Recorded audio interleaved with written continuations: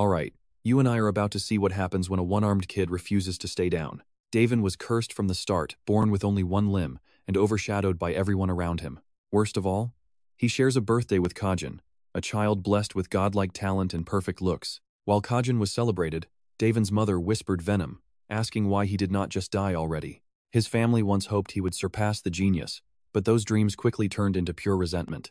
By the time Daven learned to walk, Kajin was already wielding a sword, cementing Daven's status as a disgrace. While Daven struggled to grip a hilt, Kajin was already mastering mana at the prestigious Samian Academy. Living in that shadow made Daven feel a toxic mix of burning jealousy and desperate admiration. At age 7, he was sent away to be Kajin attendant, supposedly a supportive cousin by his side. But the truth was far uglier. His own parents sold him off for 300,000 Luden. Watch this closely, because witnessing a bleeding boy scream in a blizzard while his cousin plays games is just brutal. Kajin laughed, calling him pathetic while using the boy as a literal punching bag for his rage. Daven choked back tears, knowing the adults watching would never lift a single finger to help him. There was only one man who could have stopped this Daven uncle, a truly legendary warrior.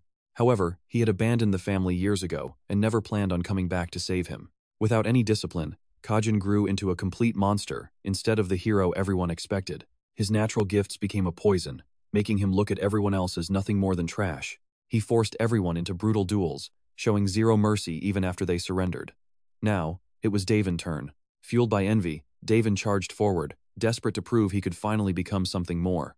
Kajin just swatted him away with disgust, telling him to stop looking at him with those eyes. He mocked Daven's disability, sneering that effort would never close the gap between their power levels.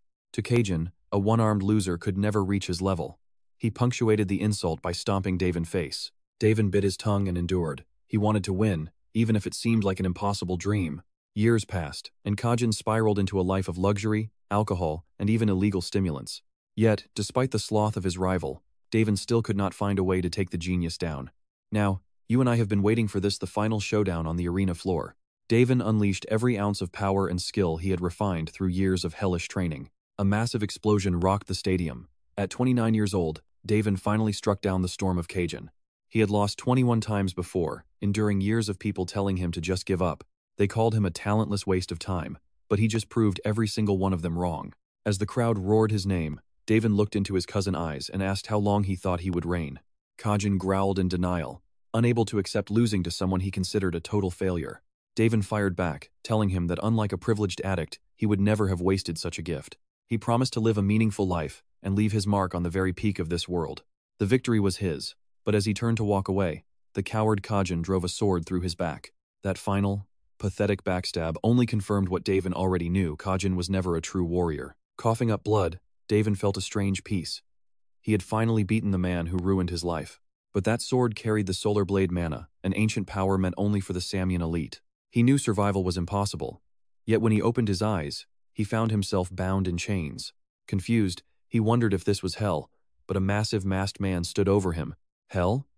No, the giant laughed, telling him he was lucky the Saintess Miracle manifested in the arena. She had used her legendary power to piece his broken, mortal shell back together like a miracle. Daven was alive, but his body was a wreck, barely capable of more than a shallow breath. The man with glowing red eyes leaned in close, asking if he had made a deal with a demon. Trust me, you and I are about to find out if he really sold his soul for revenge. Alright, you and I are diving into the ultimate revenge story. Even his own parents confessed, why bother denying it? Daven remembered their faces. Pure resentment. According to that man, blood and sacrificial offerings were found right in the middle of his house. He claimed Daven was a demon who took the lives of 300 innocent children just to gain power. Once again, that arrogant man pointed his finger right at Daven. The young master Kajin supposedly killed him to protect the Salmon family honor, executing his own cousin and childhood friend with his own 2 hands. The world thinks the young master was heartbroken, but Daven just found the whole thing hilarious. He finally understood the game they were playing. He had defeated Kajin fairly without harming the clan, yet the family chose that fraud over him. And just like that, they claimed he tarnished the family honor. His mana was sealed, and his tendons were severed. Daven was sentenced to a lifetime of darkness. Chained by multiple layers of iron and suppressed by mana seals, he was thrown into a deep, dark cell. With his eyes blindfolded, never to see light again, that piece of trash Kajin showed up just to mock him. This look suits you, Daven. I have finally become the Sword King. The world praises me as a peerless genius. It is all thanks to you. Thank you, you worthless piece of scum. After the day Kajin came to humiliate him, the amount of food brought to his cell dwindled to almost nothing. Daven looked like a withered corpse, starving until his internal organs could no longer withstand the pain. He began coughing up blood. If he had to die, he wanted to go out with his head held high in the arena. It was so cold. If he had not lost his arm, would his life have been different? Daven collapsed and asked himself, if he were a recognized son, a child blessed by the sword god himself, would his life have turned out any differently? Now watch closely, this is where the story gets its second life. As a single tear fell, Daven passed away, but a light flickered. He woke to someone striking his hand. The elders of the family are speaking to you. Are you even listening, you brat?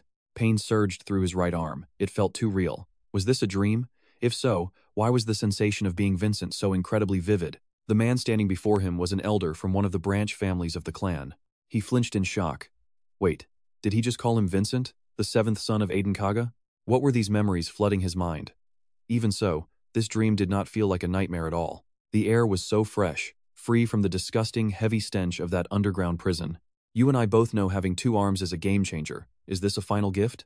That man kept talking as Daven stood there dazed, driving the elder into a total rage. How long do you plan to ignore me?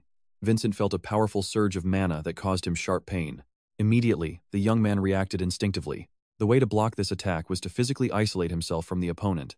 Even though it was a basic move, it unleashed a terrifying force that pushed the elder back. Vincent was stunned. Back when he was Daven, this specific attack was never this powerful. The youth froze, only able to apologize and offer a hand to help him up. But the elder just brushed him off in anger. You shameless brat. Just because you are from the main family, my son will crush you without any mercy. This will be the first time a branch family overthrows the main house.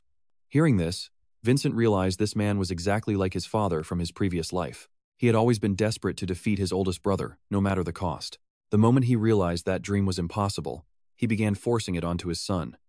As a result, the old Daven had become nothing but a disappointment. The elder walked out with a bitter expression, swearing he would never forget Vincent's arrogance and rudeness today. Just wait for the true sword conference. Vincent collapsed into a soft chair, breathing in deeply. This really is not a dream, is it? He should have woken up by now. Instead, more memories started returning. His mother had passed away right after giving birth to him. His father never cared for him, not even for a minute. The other children treated him like a punching bag. Among the 8 children of the prestigious Adenka swordsmanship family, Vincent was the 7th son. He was so cowardly that he would huddle in his room and cry after being bullied by the youngest child in the family. An ugly duckling abandoned by the Adenka main family, a target for those in the branch families who wanted to surpass the main house. Daven of the Salmon Clan had now become the useless Vincent of the Adenka family. Despite not understanding what the hell was happening, he knew he had reincarnated. He saw a diary on the shelf and decided to open it.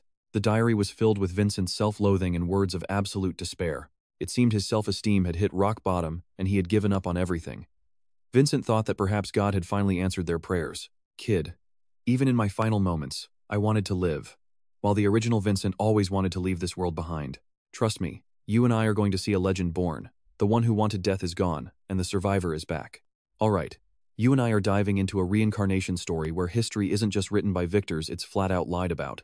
Vin Tran jumps out of his skin. Who's there? A voice mocks him, asking if he's just naive or truly stupid. Sweating, Vin wonders if a demon is tricking him, since reincarnation shouldn't even be possible. The voice sighs. You're overthinking it. I'm the original owner of this body. I was Vin, but since I gave you my physical form, I'm nameless. Just call me Julian from now on. Vin's stunned. Wait, weren't you dead? How is any of this even happening? Julian smiles and mentions a revelation. Vin's still lost. Is this some kind of divine gift from the gods? He'd heard that those blessed from birth could sometimes hear these divine revelations. Are you saying you're actually a god? Julian excitedly confirms he's a minor god.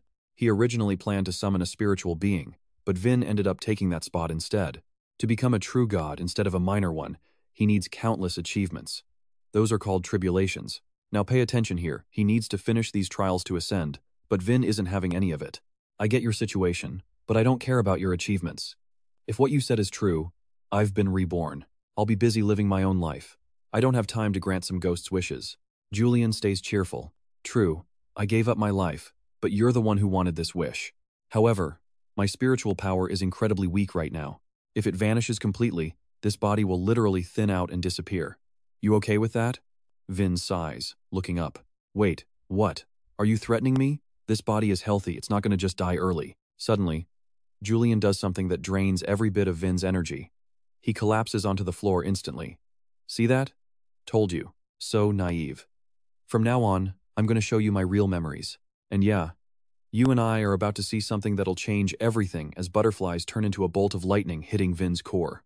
Horrific memories flood in, alongside thoughts that are absolutely unimaginable. The memories show a boy who wasn't hopeless at all. He was faking cowardice to build a foundation for revenge. Vin wakes up, trembling. Are these really the thoughts of a 13-year-old? What kind of world have I been reborn into? Julian finally shows his true face. Wasn't my acting perfect? I had to escape my family's surveillance. The things I'm studying are at the level of apostles. Now, are you ready to listen to me? This won't be a bad deal for you, anyway. Vin finally decides to sit down quietly.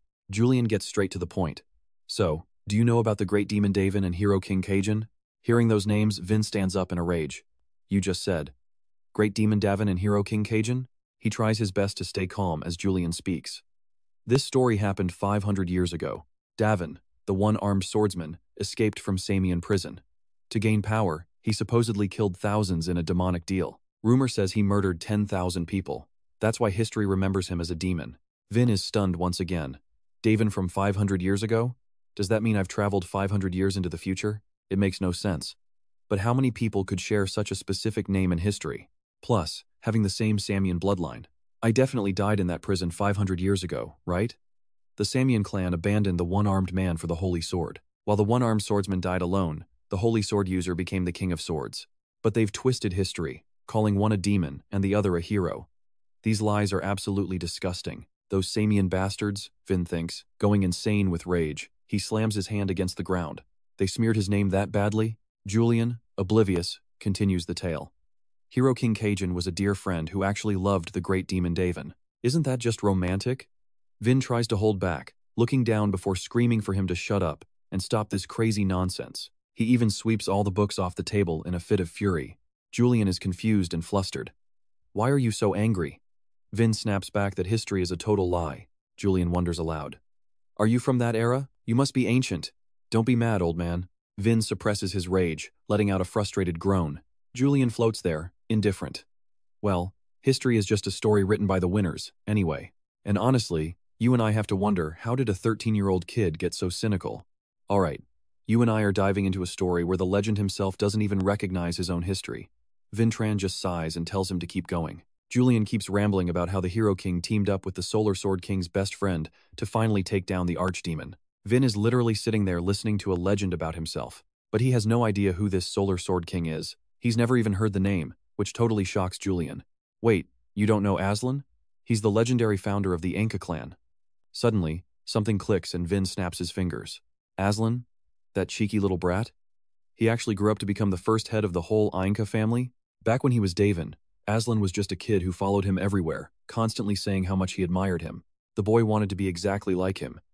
Even though Aslan was young, he was Daven's friend and his only student. Back then, Daven had zero confidence. He couldn't understand why anyone would look up to a one-armed guy like him. Even when Daven was thrown in prison, Aslan visited him. He was furious, insisting that his master had never committed any crime. Power will never defeat the truth, he promised. I will make sure your honor is restored, no matter how long it takes. But after making that bold promise, the boy never showed his face again. Julian continues, explaining that as the first head of the Adenka clan, Aslan left behind a mission for all his descendants. Now pay attention, because this mission is personal. It involves surpassing the Salmon clan and fighting for the truth. Vin is stunned. Fighting for the truth? That can't be a coincidence. Aslan was the one person who truly knew the real story. It's definitely not a random twist of fate. Even if I don't have all the pieces yet, I understand this perfectly. Aslan Fanker abandoned his own clan to create the Adenka family, all just to fight for the truth. Adenka was a clan built for one purpose, to clear Daven's name. This was Aslan's legacy. Vin realizes it must be fate that he was reborn into this specific family. He calms down and starts listening intently. So, I'm from the Adenka clan, and my job is to finish these tasks? If I succeed, you actually become a god? Julian nods. Exactly. If that happens, you'll finally have full control over this body of mine. Plus, if I become a god, I can grant you blessings. It's a win-win for both of us, right? Vin feels a wave of gratitude. Thank you, Aslan. I'll take on your mission and crush the Salmon clan.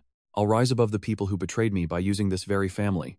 With that, he immediately heads outside. Julian follows, confused. Hey, old man, where are you going? Vin is too annoyed to answer, telling him to stop that nickname. Julian just acts innocent. Come on, If you're from 500 years ago, you're definitely an old man. Suddenly, shouts erupt outside as a battle begins. Soldiers are everywhere, geared up with heavy armor and shields. Vin wonders what kind of martial arts people use these days. How much has combat evolved after 500 years? You saw that too, right?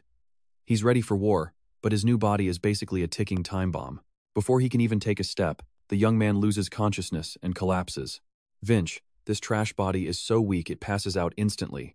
Without mana to keep it moving, living normally is impossible. Later, while training in his room, Vin Tran suddenly feels a strange, unfamiliar flow of mana. Startled, he calls out for Julian.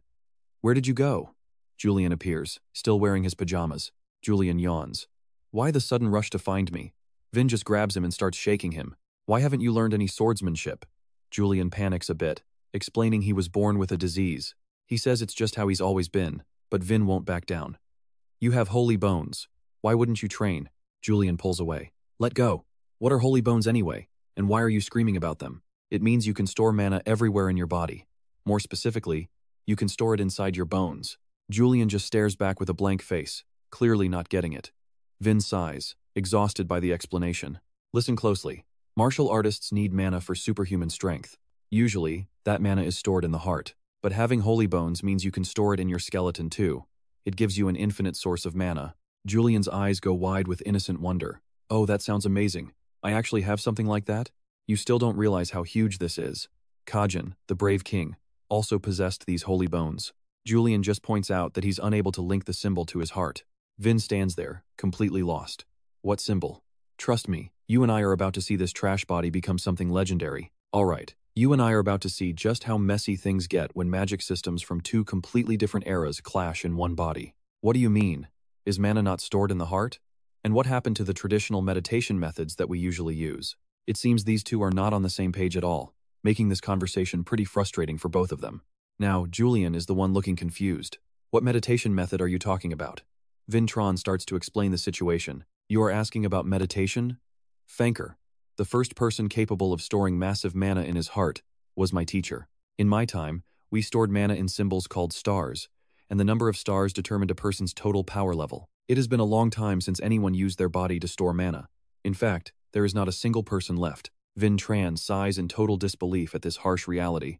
He walks over to the window and stares up at the shimmering stars. Our main character realizes that every member of this family must manifest at least one symbol to be recognized as a mage. Connecting to a symbol and sensing mana is the very first requirement to reach the 1-star rank in this world. It seems storing mana in symbols was designed to avoid the extreme dangers of keeping it inside the heart like before. In the past, many people faced grave danger using that old method because a heart explosion is always a terrible disaster. Now watch closely, this is the exact moment Vin decides to do something absolutely suicidal by focusing his mana in his heart. Vin Tran insists his heart is strong enough. He believes that to become truly powerful, one must accept the greatest challenges. Back when he was the one-armed Dav, he used this exact method to reach the top.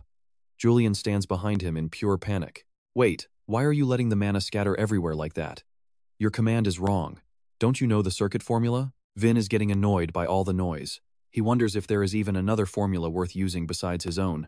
Julian clenches his fists. Of course, there is a more efficient formula. Vin sighs, just trying to remember his past life. Magic energy is supposed to convert and explode in just a few seconds. Julian is feeling completely drained by the situation. "So, does that mean I am just going to die?" Vin asks casually. "Like having half a life left is totally fine." After saying that, Vin collapses onto the bed while Julian continues to rant and rave in a fit of frustration. "That body is not yours. So you think you can just waste it? Please, show some respect." "Fine, I will cherish it. But why are you even bothering with this body in the first place?" After hearing the question, Julian looks confused again. Vin continues, saying this body's appearance is not bad, and the heart is actually quite healthy and strong for his age. You could have lived a peaceful life in the Samian family. Symbols are for storage, but the person also needs mana. You saw that too, right? At this rate, it looks like Vin Tran's physical body is going to fail before he even reaches adulthood. The night is pitch black, with countless shimmering stars scattered across the vast and silent sky above the mansion. Vin remains fully focused on his meditation. He knows it can protect him, but even meditation has its own limits. He might only have 10 years left, just enough time to become the Sword King and make his grand return. That was the same amount of time Dav spent imprisoned in that dark dungeon, slowly being starved to death. Just thinking about it brings tears to his eyes. It was a truly miserable life, filled with moments he never wants to see again. Suddenly, a loud banging hits the door. What exactly are you doing in there, young master? Answer me right now. Vin looks confused, unsure of who is at the door. The person outside does not wait and just bursts right in. Seeing the chaotic mess in the room, the man is shocked. What on earth happened here? You trashed the whole room. Vintron slowly stands up and asks a question that sounds completely ridiculous to the man standing in front of him. Are you my servant? What kind of question is that? Of course I am. Who else would I be, young master? Searching through his memories, Vin confirms this man is Vincent, the very same person that Julian is destined to kill in 3 years. Since he is a servant, Vin decides to put him to work immediately. Great timing. Go get me some clean clothes, and after that, make sure you clean up this room. Vincent is stunned. Why does he seem so strong today? Is this really the same weak Vintran I used to know? Vincent asks with a look of pure annoyance. Young master, what did you do to mess up this room so badly? Did you do some crazy experiment in here? Vin answers calmly that he did not do anything. But before he can even finish, Vincent starts shouting and being incredibly disrespectful. You spend all day hiding in here reading books. What is the point if you just end up going crazy? You must have been practicing black magic, right?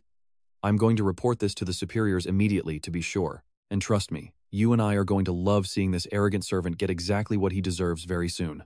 Alright, you and I are about to watch a weak noble finally grow a pair and put his arrogant servants in their place once and for all. Wilson freezes up instantly. These sharp words coming from a former coward have him stuttering in shock. Vintran keeps the pressure on. I am making you work hard, but isn't it your duty to serve me without complaining? Wilson still tries to act tough, shouting right in Vintran's face that he won't do anything he doesn't want to do. Who do you think I am? Vintran glares. You are just a servant, aren't you? Let's not forget your place. Without another word, he snaps the clothes out of Wilson's hands with a cold and decisive look. If you won't do it, I'll get them myself. Wilson panics. Wait, young master, where are you going in such a hurry? To Lord Chamberlain's. I'll just tell him Wilson refused to work, so I had to come and get these myself. Terrified of the consequences, Wilson finally folds. I will do it. I never said I wouldn't. Just leave it to me. I will clean the room too. Vin used to be a total coward, allowing even servants to walk all over him. Julian nods beside him. They definitely have a hidden agenda. You and I both know something is very wrong here. Vintran thinks they are just low lives who love to provoke others without understanding who they are dealing with. It is finally time to show them exactly what the 7th master of the Adenka family is truly capable of. Now pay attention here, this is where we find out Wilson might be a mass-murdering cultist. Does our hero care? Not even a little. Listen carefully. A killer always carries a specific, dark energy around them, but I don't feel a single trace of that bloodlust from him. He is just a waste of space. His eyes are still too innocent. He is nothing but a total coward. Julian is stunned. Weren't you exactly like that before? How do you understand that kind of person so well? Vintran looks back with a sharp, piercing gaze. It is because I have already lived through an entire lifetime. Julian feels a cold chill down his spine. He wonders if he accidentally summoned something far more terrifying than even a demon king. With an annoyed expression, Wilson eventually returns to the room carrying the freshly washed clothes. Here, I have finished your laundry. I cleaned the entire room too. Are you satisfied with my work now? Vintran leans back on his chair, looking pleased. Wow, this room is actually clean as hell for once. Thanks for the hard work, kid. Wilson just grumbles, telling him not to make another mess in here again. Vintran plays along and answers honestly. All right. I will try to keep it tidy from now on. He is secretly enjoying how easy Wilson is to tame. Meanwhile, the servant still thinks Vin is useless, despite his prideful behavior. He continues with the chores. Wilson, bring me a wooden sword, make it about 1 meter long like this. It should weigh 500 grams and be made of blackwood. There should be plenty of those in the warehouse. Wilson tries to push back again. And if I say no, Vintran decides it is time for another lesson. If you won't do it, I will. But how should I explain to the guards why I am doing a servant's job? Oh, and Wilson, you know those guards at the warehouse are master fighters, right? They are incredibly loyal to this family's heirs. Wilson starts sweating bullets. Wait, why are you acting like this all of a sudden? You and I both saw that coming the second Wilson touches him. Vintran slams him into the floor like a pro. Whoops, sorry about that. I have some pretty bad memories of people trying to hit me from behind. Wilson is completely baffled. He has never heard of anything like that ever happening to the young master before. Vintran turns and stares him down. Actually, that is even better. From now on, make sure you never forget it. He is actually struggling. That throw took all his strength and his whole body is screaming in pain right now. Wilson is completely terrified now, acting like an obedient puppy. Master, did I hear you correctly? Did you say a 1 meter blackwood sword? I will go get it for you right away. Vintran just smirks at him. Oh? I thought you just said you didn't want to go? I never said that I didn't want to do it. He slams the door, then immediately peeks back to explain the wind caused it. As soon as he is outside, Wilson starts plotting his petty revenge. I won't lose to him again. I will show that brat exactly why they call me Wilson. He returns with the sword, looking incredibly arrogant. He slams it down, trying to show off his bad attitude while thinking he's won. How's that? Annoying, isn't it? Did you really think I would just hand it over to you so easily? He closes his book and looks up. You and I just heard the coldest line yet, Wilson. I once knew a man who lost his right hand. Alright, stick with me. You are about to see how a one-armed man's life was pure hell. In truth, his previous life ended in absolute tragedy. Realizing something was off, Wilson suddenly hands over the sword to Vin and bows his head. Here is your training sword, sir. Even as he bows, Wilson is fuming inside. Damn it, this is so humiliating. He grits his teeth in pure rage. I have done what you asked. Now, I am leaving. The door slams shut behind him, echoing Wilson's bitter frustration as he retreats. Vin Tran ignores the drama, focusing entirely on the blade. Alright, now it is time for some proper training to get this body moving. He is currently training against 2 wooden dummies. He knew this body was fragile, but he did not expect to be exhausted after just a few swings of a wooden sword.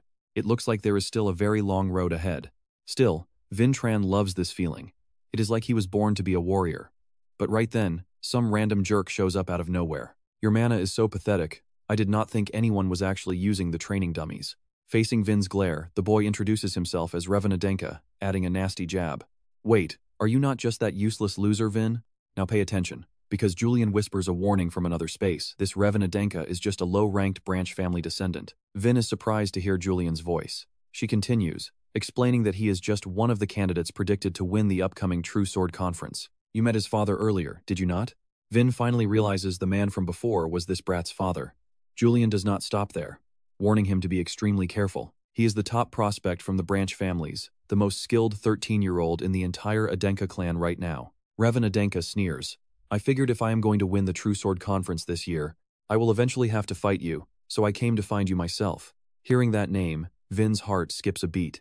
It is a brutal tournament using real blades, gathering the most talented children from every branch of the Adenka family. Since there is no age limit, most kids usually enter the True Sword Conference around age 14. The champion is granted the prestigious chance to duel a direct descendant of the main Adenka house of the same age. The main heir must fight the champion, and useless Vin is considered the weakest link in the entire main bloodline. Revan Adenka is already acting like a maniac. You will not try to hide from me because you are too scared, right? In this tournament, things will not end with just wooden swords. Vin snaps back instantly. How can a warrior ever be afraid of a blade? You and I saw that coming. Revan just bursts out laughing. Huh, I guess being a main heir makes you a great talker. Vin crosses his arms, ready to talk back. You are quite the loudmouth. Even provocations need to have limits and a sense of class. Vin is genuinely annoyed. How dare this brat mock someone's hard work while they are right in the middle of training? He's being way too rude. Even back when he was one-armed Daven, everyone respected the grind of training. Even Kajin showed respect. Vin is determined to put this kid in his place for disrespecting another person's training dummy. You are a disgrace to all martial artists. Should you not feel at least a little bit of shame? Did your branch family father teach you to behave like this? Revan Adenka explodes with fury. You bastard! How dare you insult my father? I have decided I am not letting you walk away after what you just said about him. Julian warns that Revan is already at level 2 with a steel attribute. Vin needs to be careful because Revan is way stronger than him. Vin knows deep down that if they fought right now, he would definitely lose. But this kid reeks of a low-class upbringing. He is relying on mana, even though Vin has not even begun to control his own energy yet. His father did not act like a man, and now the son has no clue about basic warrior etiquette. It seems the mindset of warriors has completely decayed compared to 500 years ago. I will make sure he learns his lesson in this era. Vin points his sword straight at Revan's face. Someone like you needs to be disciplined by the clan elders. Revan is shocked that cowardly Vin actually dared to point a blade at him. He thinks to himself that from the moment Vin pointed that sword, he already lost any chance of winning. But why is the air so heavy? Is he actually going to strike me at any second? After the tense standoff, Vin pulls back. Scared of a wooden sword? I think I will be seeing you at the True Sword Conference. At the True Sword Conference, everything is different. It will not just end with a few wooden swords. You got that? Revan Adenka grits his teeth, unable to contain his exploding rage. He lunges forward, deciding to end Vin right then and there. Seeing the attack, a terrified Julian hides behind Vin. What are you doing? Move! Get out of the way! Vin just calmly replies, Don't worry, Julian. Trust me, he won't be able to lay a finger on me. Alright, you and I are jumping right into a heated standoff. A man pins Revan back, warning the young master that fighting Vin Tran here is a massive mistake. Revan is absolutely livid. screaming for the man to let him go. Seeing the situation finally under control, Julian lets out a massive sigh of relief. Vintran just stands there looking smug as hell. The man explains that if Revan injures Vintran now, it gives the coward an easy excuse to skip their duel. The young master is told he must face his rival properly at the upcoming sword conference. Revan reluctantly agrees to settle this later. As the coward retreats to his room, Julian begins his usual complaining about why Vintran provoked him. He demands to know why Vintran would pick a fight with Revan like that. If that guard hadn't stepped in, things could have turned ugly. Vintran just claims he was teaching that brat a lesson in respect. Julian is losing his mind. He wonders how things ended up like this when they were supposed to summon the Spirit King. Vintran, however, stays perfectly calm. He casually apologizes, explaining that he's still trying to learn the rules of this era from Julian. Vintran catches a glimpse of an old portrait and realizes it's a painting of his younger self. Julian snaps, snatching the photo away and telling him to quit getting distracted. He demands Vintran focus on magic theory and the 5 elemental attributes instead. Vintran asks about these attributes. Now pay attention, because here is the wild part. Julian explains that attributes come from self-created blessings. Vintran is shocked, asking how anyone could dare to create their own. He thinks it is pure disrespect to the gods and fears they will be struck down by divine punishment for such heresy. Julian just scoffs at his reaction. He points out that Vintran isn't exactly pious and should be grateful that no one has actually died from a god's wrath yet. Still curious, Vintran asks if Revan also possesses an attribute. He wonders about the Iron Man blessing. Julian explains that the Dwarf King's blessing covers many different powers. These attributes grant the user incredible strength.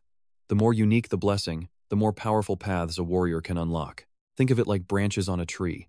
The Iron Man blessing is a mid-tier power that balances both absolute defense and crushing offense. Vintran goes quiet for a moment, thinking this whole system is actually pretty fascinating.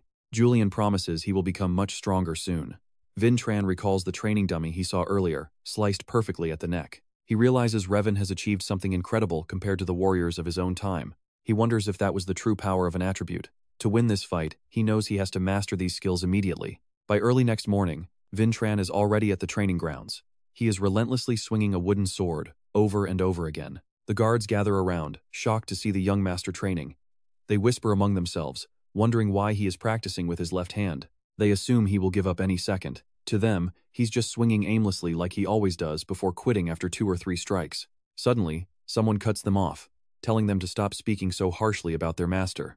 It's Merlin, the deputy commander, and the guards instantly freeze. He calmly asks if they find the young master's hard work amusing. Terrified, they apologize and scatter quickly. You and I can see Merlin watching Vintran with a heavy heart. He sighs to himself, looking at the boy everyone mocks. In their eyes, he is the disgrace of the Adenka family, a boy who swings a sword without any mana or special attributes. He's always been treated like a joke. Julian mentions that people are definitely talking behind his back. Julian suggests they should go train in the forest instead, but Vintran asks if he even has the energy to walk there. Vintran reflects on his past, admitting he's used to being underestimated. Back when nobody expected Daven to defeat the sword dance, he still won. He has turned failure into victory before with this body, and he's determined to do it again. Suddenly, Merlin approaches and hands him a cup. He tells him it is a mana recovery potion to help with his grueling practice. Vintran takes it and asks who he is. Merlin introduces himself as the deputy leader of the White Sword Unit. Vintran asks if he's just mocking him. Merlin admits he was, but says the hunger in Vintran's eyes is real. He believes anyone who mocks a true warrior like that is truly pathetic. Vintran nods, telling Merlin he will remember his name. He tells Merlin to get back to his patrol, and the commander bows deeply before leaving. Merlin senses a massive change in the boy as he walks away. He quietly wishes the young master good luck on his journey. From that day on, Vintran trains day and night. He is alone with his wooden sword, repeating the same motions from dawn until dusk. And that's where we leave him training until exhaustion, then writing secret notes. Trust me, you and I are going to want to see what's next. Recalling his training, Vintran tells himself to plant his right foot and add hip rotation for power. You and I are about to watch him finally tap into the mana in his chest. It starts now. The path to defeating Kin. Vin remembers the power he felt fighting Kajin, knowing his blade must hit the star points to unleash everything. Immediately, he dives back into training, each strike faster and more precise than the last. Seeing the results, Vintran feels a rush of joy. Success. He has finally mastered this sword technique. Nearby, Wilson is grumbling in pure annoyance. Damn it, how many days has it been? He is not a rooster, so why eat at 5 a.m.? This training is just giving me more work. Stick with me, because Wilson is about to do something stupid. He brings the food over and says, "Young master, your breakfast has arrived." Wilson slowly opens the lid, leaving Vin Tran stunned to see the plate is already half empty. Looking at Wilson's food-stained mouth, Vin snaps, "If you are going to steal bites, at least do not be so obvious." Wilson plays dumb. Vin Tran continues, "If you had any conscience, you would have at least wiped your mouth. I can let it go for now, but do not push your luck." Wilson quickly wipes his face. "You know I used to be a criminal, right? I might look like this, but I have handled plenty of people." Vin just laughs. "Oh, I am so scared." But wait for it, Vin uses his mana as a cold warning. "Controlling people through fear is easy, but you cannot intimidate me. That is the only reason I am not crushing you with pure force right now." Wilson freezes, asking, "The young master has mana? Since when?" Vintron calmly replies, "Does it matter as long as I am using it?" Wilson nods. "Yes, sir." Vintran continues, "Stop acting tough and just stand by my side. Soon enough, you will not have to feel ashamed about serving someone like Vintron anymore. When the time comes, you will choose between resisting or serving me with total loyalty." Wilson walks out, staring back in confusion. "Even if you pressure me like that, there is no way I am following you." He slams the door, but starts feeling a wave of panic. Why did this pathetic young master suddenly become so cool and intimidating? Elsewhere, Merlin is strolling through the training grounds. He thinks to himself that young Master Vintran is early today. Suddenly, Merlin stops in his tracks, staring at a training dummy in total shock. What? This straw dummy was sliced clean in half by a single, thin blade strike? No way. The young master was only using a wooden sword. To be this precise? Just what kind of swordsmanship is he learning? Meanwhile, Vintran is relaxing and enjoying his breakfast. After finishing his meal, he starts to get changed. Wilson is forced to sit on the floor, folding every piece of clothing for Vin. Julian watches this, feeling amused. Has that jerk Wilson actually become obedient? He was just a bit stubborn, but he is finally falling into line. Suddenly, Vintran looks at his sleeve and asks Wilson about his clothes. It is made of Levitian fabric. Wilson is confused. Vintran explains that this fabric is cheap, but it gets dirty way too easily. This is not good enough for a noble like me. And the food? Compared to our family budget, this quality is trash. Julian is confused and asks, "What exactly are you trying to say?" Vin responds, "Someone is stealing our money. They are definitely embezzling it." Julian is shocked. Is it Wilson? Wilson stammers in fear. Seeing him trembling like a leaf, they realize he is too pathetic to be the thief. Vin says it is not Wilson. He does not have the guts. It must be someone higher up. Elsewhere, Revan is training hard. Revan's powerful physique is enough to make any girl stare in awe. Revan remembers Vintran asking, "Why are you so afraid?" Thinking of this, he screams in rage. Who is afraid? Revan unleashes a frantic strike with his wooden sword. Suddenly, there is a knock at the door asking for him. It looks like you are training very intensely. Revan hears the voice and turns around, calling out to his father. His father says sternly, "Revan, there is not much time left until the sword festival. We need to escape this life of poverty. If you want to save our branch family, you must defeat Vintran at all costs." Hearing those heavy words, Revan simply replies, "I know, father." His father grips his arm tight and shouts, "You must be the one to overthrow the main family. Do you understand me?" Revan can only nod and agree. He thinks to himself that as the meeting nears, his father is getting more irritable. As the days pass, his father's obsession is spiraling. "You and I are in for a dark turn. If Vin can just beat that scum, his family can reclaim their former glory. Stick with me, we are about to see a desperate gamble." Julian says with excitement, "It is finally over." Looking at the data on the sword conference participants, Vintran gasps, "What the hell is this?" It contains more than just their personal data. It lists their signature techniques and even their secret habits. Julian smirks with pride. "How does it look? Pretty impressive, right?" Vin admits Julian is terrifying and gives him goosebumps. Julian just laughs and takes it as a compliment. Vin asks if the plan is to use the Spirit King's power for a grand debut at the sword conference. Julian confirms. He explains that this divine stone is actually a mana gem. If you absorb that divine gem, your physical body and mana will both become significantly stronger right away. It is a legendary miracle that perfectly matches its name. Vin is silent, thinking to himself. Looking at the data and his expression, it is clear how badly this kid wants me to win. It would be a total disgrace for a warrior to lose with all this intel. Vinci, I will win this time for sure. Now pay attention, because Vin is about to make a move that changes everything. I will win this and get what I need. Vin rings for Wilson. Wilson rushes in, out of breath, and throws the door open. He asks what the young master needs. Vin gets straight to the point, telling Wilson he has a task for him. Elsewhere, in a quiet room, a voice calls from outside. It is Wilson, asking if he can come inside as he slowly opens the door. Chamberlain Rusa looks at him coldly and asks, "What is going on?" Seeing her icy stare, Wilson trembles. A level 7 warrior is truly terrifying. Wilson explains that Vin Tran has a message for the family head. Rusa stays calm. She mocks Vin for being too scared to come himself. Wilson says he wants the head at the conference. Vin claims he will prove his worth as a true member of the Adenka family. Rusa snaps that the family head never attends the sword conference. He has no time and even less of a reason. Wilson places a paper on the table. It is proof of her embezzling the budget. He tells her to make the impossible happen. Rusa's voice drops in anger as she asks what he just said. Wilson stammers, claiming he is just repeating what the young master told him to say. She tells him to get out. Wilson does not hesitate and bolts immediately. Rusa realizes Vin could have come himself, but chose this way to intimidate her. You saw that coming, right? Our lead is finally playing dirty. He is showing his authority and has finally gotten smarter. Somewhere else, a powerful man is training with relentless intensity. Rusa enters quietly. Sensing her presence, the man calls her name. Rusa delivers the message, inviting the head to the sword conference. The man suggests she has started caring just a bit too much lately. Rusa, stop wasting your time on such pointless things. She explains that Vin promised to prove his value as a true member of the Adenka clan. Proving value. Rusa, in your opinion, do you really think Vin has the right to talk about his value to this clan? Rusa admits he does not. That is exactly why he promised to prove his value this time. Please attend, family head, and I will be the one to witness it for you. The Adenka head asks if she truly understands the weight of what she is saying. She replies yes. If young Master Vin Tran cannot prove his worth, I will pay with my very life. The head admits he does not understand why she is going this far. Rusa confesses that Vin found her weakness. The head knows she embezzled funds. You surely did this for the sake of Vinci and his future, did you not? She looks away in shame.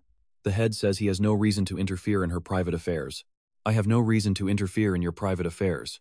But regardless of his methods, as long as that boy expresses his purpose to me without losing his dignity, I will see. Is that kid truly the son of Sarvana? The head stands up. She won. He will attend the sword conference. The stage is set. Trust me, you do not want to miss what comes next. The day of the tournament has finally arrived. All right, you and I are about to watch one of the most insane underdog stories unfold right here, right now. Revan looks up at the stands, spotting a figure that stops him in his tracks. That person, it is impossible. Lord Khan? Why is he here? Revan thinks he is surely there to see him, the rising star among the branch descendants. This is his chance. He will defeat Vin with style right in front of the head of the house. The referee's voice booms out. The True Sword Festival is officially underway. As the signal ends, Revan sighs. Such a hassle, just go down already. His opponent doesn't flinch at all. He raises his blade high, asking if Revan dares to be arrogant. Suddenly, the sword shatters into many pieces. How could you think that move would work against someone with my Steelman attribute? Revan follows up with a heavy kick. Watching from the side, Revan's father screams out in pure excitement. That is it. Everyone is stunned, no wonder they call him the rising star of the branch family. So young and already at the 2-star rank. That defensive attribute is seriously impressive, isn't it? A branch descendant might actually win this for the first time in history. Vin watches from the sidelines. By the standards from 500 years ago, these kids would be considered top-tier geniuses. They are brilliant, sure, but they have zero deep understanding of swordsmanship. Their power is just from their attributes. Now pay attention, because here is where our main character reveals what he is really seeing. They move like puppets dancing on a script. That is why he can be so reckless with his attacks. After his opening victory, Revan bows arrogantly while the crowd erupts into cheers. I'll give you credit for not running away, Vin. Hurry up and get here. I am waiting. Lord Khan continues to watch the competition intently. The atmosphere in the hall gets hotter as Revan destroys everyone. The gong sounds. Stop. The match is over. The winner is Revan Adenka. Revan smirks. It is finished. I, Revan Adenka, have taken down every single person they put in front of me. Now, as the rules set by the elders require, I will fight my very best friend, Vin Adenka, the final battle of the festival. I'm going to take down the direct descendant of this family right now. You and I both know what is coming, but the way he handles this next part is pure genius. Watch this. A man steps into the center. I am John, the referee for this final showdown. As they prepare, Vin interrupts. Wait, I have one condition. Wilson brings a wooden sword. I will only use this and my left hand to fight my relative. I will even give him a 3-hit head start. Hearing this, Revan's father is completely lost. What on earth is he talking about? The crowd whispers about the negative rumors surrounding Vin. Has he completely lost his mind? No one can believe what they are hearing. Until those first 3 strikes are over, I won't move a single inch from this spot. Revan screams in rage. Vin, how long are you going to mock me? Everyone is buzzing about how ridiculous this is. Doesn't the young master have zero martial arts skills? Being a direct descendant doesn't change anything at all. Revan's father shouts that Vin is just making up excuses for when he inevitably loses the match. Suddenly, Lord Khan speaks with total calm. I allow it. Revan's father bows reluctantly. Lord Khan tells Vin he better prove those words with actions. I will do exactly that, Lord Khan. Vin's voice is filled with absolute confidence. With the deal struck, the referee calls it. The battle against the direct descendant begins. Be ready. Come at me, Vin. Vin just smiles. Didn't you hear me? I said I am giving you 3 free moves. The flag drops. Start. Revan lunges forward, telling Vin he can die in that arrogant pose. Revan launches his attack immediately. Vin watches calmly, counting in his head that is strike number 1. Earlier, Vin had told Julian that there was a high chance it would be a short thrust. Just as predicted, Vin sidesteps. He wonders just how much longer Revan can keep up that arrogance. As the blade grazes his neck, Revan thinks he's won. Vin knows it is mostly just a feint. Revan smirks, thinking he has won, but you and I know better. Alright, you and I are about to watch our main character dismantle a bully with pure skill. Vin calmly notices that his opponent's movements are way too obvious. Since Revan's attribute protects him from taking any damage, he doesn't even bother with the most basic combat fundamentals. Vin Tran simply frowns and says, right from the start, good swords aren't just for stabbing. With a simple flick of his hand, Vin effortlessly deflects Revan's aggressive attack. This leaves Revan stunned. He can't believe his sword was just swiped aside. To read his movements like that, Vin must be on a different level. With a cold smirk, Vin says, I already gave you 2 free shots. Revan explodes in fury. You piece of trash, don't get cocky just because you learned some cheap tricks. Revan goes wild with a third attack. But unfortunately for him, Vin easily catches his arm and uses his leg to trip the guy up. In the next heartbeat, Revan slams into the ground in agony. While Revan screams on the floor, Vin coldly reminds him that was his third move. Revan asks in total shock, how? Vin tells himself, Julian, I'm keeping my promise to you and to my father as well. Now, don't blink, because this next part is pure hype. Vin picks up a wooden sword and declares it's his turn to attack, leaving everyone speechless. Lord Khan can't sit still anymore, scowling as he watches the match. Revan's father screams in a rage. What are you doing, Revan? Get up. Why are you struggling against a loser who doesn't even know how to use mana? Revan himself is completely bewildered by what's happening. Julian is stunned by what he sees. Vin simply replies that this is just the most basic form of empty-handed combat. Standing your ground without attacking is actually a very effective form of defense. It allows you to fully observe your opponent. There are many ways to crush someone without even needing a weapon. Revan finally snaps. Alright, I get it. You only have the upper hand because that little spirit is helping you. Aren't you ashamed? Hearing this, Julian gets furious. A little spirit? That guy is taking things way too far. Vin tells him that if that delusion makes him feel better, he can keep thinking it, but his luck ends right here. Revan completely loses it and screams, Shut up! Your cheating ends now! Seeing the danger, Julian yells for Vin to dodge to the left. Vin calmly says, I know. Then he quickly steps aside to avoid the strike. He uses his wooden sword to block the incoming blow. Damn, here's my chance, he thinks. I know what you're thinking, a wooden sword? But watch this. Vin strikes Revan's neck, leaving him totally confused. Revan's father is livid. Of course it didn't hurt. A training sword could never break through a defense as hard as steel. Vin thinks fast. With a body that hasn't been trained much, he knows he can't pull off any high-level techniques. But if Revan is cocky enough, he'll likely try that same attack again. Revan laughs arrogantly. Let me show you that your pathetic talent can never close the gap between us. It's time to learn your place. Vin's plan is to use the momentum of Revan's own attack against him. Just as Revan lunges forward to strike, Vin immediately counters with a devastating fatal blow. Revan is sent flying back. Vin tells the referee, Jerson, you'd better find a way to stop this disaster. Jerson is left agape with shock. Vin knows deep down that he only has one shot. Vin charges in instantly. He knows if he uses this skill again, his physical body might actually shatter. He has to finish this right now while the guy is still suspended in the air after that strike. Revan screams, You dog. Vin watches Revan's movements and sees the trails of starlight they both leave behind. The path of their swords is connecting them both together in this moment. Watch closely, Julian. This is the technique I've been refining. Vin then unleashes an extraordinary strike right before his eyes. In an instant, Vin's wooden sword actually shears off Revan's entire right arm. Revan's father's eyes nearly pop out in horror, while Lord Khan is stunned by Vin's incredible display of power. Vin knows that by taking advantage of his opponent's imbalance, he can take control of everything, including Revan's every move. This is true swordsmanship. Meanwhile, Revan won't stop screaming, My arm! My arm! Jerson can't believe his eyes. No way. Vin turns and asks, Referee, what are you doing? Do I have to cut off his leg as well before you declare me the winner? Trust me. You and I just witnessed a legendary finish. Alright. You and I are about to watch one of the most savage tournament endings in Manhwa history. The ref is panicking because medicine alone won't work. Get a healer now. Vin just gloats, saying he warned them to find a way to stop him. Jose bows his head and apologizes for the failure, while Vin watches the growing chaos with a look of pure amusement. Why are you so calm? Your body has reached its absolute limit. You need to go and rest before you collapse. Vin coldly says he knows, but it's not time to rest yet. He tells his father that his promise has finally been kept. High up in the stands, Lord Khan watches the entire scene unfold, with a calm and piercing gaze. Vin thinks to himself that he has finally proven his true strength to the entire Adenka family today. After a moment of silence, Lord Khan speaks up and officially declares Vin the champion of the Great Sword Tournament. Vin looks up at his father as the Lord orders everyone inside for the official awards ceremony to begin. Night falls over the castle, and everyone is gathered inside for the final crowning moment of the event. Lord Khan reveals a glowing divine stone on the table, and Vin steps forward to claim his hard-earned prize. Now, pay attention, the loser's father barges in, screaming that Vin used some kind of dark trickery to win. He claims Vin borrowed power from some dark god, while the healer warns the Lord about a serious problem. The Lord asks what's wrong, and the healer explains that Revan's severed arm might be lost forever. Revan lies on the bed in pure agony while the healers struggle to save his limb, but the pain is unbearable. Saley can't believe it.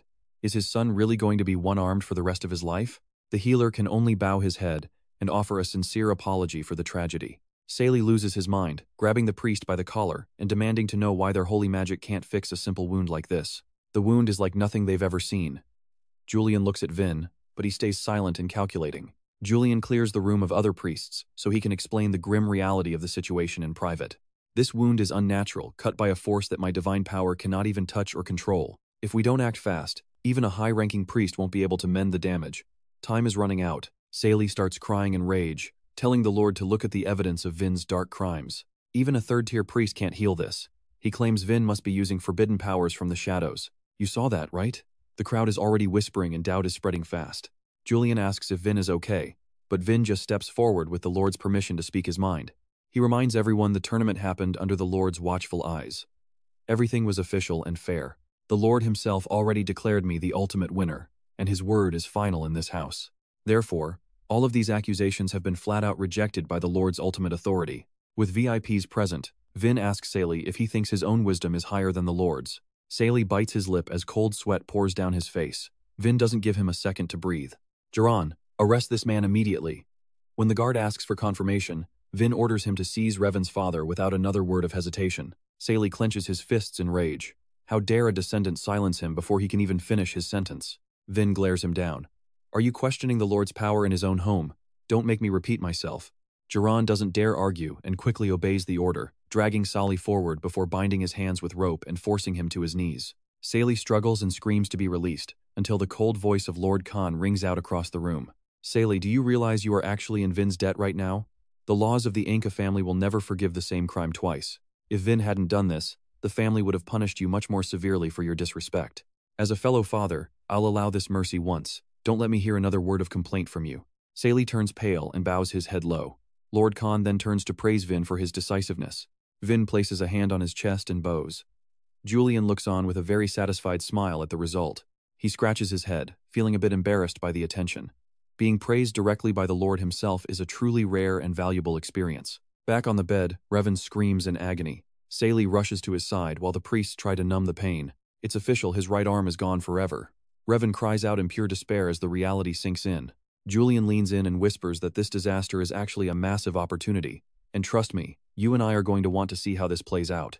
Alright, you and I are jumping right back into the heat of this power struggle. Vin Tran approaches the priest. Priest, regarding that mangled right arm, can the divine stone truly heal it? The priest seems completely caught off guard and hesitates. He thinks to himself skeptically. The reward meant for young Master Rand's treatment is that single divine stone. He is asking me to use that stone. Vin Tran grins, guessing, I will take that as a yes then. He speaks up clearly. I am the one who severed Revan's arm. Is it all right if I handle this situation myself? The family head narrows his eyes. Fine, I will leave it to you. Vin Tran walks over to Saklai, recalling how Revan mocked him in the arena. Saklai panics and begs. I am so sorry. I failed to teach my son properly. I sincerely apologize. Please forgive him. Suddenly, Vin Tran grabs a sword from someone nearby. The man shouts, Hey, my sword! Vin says actions speak louder than words. He swings the blade, cutting Saklai's ropes while the man is still in shock. Vintron sets his terms. Show me the true remorse of a family head. Only then will I use the divine stone to heal Revan. Saklai asks suspiciously, what do you want? Now watch closely, because Vin is about to demand a price that shocks everyone. Eye for an eye, tooth for his right arm. I need another's arm. Saklai is stunned, his pupils shrinking as veins pop in his eyes. Vintran looks at Ran on the bed, silently mocking him. What a useless guy. I can tell he is actually wide awake right now. He refuses to say a word no matter what happens. Is your right arm really that important? Where has the filial piety of this generation gone? After a moment of inner struggle, Saklai grabs the sword and places his right hand on the table. Fine. I will sacrifice my own arm. Despite his words, Saklai is trembling as the sharp blade slowly descends. Julian remarks, wow, he really loves his son, doesn't he? Vintran replies, yeah, it is a bit twisted, but it is still fatherly love. Saklai grits his teeth. I must do this for Revan. I have to cut off my own hand. He lets out a loud cry and raises the sword high. Right at that moment, Vintran glances coldly to the side. I told you to prevent any unnecessary risks. In a flash, Geron swings his blade, shattering the sword before it hits Saklai's hand. The man gasps in terror, unable to believe he is still in one piece. Geron acts just in time and exhales.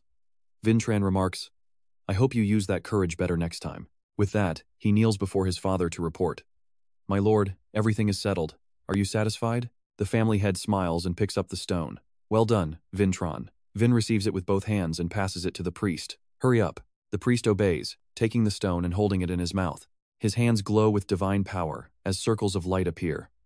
O goddess of healing, please show mercy and grant us a miracle. After the prayer, he crushes the stone.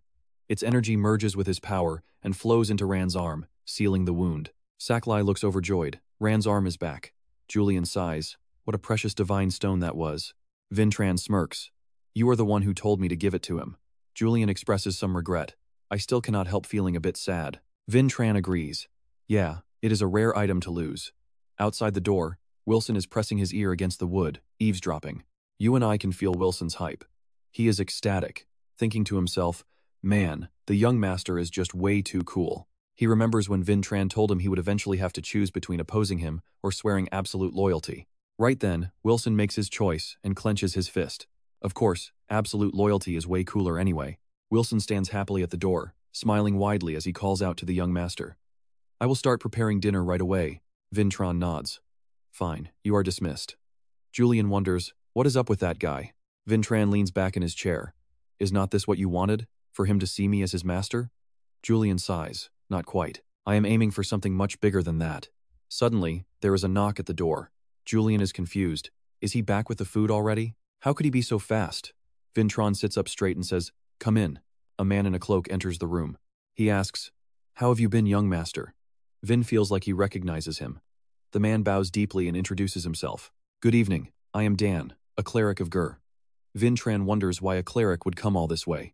He steps closer to the table in front of Vin. I have come to express my gratitude for what happened earlier. Julian is shocked. A cleric coming here just to say thanks? The man pulls out a magical stone and asks Vin to take it. Vintran is a bit confused. Why are you giving this to me? I am returning this miracle stone to you because you helped heal young Master Ran today. Stick around, because this is just the beginning. Alright, you and I are diving back in as Dan explains that helping the suffering stand tall and find happiness again is the only reason he ever became a priest. Holding the glowing stone, he continues, but seeing the young Master Ran today. Honestly, I finally found myself at a total loss for words. I was sitting here weighing the value of a magic stone against the worth of a human life. Now watch this. It was as if he were mocking me, seeing how easily you gave up the very magic stone you just fought to win. He presses the stone into the boy's hand, admitting that thanks to young Master Vintran, the priests could finally reflect on their own failures. Please, take this back where it belongs. Vintran just smiles at the stone, claiming he did nothing special. It was the priest who realized the truth all on his own after all. Still, accepting this is the right way to show my respect for you. Dan bows deeply in gratitude before searching his robes for one more item to give the boy. A card featuring a ginger man and the number 2. If you ever need help from the temple, just show them this and they will assist you. As they stare at the card, Dan explains that while the news is not public yet, he has recently been promoted to the rank of a level 2 priest. Julian is absolutely stunned. Level 2? This man is actually a level 2 priest? That is insane. Vintran asks if it is actually good. Julian is shocked. Good? Is he serious? That card basically demands that everyone treats him with the respect of a level 2 official. Of course, Vin Tran has no clue how big of a deal being a level 2 priest actually is in this world. Dan bows respectfully one last time. Thanks to you, I have learned a very valuable lesson. Thank you. As the priest leaves, Vin Tran smiles at the card and wishes him well. Suddenly, Julian jumps onto the table right in front of Vin, acting all high and mighty. See that? We got something way better than Juan's loyalty, didn't we? This is a massive win for us. Vin sighs, admitting Julian was actually quite clever this time.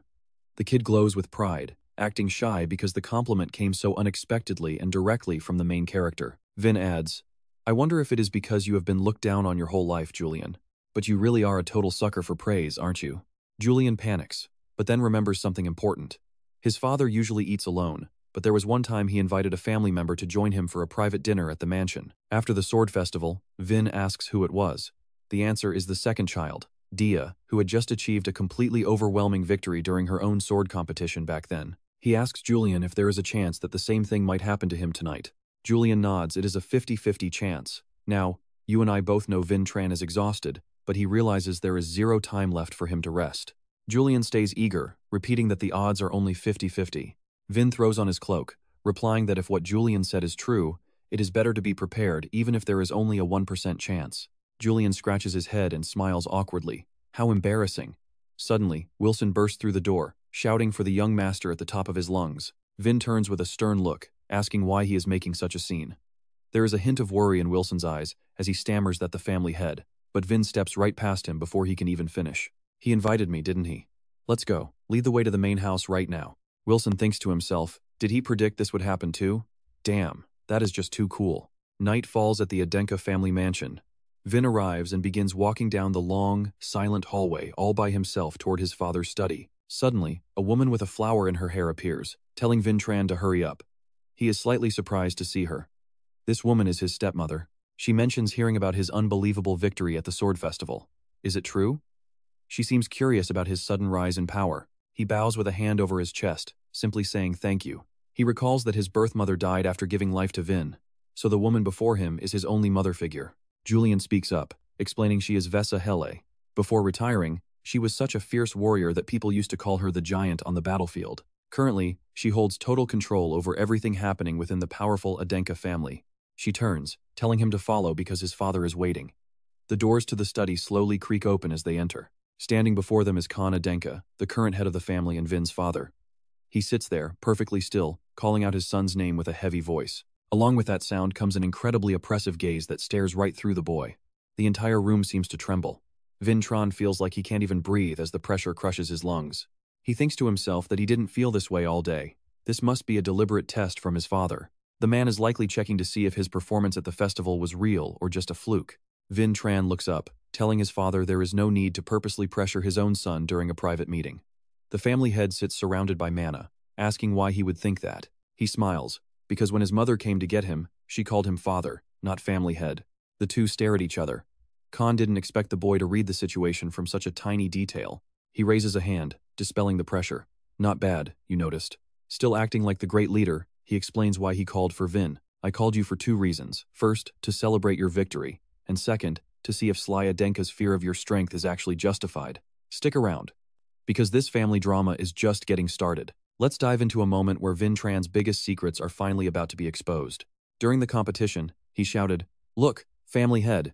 If a tier 3 priest couldn't heal that, how could he learn such a move officially? Something is definitely wrong here." Vin Tran feels the panic rising, but he is completely frozen, unsure of what to say. Suddenly, he feels an intense gaze from behind, like an eye trying to pierce through his very soul, leaving him terrified. It is none other than the sharp eye of his stepmother, staring directly at him from the shadows. Vin Tran stands paralyzed as sweat pours down his face. Kanayenka asks, "Is it possible that the boy is actually an apostle?" His father replies, "It doesn't seem like it, and didn't he deny it already?" Vin Tran trembles, wondering what this horrific sensation is. Julian explains that it must be her special technique, the Eye of Truth, which can see through any lie. The family head asks, "What martial art is that?" Vin Tran can't use mana, so how did he cut an expert's arm? Now pay attention here, because this is the moment where Vesa makes a massive connection to the Hero King that is about to change the game. Hearing this, Vin Tran immediately asks, "Is the Hero King you mentioned actually Kajin Sam?" She is right, he wielded his sword in legendary ways and it was said he could purge any evil power from this world. Rumors also claimed that his legendary blade could even suppress the great archdemon Maven himself. Vin Tran frowns, thinking this fabricated history is absolutely ridiculous. What exactly are Kajin and the Sam clan trying to achieve with these lies? She steps toward him, placing her hands on his shoulders while activating that terrifying Eye of Truth once more. Vesa asks, so tell me the truth. Since your sword looks like that Sam clan hero, how did you learn it? My son, will you tell me everything? At this moment, Vin Tran feels his mind going completely blank. Looking at the man before him, Vin thought his father called him here. But it seems he was wrong. His mother is the one leading this conversation, and he is being interrogated about the true origins of his martial arts. As he stutters, Julian suddenly appears to stop him, warning that she can distinguish between truth and lies with a single look. If he gives any clumsy excuse now, she will definitely become suspicious and find out the truth. I know what you are thinking. How do you lie to a woman who can see through everything? Should he just admit he is actually a legend? Julian places a hand on his shoulder, signaling that the kid wants to take a risk. That Eye of Truth is still locked on Vin Tran. Vesa keeps urging him to speak up while Julian panics in the background. The boy is pulling his hair out in fear, terrified that this powerful woman will realize they are just acting. Vin Tran uses his past experience to advise the boy. Julian, it only takes one step. Overcome your fear and just take one step forward. Everything else will naturally fall into place after that. He flashes a confident smile and answers, I actually received a divine oracle from the gods, mother. That answer leaves Vesa completely stunned, and a heavy silence fills the large room for a moment. She speaks up. You received a divine oracle, but no blessing to go with it? Don't you know that only villains receive oracles without blessings? Vin Tran remains silent, his heart racing with intense worry. Damn it. Julian never mentioned this part. Vesa starts questioning him. Why are you silent? You are acting very suspicious. Do you want to face a trial at the Holy Court? Or perhaps stand before the great Judge Gramian himself? Vin coughs. Julian, standing behind him, finally starts telling him exactly what he needs to say. They both answer together. If you find me suspicious, mother, you can go and cross-check my story with the temple. Hearing the word temple, she tilts her head. Vin shows the stone, saying, if I were a villain, wouldn't a bishop with this stone notice? The stepmother looks confused. Isn't that the third-tier miracle stone I originally gave to Dan? Vin Tran remains honest. Yes, this was given to me as a gift. Using her Eye of Truth, she realizes he isn't lying at all, as her special ability doesn't react. Vesa is still suspicious. Did you really learn swordsmanship through an oracle? Vin responds, I learned many things, but not this sword style. Actually, I read records of these mysterious techniques long ago, but I always hesitated on whether I should learn them. This is the complicated truth that the two of them decided to tell her. But I didn't want to stay weak forever, even if I seem suspicious to some people right now. Doing nothing made me feel too powerless. This was the ultimate truth shared between the two of them. And that's where we leave it for now. Trust me, you and I will definitely want to see how Vin Tran survives this next time. Alright, stick with me as we see if he can finally crush the Salmon clan and restore his family glory. He wants to prove he is far stronger than his relatives. Now, as Daven, he smiles at Julian. See that? You can do it, Vin Tran adds. He also wants to prove himself to his father, the stern Kana Anka, the clan leader. He turns his gaze toward his father sitting there, thinking his father would give a fair judgment. The temple approved it, so now everything rests on his father's final decision. The man sits there rubbing his chin, appearing to be deep in thought. Vin turns and smiles secretly, noticing the chin rubbing even the patriarch himself doesn't realize he is doing it. Khan crosses his arms and speaks sternly, and now pay attention, because the patriarch is about to drop his final decision. Min Qian can continue practicing that martial art. This declaration makes him incredibly happy, and he immediately thanks his father. Julian also breathes a sigh of relief. Vin tells the patriarch that the heroic King Kajin's swordplay looks exactly like the great demon Maven's. The patriarch's face remains stern and shows no emotion. As the leader, he knows this perfectly. Vin adds that claiming it is salmon swordplay would cause a massive uproar. They would say we stole it. But if we call it a great demon's technique, they won't have a word to say. She still has doubts. Can I assume your decision was made after considering all those factors, my lord? His expression turns serious, his sharp eyes affirming that he has considered everything that needs to be considered. Hearing that, the stepmother finally relaxes. She turns to Vin and says, since the patriarch approved, he will be responsible for everything. So you must work hard to grow stronger and not cause him any trouble. He realizes this is more than just a warning. She is confirming the patriarch's decision while also letting him know she accepts it. He bows respectfully, promising to keep her words in his heart. The patriarch stands up, noting that Vin Tran achieved great things at the sword assembly. You have proven yourself a true direct descendant of the Adenka family. He walks toward the boy and offers him one wish. Vincent answers immediately, I want to become even stronger. Khan stands before him. It's a good answer, but that is something you must achieve yourself. Give me something I can actually do for you, son. Julian whispers for him to ask for the library. Vin follows the advice and requests access to the family library. The patriarch is puzzled, asking if he has already reached the 3-star master rank required for entry. He smiles, saying not yet, but he wants to take this chance to act like a spoiled child. Khan smiles and grants him access to the lowest level accessible by 3-star martial artists. He turns to Vesa and orders her to grant the blood lotus to Vincent. She smiles and obeys. Take it, he says. It is the reward for keeping your promise. The blood lotus. This was his father's sword from his youth, the weapon he used to build his legendary reputation across the world. Julian adds that the blade itself represents the entire history of the Adenka clan. Holding the sharp blade, Vin exclaims that it's a magnificent sword, remaining incredibly sharp even after being stored away. Are you really that happy? Julian flies around excitedly, but the boy claims he isn't that thrilled. Vin turns serious, saying it's not good to get this excited over such a small thing. And trust me, you and I are going to see him achieve much more soon. Julian thinks back, admitting he was disappointed at first that Vin wasn't the Spirit King. But now he wonders if a Spirit King would have even achieved this much. You are reckless and old-fashioned, but I can trust you. I can entrust my whole body to you. Wilson is still waiting in the courtyard for his master. Vin steps out from the mansion and tells Wilson it's time to go. The man bows. Just as they start to leave, Vesa calls out from behind, asking Vincent for a quick word. You must be working hard on your plans and training. I am very proud of you, she says.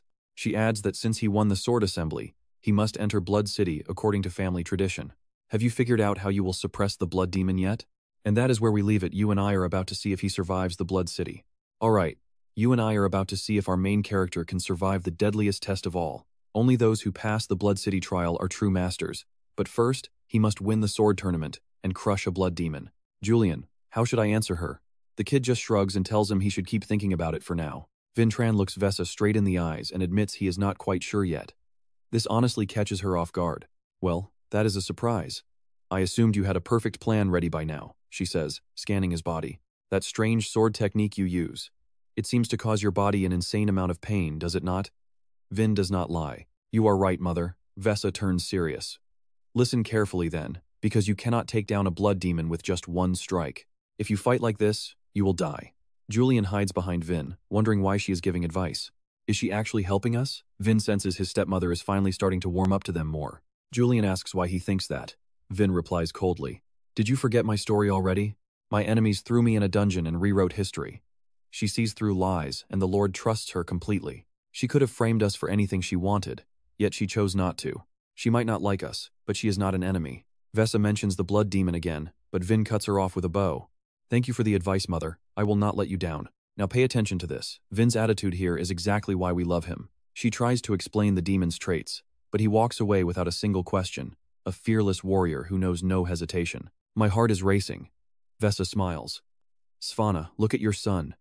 He just took a massive step forward today. The next morning, Wilson is singing while doing laundry, looking happier than ever.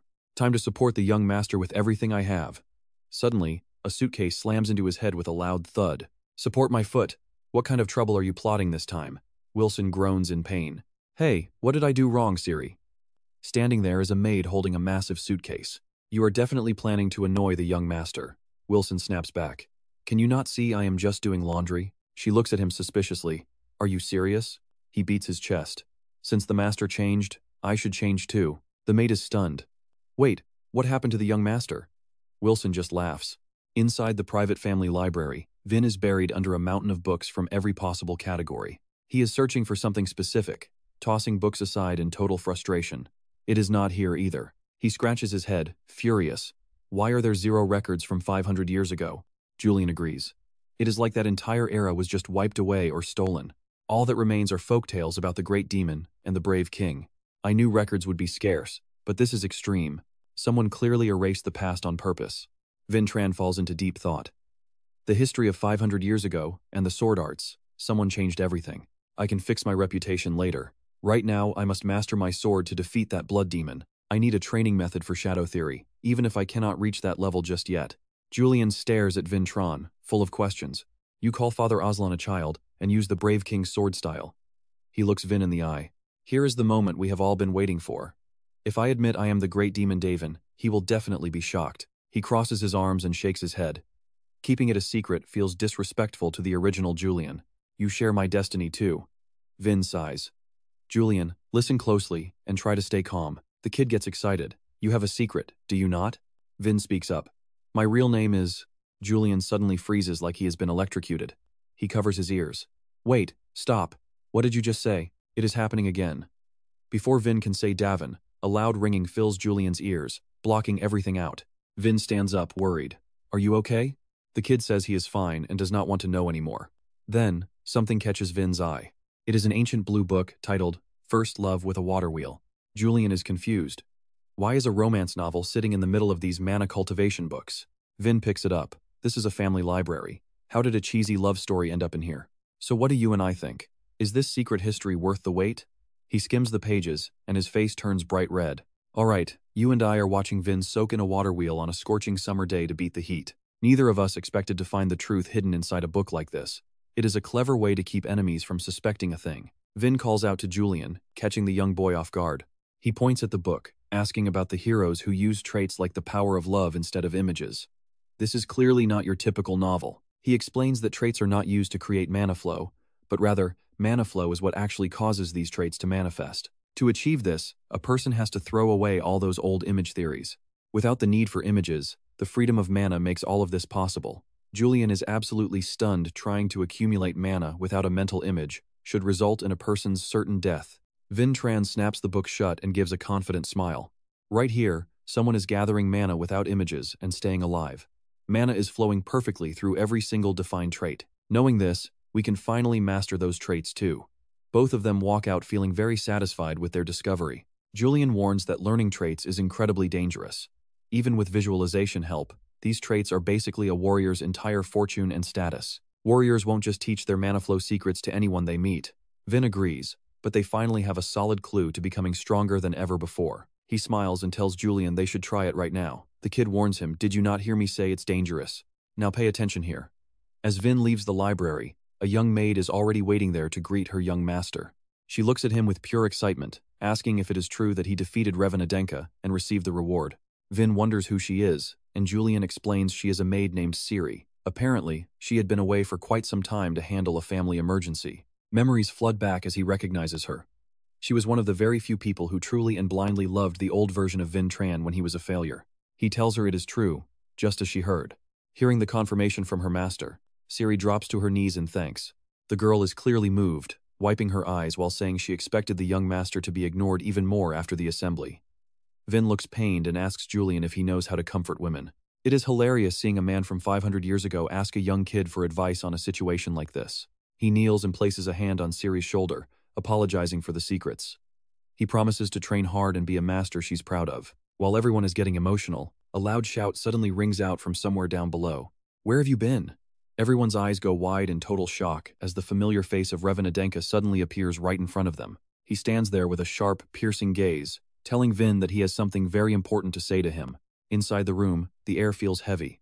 Vin and Revan sit across from each other with Ciri caught in the middle. She glances nervously at Revan. He has not made a move yet, just sitting there in total silence. Julian wonders what the guy is even waiting for, while Ciri desperately tries to break the heavy tension by asking if they would like some sandwiches. Now watch this. Revan suddenly stands up and draws a massive sword with a look that screams pure danger. Julian is starting to panic, but Vin Tran remains calm, keeping a close eye on the situation. Gripping the massive blade, Revan's face contorts as he says he is here to repay the debt from the tournament. Seeing this, Vin stands up and prepares to draw his own blade. He thinks to himself, damn it, I did not expect him to just launch an attack like this. He knows my swordsmanship now. Using the same old tricks is not going to work a second time.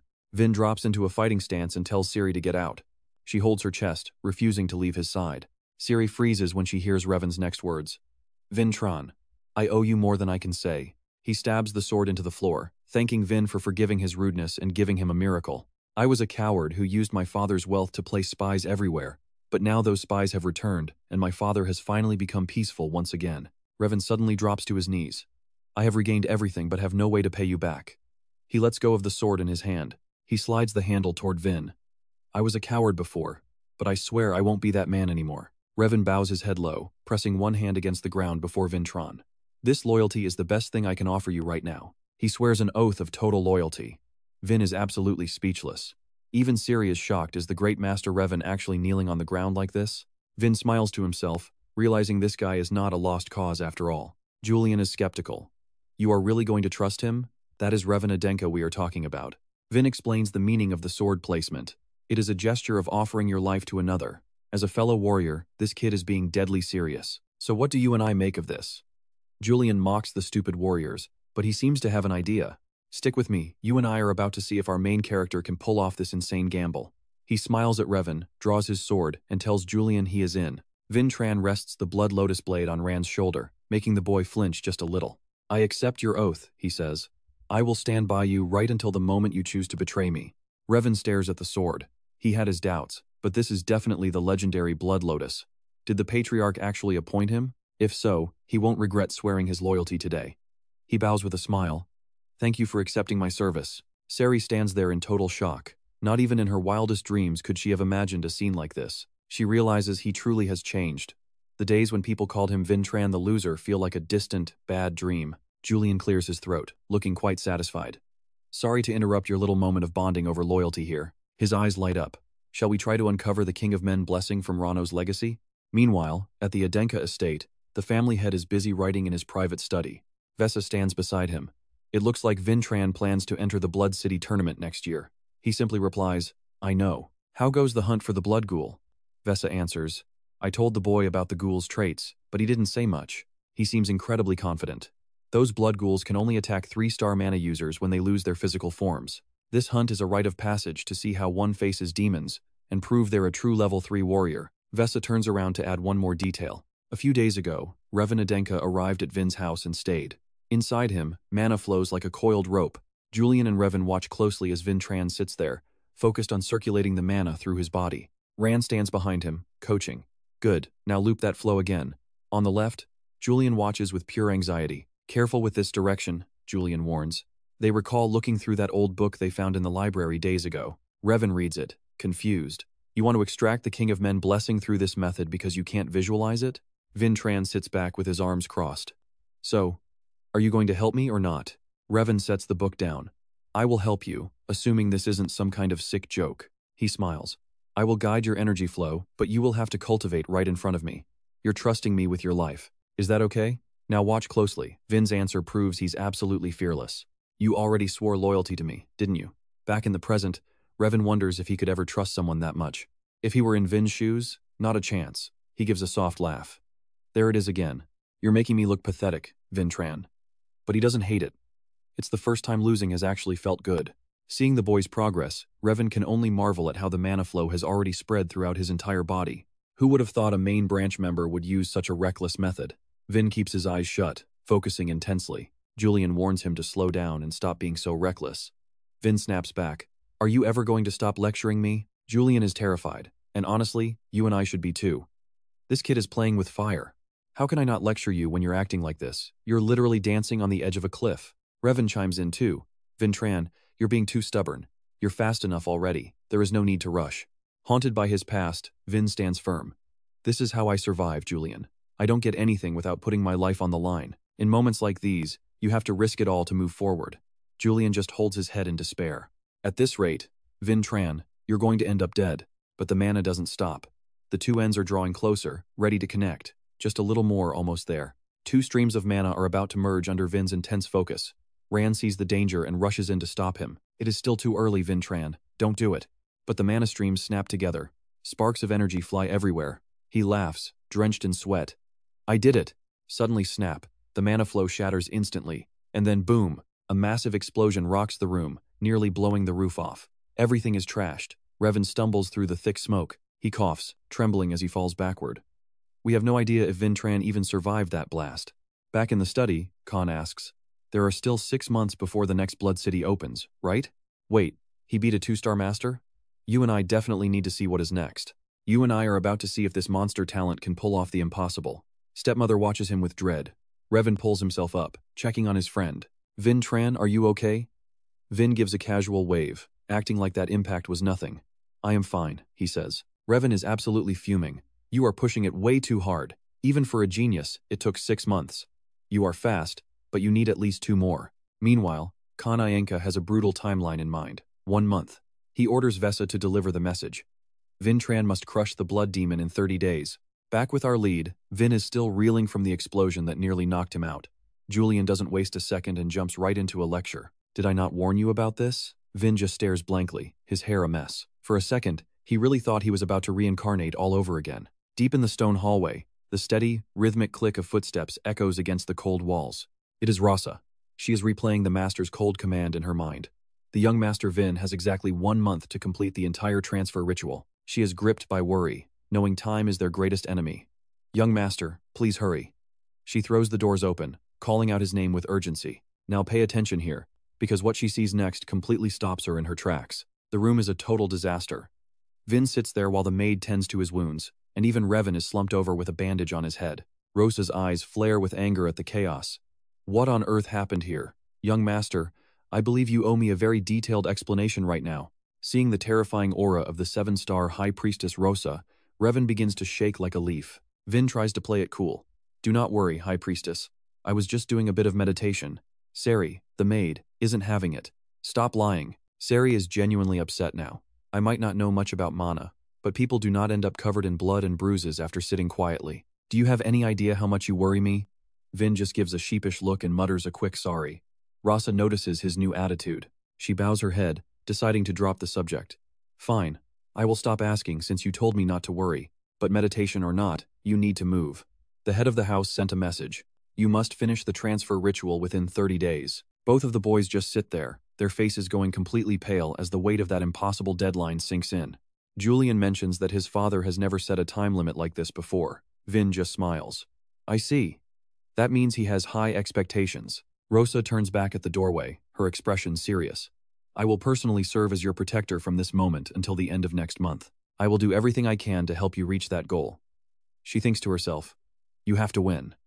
Revan looks completely stressed out. In his mind, Vin needs at least 2 months to even stand a chance at receiving the pseudo-monarch's blessing. 1 month is just not enough. Vin stands firm. If I only have 1 month, then I just have to move faster. But Sari isn't done with him yet. She grabs his hand, her eyes pleading. Promise me you won't overdo it again. Vin softens his gaze and gives her a reassuring smile. I promise. But the moment their hands touch, you and I both know that in stories like this, the simple maid is never just a maid. Sari is hiding an overwhelming amount of mana. Vin forces a smile and repeats his promise. Now, you should go. I have some urgent business to discuss with Revan. The women leave and the door slams shut. Revan immediately panics, telling Vin that 1 month is impossible and they need a new plan. Julian is just as worried, pacing around and asking what they should do. Vin says nothing, simply raising his hand to manipulate his energy. He looks at Revan and asks calmly, this is how the mana is supposed to move, right? Julian and Revan both freeze, their eyes nearly popping out of their heads. You already completed the mana circuit? Vin just sits there with a confident grin. It worked. I can circulate mana at will now. With this power, I can fulfill my father's request. Julian is speechless. A true genius really does move at a different speed. Even Revan can't wrap his head around how fast Vin is. Vin gives a sharp, determined smile. We aren't going to wait a full month. I am going to blow past my father's expectations. 2 weeks later, in the forest near the estate, Vin and Revan are standing in a clearing. Julian is hovering nearby, keeping watch. Vin raises his hands, ready to demonstrate the new characteristics of his power. Revan nods, but you can see the visible tension in him. Julian is laser-focused. Vin is a bit nervous himself, remembering the last time things went boom. Revan, you should probably step back. But his friend doesn't budge. No, I need to see your success with my own eyes. Julian smirks, noting how incredibly loyal the guy is. Vin takes a deep breath. Here goes nothing. He begins to channel the mana. In an instant, the complex flow of energy is fully realized before them. 2 halves of a manosphere appear, swirling together like a glowing hourglass as intricate circles of light expand around him. As Vin pushes the power further, Julian senses a strange, heavy presence in the air. A blurry, bearded silhouette begins to materialize. Standing right behind them is the massive image of a Viking dwarf, clutching a giant hammer and wearing a horned helmet. His eyes glow with a fierce light as the ground begins to rumble. Is that really the Dwarf King? Trust me, you and I are going to find out. All right, stick with me. Only someone this close can see the Dwarf King raising his hammer as the wind begins to howl. The king holds the hammer high, ready to crush the 3 of them. Julian is terrified, but Vin Tran remains completely calm through it all. Instead of a strike, a square barrier surrounds them, causing their images to blur and fade from view as the power activates. A golden aura erupts, blowing Vintran's hair back as he keeps his eyes shut in deep concentration, ignoring everything else around him. Opening his eyes, light floods his face. The mana circles from before are now encased in a massive, protective ring that looks like a shield. Revan stands nearby, clenching his fist with joy as he speaks to the group about what just happened. The Dwarf King's blessing first reinforces the body's defense, making it much harder and tougher than it has ever been before. Revan beams, thinking Vin actually did it. In less than 1 month, he managed to secure the Dwarf King's legendary blessing, a truly impossible feat. As the Dwarf King fades into the forest, Julian smiles and tells Vin it is finally time to head back home. Vin looks at his hands, watching the golden aura radiate. Now, he can finally face off against a third-tier swordsman without any fear. With this foundation, I can suppress the blood demon. Pay attention now, he turns, and thanks the golden goat for everything. Revan closes his eyes with a smirk, saying Vin should only thank him once the blood demon has been successfully killed. Vin asks for one more favor, which leaves Revan wondering what is on his mind. 2 days later, the red carriage is finally ready for their long journey. Standing before the mansion with the blood lotus blade, Vin declares it is officially time to raid the blood demon's hidden lair. Approaching the carriage, he apologizes for the sudden move, but he is determined to exceed his father's expectations today. Raelsa worries if he will be okay, leaving 2 weeks early and ignoring the time limit set by the head of the house. She mentions that she has protected 3 previous participants during this specific transition ritual in the past. She notes that his brothers and other members of the Adenka family have never once failed this trial in their entire history. Thinking Savan's son cannot be the first failure, she warns him not to risk everything on a sense of reckless courage. Vin just flashes a confident grin, telling the Grand Chamberlain that she is about to be very surprised by his true power. The carriage rolls through the dense forest, heading straight for the site where the blood demon trial will take place. Inside the carriage, Vin and Raelsa sit in silence. You and I can feel the tension when Vin tells Julian that guards for this mission are useless. Julian replies that the blood demon will drop some loot, and she is only here to observe his performance during the fight. Vin wonders why he has to do all this just to prove himself. Julian sighs, noting that many things have changed over the last 500 years. Suddenly, Raelsa breaks the silence, asking the young master what he actually knows about the blood demon they are going to face. She explains that to defeat it, one needs 3 mana stars or higher. She asks if he even understands the danger he is in. She notes Vin has not even reached 3 stars yet. Julian realizes Vin never even bothered to ask about the demon's power. Vin tells her not to worry. He wonders if Aslan arranged for this specific monster to be his very first subjugation target. He tells the Grand Chamberlain that the blood demon is not a monster he needs to study or worry about beforehand. Raelsa is worried, warning him not to let his guard down even with his sword skills. She makes it clear she is not being funny. Vin laughs, asking the Grand Chamberlain why she is suddenly trying so hard to help him out during this mission. She says it is because she is both his guard and monitor. Vin suddenly mentions corruption and stares her down with a sharp gaze. He asks her directly if she really plans on hiding that secret from him for much longer. It was clear Raelsa was struggling for money, yet the carriage kept moving. Vin cannot help but wonder what she is truly hiding. He adds that she probably thinks he is too weak to have done any of this with a specific purpose in mind. Her young master's words leave Raelsa deep in thought and unable to reply. Vin just crosses his arms and smiles to himself. He says if she will not speak, that is fine. Since she never asked about his training, it is only fair they keep their secrets. The carriage suddenly stops as the horse lets out a loud neigh. Vin asks if they have finally arrived at the destination. Raelsa confirms it respectfully. He steps out to see the ruins, while Julian stretches his body after the long and tiring ride. Vin looks at the rubble in front of him, asking if this broken wreck is really supposed to be the blood demon's lair. She explains there is no official name, but many call it the ancient temple. Looking at this pile of rubble, it is hard to believe. This place honors the first Aslan patriarch who defeated a remnant of the great archdemon Maven a long time ago. Vin ponders the connection to Aslan and the blood demon. He knows this cannot be just a simple coincidence for him. Raelsa grips her sword and slowly draws the blade. She holds it to her chest as blue mana coats her entire body. She points her sword skyward, unleashing a massive pillar of light that rumbles the earth as the barrier slowly appears. You and I are in for a wild ride. Right now, you and I are watching as a massive barrier traps our trio inside the trial zone. Julian recognizes the mana barrier, but Vincent just smirks. This is a high-level seal designed to let only one specific monster enter the fray. Behind the rocks, a hooded figure with deathly red eyes watches them from the shadows, hidden beneath a tattered cloak. Standing before Vincent is the Blood Ghost, a massive beast wielding a giant scythe. It steps forward, letting out a bone-chilling, eerie cry. Vincent grips the Blood Lotus tight and tells Raelsa to keep her eyes open and watch closely. He turns with a smile, telling her to report exactly how he proves his worth to the Adenka Clan today. As he finishes, The blood ghost lunges forward, swinging its massive scythe high, ready to tear him apart. A purple mana shroud coats the blade as the monster glares with lethal intent, bringing the weapon crashing down. Julian shouts for him to dodge and counter, but Vincent disagrees normally. You would keep your distance against a massive weapon, but he has a different plan. Now watch this. He kicks off the ground and charges straight in, knowing he needs to get close. Clutching the blood lotus, he closes the gap instantly, catching the blood ghost completely off guard. It never expected him to charge so recklessly.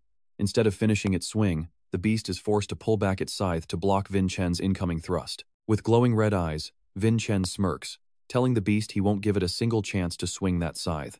He unleashes a flurry of strikes, forcing the blood ghost backward into a desperate, permanent state of defense. Raelsa realizes that close-quarters combat is the perfect counter against such a heavy, slow weapon. It is a basic tactic, but as she watches, she wonders how many 14-year-olds could execute such a perfect strategy in their very first real combat. Seeing Vincent's calm composure and smile, Raelsa thinks he looks like he's killed this monster 1,000 times already as he keeps up the assault. The Dwarf King's attributes are incredible. He can move with insane agility, even in this young, underdeveloped body. He brings down a thunderous strike, proving that his refined sword techniques are the ultimate foundation of his power. He retracts his blade and kicks off the handle of the enemy's scythe, shocking the beast as he flips high into the air to retreat safely. Vincent sticks the landing softly and slides back several feet. Now that he's created plenty of space, it turns out this was the perfect moment to reset the battlefield. I know what you're thinking, did he just give up? Not quite. You and I can see the demon is getting frantic, and its next wide swing will be the perfect opening for him. The blood ghost charges, swinging its scythe with one hand while reaching out with the other. Vincent quickly readies the blood lotus, channeling his mana for the final decisive strike. He knows that defeating an enemy with so many openings is easy work. A massive surge of mana begins to swirl around the blood lotus. Vincent is determined to push his physical attributes and sword skills to their absolute limit right now. With sharp eyes and intense focus, he perfectly blends his martial arts with his enhanced physical strength. Vincent delivers a full power slash that twists the monster's face in pain, forcing it to drop its scythe. He reappears between the two halves of the demon, having sliced it clean in two with one cold, sharp gaze. The entire body begins collapsing into a red sphere. Once fully absorbed, the blood pearl drops heavily to the ground right in front of Vincent and Raelsa. He turns back with a laugh, asking the grand attendant if she saw that, but she remains silent, watching as if the real fight is just beginning. Raelsa worries. Does he really not know why a single killing blow isn't enough to take down a blood ghost? Suddenly, violent red energy starts erupting from the blood pearl at an incredible speed. The mist forms into an eye. Turns out this beast has 2 lives, and it's already preparing to strike Vincent from behind. The blade is inches from his neck, yet he remains completely calm, even cracking a small smile. Panic-stricken, Raelsa grips her sword and screams out for her young master. Vincent senses the anomaly and ducks just in time to evade the monster's deadly surprise attack.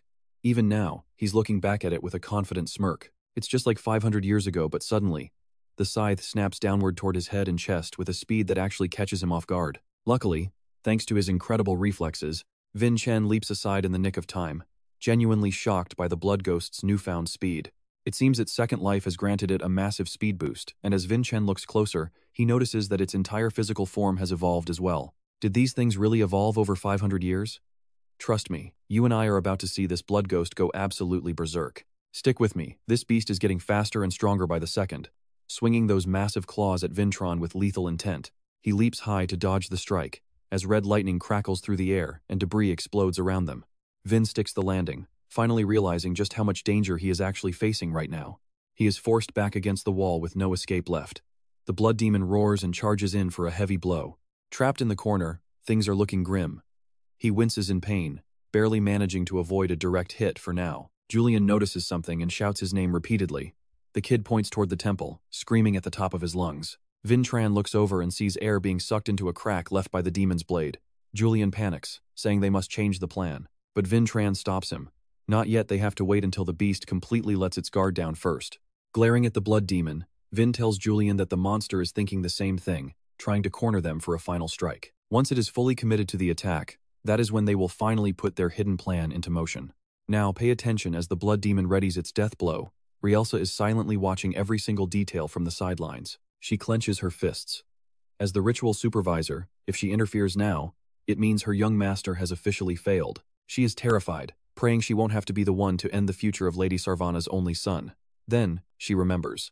A girl with long blue hair and messy clothes once reached out her hand with a bright, infectious smile. Staying here is such a waste of your potential, she said. The person kneeling there was none other than a young Rielsa. The blue-haired girl added that they were on a journey to become great warriors and asked if she wanted to join. In the past, Rielsa came from a fallen clan, surviving only by stealing and scavenging along the national borders. Facing such a terrifying woman was a shock.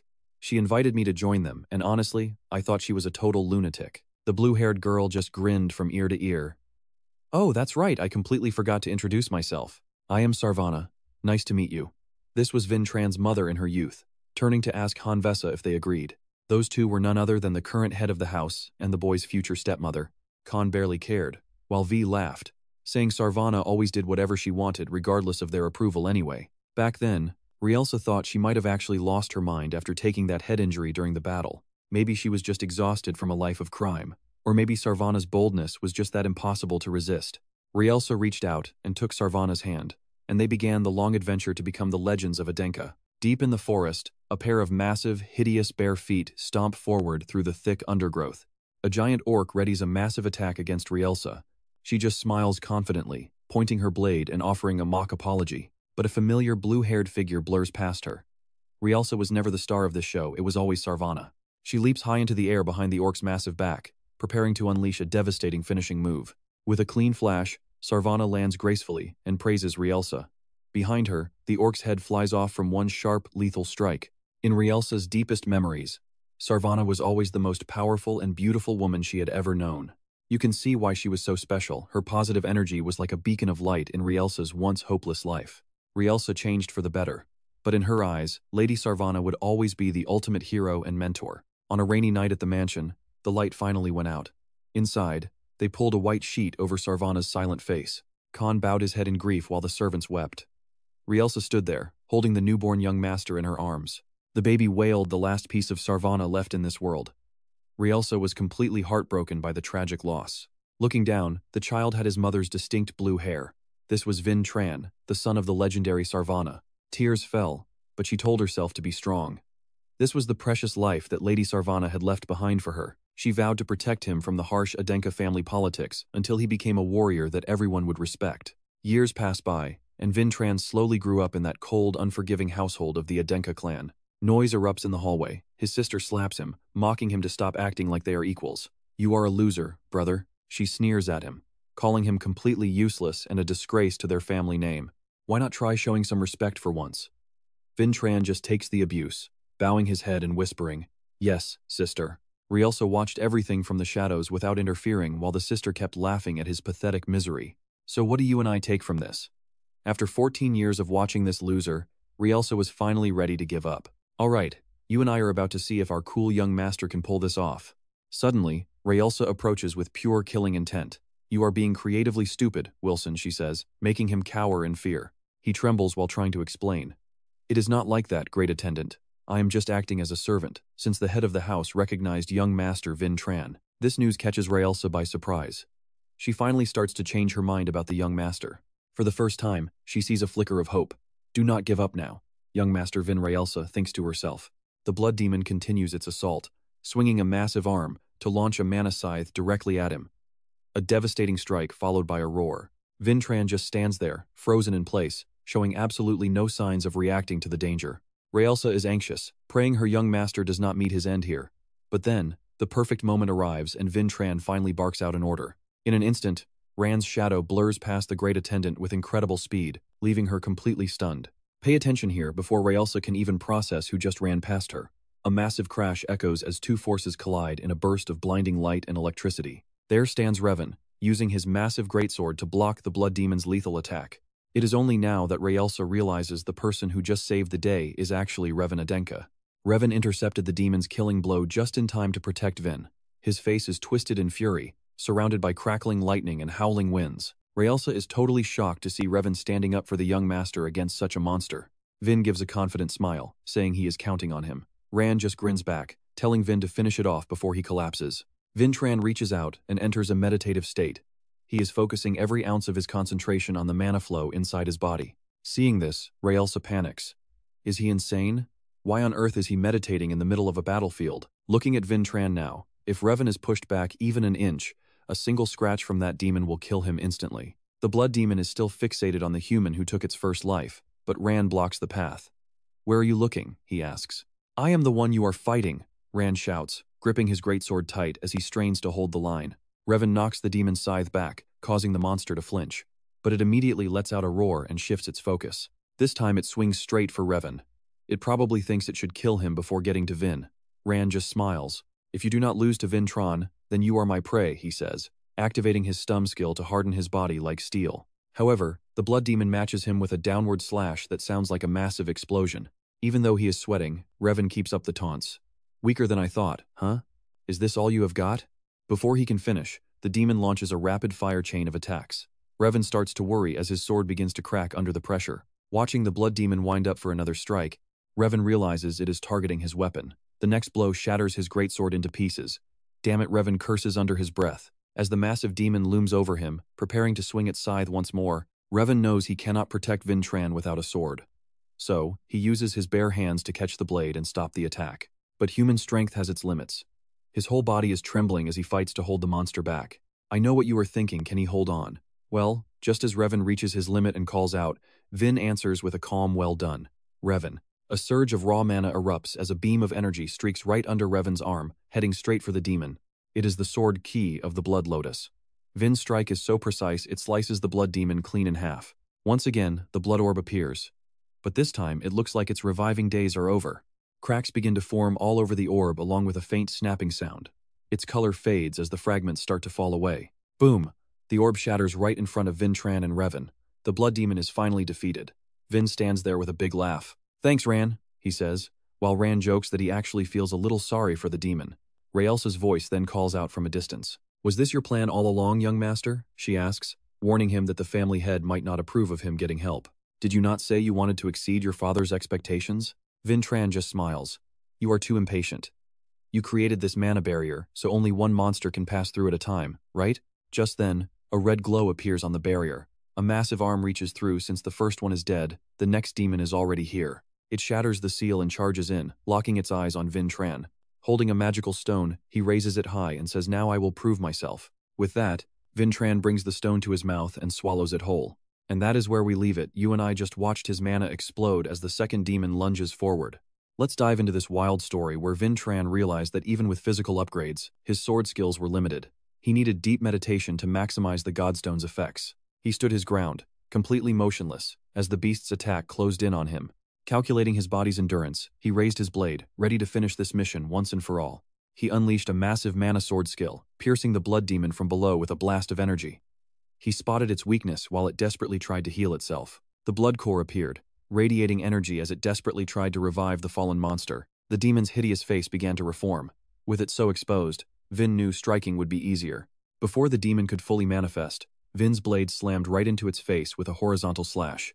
A second sharp sword skill shattered the blood core, ending the demon's life in an instant. Raelsa watched the whole process in shock. She couldn't believe how fast he cut that core in half. She closed her eyes, relieved. Looking at him, she said, "Incredible work, young Master Vintran." But he wasn't okay. The strain of using his ultimate move made Vin cough up blood. Julian panicked, wondering what kind of sword style could wreck a body after just 2 uses. Vin leaned on his sword, gasping that without meditation or the Godstone, he would be dead. Julian told him to lie down and let Rel care for him. Vin just thought of the sword festival. To Julian, the winner is the one who stays standing. Vin refused to fall, even if exhausted. Raelsa smiled as she approached him, noting the barrier was finally starting to fade away. "Now pay attention here, that is not a normal exit." A massive circle appeared, shattering the entire barrier into pieces. Revan sat there in total shock, staring up in a panic. Julian was equally stunned, having no idea what was happening anymore. Raelsa gripped her sword, sensing a summoning ritual that shouldn't have been part of the transfer. Nearby boulders began swirling together around a glowing purple stone in the center.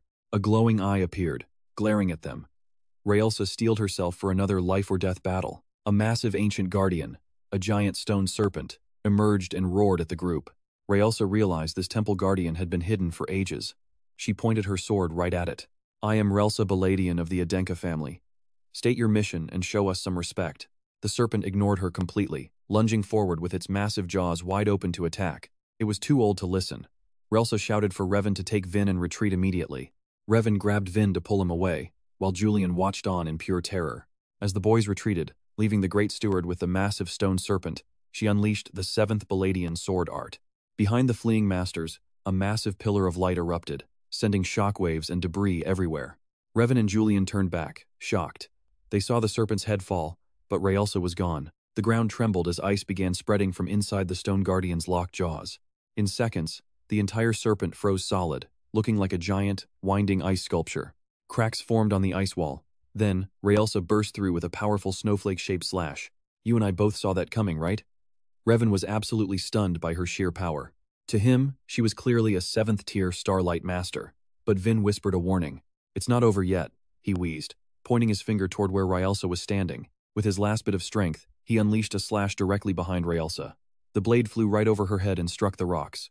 Everyone was confused. Why would he waste his last bit of energy hitting thin air? Raelsa paused, then realized he wasn't aimless. She finally saw what he was actually targeting. The true guardian was a small, bee-like creature, with a bright red stone for a belly.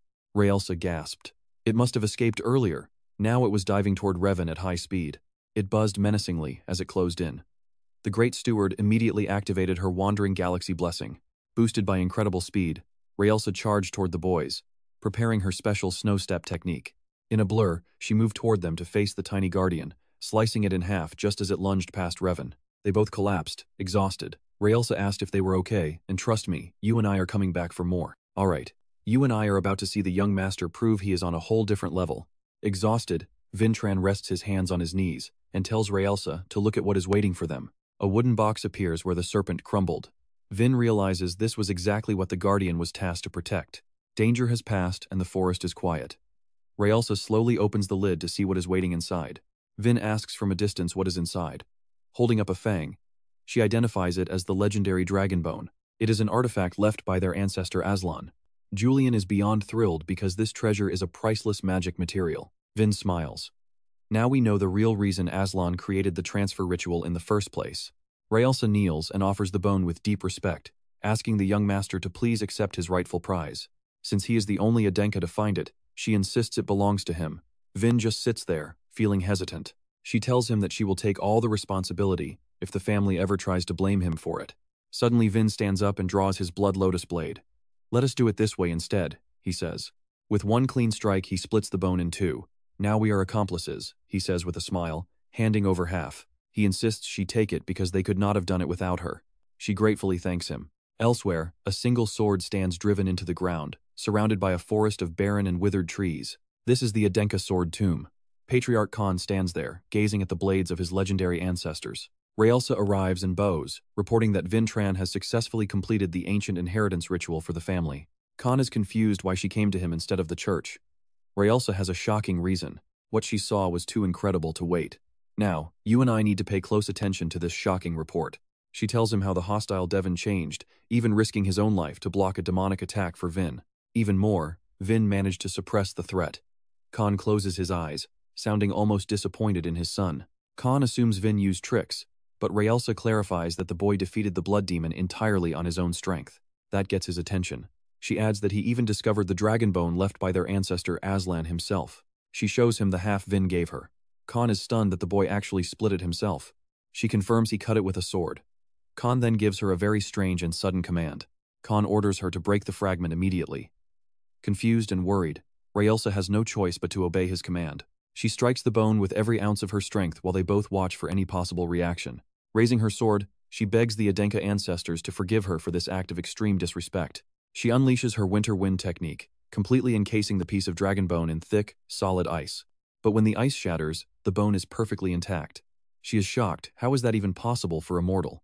Khan explains that you would need the skills of a high-tier blacksmith to even scratch that piece of dragon bone.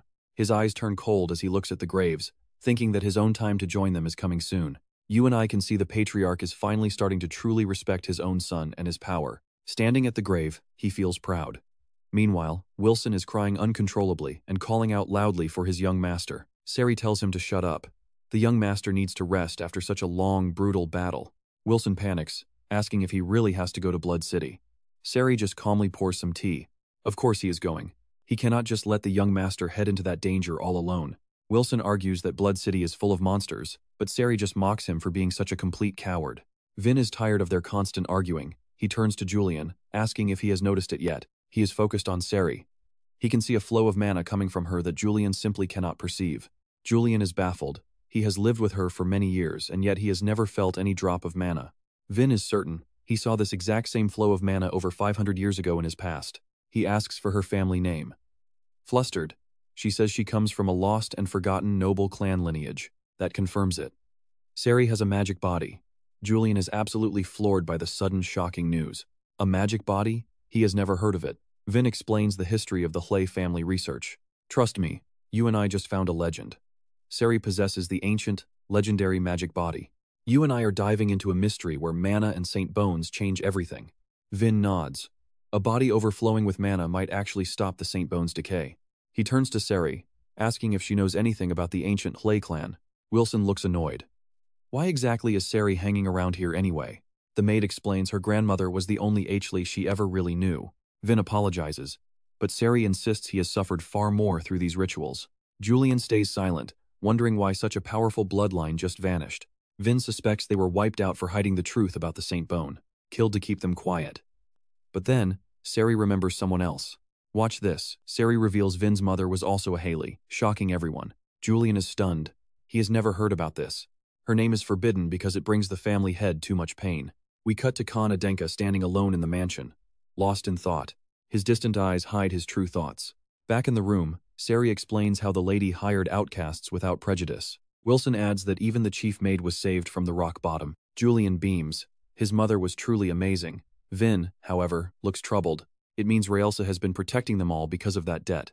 A knock at the door interrupts them. Revan is preparing to leave. With a giant sword on his back, Revan looks ready for the road. The blood demon is dead, so he has no reason to linger here. Vin asks for a favor. Dig into the Hlei clan's 500-year history. Someone spent a lot of effort covering up the ancient past. Like the mystery with the oils? Revan agrees and they shake hands. Vin says goodbye. Revan vows to return stronger and not embarrass his friend. He walks away, waving a final goodbye. Vin turns to Raelsa and asks if her kindness toward him is simply a debt to his mother. Now here is the pivot. Vin makes a request as a true warrior. Raelsa is shocked. He looks serious. Train me until I reach Blood City. I ask this not as her son, but as a warrior.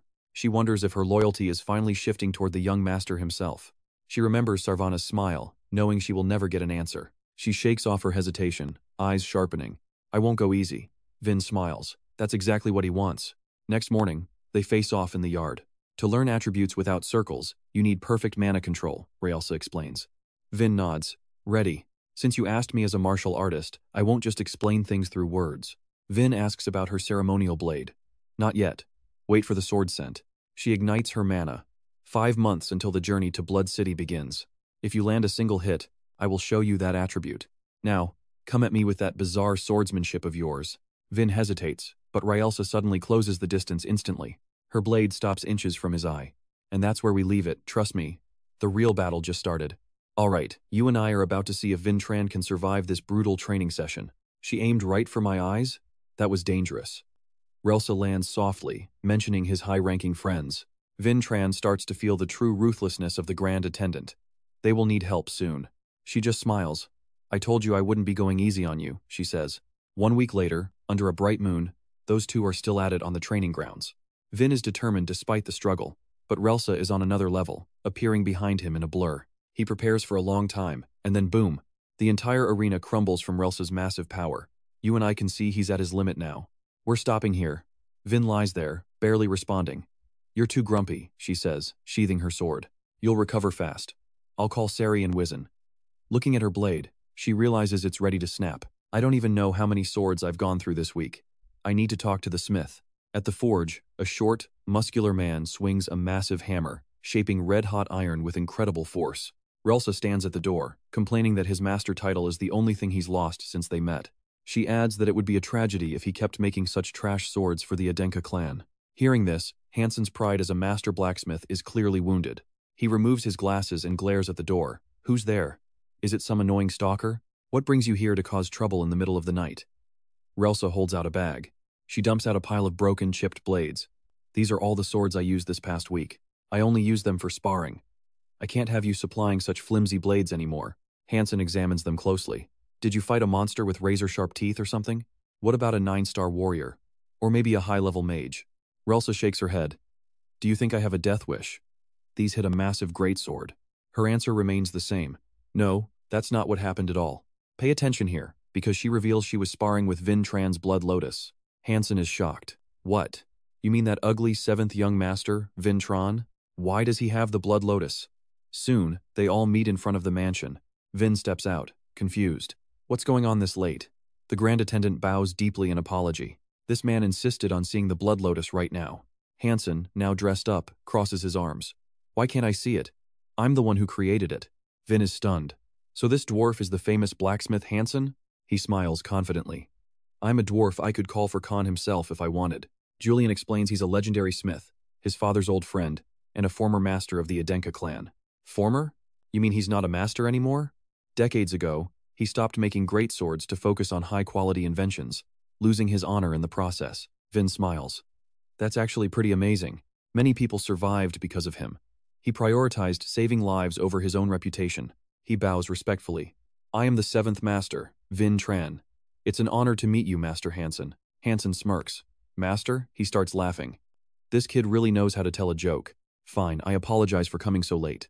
Does that satisfy you, young master? Vin remains serious. I'm not mocking you. You chose the right path. His words make Hansen stop. The smile fades as memories of the past flood back. Back when he was young, someone else had told him the exact same thing. That person was none other than the family head, Khan Adenka. Khan smiled over a beer, telling Hansen that while many would mock him, his decision was right. Now you and I see why Hansen is looking at Vin with such intense interest. Seeing Vin Tran like this, Hansen sees the shadow of Khan looks like the apple doesn't fall far from the tree. Stick with me, we're about to see if Vin can actually live up to those rumors. Hansen laughs, calling the stories about Vin being ugly total lies. The old man gets serious. Let me see the Blood Lotus. I need to check its condition immediately. Vin hands it over without hesitation. Hansen draws the blade, admiring its lethal edge and mirror-like shine for a long time. Hansen asks, You really use this to slay blood demons and duel a Sarvana stalker? Vin just nods. Yes. That simple confirmation leaves even a seasoned veteran like Hansen completely speechless for a moment. Now pay attention to Hansen's reaction. He's noticing something impossible. The blade is pristine, no damage, as if Vin cuts with pure raw power. What kind of swordsmanship are you using? Hansen demands. I have to see it right now. He frowns when Vin hesitates. What, you're going to carry that legendary blade around and just say you're too tired today? Julian tries to stop him. You can't. You've already pushed yourself through 2 different sword styles today. Vin knows the risk, but meeting a master like this is a once-in-a-lifetime shot he can't miss. Suddenly, Sari appears like a ghost behind him, calling out Master Hansen in a way that makes him jump. The maid snaps, hands on her hips. It is past bedtime. Why are you still out here causing a scene? Hansen literally cowers and stammers. Vin turns to Rella. Wait, do those two actually know each other? She explains that Hansen supports poor orphans, and Sari was one of the children he raised. They are basically father and daughter. Sari doesn't stop scolding him, pouting and acting like a spoiled child. Whatever, I'm going to be mad. How would you feel if someone interfered with your work like this? Hansen immediately folds. Okay, can I just come back tomorrow instead? Vin steps in, putting a hand on his shoulder. I'll visit the forge with Sari tomorrow. Hansen lights up. Really? Bring her with you. Julian just sighs. The man is absolutely obsessed with his adoptive daughter. It's almost cute. Vin realizes where Sari's warm heart comes from. The next morning at the forge, mana erupts around Vin as he draws his sword. He swings with power, sending a massive purple cross of energy tearing through the air. Hansen and Sari watch in awe. The old man thinks, this technique is unlike anything I've ever seen. It feels like the forbidden arts of the hero king and great demon mentioned in ancient legends. Hansen grins. Not bad. I see why they trusted you with the Blood Lotus now. It makes sense. Trust me. You and I know that when a master offers to forge a sword, you say yes. Vin is stunned. A new sword for me? Hansen scratches his head. Yeah, but there's one rare thing missing. I've wanted to make this blade for years, Hansen sighs, but the materials are legendary and nearly impossible to find. Vin offers to buy it, but Hansen laughs. No amount of money can buy a Matterden horn, no matter how rich you are. Wait, he's talking about a Matterden horn? Is he actually referring to Dragonbone? Vin and Julian lock eyes, totally stunned. Talk about a coincidence. It's like fate planned this whole thing. Vin pulls out the Dragonbone fragment, half a horn. Think you can forge something legendary with this? Seeing the artifact in front of him, the master blacksmith's jaw hits the floor. Is that a Matterhorn? He screams. Vin shushes him. Quiet. Only my father and Raelsa know about this. Hansen's eyes sparkle. Destiny wants this sword to exist. Fine, I'll do it. I'll make your weapon. Vin holds up Blood Lotus. Can you just fuse the horn into the blood lotus instead of a completely new sword? Hansen is confused. Why? A completely new sword would be way more powerful for you. Vin holds it out. This blade represents my father's legacy, and the blood lotus itself is already excellent. Hansen takes it, smiling. Kid, you really know how to pull at a man's heartstrings, don't you? Alright, come back in 3 weeks. I'll add the horn to the blood lotus for you. 3 weeks later, they return, but the shop is engulfed in roaring flames. Sari screams in terror, wondering what's happening. Vin's heart sinks. The forge is a complete inferno, the heat radiating for miles in the dark. Sari is panicking. Where is Master Hansen? Vin tries to keep her steady. Stay calm, Sari. He realizes if Sari is this terrified, something even worse than a simple fire is happening in there. Stick with me. We're about to see if they can save Hansen before everything burns. Don't tell me you're really planning to jump into those flames. Looking at the rising inferno, Vin Tran tells the kid, my blade can cut through anything. I'll slice through that door in the fire, then run in fast. Alright, you and I are about to see if this crazy plan actually works. Let's find out. With no time left, Vin Tran swings a powerful strike toward the forge entrance. Mana zigzags from the outside, piercing through the door. Vin Tran's silhouette follows close behind, leading with his familiar cross-shaped sword skill to clear a path. Finally, he manages to break inside. Julian points to the right and says, over there. Master Hansen is slumped over, motionless, surrounded by the blaze. Vin rushes over and shouts, Master, wake up! Beside him, Julian looks sad. We're too late. He's completely unconscious. While they're stuck wondering what to do, something catches Julian's eye. The kid asks Vin, look over there, is that the blood lotus? In the center of the room, the sword glows intensely, radiating massive amounts of energy. Julian senses the mana flooding the room. Vin Tran confirms that the dragon bone is definitely stronger than Hansen ever expected. But the priority right now is getting Master Hansen out. The kid hoists the old man onto his shoulders, stepping through the surrounding embers. Suddenly, he stops as he feels a major problem ahead. Vin Tran's face tightens. Now, pay attention, because they're literally seconds away from being roasted in this inferno. It's now or never. What should they do? Julian circles around, desperately trying to think of a solution, and then he asks a question. Hey, by any chance, do you know any defensive skills? Glancing at the blood lotus, Julian adds, I know it's a dragon bone, but it can't keep this fire back forever. Vin replies, you think we can just stand here and wait? He continues, I have one move, a sword art strictly for defense, Julian answers. Perfect. Use it now to protect us. Vin closes his eyes and thinks to himself, remember who I am. I'm Vin Adenka, also known as Daven Sam. Salmon Sword Art, Chapter 1. Vin raises his blade level with his head and begins channeling his mana. An image of Daven from the past appears as he unleashes Genton Breaker Shattering Gale, creating a thin layer of mana around his body. His sword strokes create delicate lines that somehow block the fire. The blade shatters steel, and the mana output depends entirely on his resolve. Vin moves his sword slowly from top to bottom, feeling the flow of the fire closing in. A single cut slices through the inferno. This is the Dead Silent Sword Art, the first chapter of Shattering Gale. You and I saw that coming, but Julian is absolutely losing his mind right now over this power. A moment later, the fire is extinguished, leaving nothing but drifting trails of black smoke. Vin Tran is drenched in sweat, exhausted from burning through so much mana. He sits there, leaning on his sword next to the unconscious Hansen. Julian exclaims, we actually survived? Master Hansen starts coughing from the smoke, finally waking up. Vin Tran walks over with a smile and asks, Master Hansen, are you all right? The old man looks at him, confused. How can you use the Sam sword style? Vin just laughs it off. Seeing you talk nonsense like that tells me you're doing just fine. He thinks to himself, if the master recognized it, then maybe I'm not as weak as I thought.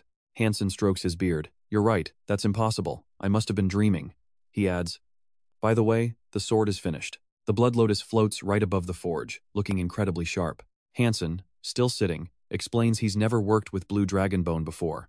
He had no idea the mana would overflow and erupt into flames like that. Vin Tran slowly approaches the sword, carefully grasping the hilt with both hands. A golden aura immediately wraps around him. As Vin Tran draws the sword, it shines as bright as the morning sun. He feels the sword resonating with him. A new mark appears on the blade, identical to the mana circle he received from the Dwarf King's blessing. Hansen asks, why are you just standing there frozen? Don't you like it? Vin Tran smiles. Not at all. This sword is beyond amazing. Julian, however, feels like something is very off. This makes Vin Tran curious and he asks, what is it? Julian replies, if this sword was an inheritance for Patriarch Aslan, he should have known about this dragonbone reaction. If I were Aslan, I would have given a warning. Or maybe there's a specific reason he didn't mention it. Time to prepare for the next dragonbone training session. Vintran smiles and asks, Hansen, can you forge me another new sword? He replies, already wanting a new one? You definitely don't like this sword, do you? Since you made such a great one, the next will be even better. Trust me, you and I are sticking around for that. Alright, you and I are diving back into the heat of battle as our hero faces impossible odds. What is the real problem here? Do you honestly believe we have any hope of surviving another encounter with a dragonbone beast? Vintran remains perfectly calm while Julian covers her mouth and laughs. Suddenly, another massive chunk of dragonbone appears right in front of a stunned Hansen. It is Relsa, handing it over just like the last time. Since you seem to be in desperate need of dragonbone, I decided to bring some over myself. Hansen is totally floored. His jaw drops just like last time as he screams, Wait, is that another dragonbone sword? The great attendant mimics Vin, putting a finger to his lips to signal the blacksmith to be quiet. Only the master knows this secret. Hansen quickly covers his mouth, eyeing Relsa while they prepare to forge yet another legendary blade. Is this meant for one of Sarvana's noble subordinates? She replies coldly, No, this is a blade meant strictly for the young master and nobody else. Holding the bone, Hansen admits she is quite the negotiator. Fine then, he will agree to do it. I do not care how long it takes. I will forge the most perfect dragonbone blade the world has ever seen. Relsa heads back to the mansion, her mind a complete whirlwind of complicated and messy thoughts. She had given up on him long ago, but seeing how much he has matured leaves her completely stunned. She is so lost in thought that a sudden voice startles her. Forgive me, Relsa. It is none other than Vin himself stepping out from the shadows. Vin says he wants to repay her for getting the dragonbone, but Relsa just smiles. No need, my lord. The payment for this blade was already received 14 long years ago. Relsa bows deeply. You were born and proved your excellence as a warrior. That is the greatest reward. But what about this? Vin slowly draws the blood lotus. If that is the case, you are about to be even happier, he says. Relsa stares at the glowing seal on the sword. Vin had been planning this strategy since his fight with the blood demon, searching for any way to defeat a powerful 7-star warrior. He levels his blade with a confident grin. Today, I will defeat you and take your secrets for myself. Relsa slowly draws her own steel. I have told you before I will not be holding anything back today. Now pay attention, because this training session is about to turn into a full-blown war. A massive wave of frost energy explodes forward. Vin crosses his arms, barely holding his ground against the freezing wind. He feels the bone chilling cold air. Relsa whispers, not yet, as she prepares to launch her attack. She lunges from the sky, her voice cold and mocking as she goes for the kill with absolute seriousness. You have absolutely no chance of winning this. She slams her sword down with crushing force, while Vin raises his blood lotus to desperately resist the impact. He braces against the impact, the sheer pressure making the ground beneath his feet shatter and sink. An earth-shattering explosion rocks the yard, sending light and debris flying in every direction. Relsa's blade slams into the blood lotus. It does not budge, though Vin's face shows the pure strain of the clash. Relsa is stunned. He actually blocked my 4-star mana? This kid is definitely something else. Any normal sword would have been pulverized by this much mana already. His blade is still whole. While defending, Vin channels his mana in a sharp zigzag pattern, aiming it straight toward Relsa. He slashes upward while she is distracted by her own thoughts, forcing her to leap back into the air just to dodge the sudden, violent counterattack. This style is totally different from his usual force. What kind of insane power is hidden inside that blood lotus? Wait, did you catch that? This sword isn't just a weapon, it's actually absorbing her power. A sword that perfectly reflects its master. This is the blood lotus's brand new power. Relsa lands, noting the enhancement. Vin nods. Master Hansen really outdid himself with this work. She smiles, melting into the freezing mist. I am going harder now. Vin realizes she has vanished. He senses it. Relsa is already right behind him, moving like a ghost through the cold. She circles him at lightning speed, creating a deadly ring of absolute zero temperature. Vin shuts his eyes. Do not let the speed deceive, you just feel the flow of her mana. He finally tracks her location and strikes. But he was dead wrong. She instantly teleports behind him, her blade already swinging down for what should be the finishing blow. You are wrong, she whispers. You would expect him to be terrified here. But Vin just smirks. Yes, of course I was. Then, in a move no one expected, he catches her razor-sharp blade with his bare hands. You were aiming to strike me from behind. An arc of pure mana sweeps across the air, right toward Relsa's throat, leaving her completely paralyzed with shock. So what do you and I think? Is Vintran officially a monster now? Alright, you and I are about to watch a supposed failure rewrite the rules of combat. Round 1. Beauty Queen, a devastating upward/surges with Vin's terrifying power. He just snatched Relsa's sword barehanded. His other hand swings the blood lotus for the finisher, unnervingly skilled, triggering a massive, earth-shaking explosion. Relsa touches down inside the massive crater carved out by that last devastating technique. He used both styles, But that second move was a total shock. Now, they face off in the circle. The High Chamberlain realizes her sword is gone. Vin tosses the blade back to her feet. "Go on, pick up your weapon," he says. Still looking completely confident, he refuses to take a cheap win against an unarmed opponent. His words leave Relsa stunned. Will the pride of a level 7 warrior ignite her rage? Grabbing her sword, she calls him arrogant. She warns him that not every swordsman or monster will show him the mercy she does. Stronger enemies will not care about his circumstances. Suddenly, a massive mana crest erupts behind her. The freezing aura from the mana mark sends a chill through the air. Ice begins spreading beneath her feet. Relsa is serious now. Remember this lesson, young master. Vin just smiles. Winter is coming. He gets it. That radiance is blinding. Relsa charges, her eyes reflecting nothing but cold intensity.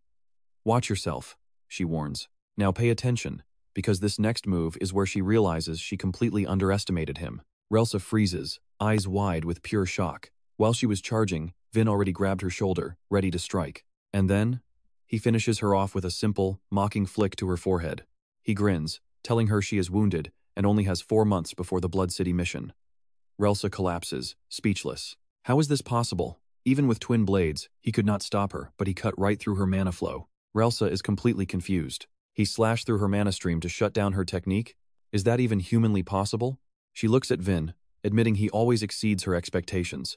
He has not forgotten the reward she promised him. Standing up, she agrees to tell him.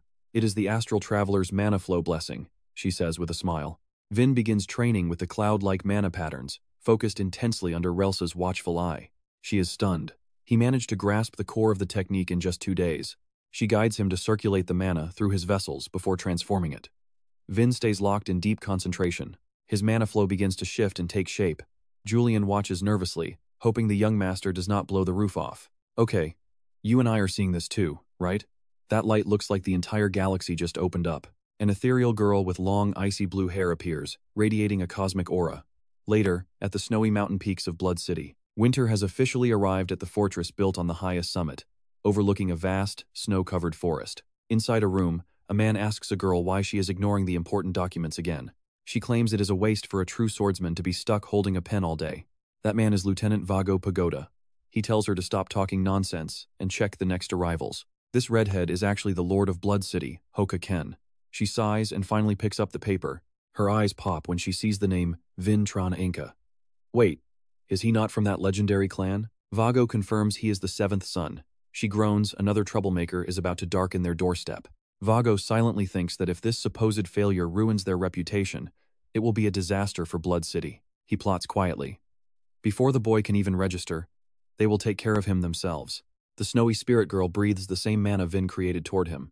A freezing storm erupts, making Julian panic. What is happening?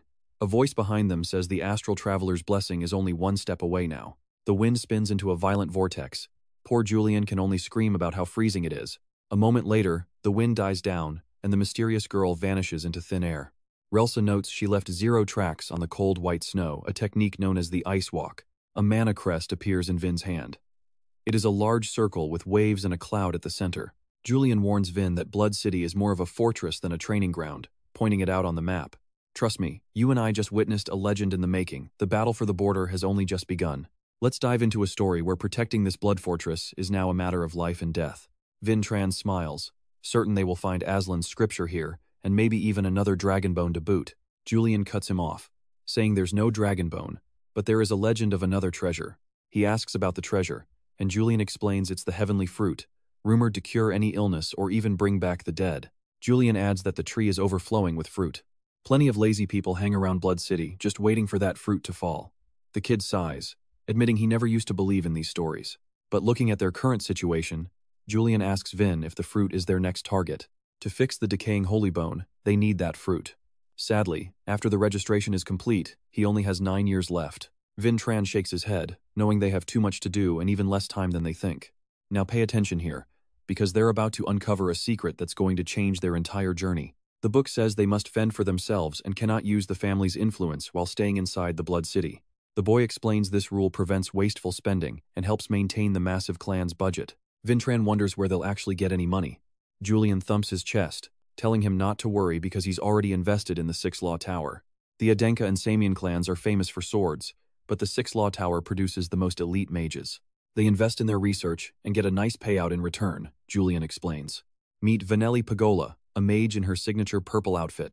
Julian warns that every cent of their investment will vanish if this co-owner meets an early end. As Julian explains, we see Vanelli busy writing when someone knocks, and she tells them to enter. She is so focused on work, she doesn't look up, asking if she hadn't already said enough. You saw that too, right? A shadow creeps up and draws a blade.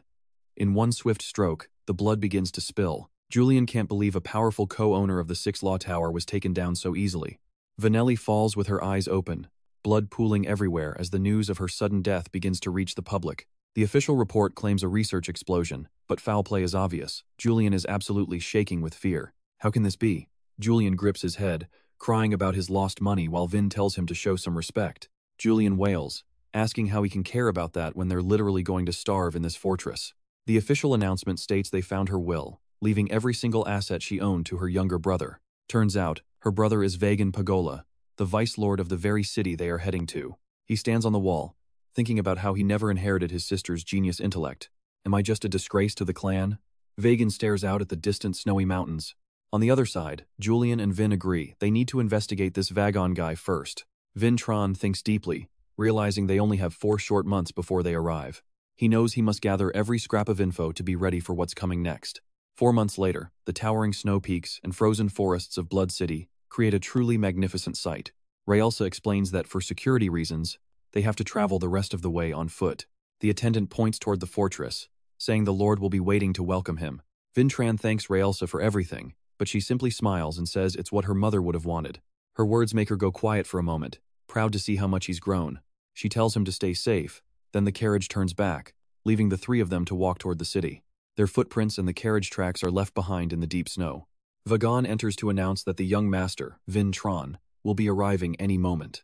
The lord of the city looks bored, complaining about having to do formal receptions. While Vagon argues it is her responsibility, a voice from the communication stone reports that monsters are invading the local lands. Hearing this, she stands up instantly, full of energy. As the lord, I have a responsibility to protect my people. She leaps out the window, leaving the young master to Vagon. And trust me, you and I need to see what's next. All right, you and I are about to see this girl jump straight from the balcony with a huge smile, completely ignoring the Vice City Lord shouting after her. A soldier asks how to handle young Master Vin Tran, and Vagon coldly replies that he will go meet him instead of the City Lord. A moment later, Vagan appears atop the city walls and leaps down gracefully. The 2 guards nearby turn and immediately recognize him. They quickly salute to honor his glory. He acknowledges them and immediately asks for the location of young Master Vin Tran. The guard hands his binoculars to Vagon and points toward the forest. Vagon raises them and peers deep into the distant tree line. He spots Great Steward Relsa standing right there, smiling brightly in front of the young master. Hearing that name, the soldiers realize who she is. That is the legendary Relsa, the Galactic Wanderer. Vagan scowls, thinking the young master must be truly useless if he needs such a powerful guide. The guard asks about the exam. Will the difficulty be lowered? Vagan says no stick to last year's plan, as he intends to personally test the boy himself. Vagon conjures 2 mana circles spinning around his hands. He is determined to pull these weeds out by the root before the kid can even register. He forms a magic mana circle on his palm and shouts out a command. The first round of the exam Taming the Void Monsters starts right now. Meanwhile, 3 figures are struggling up a snowy mountain path toward the Blood City, surrounded by thick forests and jagged cliffs. Wisan spots something and calls out to Seri, asking if that massive structure ahead is the Blood City. Before them stands a magnificent fortress of red and white, built right onto a sheer cliff face in an incredible display of power. Suddenly, a blinding flash of light erupts from the center of the city, catching the group by surprise and sparking their curiosity. A roar echoes from the nearby trees. They immediately go on high alert, listening to the heavy footsteps of a beast charging through the snow. Now pay attention here, because Vin Tran just smiles. He realizes the test has already begun. He draws his blood sword, ready to see if his months of grueling training with Relsa will finally pay off. Resting the blade on his shoulder, he throws out a challenge, saying he is happy to receive such a warm welcome. From the shadows of the forest, glowing white eyes emerge as a massive black and white paw steps out toward Vin. That beast is the deadliest predator of the snow mountains, the legendary blue-eyed white tiger. Wisan and Seri are shivering from both the biting cold and the terrifying monster before them. This is exactly why they hated coming here. Vin Tran orders his servants to run for the Blood City the moment he moves. He bolts to the right, taunting the beast. "Come and get me, kitty!" The tiger locks its gaze on his every movement. Since it is a blue-eyed white tiger, it reacts instantly to fast motion. Sure enough, it begins chasing after Vin with incredible speed. He glances back and smiles, knowing he has successfully lured it in. But then, he senses that something is not quite right. Vintran realizes that while it looks like a tiger, it does not feel like a living, breathing monster at all. Once his servants are at a safe distance, Vin stops and faces the beast, determined to take it down regardless. A streak of mana stretches from his blade toward the tiger as he prepares to strike. But before he can move, another one leaps out to attack him. He flinches in shock. Another one already? Vin quickly uses body reinforcement on his legs and leaps high into the air, narrowly dodging the claws of both tigers. Okay, I know what you are thinking, but check this out. 18 of those tigers just stepped out of the shadows. Julian warns him that it is impossible to defeat that many enemies with only 2 absolute sword strikes. Vintran starts to feel uneasy, noticing that the situation is becoming very strange. He notes that these tigers never hunt in packs, and despite being predators, there is absolutely no scent of blood on them. As the tigers pounce, Julian wonders if they were actually created using high-level magic. Back at the city, Vagon continues to control the magic test, frowning as he wonders if Vin has already figured out the truth. This is a high-level illusion summoning spell. The monsters are smarter than real ones because they are controlled by a human mind. He mocks the useless 7th young master, wondering how he will survive. Meanwhile, Vin remains perched on a tree branch.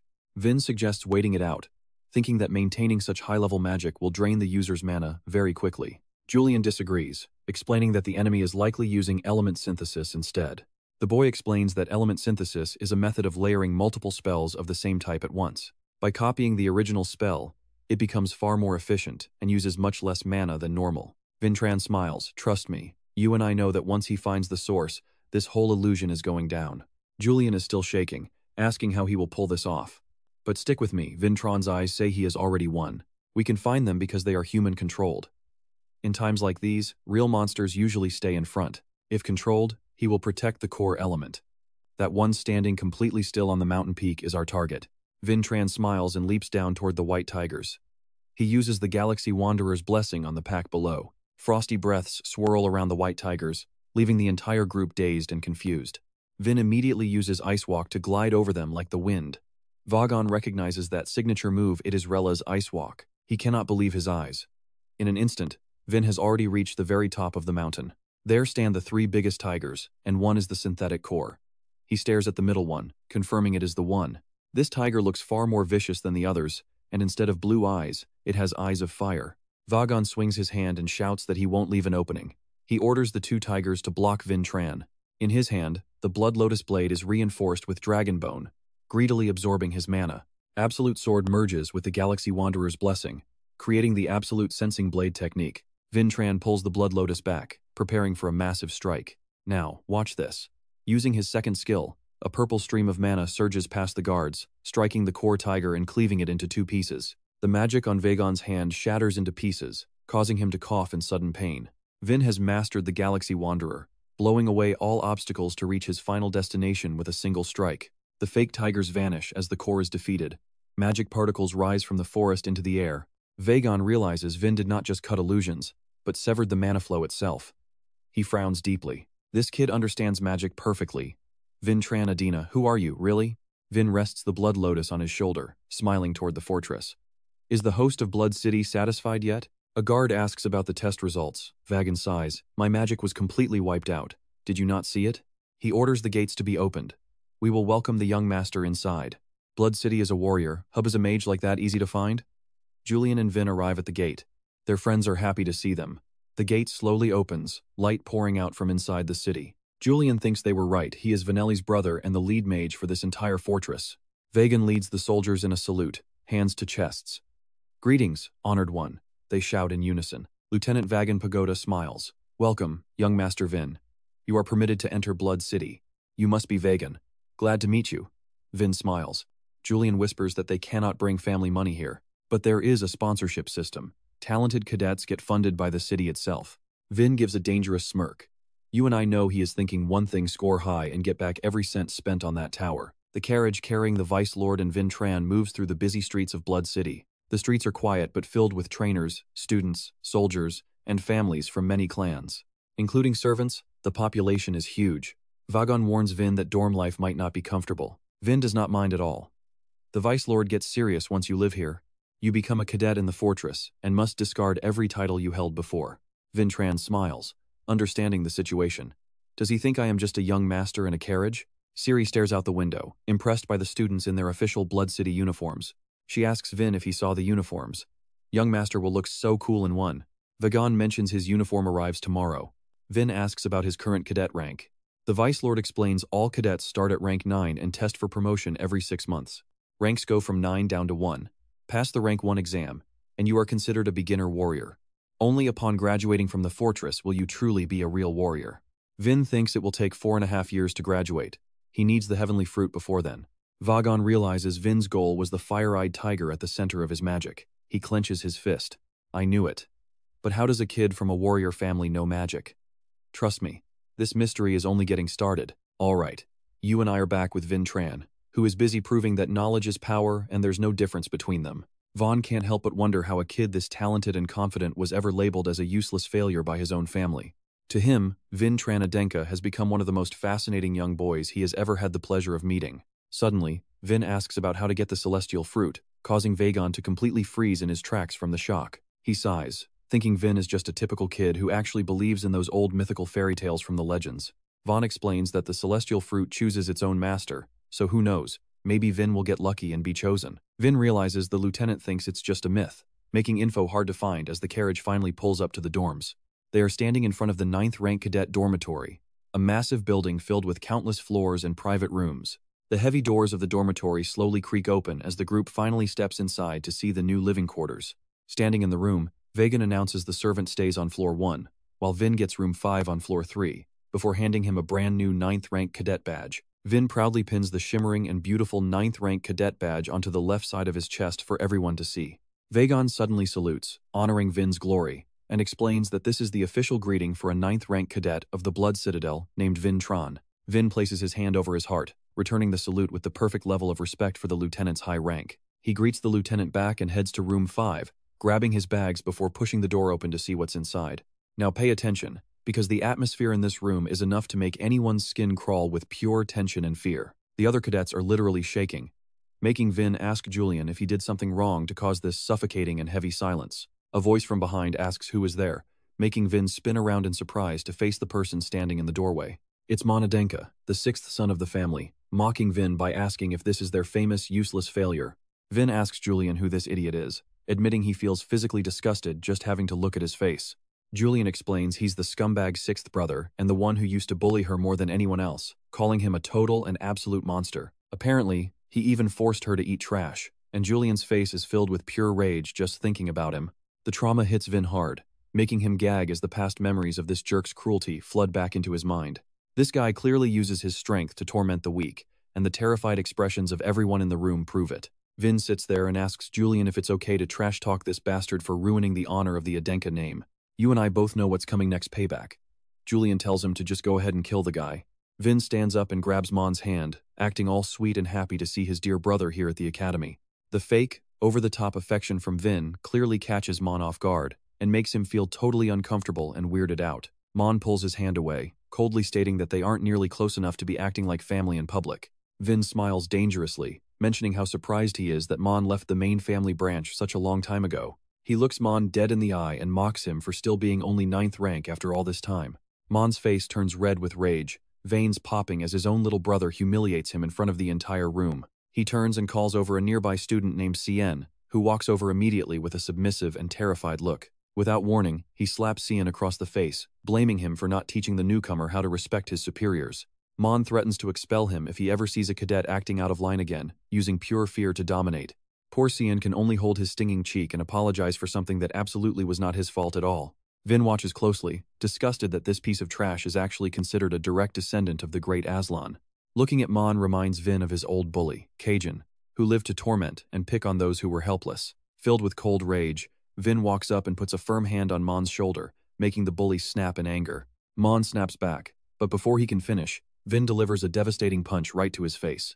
Cien and the rest of the room freeze in absolute shock as Vin glares with nothing but hatred and disgust. Despite taking a direct hit to the jaw, Mon just wipes his mouth and lets out a dark, twisted smile. He prepares to strike back, asking Vin if he's ready to finally taste a real punch from someone stronger. Vin easily slips the punch, thinking about the combat lessons he has already mastered since arriving in this strange world. Nothing matters more than strength here, and Vin grabs Mon's collar before lifting his entire body off the ground. And trust me, you and I just watched this bully get exactly what he deserved. Slam down hard. Alright, stick with me, you and I are about to watch a supposedly weak kid turn into an absolute legend right before our eyes. Vincent stands there brushing off his hands while his dear brother growls in rage on the ground. He stands proudly before the crowd. He tells them that the only fear a martial artist should feel is reverence. Overcoming that fear is the only way to reach the peak. Behind him, Mo Lan is fuming, his teeth grinding as he glares with literal death in his eyes, calling Vin a bastard. He swings his blade with pure killing intent, aiming a direct strike right at Vin Tran. He screams about how Vin dares to provoke him in this room, but Vin simply smirks, dodges effortlessly, and looks back. He settles into a low stance, his gaze fixed forward with intense focus. Julian is shocked by the sudden turn of events, but looking at his brother, he thinks they can turn this into an opportunity. In front of them stands a brother consumed by rage and killing intent. Meanwhile, near Ya City, piles of blue monster corpses are stacked high. The village chief is thanking the city lord for personally handling the monster threat for their people. The villagers can finally sleep tonight. The city lord waves it off, but the old man insists they stay for a drink. She rubs her head awkwardly, mentioning she really shouldn't be drinking while she's on an official mission, but refusing his hospitality would be too rude. Before she can finish, the vice city lord, Vagon, appears behind her asking to join. He gives her a cold stare, saying he needs a drink because his superiors are constantly driving him crazy. The city lord is startled to see Vagon. A moment later, the table is filled with delicious meat and plenty of wine. The female city lord wonders if the direct descendant Vin Tran really just managed to take down a synthesis element. As they sit in the tavern, Vagon asks if she even understands the gravity of what he's talking about. She snaps back, asking if he thinks she's a mage. Then, the official begins to explain the situation. Now pay attention here. Vin Tran destroyed something that even a 7-star martial artist like the city lord has never heard of. He asks if she realizes how incredible that feat truly is, while taking another drink. She isn't impressed, asking if the other heirs didn't destroy mountains or something. To her, he still sounds like a coward. She starts teasing Vagon, saying he must be excited to find a coward who acts just like him. Suddenly, the communication stone rings. Someone is begging the two of them to return to the city immediately. Vagon holds his head, asking what's wrong. They report that Rank 9, Lan, and Vin Tran are demanding a mediator for their duel. This catches Vagon completely off guard. He still can't believe what he's hearing. Stepping into the teleportation circle, Vagon's face is incredibly tense as they travel back. That kid just arrived. Soon, the two Adenka brothers face off while Vagon and the guards arrive at the Rank 9 dorms. The officer makes an announcement. He tells Vagon that since it's a duel between direct descendants, he accepted student Vin Tran's request. Vagon tells Braun he did well, and to keep reporting everything related to the student named Vin Tran. Now here's where it gets interesting. Vagon stands between them and addresses the massive chaos Vin just caused. He says they will overlook the discipline because of the official report Vin Tran submitted earlier. Mo Lan calls him a sly fox, but Vin just smiles, telling him he'll take that as a compliment. Vagon declares that as the official, he permits the duel, telling both of them to maintain their honor. Vin Tran pulls a Blood Lotus blade from his cloak. Mon draws his sword but stops, wondering what that weapon is. He wonders if it's the real Blood Lotus, then accuses Vin of using a fake to imitate their father. Vin Tran calmly asks if it really looks like a cheap imitation to his brother. Mon is confident, betting his right wrist that it's a fake. Vin just smirks with a deadly look in his eyes. Vin tells him to remember those words. Mon laughs, channeling mana for a fear-based blessing from the Daughter of Fear. He launches a mental attack, trying to force Vin into submission with pure terror. The aura is so strong that even the bystanders start to shake. Zen begins to tremble from the pressure. Sari is no exception, her whole body shaking with worry for her master. Julian asks Han if he's okay. Looking at how calm he is, Julian is baffled. He wonders how Vin can be totally unaffected by the skill. It's simple in Vin's mind. A swordsman must never feel fear when facing another warrior. And trust me, you and I just learned that the only thing a true martial artist should ever feel is reverence. Alright, you and I are about to see Vin Tran prove that pure willpower beats everything. Mo Lan is panicking. How is this guy not affected? The crowd is just as confused as he is. Mo screams, accusing Vin Tran of straight-up cheating. Vin doesn't care. He ignores the shouting and coats his body in a thick purple mana shield. Mo charges with his blade, screaming that he will use magic to tear Vin to pieces. He slams down a devastating blow right where Vin was standing, grinning like a madman as he asks how it felt. But wait, the dust clears, and there's nobody there. Mo panics, screaming, "Where did he go?" Before Mo can even process what happened, Vin is already standing right behind him. Mo spins around, shocked at his speed. Without a second of hesitation, Vin delivers a massive kick straight to his dear brother. Mo barely manages to block, but the force sends him flying. That impact definitely left a mark on his arms. Now watch this. Before he can even recover, a wave of lethal mana appears right in front of his face. Mo Lan desperately raises his sword. Vin is not holding back, reinforcing his body for a heavy strike. The blades collide with a blinding flash of light. You can see Mo is struggling just to stay standing. The force of the slash slams him into the ground. Mo Lan is finally feeling the pain of this fight. Vin jumps back while Mo stays down. Vagon watches, thinking that while Mo is trash, his raw power is no joke. That power is the only reason he stayed at the top of the student ranks for so long. But right now, Vin is a total threat to that position. Suddenly, a new voice interrupts the tension. A purple-haired girl drops by and asks why the dorms are empty and what is going on. This is Selbyra. She spots Mo on the ground and asks if that loser is really the top student. Zen explains that Vin is the new guy and he is absolutely incredible to watch. Vin said respect is the only fear a warrior should feel. Zen wonders if he could ever be like him. Selbyra just crosses her arms. She knows this fight is far from over. Mo is still on the floor, but his hand starts glowing with a strange, eerie light. Having a blessing is one thing, but mastering it is a whole different story. Julian is hyped, shouting for Vin to crush him. Vin feels it too. Something is definitely wrong with the energy in the air. He looks at Vagon, wondering why the lieutenant hasn't stopped the match and declared a winner yet. And here it is.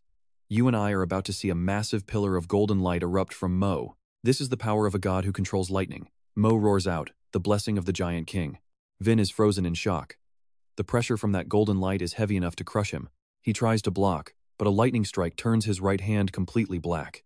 It is devastating. Mo Lan stands there, wrapped in golden electricity. He laughs, asking Vin if he likes this new power. His lightning is off the charts now. Julian is terrified, saying this should be impossible. Mo's only trick was supposed to be fear. Julian has known him forever and never saw this coming.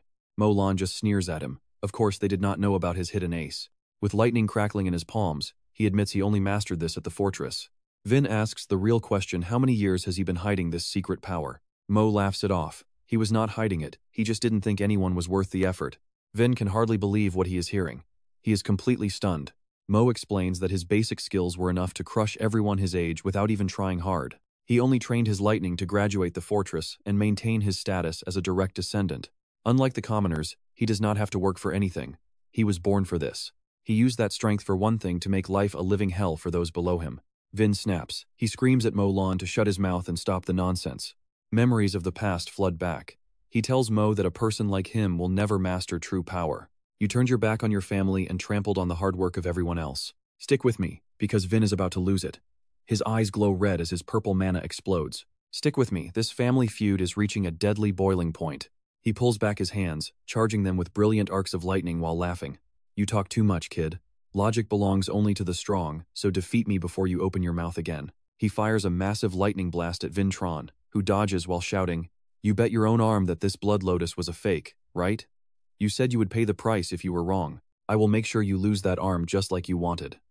Vintran thinks to himself, 2 more moves. I will use one phantom technique and finish this with the King of Blossoms absolute sword slash. Mo Lan roars at the airborne Vintran.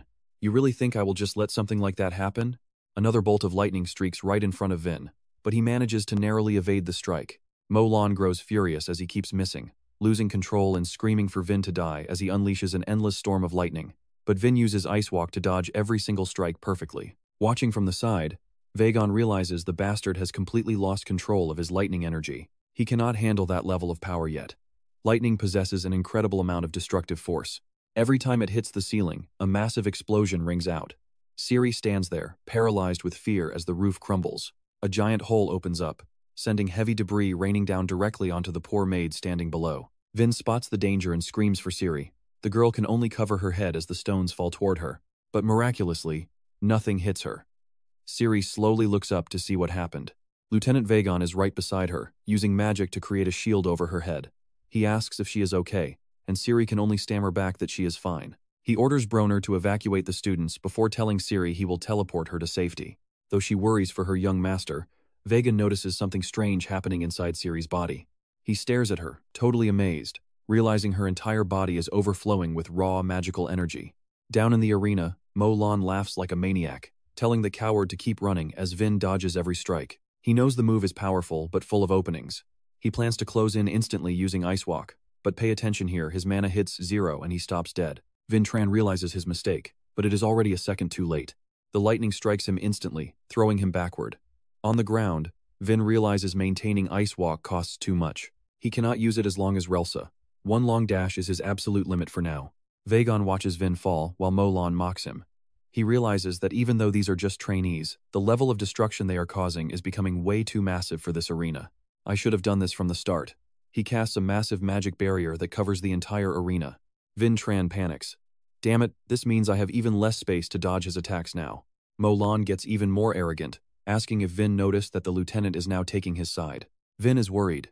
Getting close is nearly impossible now, especially with his sword techniques being restricted. His enemy is peeking while Vin is still recovering and reaching the limit of his Ice Walk. What should he do? Julian steps in with a clever idea. You do not need to get close. We can use the magic barrier to trigger an explosion right on top of him. Molan slams the ground, sending lightning at the now calm Vin.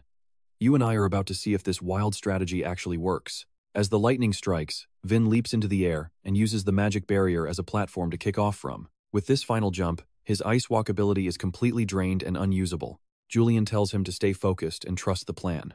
Molan raises both hands, charging a massive lightning orb. Nice jump, but let us see you dodge this lightning in midair.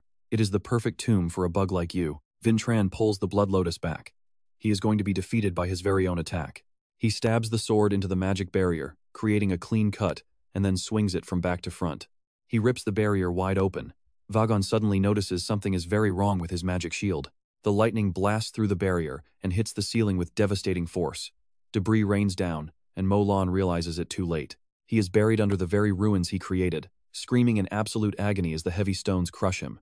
He lies there, face twisted in pain. Vin Tran steps forward, pinning him down under a heavy stone while reminding him a warrior's oath is everything. He leans down slightly and looks at him.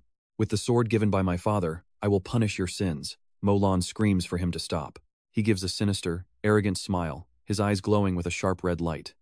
Vin says, a younger brother like me cannot let his older brother become a total liar. He swings, severing the arm. Trust me, you and I just saw a legend's birth.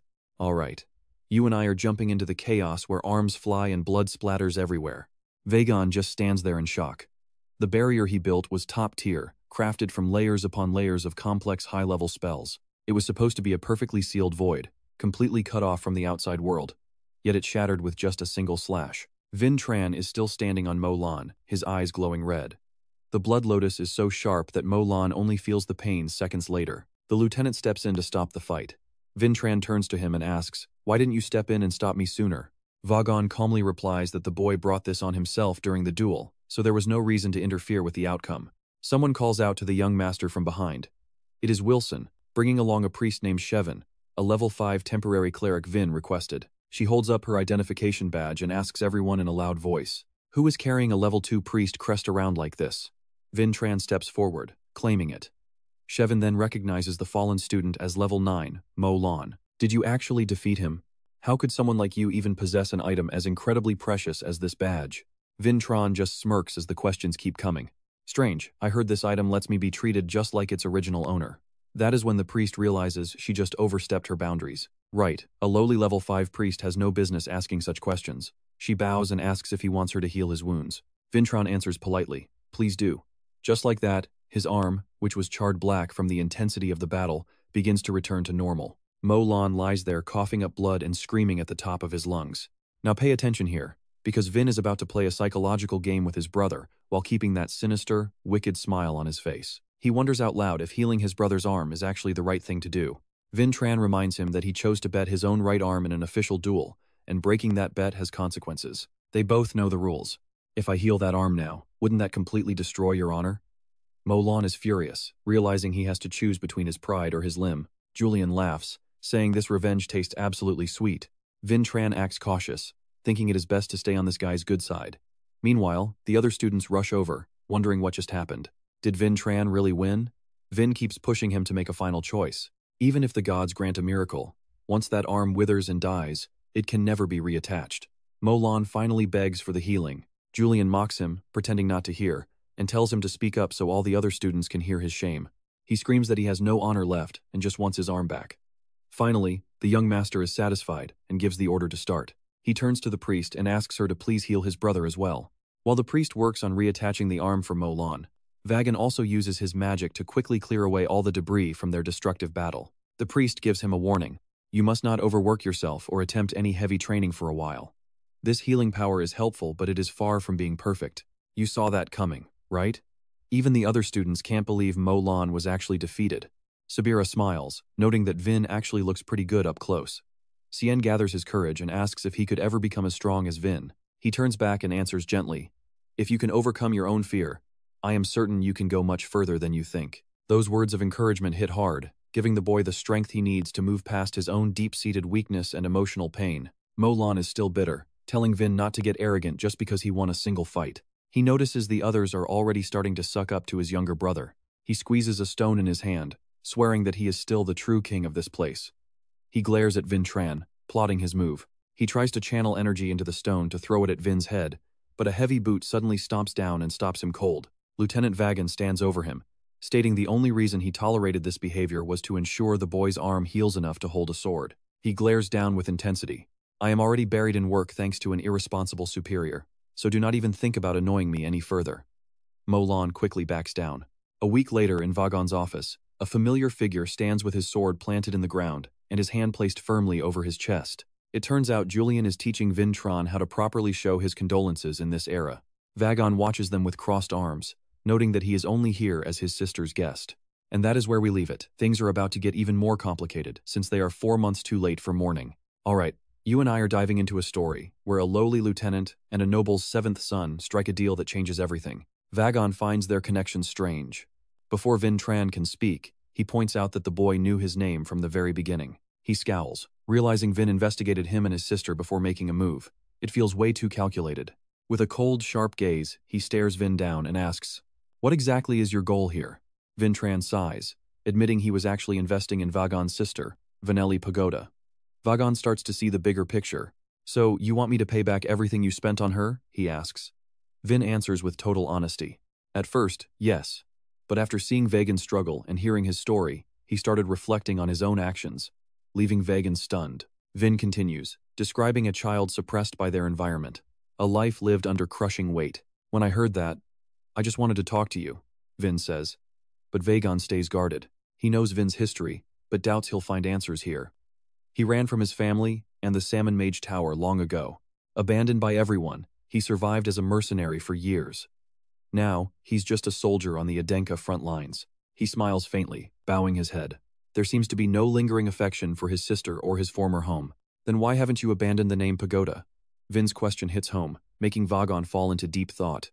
Silence fills the room as they lock eyes. For a moment, it feels like they truly understand each other's pain. Back at the dorms, Mo Lan stands alone, watching the other students laughing and chatting without him. They give him a quick, cold glance before ignoring him completely, turning back to their conversations as if he doesn't exist. Powerless, Mo Lan sinks onto his bed, clutching his head in frustration as he stares at the ceiling in deep thought. Losing his entire status after just one match? It's enough to drive anyone to the brink of insanity. Behind his hands, his eyes burn with pure rage. "I'm going to kill you, Vin Tran," he hisses. Now, watch closely. A strange, dark mist crawls from under the bed. A shadow with glowing red eyes appears before him. "Do you really want to kill him?" it whispers. As Mo Lan freezes in fear, it asks, "Want me to help you?" Back with Vagan, Vin notes that the Pagoda name has led the Mage Tower for generations. It carries massive weight. Being a mercenary with that background must have been a struggle, Vin says, but he can't even finish his sentence.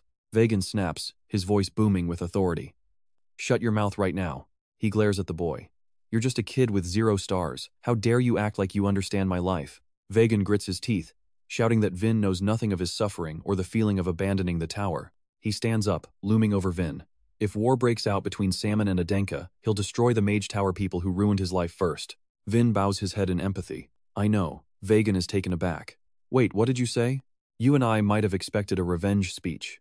But Vin reveals his true heart was only searching for love and acceptance. He challenges Vagon again. The only reason he keeps the Pagoda name is because he still misses his family. Vagon freezes, the realization hitting him like a physical blow. The heavy silence returns to the room once more. He slumps into his chair, remembering how brilliant and talented his sister always was compared to him. Looking back, he endured all that bullying simply because he admired and respected her so much. But her brilliance became his shadow, bringing him nothing but misery and constant comparisons. Everywhere he went, people asked why he wasn't half as good as Vanelli. He couldn't take the abuse anymore. So he fled, abandoning his family. "I thought I saw through you," Vagon admits. But I was completely wrong. Vin Tran tells him it's okay to be honest. Human emotions aren't simple, and they never will be. Vagan laughs. To think he's getting life advice from a kid. He stands up, looking at Vin with new eyes. Even though his sister is gone, he can finally be honest with himself. He gives Vin a knowing smile. Since Vin invested in the Mage Tower, Vagan decides to become his official sponsor and financial backer. No more worrying about money while in the city. Vin is overjoyed, while Julian realizes their luck has finally returned. Outside the room, Julian is impressed. You really have a way with words, don't you, kid? He lists them off: Revan, Relsa, Master Hansen, and now Vagan. Vin asks why he sounds like a con artist. He insists that every single word he said to them came straight from the bottom of his heart. Julian is impressed by his silver tongue, but suddenly a strange sound echoes from ahead. Trust me, you won't want to miss what comes next. Alright, let's dive into Vin Tran's world where things are about to get seriously intense. The chief is famous for being picky, yet he actually chose to sponsor our main character. A girl approaches, introducing herself as the representative for the Grade 9 junior cadets. Since girls stay on the second floor, they have never actually met until this moment. Spira asks if he thinks his brother finished the mission, revealing she reports to the professors. Suddenly, Vin Tran feels a strange sensation and realizes something is very off about her. A pair of massive eyes appear behind her, reminding Vin of his mother's unique power. Spira uses her special ability, differentiation, to analyze Vin's hidden strength and true potential. She wonders how he defeated a monster when he doesn't have a visible star symbol. It's shocking because, for some reason, she cannot gauge his potential at all. Vin pulls his hand away, telling her he doesn't appreciate being greeted with a hidden power. Watch this closely, even the professors shouldn't be able to sense her power. Yet Vin did. Confused, Spira asks what they are doing out, but Vin just flips the question back. Saizen warns him that cadets aren't allowed to wander alone at night because it's dangerous. You could catch a cold, or even run into the legendary evil spirit of Davi. Hearing the name of his past self, Vin grabs her shoulder and demands every detail. Spira blushes slightly as Saizen starts explaining the history of the Great Demon King. 500 years ago, after the Demon King lost, his soul shattered across the world. However, remnants of his soul still exist, forming dark contracts with warriors for massive power. These warriors trade their very lives as collateral just to achieve their own selfish goals. Vin wonders if this Demon King legend is real or just a story to frame him. Spira interrupts, saying that while fake contracts are reported, she doesn't believe the myths. Vin listens intently, his mind racing as he processes this information about his past life. You and I both know that whenever a character says a monster isn't real, it's nearby. Meanwhile, Molon is facing that spirit, which offers to grant his wishes through a contract. Molon trembles, asking if this thing is really the legendary evil spirit of Davi. The spirit tells him his identity doesn't matter as much as the power he provides. It tempts him, asking if he wants to reclaim his throne as the school's king. The spirit strikes his pride, and Molon's eyes turn red as the darkness takes over. Back at the dorm, Vin and Saizen return late while everyone else is fast asleep. Saizen heads out for his night watch shift, while Vin notices something startling. He realizes that Molon's bed is completely empty, and the bully is nowhere to be found. Out in the freezing snow, Saizen walks through the darkness with a lamp in hand. He carries out his duty, feeling the weight of silence and the terrifying night cold. Suddenly, he spots a strange mixture of red and black energy swirling in his path. Before he can react, slash! His left arm is severed in a spray of blood. Blood sprays everywhere as Saizen stares in horror at the figure emerging from the dark. A voice growls, cursing that it missed his throat and only hit his arm. Saizen stammers in pure terror, realizing that the monster standing before him is Molon. Possessed by the evil spirit, Molon laughs and demands to know where Vin Tran is. Saizen clutches his bleeding stump, yet he still draws his sword to face the bully. He asks if Molon really sold his soul, but Molon looks down with pure contempt. Molon mocks his bravery, laughing that the little brat actually has the guts to fight. Instantly, Molon grabs him by the neck and slams his head into the frozen ground.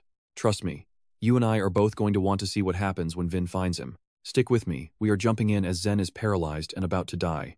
Suddenly, a flash of blue sword chi cuts through Molon just in time to save Zen. Barely escaping death, the kid tries to see his savior.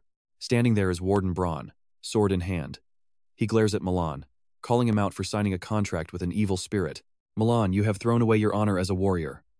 But words are useless now. Molon just gives Braun a sinister smile. Cutting you into 100 pieces will be way more fun than Zen. The warden sees his attack did absolutely nothing to the beast, so he orders Zen to ring the emergency bell immediately. Back inside Vincent's dorm room, he sits there staring at Molon's empty bed, realizing something is definitely wrong.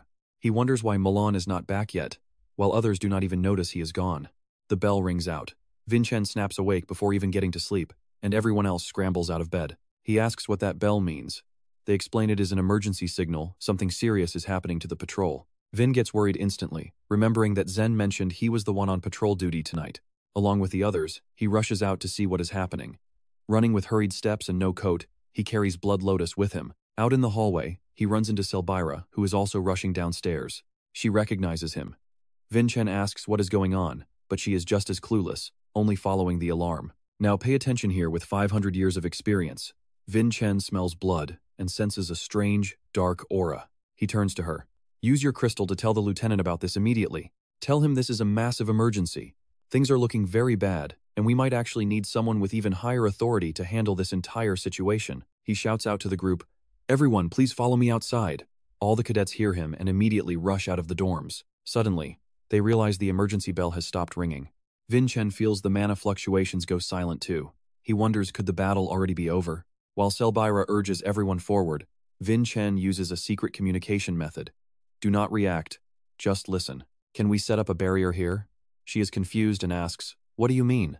Vincent says the fight is over and they lost contact, meaning the enemy won. Selbira thinks and says she knows a type of barrier. It is the triangle barrier, one of the 7 basics of Adenka. But she hesitates, looking worried. The group is still moving fast toward the outside world. The issue is that the triangle's peak needs a warrior at rank 5 or higher to create the barrier. Without that, it will lose balance and collapse. If they could just find Professor Brand New, they could do it. Vincent realizes the stakes. Just then, they reach the bottom and push the heavy doors open. The scene unfolds before his eyes. Trust me, you and I were not ready for this. Fresh blood stains the ground as a body is thrown down. It is Warden Braun, lying still with his eyes closed in a massive pool of blood from his stomach. A dark, evil shadow flies straight at Vincent. Found you! From within the darkness, Milan emerges with his blade. Vincent instantly draws Blood Lotus to parry the strike. He pushes back the sword filled with demonic ki. The enemy has not shown his face yet. He asks, who are you? Then Milan's head appears as all the students gather around. All you bastards who oppose me. Vin glares at him with pure rage. Milan, what have you done? Selbira stands there, horrified. Is that dark, shadowy aura for real? The cadets behind her are trembling. She adds that these traits look exactly like warriors possessed by the evil spirits of Dav. Vincent is stunned. Is he fighting his own kind? Milan raises his hand, gathering dark, sinister energy into his palm for a massive attack. I'm going to show you all who your true king really is. He unleashes a coercion skill, buffed by the evil spirit. The power overwhelms the younger students, making them cough and struggle. Some cannot take it, shaking and covering their ears. This move is even stronger than it was before. Vincent calms everyone down. Do not lose your cool. He draws Blood Lotus and channels his mana. We are warriors. Do not be afraid. Draw your swords now. Like magic, the fear from the coercion is pushed back. Milan scowls, realizing Vincent is breaking his grip. Vincent thinks to himself, a rank 5 warden was beaten easily. How on earth can I expect to handle Milan all by myself? You and I know he cannot do this solo. We need those reinforcements Selbira called for, and fast. Vagon is frantically writing in his office as his communication stone glows. Stick with me because you and I are about to see if these rookies can stall for time. Vintron asks Selbira if she can perfectly deploy that barrier she mentioned before. She is startled but says she has memorized it. Vin tells everyone they are about to create a triangular barrier together. Selbira is shocked. She grabs his shoulder, her voice filled with desperate urgency. Did you forget what I said? We need a level 5 martial artist or higher to be the core of this formation. Vin surprises her by stepping up. Purple mana erupts around him as he gathers every single drop of energy in his body, firmly declaring he will be the center. Hearing Vintran say he will be the anchor of the array, Selbira absolutely panics. That is impossible. You are not even a 5-star martial artist yet. Stop being delusional. You will be crushed into dust the moment this formation actually starts. Vintron turns back and says, You are an official cadet now, Selbira. Decide how to protect everyone first. She has no choice but to order the cadets to take the triangular defensive formation. Molan sneers. Are you fools really trying to form an array? Is this some kind of mass suicide pact? Vin just smiles. If you end up trapped in our array and lose despite making a contract with a demon soul, that is going to be pretty embarrassing. The villain lets out a confident laugh. Fine then. I will attack and give you the death you want. Form your little array, you bastards. Julian is worried, begging Vintran to use his ice walk to escape before it is too late. But Vin knows if he ran away now, he would be fine. But every single person standing behind him would be slaughtered instantly. The 9th grade cadets step into position, swords raised high as they chant in unison to join the battle. The formation is set with Vin at the top. This wind barrier creates a wall of defense. Now pay attention, because things are about to get wild. Vintron winces in pain. His mana is being drained dry, but he has to stay strong and keep the formation from crumbling. Molon laughs, glaring with dark eyes before swinging his sword at Vin. You are already reaching your limit and running out of strength, aren't you? His sword strike slams into the defensive barrier and gets violently repelled. The cadets struggle to hold on, but they have blocked a full power blow. Molon cannot believe his eyes as he grits his teeth in rage. Looking at Vintran still standing there, he cannot believe that kid survived his attack. Raising his blood spirit sword, Vin challenges him. Is that all you have got? Molon explodes in rage as his dark aura rises. He lunges forward, screaming at the top of his lungs. You think you can actually block this strike a second time? He rains down strikes powered by massive amounts of dark mana aimed at the formation. Two completely opposite powers clash in a struggle for survival. On one side, we see Molon laughing confidently with the support of evil, dark spirits. On the other side, Vintran is struggling to hold the line, using the resonated mana from the array and his fellow cadets. Vin winces under the pressure. This power is unreal. With that demon soul boosting him, Mo's lightning and sword arts have become far more dangerous. The villain pours more mana into the blow, calling them insects as he laughs. The cadets are still trying to hold their ground step by step. Bolts of lightning slip through the barrier, striking the terrified members inside. You and I saw that coming, right? Everyone is frozen in terror as a massive evil spirit with red eyes suddenly appears and glares down at them. They stammer in pure horror. Demon God Daven. Molon laughs. Your fear is exactly what I want to see right now, you pathetic children. Seeing the chaos, Vintran screams out, telling everyone to stand their ground and do not be afraid. A martial artist's only fear is losing respect. Do not be afraid of a coward who threw away his honor for the devil. Selbira stands firm. His leadership is restoring their spirit and easing the pressure on the triangular formation. She wonders if he is really only 14 years old. She realizes she does not have time to wander in her thoughts anymore. Cadets, listen up. On my signal, we will all channel our mana into the formation at the same time. Their faces look more determined than ever as the fear vanishes. Mana surges with fierce intensity as Selbira begins the final count. 1, 2, 3. The moment she speaks, a massive counterburst of mana refills the array and blasts Molon and his evil aura away. He is sent skidding back, forced to stab his sword into the ground to stop himself. Pushed back twice, he growls in absolute fury, calling them all pathetic maggots. Vin tells him to give up. The professors will be here soon, and time is on our side now. If you stop now and repent, you might actually avoid being killed. Hearing this, Molon lowers his head, looking like he is starting to waver.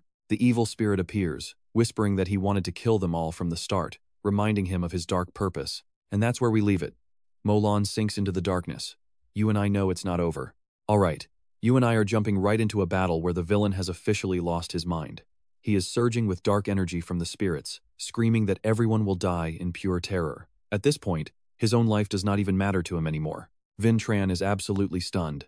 The enemy's mana is skyrocketing. Is he going for a one-hit kill? It looks like it. That evil aura is concentrating purely into his hand and his blade. Molon swings his sword upward with a savage roar, aiming straight for Vintran. Die. The impact is massive. The barrier cracks, the ground trembles, and the team is blown back by a mix of lightning and darkness. Selbira is still shouting warnings to the group. Watch out for the debris flying off the ground. Just as she says it, rocks explode upward, and one unlucky cadet takes a stone straight to the neck and collapses. But Vintran is still standing his ground, Blood Lotus in hand. He is determined to protect everyone, even as the formation begins to shatter. He winces, seeing the defense weaken as his teammates behind him fall. Molon sees the opening, leaps into the air, and brings his blade down. It is over, Vintran. Despite the fear, Vin's eyes are locked in. He will not back down with the Blood Lotus. He is facing an absolute monster of an attack, fueled by dark lightning. Now, you and I have to wonder, can this cracked barrier actually hold against that kind of power? It looks like it is done for, but as the dark smoke clears, the faint barrier is somehow still standing. Even Vintran cannot believe he is still on his feet. He looks down and sees Seizen lying there, sword still gripped tight. Everyone is shocked. Seizen used his last bit of strength to crawl over and pump mana into the barrier right as Molon struck. Even the villain is confused. He thought Seizen was already down for the count. Seizen's eyes burn with pure resolve. I am telling you now, I will never be afraid of your dark power again. Molon is furious, his anger letting the dark spirits crawl even deeper into his mind. He keeps cursing everyone, his eyes filled with nothing but death. Don't you dare look at me like that if you plan on resisting. Vintran tries to keep everyone calm and in formation. We just need to hold on a little longer. He knows the barrier is toast and Seizen is at his limit. Suddenly, Vin's eyes widen as he notices something incredible. A strange flow of mana appears before him, even though he has not even started a technique yet. He is wondering how he can suddenly see these glowing lines of sword intent. Pay attention here. Vin sees a path straight through Molan's right arm. He wants to wait for backup, but the shield is at its absolute limit. He is having a massive internal struggle. Does he take the shot or keep waiting? Attacking is a gamble, but waiting is suicide. The cracks in the formation are spreading fast. It is going to collapse any second. With no other choice, he tells Syrah the shield is about to break and to get ready. She is panicked, asking what he means.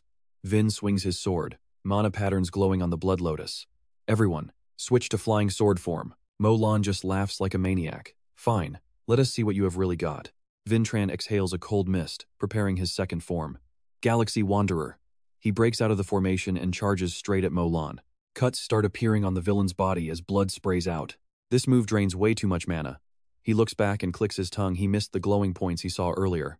He needs another go. But before he can reset, dark lightning surrounds him, along with a terrifying voice. Is that all you have got?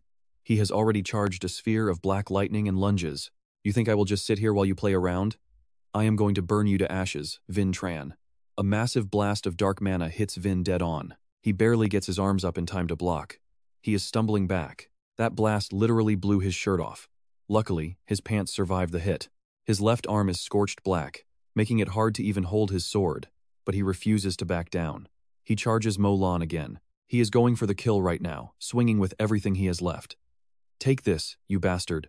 But before the blade can even touch him, Molan reaches out and catches it bare-handed. With a sinister smirk, he actually thanks him. Vintran coughs, looking completely drained and broken. He screams in Vin's face. You think I am just going to take a hit like an idiot?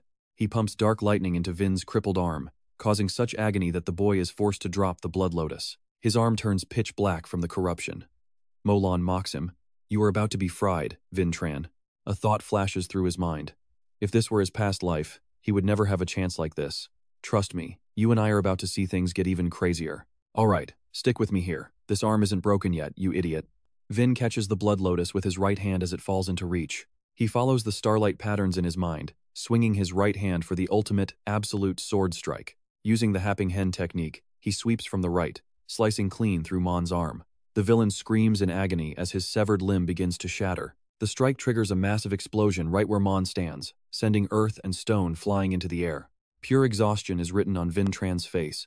Sweat pours down as his limits are pushed. He wonders if that bastard is finally down. A shadow emerges from the dust, glaring back at him.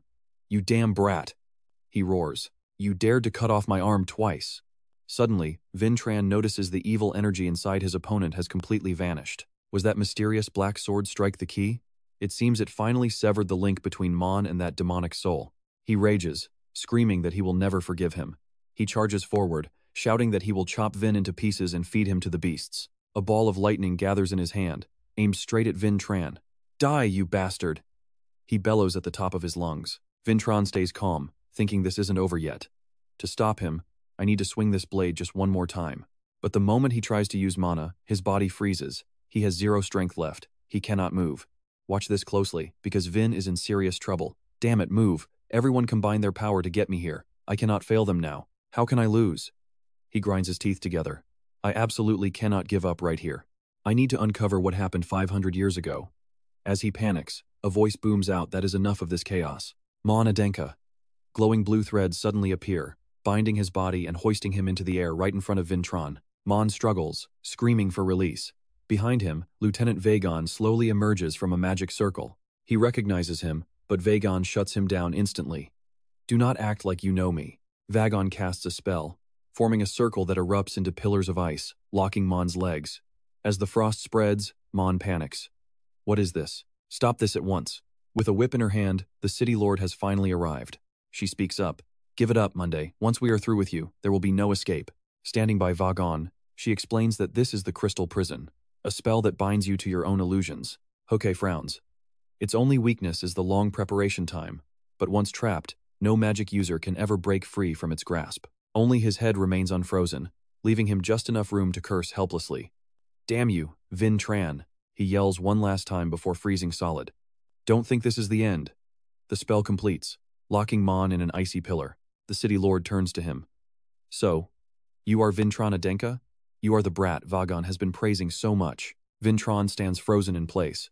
Seeing him in such a miserable state, Hocha starts to tease him. Good grief, are your injuries so severe you can't even open your mouth? She looks at the boy. Truly incredible endurance. You saved many lives today. She walks over, pats the young boy's head, and says, Vagon and I will handle the rest. You can rest now. Suddenly, Vintron's eyes flash with a strange, eerie red light. You saw that flash too, right? Vin, are you okay? Suddenly, he finds himself transported to a white space, surrounded by strange, floating frames. Where am I? He wonders. Suddenly, Julian's familiar voice echoes through the silence. My brother! The boy appears and asks, What did you do? Why did you push my body to such a point of total exhaustion? He looks at the boy in shock. Are you really, Julian? After a long night of cleaning up the battlefield, Hocha stands stiffly inside the mansion. She bows before the head of the family. I offer my deepest respects to your great glory, my lord. It is an honor to meet you, Lord Adenka. Sensing her discomfort, the lord speaks up. No need for such formality, Hoka. Dropping that heavy weight of etiquette makes you look much more like yourself. If you say so, Lord Khan. He rests his chin on his hands and asks, So, tell me, what happened? She prepares to report the unpleasant news. Standing before his desk, she begins her summary of the events that took place that night.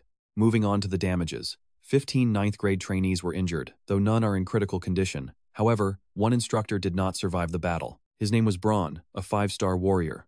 The trainees were lucky to survive that clash with Monday. The Lord falls silent, deep in thought. We share in this grief with the fallen and their families, as well as with those who were wounded in the line of duty.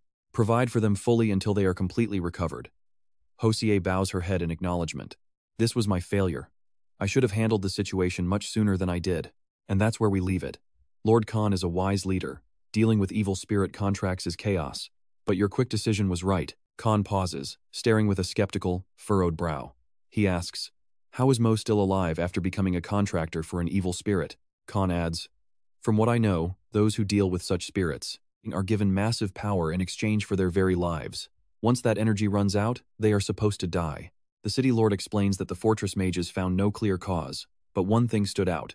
According to the students present, Mo went absolutely berserk after Vin Tran sliced off his arm in battle. Even crazier?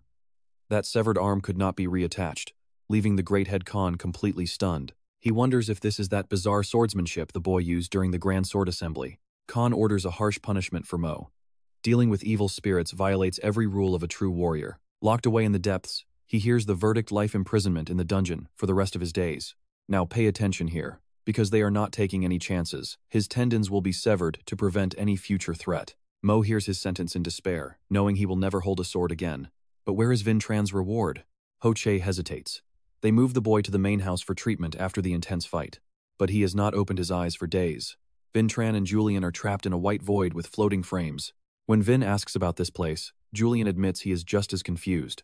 I ended up here right after you lost consciousness. Looking around, I think we are inside Mo's memories. Stuck in Mo's memory? Why? Julian replies, That is exactly what I would like to know. Do you think that dark swordsmanship you used against him has something to do with this? Vin thinks that this never happened in his past life. Entering the memories of a fallen foe, the connection between the spirit and his blade is eerie. Suddenly, a sound from a nearby frame catches his eye. I told you I did not want to go. Inside the frame, Mo is arguing with Lieutenant Vagon. I am already the strongest rank 9 student. Why do I have to train this lightning protector force? Vagon tells Mo he is a son of Adenka and warns him not to act like a clown on stage.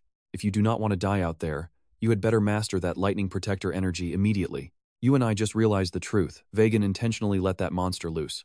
Vin Tran finally sees the motive. Mo sits down, frustrated. Fine, I will do it. He forms a lightning triangle at his chest to move his mana. Both Vin and Julian watch in shock at the raw power of the lightning protector energy. While Vin focuses on Mo's movements, a sinister black aura suddenly creeps up behind him. Vin turns to ask Julian what is happening, but his companion is gone. The void is now black smoke.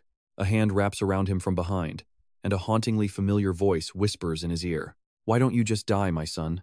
It is his mother from his previous life. Vin clutches his head. More familiar faces appear. His master, Nidia, Falk, and even Aslan are all there, but they are all drifting away. Vin reaches out, desperate to know what happened 500 years ago. Before he gets an answer, a blade pierces his chest. Someone else is here in the shadows. It is Kajin, the one who just stabbed him. Vin's body is suddenly bound by chains in a cell. This is the Salmon family dungeon, the hellish life he endured behind stone walls in his past life. From outside the bars, a voice cries, "You did nothing wrong. Power cannot hide the truth forever." Vin asks, "Who is that?" It is Aslan, face stained with tears, making a solemn promise. "I will keep fighting for you, even if it takes a very long time." Vin recognizes the name. Suddenly, a grown-up, elegant, and sorrowful Aslan stands right before him. Vin is stunned. Is that really Aslan? He had never seen her looking like a mature adult before his death. That figure speaks, revealing something impossible. Aslan is Julian. Terrified, Vin shouts back, "What? What are you saying? Aslan, talk to me." Despite his frantic questions, she only offers one final sentence. "Let's meet again." So what do you and I make of this 500-year secret? A reunion that defies time itself. The light shines brighter than ever. Vin Tran bolts upright, screaming as he reaches out for the truth. "All right, you and I are heading back to reality," as Vin Tran finally wakes up after a very long coma. Sitting in his large room, Vin watches the sunlight, while thoughts of Aslan swirl in his head. He clutches his head in confusion, wondering exactly what that man did to him. Julian appears as soon as he sees Vin is awake. "My friend, are you okay? You disappearing like that really scared me." Vin examines his hands and replies that he is fine. It feels like his body has been completely healed, but his mind is still flooded with those new memories.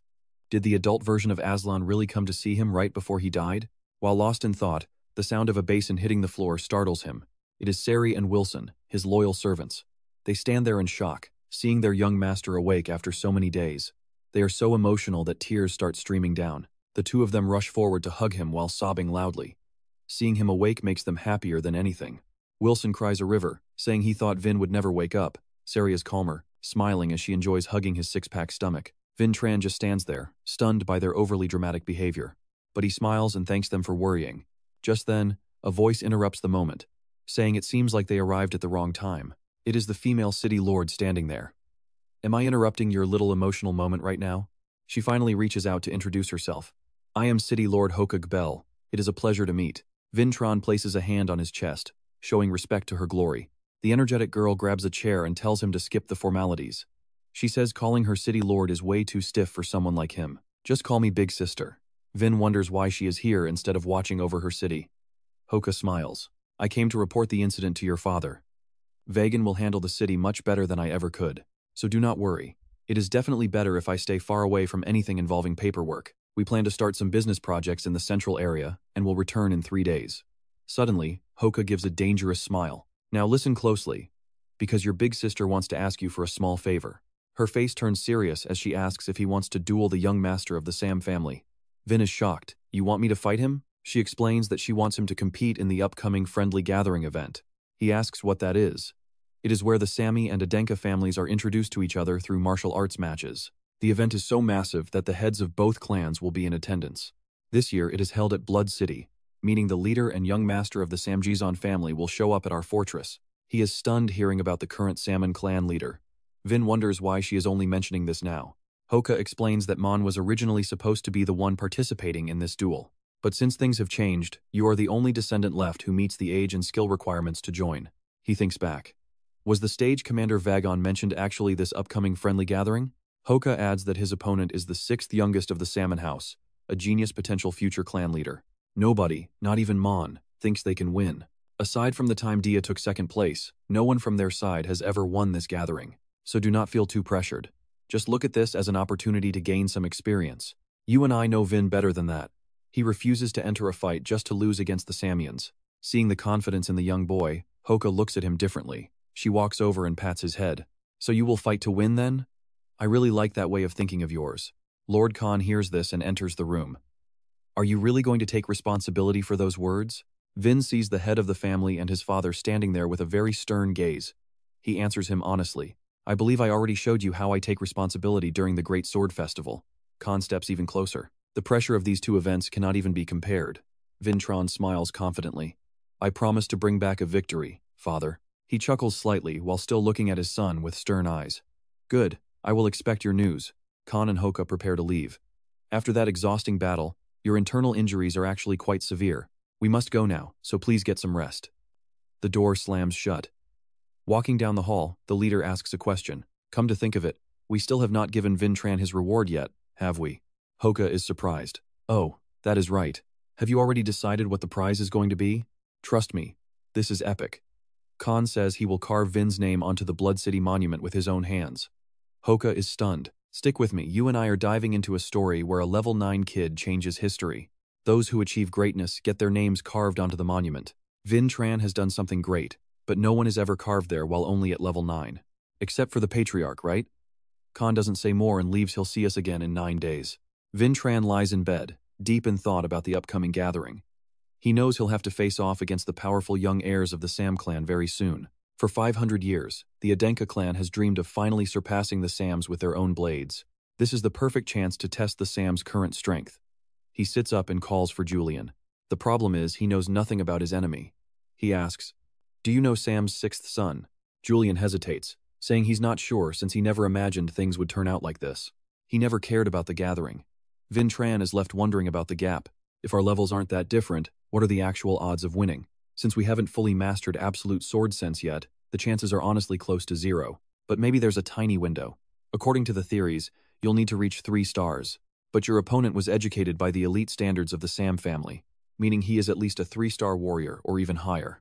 Now pay attention, because this massive power gap is enough to make anyone give up. Vin just yells, "No way!" Vintron stands up and starts warming up, stretching his joints while Julian watches him with concern. "Didn't you hear your father? Your injuries are severe, and you absolutely need to rest." He turns back with a grin, saying his body is healed. He just won't use magic during training. Julian grumbles, telling him to take better care of that body, "You ugly brat." Suddenly, a blade swings through the air, leaving trails of pale blue energy behind. Moving with his staff in hand, Vin is training with pure grit and absolute determination. He realizes that to reach the current level of the Sam family, he needs to channel every emotion, including feelings from his past life. While lost in thought, a familiar figure walks onto the field. This brings back memories. Our first meeting with swords was right here. Vin turns, stunned. It's Revan, standing there with a bright smile. "It's been a while." "Lord Vin Tran. Long time no see." They sit for tea as Revan asks about Vin's reported serious injuries. "I'm just glad you're looking well," Revan says. Vin thanks him, surprised by the sudden visit. "Oh, and about those things you asked me to look into, I finally found something. You saw that look, right? The truth of 5 years ago is finally coming to light." "Yes," Revan replies, "though I've discovered some things I'm not entirely sure about yet." Revan continues, admitting he's curious about his own family. Besides him, no one else in his entire household has any martial talent at all. Everything from our family size to our finances was much better than the other substitute descendants. Revan continues his story. Yet, he still couldn't beat Lord Vin in a duel. Revan asks, "Doesn't that seem strange? It's strange that my father, who has no martial talent or extreme wealth, has been able to participate in the Great Sword Assembly as an important member for so many years." Revan adds that after questioning him, his father finally gave him a real answer. "He told me that one day I would be his successor. Follow me, Revan." Revan's father leads him to a bookshelf while Revan asks where they are going. Then, his father uses magic to touch the shelf. The bookshelf immediately starts moving. Hidden right behind it is a dark, secret passage. He looks at the passage and tells Revan that even the Adenka Patriarch himself is forbidden from entering this place without my direct permission. Revan is speechless. "What is this place?" Revan's father explains it's an underground library containing unknown history. Every single record of Adenka from its very dawn, its entire history, and both its light and darkness are all preserved right here. Our high position within the clan is all thanks to our family maintaining this precious archive in absolute secrecy for over 500 years and across many generations. If this knowledge ever leaked, our family alone would bear the entire weight of that loss. They treat this as business. Revan spots something that shocks him. He finds a thick purple book labeled Hle. It is the long-lost, perfectly preserved records of the entire Hle clan. Vintron is overjoyed hearing this. He starts thinking that if those records really exist, they might contain the proof he needs to finally clear his name. But trust me, his hope is about to break. "All right, you and I are back." As Vintran explains, he must succeed his father first. Revan says that is fine. He asks nervously, "Are you sure you are okay? This is top-secret info about your family business you are handing over." Revan just smirks. "I already bet my life on that day, so I'm not overthinking it anymore." Vintran smiles. "Thanks, Revan." Suddenly, Revan turns around to grab something. "Oh right, I almost forgot this important piece." Vintran watches, confused, as Revan pulls out a glowing blue magic crystal. Revan explains, "I went to get my broken sword fixed, and the blacksmith told me to give you this." Suddenly, the stone glows, projecting an image of a bearded man. Testing. Not sure if this thing is working yet." Vintran is thrilled to see him. "Master Hassan, how have you been lately?" Before he can finish, Hassan vanishes. Revan explains it is just a message recorded inside the crystal. Did you not know this is an expensive stellar communication crystal? Vintron just stands there, totally stunned and stuttering. Of course I knew. I was just joking. Master Hassan reappears. I am leaving this message to share what I found. Keep this magic crystal safe. Its basic function is to store these recorded video messages. He smiles and begins his report. Now, here is everything I have learned about that blue dragon bone. Now pay attention, because the blacksmith reveals he cannot forge the perfect dragon bone sword yet. Vintron is shocked. You cannot forge it? Why? We already have all the materials ready. Hassan continues. Remember the workshop fire? I found the cause. Mixing blood lotus with dragon bone caused it. I used an eternal flame for the forging. As you know, blue dragon bone absorbs the user energy. A great god actually gave that fire the name, the steadfast flame. The bone absorbed the fire and exploded. Forging that bone the normal way is impossible right now. It is a bit too much for me currently. The materials and the furnace temperature just are not stable enough. Vintran looks down, discouraged. I see. Suddenly, Hassan speaks up. But I can turn it into a hammer. After testing it on a small fragment of the bone, I found the absorbed power was completely stable with no signs of exploding. It actually took me by surprise. If we do that, there is no bone left for your sword. But with that hammer, forging your blade might become possible. That is all I wanted to tell you.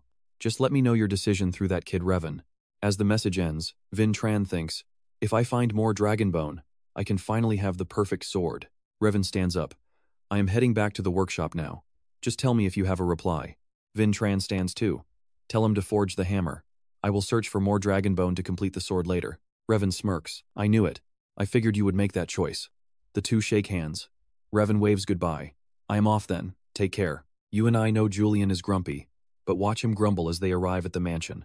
All that info from Revan and Hassan was basically useless. Vintran disagrees. Julian laughs. That is exactly what I needed to know. Now, I just need to get stronger for the upcoming competition.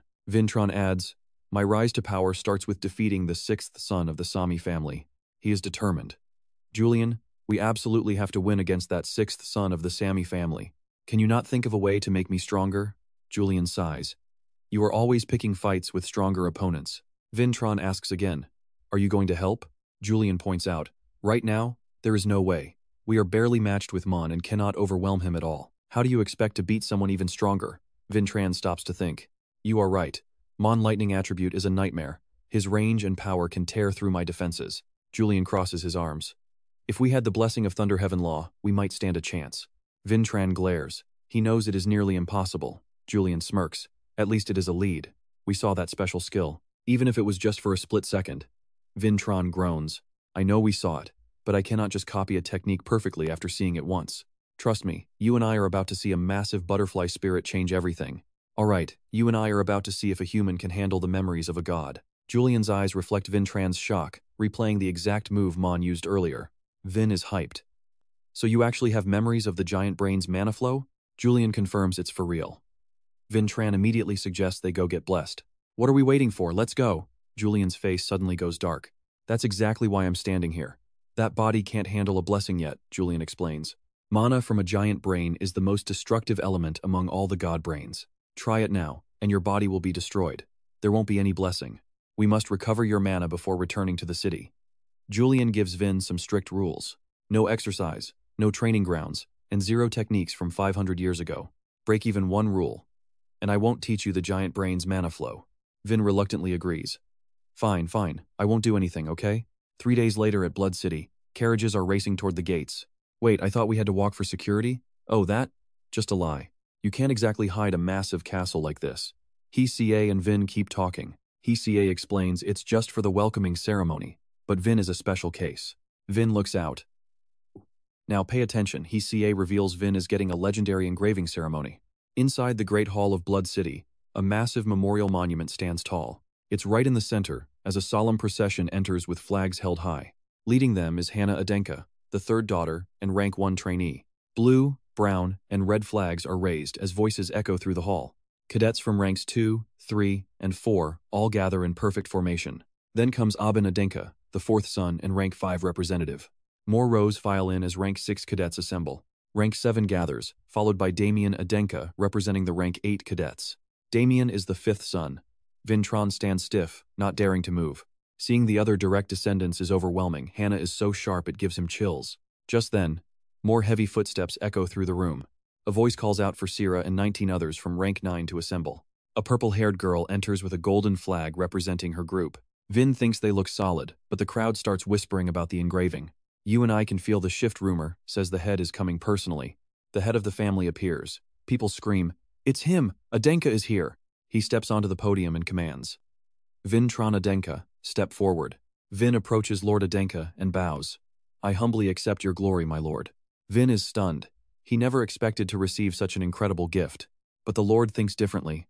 "This is no gift. You earned this fairly. Hand me your sword." Vin hands it over, and the Lord grips the blade with both hands. "I shall engrave using Vin's sword," he declares before a lightning-fast draw.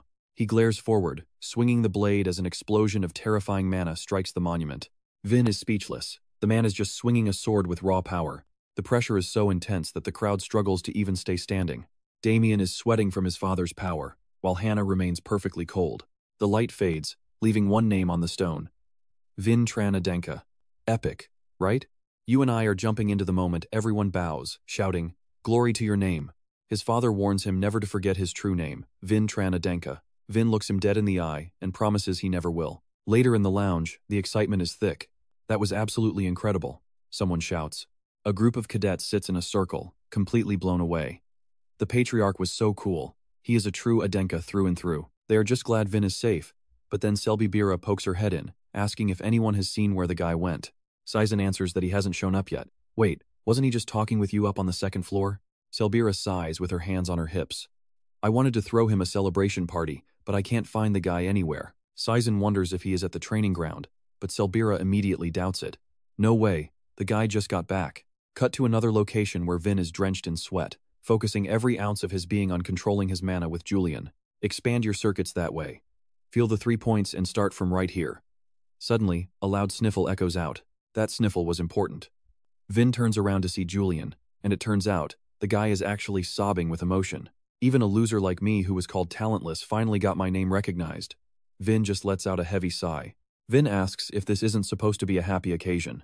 Julian, with tears streaming down his face, says of course it is. "My father finally called me his son.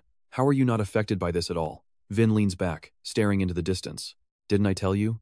We have so much more to achieve. We cannot be crying or laughing over small things like this yet." He gets back into his meditation stance and tells Julian to snap out of it and stop the sobbing. "We need the brain giant's blessing to meet your father's expectations." Julian wipes his nose. "Right, we have to work hard." Getting back to business, Julian continues the lesson. "By now, you should be able to feel the flow, right? Focus on connecting those 3 points into a triangle." Vin locks in, and a glowing golden triangle finally takes shape. Suddenly, a massive bolt of lightning crashes down into the room, filling the entire space with a blinding, white light. Julian squints through the glare. Did they do it? A massive, golden, muscular figure slowly materializes right in front of Vin and Julian. Julian yells out, "Are you the brain giant?" He cheers. "We did it, man. We actually received the blessing. Now watch this part carefully." Suddenly, a scream of pure agony erupts as Vin collapses, his whole body trembling violently. Julian panics, calling out to his friend. Vin's eyes glow a fierce gold, and a wild aura explodes from him as if he is possessed. The power inside him is surging out of control, making the pain even more unbearable for Vin. His eyes look like they are burning with fire as sweat pours down his face. He screams out in total, raw agony. Julian is terrified, not knowing what to do. Vin uses his last bit of strength to gasp. "The lightning energy, it's overflowing." The brain giant steps forward slowly. How interesting. A mere human trying to grasp the power of the gods for himself. There are always fools like you in every era. The giant looks imposing, clenching his fists while staring Vin down. Julian snaps. "What is going on here? What did you do to my friend?" The giant responds coldly. "You summoned me and asked for a blessing. I simply gave you exactly what you wanted." Julian yells back, "There is no way a divine blessing should cause this much damage. We already had this power under control. We already mastered the technique to handle this power beforehand. Pay attention here." Because the giant explains that his body is absorbing mana like a dry and thirsty sponge. He can take in way more power than a normal person, just like a god's body. But that's exactly what's causing this overload. Vin is still screaming in pain as he absorbs the energy. Julian panics. "What do we do? He's going to die." The giant says it's simple, just cut off the mana flow and the lightning will stop. Julian looks relieved. "All right," but the giant interrupts him, crossing his arms with a completely indifferent look on his face. "However, if you stop it now, I will never grant him my blessing again." He must choose his path, either die right here, or endure the agony to survive. Even though Vin has fallen to his knees, he is still desperately trying to hold on to his consciousness. Julian looks at Vin, and then points his finger right at the brain giant's face. This makes no sense. This is completely unreasonable. The brain giant's eyes narrow in fury. Unreasonable, you say?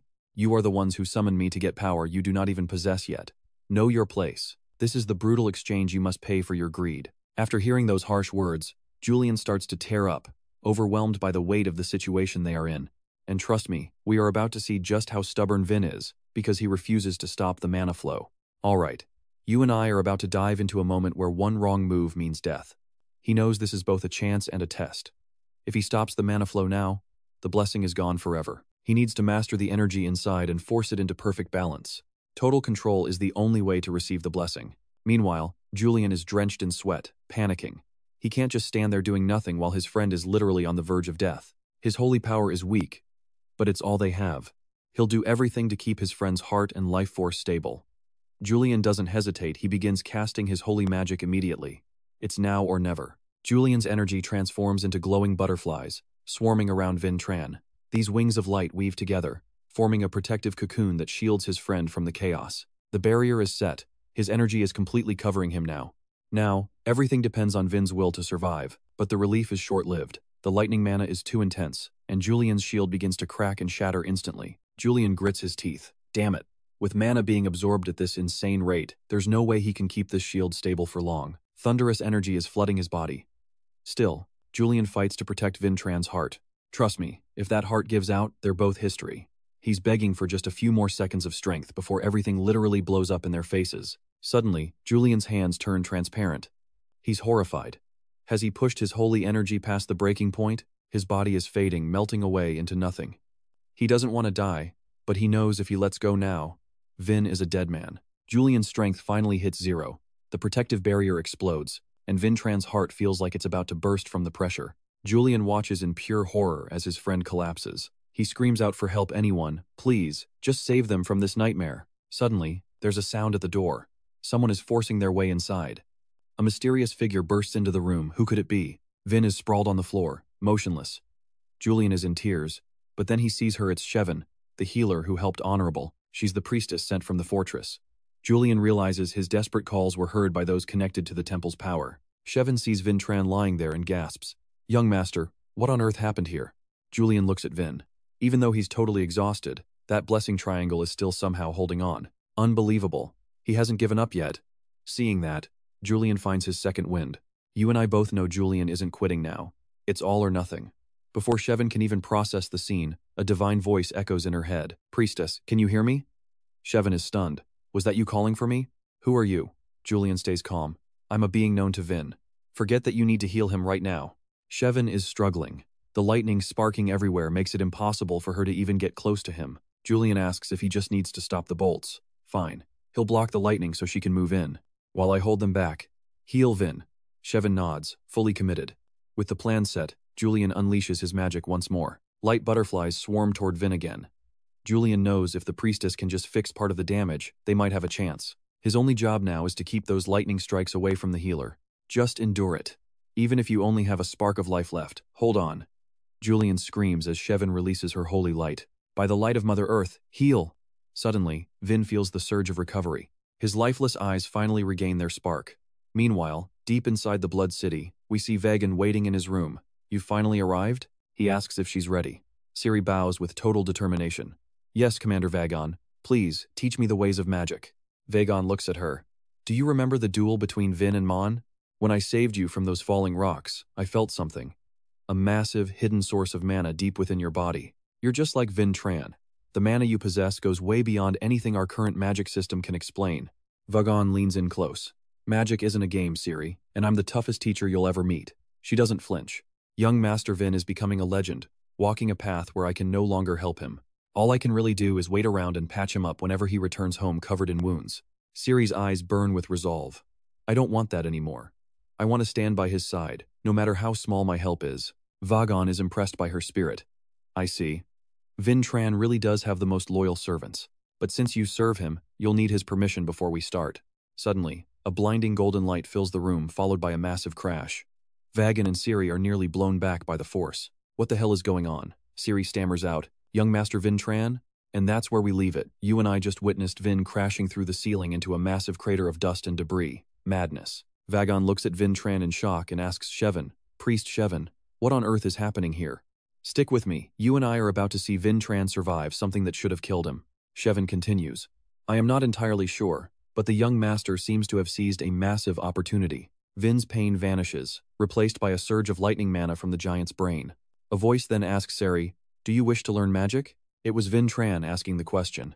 "You have finally woken up and you actually look healthy," Sari notes with relief. Sari kneels down humbly. "Yes, if you allow it, I am ready to start my training immediately."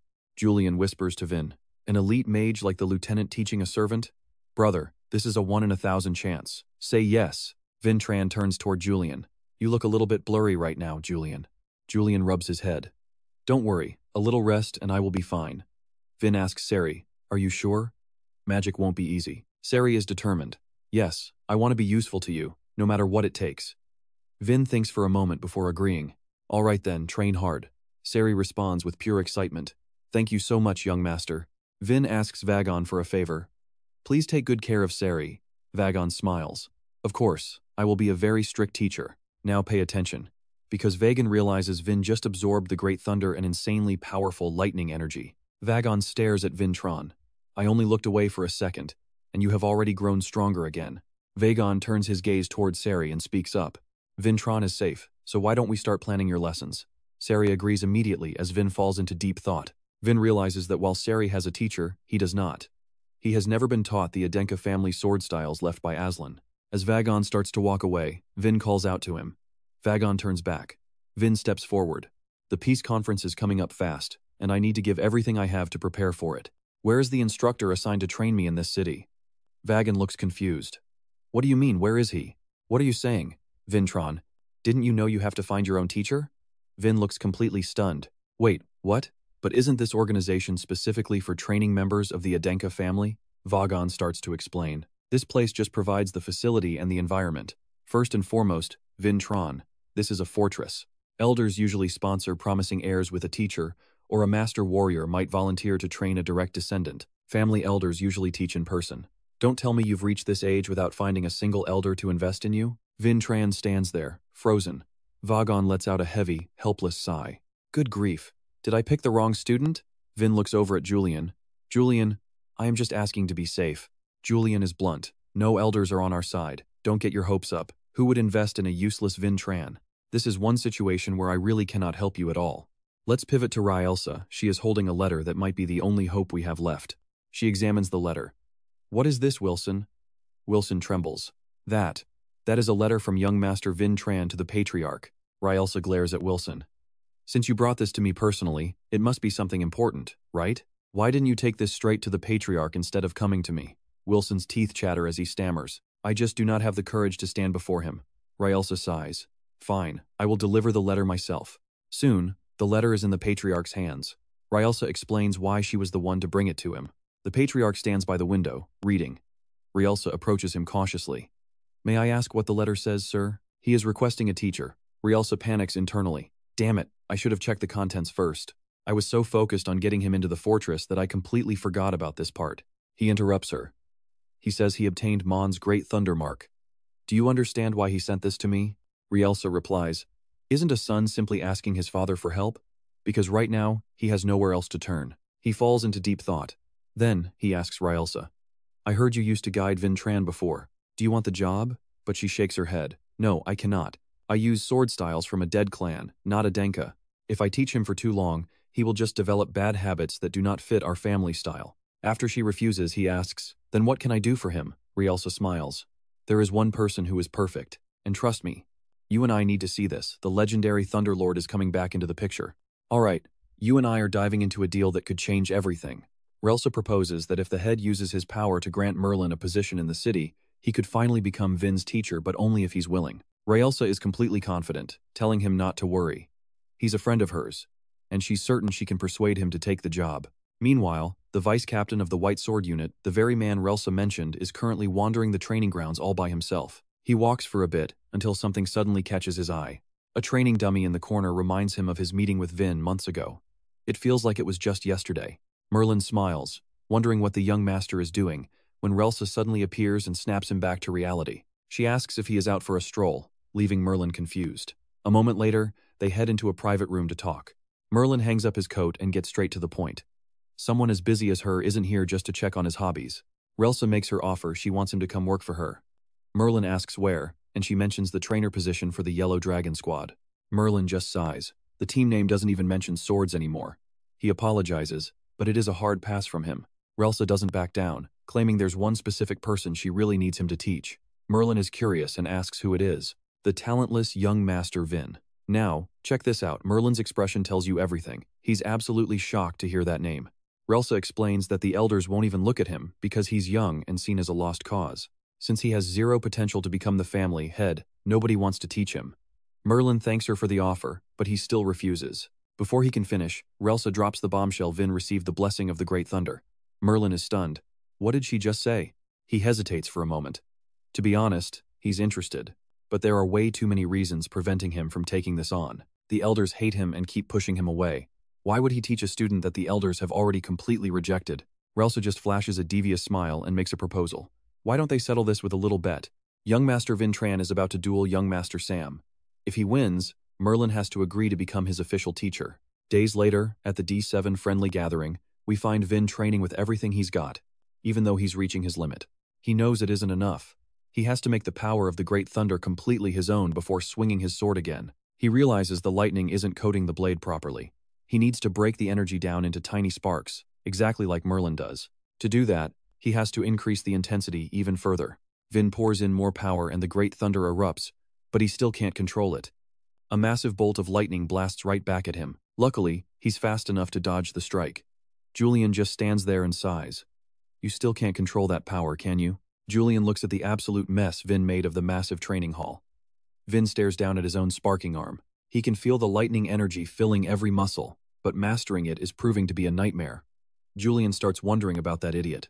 Seriously, you and I have to wonder, how does an idiot like Merlin control such a violent and chaotic lightning force? Julian adds that this intensity isn't even true micro-lightning yet.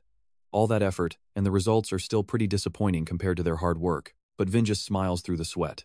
You're right. Even though you've worked so hard and sacrificed so much to get here. Julian turns bright red and gets flustered.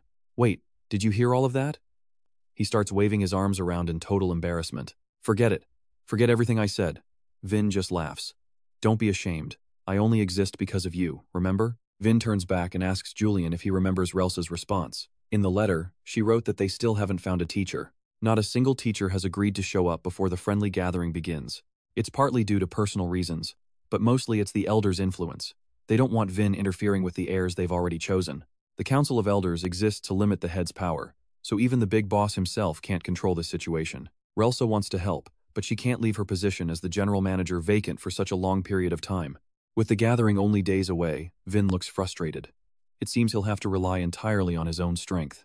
No, they'll do it together, using every sword skill and secret move they have. Then, Julian suddenly remembers a different option. Wait, we still have one other method.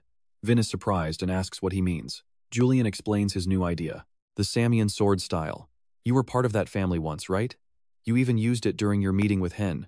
Vin hesitates. He could use it, sure, but he's worried about the massive consequences that would follow. If people see him mastering the Samian sword style, he'll be dragged right back to his mother. Julian realizes he makes a fair point. It's a tough spot to be in. Using a sword style from his past life seems like an impossible task right now. Wait, a skill from his past life? He starts thinking if it's truly his, can he actually pull it off? Stick with me, because this is about to get wild. Alright, you and I are heading to the Sam territory, where a massive white tiger sits bound in heavy chains. It bears its razor-sharp fangs, growling at a young man in a red cloak standing right in front of it. Are you the blue-eyed white tiger? The legendary frost beast that every Anka must defeat to enter the Blood City? As the youth speaks, a voice echoes through the hall. There you are. A bald man with a long beard enters the room. Your opponent for the upcoming friendly gathering has been chosen. This old man is Julian Sam, the elder of the Salmon clan. He reveals a photo of Vin, calling him the seventh son, and quite frankly, the incompetent loser of the family. Vin Adenka, a direct descendant who suddenly rose to fame with mysterious talent, quickly climbing the ranks and gaining massive prestige within the clan. For the Salmon family, This friendly gathering is a major risk with very little reward. If you win, nothing changes. But if you lose, the family will suffer the ultimate humiliation and public disgrace. People love an underdog story, and you and I are about to see if this kid can actually pull it off. Suddenly, the white tiger shatters its chains. Once free, it lunges with an open maw at the blonde youth from behind. A magic circle shaped like a sword erupts with green energy. I need to completely crush him and show no mercy. In a flash, he shreds the tiger into pieces, blood splattering everywhere. I will show the entire kingdom the truth, he declares confidently. Moving underdog stories do not exist here. This is the sixth son and direct descendant of the clan, Kajin Sam. Elsewhere, Selbira runs while humming a soft tune, clutching a mysterious glowing blue orb in her hands. Her cheeks flush red as she wonders if Vin will like this gift. She bursts into the room asking if he is there, but she freezes in shock, eyes wide. A massive, overwhelming wave of energy crashes over her for a brief, terrifying moment. A loud boom shakes the entire ground. Vin appears, holding a massive sword overflowing with power that he has just slammed into the earth. Vin grips the hilt tight, and the energy radiating from it grows even stronger. Selbira stares at his aura, wondering what kind of skill this is. It is like he is wielding an entirely different weapon. Vin notices her and quickly hides the sword. "Long time no see, Selbira. How have things been lately?" he asks calmly. She stammers shyly, offering him the blue orb as a gift. "I brought this for you," she says, handing it over. Vin looks at the crystal and asks if it is enchanted. Selbira explains that the real value lies inside the gem itself. It contains the training match of Kajin Sam, the sixth son of the salmon family, recorded for him to see. Hearing this, Vin grabs her hands in excitement. "Really? Thank you so much." The sudden contact makes her turn bright red. "It is nothing," she mumbles, still flustered. But she warns him to be careful when he watches the very end of the recording. Now pay attention, because the crystal begins to glow, revealing the brutal details of Kajin's fight for us to see. Everyone watches intently. Vin remarks that no matter how many times he sees it, the technology of this era is truly impressive. Julian jokes that Vin is acting like an old man again. Suddenly, Vin's eyes widen in absolute shock. Julian asks if something is wrong, but Vin is completely locked onto Kajin's movements on the screen. He explains that Kajin will plant his left foot and strike the lower body, but it is actually just a feint. With one swift motion, he forces his opponent to defend, hiding a devastating blow within a flurry of rapid, continuous strikes. Just like that, he shatters the opponent's sword. The fighter has no choice but to surrender, shouting that he gives up. Vin is stunned by the technique. But even though the opponent surrendered, Kajin does not show any signs of stopping his assault. Kajin sneers arrogantly, asking if he thought things would just end because he quit. He brutally stabs the man directly in the face. "This is the price for daring to challenge a member of the Sam family," he declares with a cold, heartless voice. Vin wonders why Selbira is covering her eyes. "That man is nothing but a heartless, inhumane monster," she whispers. Vin frowns deeply. "From start to finish, why does he behave exactly like that person from my past? Looking identical could be a coincidence, but his techniques and even his smallest habits are identical to Kajin. It is like seeing a ghost." Vin is determined. "Kajin Sam, I need to meet you." The scene shifts to a hall where mages in black cloaks gather. The room is filled with whispers until the leader slams the table. "Quiet down, please," she commands before starting her speech. "We are honored to welcome all the mages present for this friendly gathering." She is the captain of the Albecto Mage Society. She continues, explaining that the gathering will be divided into 3 main stages for everyone to compete in. First is a treasure hunt, searching for hidden chests within a specially enchanted and dangerous dungeon. Next is monster subjugation, and finally, the sparring match. Trust me, you and I are about to see the real climax of this event. Alright, you and I are diving into stage 1, the legendary treasure hunt. I will now decide which magic beasts we will create with our spells. But suddenly, Vagon raises his hand and asks if he can speak. Alberto acknowledges the lieutenant of Blood City, as Vagon steps forward with a proposal in his hands. He proposes using rank 8 reptiles or demons for the 2 young masters, thinking in his head that this level of difficulty will be a perfect challenge for the 3-star warriors to conquer. They seem perfect for the opening round, but suddenly, another member raises his hand to interrupt. Alberto gives him the floor, and he boldly nominates the rank 8 giant beast known as Fractor. Vagon snaps and shouts, "Fractor? Are you people actually out of your minds right now? Giant beasts like that are meant for 4th and 5th star warriors, not for this level." The man remains arrogant, asking why Vagon is so angry during this historic first reunion in over 1,000 years. "We need to change things up to hype up the crowd, and isn't that a responsibility we both share?" Now pay attention, Vagon explodes in rage, shouting that they have no right to speak of responsibility when they are just using these giant beasts to polish the performance of their own 6th master. The other man fires back with a cold and arrogant challenge. "If you want to keep making excuses, just quit. and Vagon suddenly explodes with power, clenching his fists. It looks like the Sammy family found themselves a loyal dog, as both sides begin manifesting their magic power. How dare you insult the magic tower while carrying the pagoda name? You truly disappoint me. Alberto barks for them to stop, reminding them that the young masters will settle this, not the subordinates. He calls for a vote. Everyone who wants the giant beasts, raise your hands now. When Vagon turns around, he is shocked to see half the people raising their hands, and he grits his teeth knowing these bastards are all in on it together. Alberto claps, declaring the majority has spoken while secretly mocking the Sammy family puppets. And with that, she announces the preparations for the giant beast Fractor will move forward. Cut to the meeting room, where Heka is drowning in a mountain of paperwork. Heka asks Vagon for the Sammy family guest list, and he shows her the massive stack of documents. She sighs in despair, complaining that being the city lord is just pure labor exploitation. She collapses onto her desk, begging someone to just end her misery. Vagon keeps working, reminding her that he is already doing most of the heavy lifting. She asks about the first stage preparations, but Vagon can only let out a heavy sigh.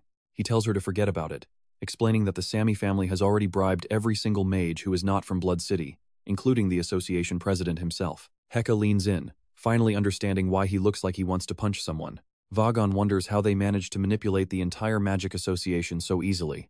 Heka stretches, joking that those idiots must be working for some high-level demons. Vagon remains focused. As long as Vintron wins the trials, everything will be fine. But look at this even. Heka is shocked that Vagon actually believes the kid can win. Vagon admits it would be better for them if the Adenka family actually took the victory. She reminds him that he once said Vin only had a 10% chance of winning back then. Vagon quickly looks away to avoid her gaze, but Heka keeps teasing him, saying that our lieutenant has clearly been charmed by Vin and should just offer him a sponsorship already. She pulls him close, teasing him right to his face with a playful smirk. Are you trying to make your big sister jealous? Vagon just snaps back at her. Vagon teleports to the door, telling her to stop joking and finish the damn work. He reminds her the gathering is tomorrow and slams the door shut behind him. Heka blushes, muttering that she was serious. But soon enough, the big day finally arrives. The crowd starts whispering, wondering if that boy is really the replacement for Mon Adenka. The Adenka family was already struggling, but now their situation looks absolutely hopeless. Vin watches Kagon Sammy, realizing his behavior is nearly 100% identical to Kajin. Is he just seeing things? Suddenly, the young master of the Sammy family arrives to open the gates. Kagon struts in, greeting the people of Blood City. Trust me, you and I need to see what happens next. Alright, you and I are about to dive into a massive confrontation. Kagon, the sixth son of the Kajin clan, steps right up to face our main character, Vin Tran. Vin Tran, currently rank 9 among the cadets in Blood City, reaches out to return the greeting. They lock hands, sealing a formal acknowledgement between rivals. The crowd starts buzzing, surprised by how civilized they are being.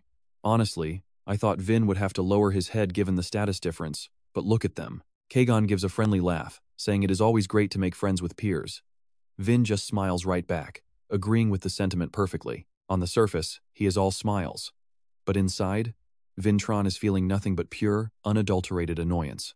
There is nothing obviously wrong with this guy, but Vin feels a strange prickle of irritation. Kagon continues, hoping Vin can actually prove his worth today. Vagon and Haka are watching from the sidelines, feeling that same wave of frustration on behalf of Vin. That guy is acting all polite while looking down his nose at the Adenka family. It is total psychological warfare masked as etiquette. Vin plays it cool, agreeing with him, which actually catches Kagon off guard. Then, Vin flashes a sinister grin. He wants to see what the great Kagon can actually do, too. Vagon cannot believe it. This kid is actually bold enough to provoke a Kagon?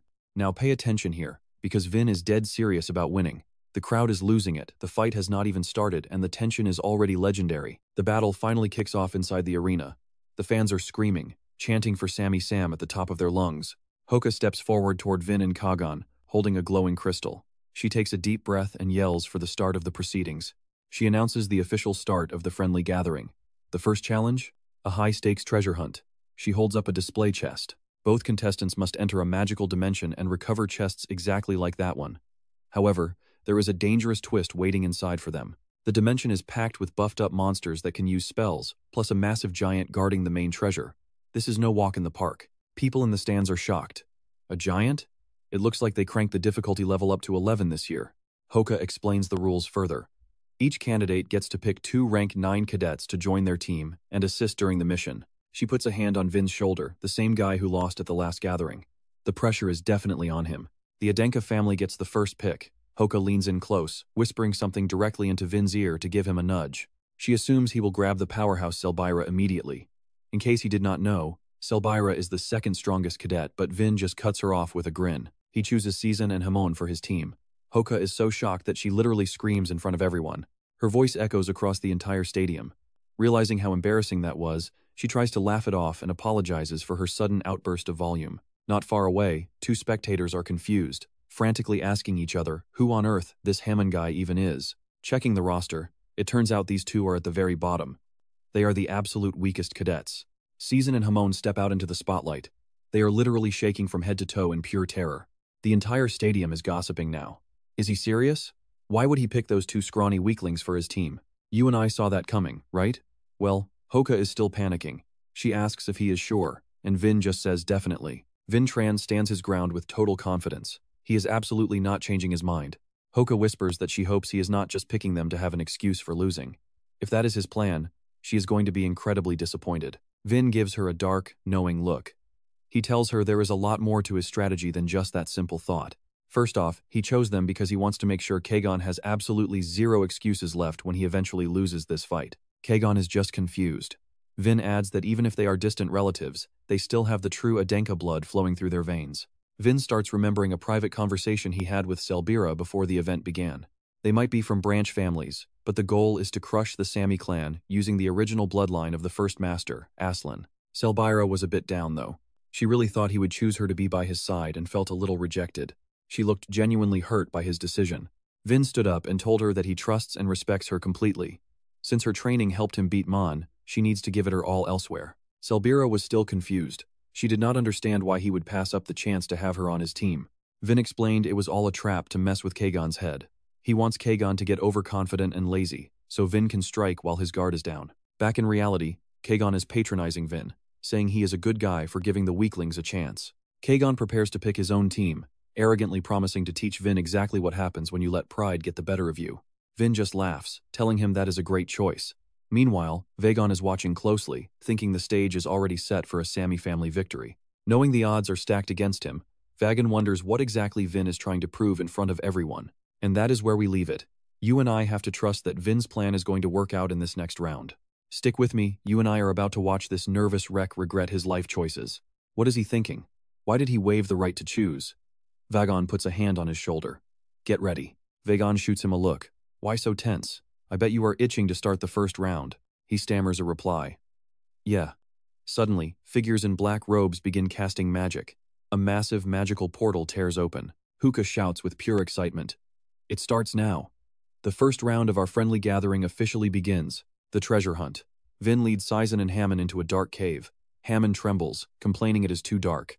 Season steps up and asks Vin Tran if they need light. Vin Tran replies, yeah, that would be great. Guided by the glowing crystal, they head deeper. Meanwhile, Kajin has also begun his journey in another section. He is leading Selbira and another cadet. Selbira approaches, asking if young Master Kajin needs any light. He coldly ignores her offer. Representing Cadet Selbira, he turns back to warn both of them to stay away. Selbira fumes silently. What is his problem? Is he telling us to back off because he is that arrogant? He thinks he can handle everything alone. The guy is completely looking down on both of his own teammates. Now, I know what you are thinking. Are they just going to walk? The audience is thinking the same. Are they still just searching? This is boring. If a giant monster showed up, things would actually be interesting. Hookah and Vagon watch the teams closely. Hookah notes that their leadership styles could not be more different. Vagon agrees. Vin treats them as true companions, which is the complete opposite of how Kajin Sam acts. Back with Vin's team, Hammond suddenly turns to ask Vin a serious question. I know it is late to ask since we have come this far, but do you really think we can help you? Vin gives a gentle smile. Do not worry. You two are amazing cadets who faced your fears to be here. But here is the thing, watch closely, because their peaceful walk just came to a violent end. Hammond and Season hit the ground hard. Season struggles to sit up, clutching her head and asking what happened. A massive beast with 2 tusks and a giant horn towers over them. Season freezes. The monster growls, breathing heavily. Season realizes this is a true giant, a beast of immense power. Season panics. This thing is huge. Was this even part of the plan? Hammond looks around desperately for Vin Tran. Is he buried under the rubble? They scream his name. Suddenly, Vin Tran appears, saying, I am here. He draws his sword and charges directly at the giant. His eyes are glowing with determination. With a powerful swing, he slashes the monster's shoulder. The beast bellows in pain and falls backward. Sisson and Hammond rush toward him. Vintran immediately shouts their names. Sisson, Hammond, now. They catch the signal. Got it. We will follow the plan. You go find the treasure and leave this to us. Both of them pull out drums. They start beating them loudly to lure the monster toward their side. Hey, you big stupid beast. Sisson knows these giants have terrible eyesight. It will automatically react to the loud noise of the drums. They beat them and run to draw it away. Sisson tells Hammond to lead it back the way they came. Vintran watches them with pride. See? You guys are brave enough. Now, time to find the treasure. Vintran dashes away from the monster. Hookah breaks into a cold sweat. Wait, they can't do that. Vintran's strategy is making Vagon nervous too. This is a treasure hunt, but the most important part is showing off your combat skills during the process. The representative from the Sam family watches and gives a smug laugh. I guess he completely misunderstood the point of this round. Meanwhile, Vintran is flying through the cave. Suddenly, he spots something. It is a chest. There is the treasure. Boom! Something massive strikes him out of nowhere. The impact sends him flying hundreds of meters as he coughs in pain. Vintran looks up. Damn it, another giant. This one is different, 2 horns, but only 1 massive eye. The monster charges, swinging its weapon. The blow is so strong it creates an explosion, shattering the earth around him. A blinding light radiates from the blast zone. Vintran has to keep moving to avoid the relentless attacks. He grinds his teeth. To make the plan work, I need to save at least 1 strike of absolute sword. Trust me, you and I just witnessed a nightmare scenario. Can he survive this 2 versus 1? Stick with me. You are about to watch Vintran face something insane as this monster lunges for him. He can feel it, this beast is even faster than the last one, easily matching his ice path speed. The giant's fist slams into a rock, causing a massive explosion, while Vagon watches from the outside, terrified for him. Why is there a second fractor? Vagon glares at the Sam clan representative, who just stands there with a smug grin. He claims a mistake was made, but Vagon snaps, grabbing his collar and demanding to know the truth right now. How dare he use dirty tricks while representing the 6th Law Pavilion? But Hichie places a hand on Vagon's shoulder. It is Hika, and she warns Vagon to stop because there are way too many spies watching them at this moment. If they cause a scene, they will be the ones to lose. She knows he is angry, but acting out changes nothing. Vagon swallows his rage, answering in a low, forced voice that he understands the situation they are in. The Sam representative mocks his calmness, saying it fits the Blood City manager, but Hika just gives him a cold stare. She narrows her eyes in disgust, telling that absolute piece of garbage he better stay put once this thing finally ends. Over with Syrah, her eyes go wide as she screams. A massive, green, hulking beast is right in front of her. The creature has been slashed, green blood spraying everywhere. And the one who did it? None other than Kajin. He leaps into the air, his blade glowing with intense energy as he drives it straight toward the monster's body. That raw power knocks the giant completely off balance, its face bruised and blackened as it starts to tumble down. Kajin just scoffs, looking at the beast with pure arrogance. He was actually hoping for something a bit more interesting. He thought a giant would be a challenge, but this is too easy. Suddenly, another massive shadow looms behind his back. Spira screams in terror. 2 giants? Watch closely, because what happens next is about to get very intense for Kajin. Kajin doesn't even flinch. He draws his Sam-style blade, a confident smirk spreading across his face as he prepares. With a sudden burst of speed, he takes to the air, unleashing a relentless barrage of slashes against the beast. His strikes tear the giant's hand into hundreds of pieces before he lunges toward the second monster with unstoppable momentum. He practically runs up the monster's arm, his feet moving like a blur through the air as he reaches its face. Confident as ever, he wonders how long it can hold out before delivering a devastating slash right to its face. Boom! Dust and smoke fill the air as the giant crashes down, leaving Kajin's companions stunned by the sheer display. Sebelbira can't help but feel annoyed, but she has to admit that guy is undeniably powerful and dangerous. No matter who was here, Kajin's victory was guaranteed. He stands before the fallen beast, mocking it to get back up. He tells it to stop overreacting and stand up so he can show off more skills, while Spira prays Vin is safe. Back with Vin, his giant slams its foot down, making the entire ground tremble with every single step it takes. The monster is frantically chasing Vin, while Julian flies right beside him, clutching his head in absolute panic and fear. Julian screams that nothing is going according to plan. You and I can see they are in deep trouble here. Julian suggests that since the absolute sword slash is so powerful, why not just group them together and kill both at once? Vin hesitates, telling him that it is definitely not going to be as easy as it sounds in his head. Julian asks why, and Vin explains that they are just too massive. Targeting one makes him lose sight of the other. Julian calls it a total trash skill, making Vin snap back that he just said it was incredibly powerful a second ago. The two fall into a moody silence until Vin realizes he needs to take them both out in one single strike. Wait. Vin's eyes lock onto something ahead, then he looks over at Julian. A target? He has got an idea. Meanwhile, Cien and Hammon are exhausted from drumming, their bodies shaking as the monster continues its relentless pursuit. Cien is in tears, saying they have nowhere left to run, while Hammon grows more anxious by the second. He can't find Vintran anywhere and thinks they're in big trouble, but then, a mysterious blue light suddenly flashes. Vintran appears right in front of them. Cien calls his name while Hammon asks if they are finally escaping. Vin shouts at them to change the plan because it is arriving soon, leaving Cien completely confused and terrified. The three of them stand perfectly still as two massive giants slowly emerge from the shadows and head their way. They scream in horror, and Cien breaks down in tears when she realizes there is yet another monster joining them. The two monsters roar and charge toward the trio. Cien cries out that they are doomed while Hammon stammers for help. Vin shouts for Julian to get into position. Trust me, you and I are about to see if this plan actually works. Alright, stick with me because Vintran is about to pull off something that is absolutely legendary. The monster gets closer, mouth agape, roaring as it charges straight for Vintran. Vin realizes their massive size makes using Absolute Sword on both impossible. He needs to find a way to slice through both monsters at once. Vintran slams his foot down, launching himself into the air with explosive force. Now watch this. His eyes turn blood red as he focuses, sensing his other half. He can feel the soul. Sensing Julian's presence, Vin raises his blade and draws a line in the air, aiming right at him. Julian cringes behind the beasts. Are you sure this is safe? I won't get hurt, right? The monster raises its massive arms to crush Vin, who is already locked onto his target. Clutching his glowing golden sword, he unleashes his move as the Absolute Sword begins to shift. As mountain-sized fists slam down, Vin swings his blade forward with power, slicing the massive monster clean in half with a single stroke. The strike doesn't stop there, it keeps going, tearing straight through the second monster as well. With a flash, the beast in front of Julian is torn apart. He panics, why isn't the light stopping? Julian screams for help as everything explodes into a massive cloud of fire and smoke. The giants are blown away in the dust. Watching from outside, Alberto can't believe his own eyes. You and I are seeing this, right? He took down two giants with a single swing. Everyone else is just stunned. Vagon just smiles. That is Vintran's lethal signature move, the Absolute Sword.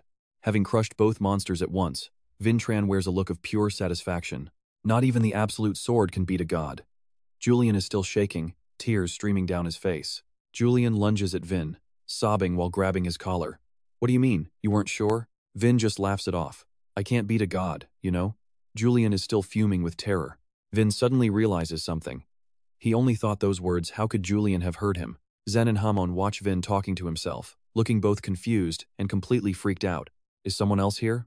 Vin and Julian jump as Julian hides behind him in a panic, and Vin quickly tries to deny everything. It's nothing, let's go. As they head for the gate, Vin grins. I saved the best for this. The final target for his Absolute Sword is the light itself. He plunges his blade right into it. Vin swings with everything he has got, cutting through the entire space hidden by this high-level magic. Zen and Hamon gape as reality splits open. Vin raises his sword toward the sky as they reappear in the middle of the arena. Representative Sam's face goes completely blank, unable to process what he is seeing. The magic dungeon is broken, Vin says arrogantly. Sam panics, yelling for his men to check the spell. Seeing his fear, Vagon walks up and places a reassuring hand on Sam's shoulder. No need for that, Vagon says proudly. Vintran's sword can slice right through magic itself. Secretly, even Vagon is stunned. He didn't expect Vin to destroy the entire dungeon like that. Beyond the swordplay, his creativity is insane. Alberto shouts that destroying a dungeon alone is almost impossible. They underestimated young master Vintran. Vin just shrugs, there is no rule against what he did. Nobody else would even try something so crazy. Suddenly, Herka's expression turns dark and ominous. Why is a supposedly neutral mage commander like you getting so angry about this? Cien and Hamon rush over with the treasure. Vintran won the whole thing, right? The Sam representative snaps back. No, not yet, he screams at the top of his lungs. Phase 1 was just a power demonstration. Finishing first does not mean a thing in his biased eyes. Cutting magic is impressive, sure, but his family's master plan isn't over yet. If their young master keeps fighting, the victory will eventually belong to the Samian clan. Vintran slowly approaches Sam's representative. In that case, let's just end this phase now. The representative panics. End it? What do you mean? Vin turns back to Vagon. Wasn't this dungeon made using combined elements? Vin asks. Vagon confirms that he is correct. Trust me. You and I are going to want to stay tuned to see exactly how this intense showdown in the dungeon clones finally ends. Alright, you and I are about to see how Vin Tran takes down a duplicate dungeon with a very smug look on his face. What about the mana that built it? Du, standing behind Vin Tran, asks curiously, where did all that energy go? Vin explains his theory. If water flows two ways and you block one, well, just look at Kagon's confused face trying to imagine a pipe. If one side is blocked, the water on the other side will surge with explosive, violent force. Meanwhile, Kagon is facing a massive monster that looks way stronger than before. What the hell, he mutters, staring at the giant. This one-eyed beast glares at Kagon, refusing to let him go. One hand reaches for him while the other pulls back a massive fist. Kagon doesn't care. Even if the monster got a power boost, he figures its intelligence is still as low as ever. He's certain that with such a basic attack, this thing is about to lose an entire arm to him. Without hesitation, Kagon unleashes his shattering wind technique to counter the giant's heavy strike. He's incredibly confident in his skills, but it looks like his technique has completely lost its edge. With just one punch, the giant easily shatters Kagon's move. He stands there, unable to believe his own eyes. He never expected it to grow this powerful. While Kagon is still doubting reality, the giant strikes again without a second thought. This monster is determined to wipe Kagon off the face of the earth in their battle today. It uses both hands to rain down a barrage of punches, and the sheer power is no joke. Kagon looked down on it earlier, but now he's getting pummeled. He refuses to accept it. Something must have changed this beast. There's no way a monster on the verge of death suddenly becomes this strong out of nowhere. Now here's where it gets tense. Kagon is pinned under the rubble, while the giant readies another crushing blow. Kagon curses under his breath, unable to even fix his stance. Suddenly, a sharp clanging sound starts ringing out through the area. The noise grabs the giant's attention, forcing it to stop its assault on Kagon immediately. It's Selbira. She's lured the giant's gaze toward her and orders Sizen to find the box as fast as possible. She keeps banging her gear, moving around to keep the giant's eyes locked onto her. It works perfectly. The monster isn't just looking anymore, it's charging right after her. While dodging the beast, Selbira thinks about how lucky Kagon is to have her help. She wouldn't help such an arrogant jerk if Vin Tran hadn't asked. Suddenly, a massive shadow looms over her. Without warning, a heavy punch sends her flying dozens of meters through the air. Selbira shields her face from the flying debris, struggling to see what kind of new monster just appeared. It's another giant, this one with a single horn right in the middle of its head. You and I both saw the first giant, right? Well, it turns out it's still alive, and with two monsters attacking at once, she's trapped. Both giants coordinate their attacks, swinging their massive fists toward her at the exact same time. Selbira's eyes widen in pure terror.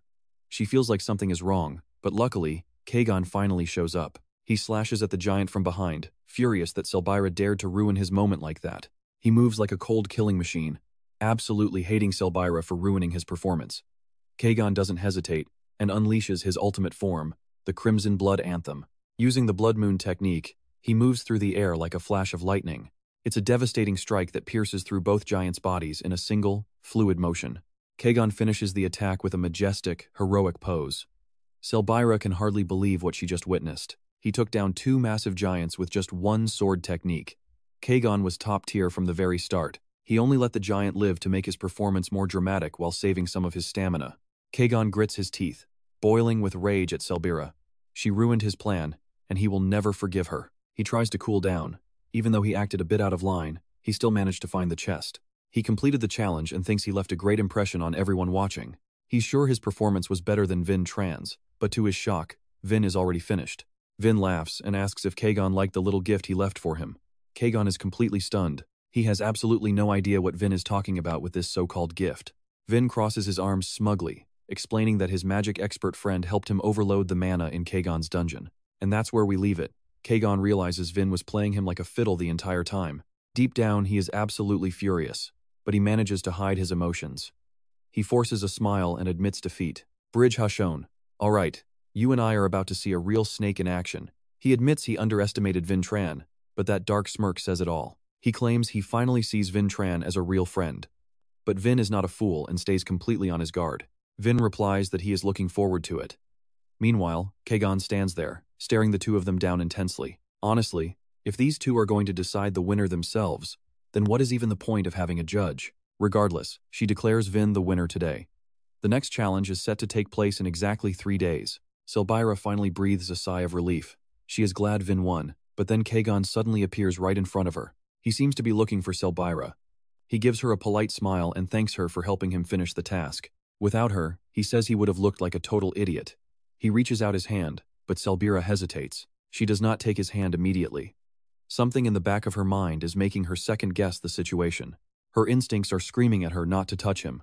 Seeing her hesitation, Kajin mentions his hand is starting to get tired and sore from waiting. Bridge, #2, now watch closely. She apologizes for the delay and reluctantly takes his hand. He says goodbye with a smile that's as fake as it gets. Selbira still cannot believe he actually came to thank her, but then he turns back with a truly disgusting grin. See you later, Cadet Representative Cell.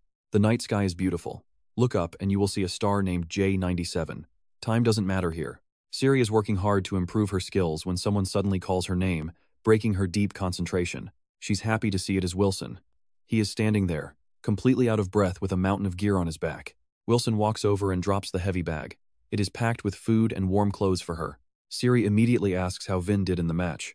Wilson smiles, saying that with his help, Vin obviously won. Not only that, but his opponent actually surrendered. Siri can finally take a deep breath and relax. Now Wilson has a chance to ask about her training. Siri cannot hide her excitement either. Back in the city, Vin was too much of a distraction. Here, she can focus and communicate with the mountain spirits. Siri is meant to be a spirit mage, so she needs to find a spirit to form a contract with very soon. At her current level, she can only control one spirit, but she honestly wants to be friends with all of them. Bridge #3, but you and I know that peace never lasts in these stories. A sudden cry for help echoes out, shocking her. She looks at Wilson, suspiciously asking if he was the one who just spoke. He has not said a word, yet the voice keeps crying out. It seems like Siri is the only one who can hear it. She cannot help but wonder where this voice is coming from and who it could possibly belong to. While things are tense there, everyone else is celebrating Vin's win. Selbira raises her glass for a juice toast. Everyone joins in the cheering and raises their glasses. Everyone except Vin, who does not feel like joining the noise. He points out he only beat Kajin by a single point. Is all this shouting really necessary? A 1-point win is still a massive achievement in Adenka history. She knows as Kajin's supporter, she should not say this. Vin cuts her off, telling her she was actually the most important factor in his victory. He truly believes Selbira will be useful against Kajin.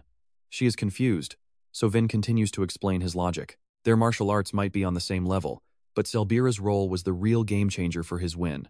Even if he hates it, Vin will have the advantage after the evaluation. Selbira thinks his planning is just incredible. She asks if he planned all of this.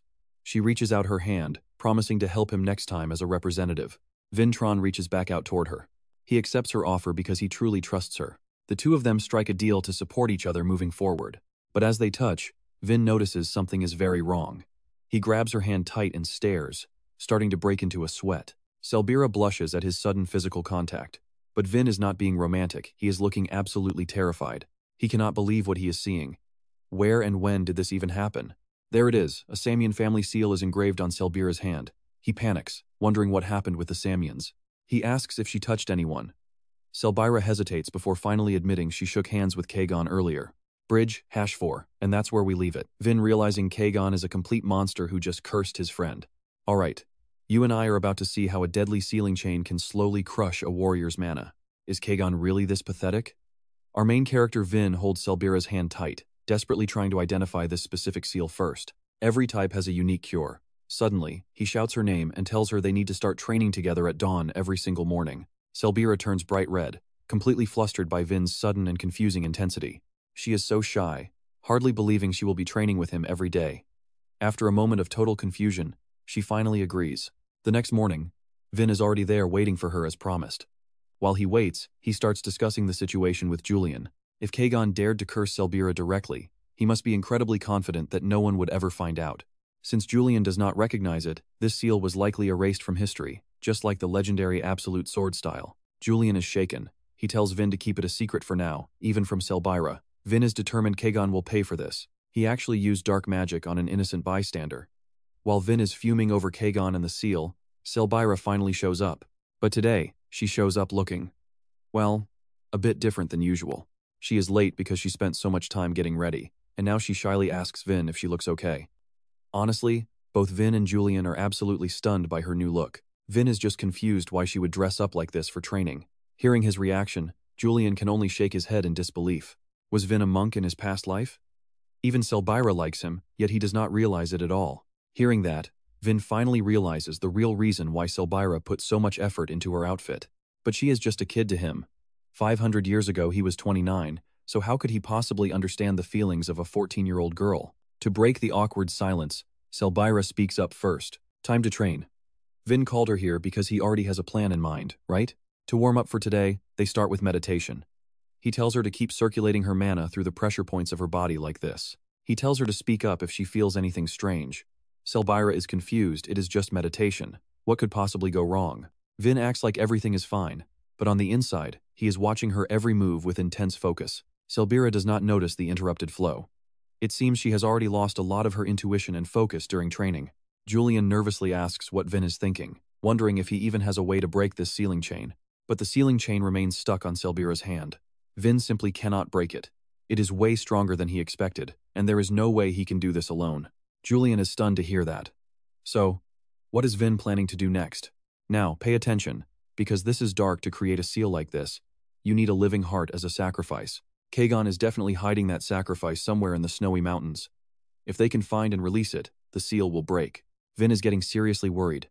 If they do not find it in time, Selbira will die in just 3 days, a truly painful and horrific death. Julian cannot believe the clock is ticking that fast. Only 3 days left? That is practically no time at all. The kid knows this sounds heartless, but Julian is still prioritizing the upcoming friendly competition over everything else. In 3 days, the second phase begins, so they need to be ready. Vin just glares at Julian, hoping the kid realizes what is actually important here. People who only obsess over their goals will eventually lose everyone around them. If he still had the allies that Sam's wiped out, he would not have ended up dying alone in that prison. Suddenly, Selbira speaks up. She asks if they can stop because she is exhausted. Trust me, you and I can see something is seriously wrong here. Julian starts wondering how Vin knows so much about these curses. Was he some kind of dark mage in the past? Vin denies it, saying he has just experienced things like this before. Back when he was imprisoned, they sealed his mana too. He heard they used the heart of a death row prisoner for his seal. Julian can only gasp in shock at that. The kid had no idea Vin's past life was that miserable. He was actually locked away for 10 years after his battle with Kajin. They are so focused on their conversation that they do not realize Selbira has fainted behind them. When they finally turn around, they find her collapsed on the hard ground. Vin panics, screaming her name at the top of his lungs as he rushes to her side. He quickly carries her to the medical room to rest. Shevin checks her over, but admits he has never seen symptoms like this before. Feeling helpless, Shevin suggests that it would be better if Vin sends Selbira to the great temple in the capital for specialized treatment. Vin wonders if the priests in the capital are even capable of breaking a seal this powerful. This seal was erased from history, so they probably cannot fix it. Plus, it is spreading way too fast for her to survive the journey. Deciding to take matters into his own hands, he climbs out the window, telling Shevin to watch over Selbira carefully. Shevin is stunned by Vin's actions, but trust me, he has his own plan. You and I need to see what comes next. You and I are watching Vincent make a move that is absolutely insane. They must find the sacrifice used for the mountain seal. Suddenly, Shevin screams in total shock at his actions. He actually leaps right out the window. Keep in mind, this is a massive drop down to the ground. Sliding down the white slopes, Vincent makes a silent vow to Simon. He will not let another soul fall victim to his dirty games. Meanwhile, Sari stands frozen in the snowy mountains. She looks toward the source of the constant, desperate cries for help. Someone is begging for aid. It sounds like the voice of a wandering soul, but it is coming from far away. Now watch this part carefully. Things are moving fast. Suddenly, a sharp gust of wind blasts past her. She has no idea where it came from, but it is actually Vincent sliding at high speed. Sari calls out, forcing Vincent to a halt. He turns back, asking what on earth she is doing out here.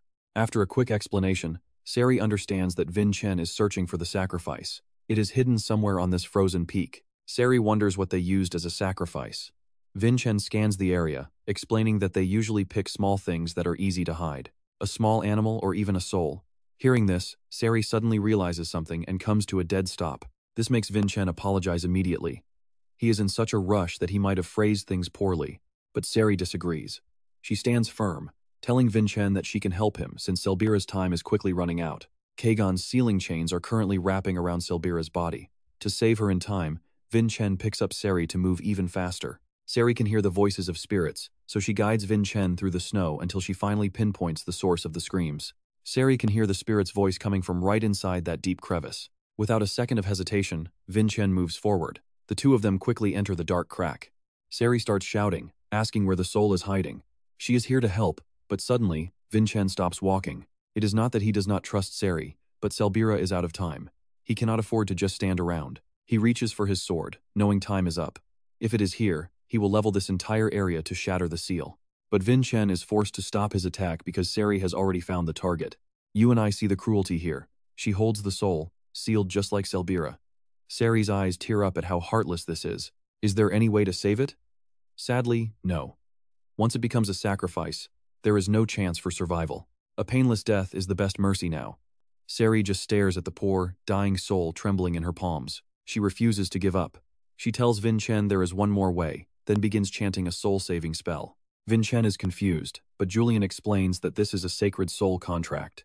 If Seri forms a contract, its higher power will override the seal. In an instant, the chains vanish from the poor soul. Seri is overjoyed, unable to hold back her tears. The curse is broken. Vincent steps forward to thank her. Seri feels a wave of relief, happy she could finally be of use to Vincent.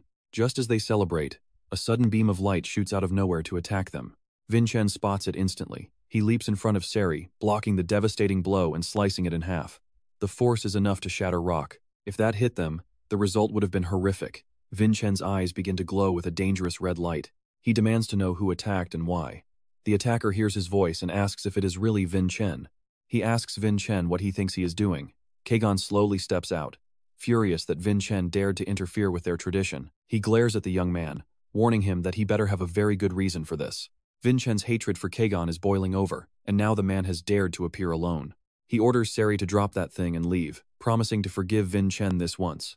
Vincent screams, asking how he can call this a deal while trying to kill Selbira. Kajin does not even flinch. He just sighs and asks if Vincent has already figured everything out. Vincent looks at his casual attitude and gets even angrier. He cannot stand the way this man is acting. Kajin just chuckles.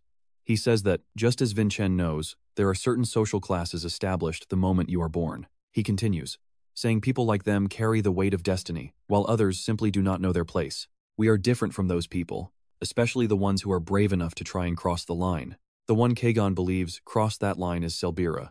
She ruined all of his plans, and he has no intention of forgiving her. Because of that, he believes that punishing Selbira like this is only natural and expected. Kajin assumes a man of the same class like Vincent would understand. This is simply their law.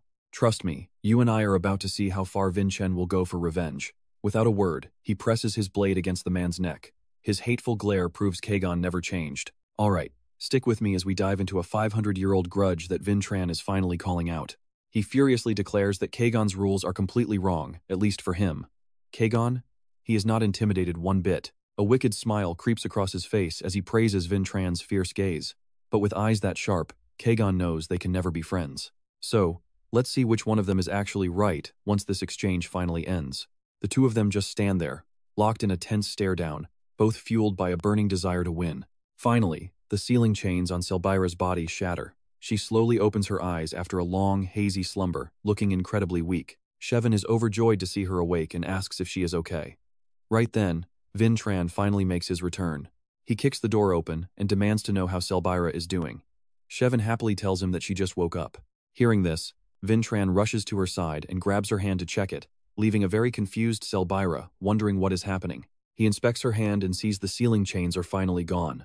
Finally, he can breathe a massive sigh of relief. She's safe now, but Shevin reminds him that round 2 is only 2 days away. Shouldn't he be out there preparing? Vincent is confident. He has already prepared and refuses to lose to a guy like Kajin. Now pay attention, because in round 2, they are facing a real monster in a brutal conquest match. Meanwhile, the lights are still burning in Adenka's main city.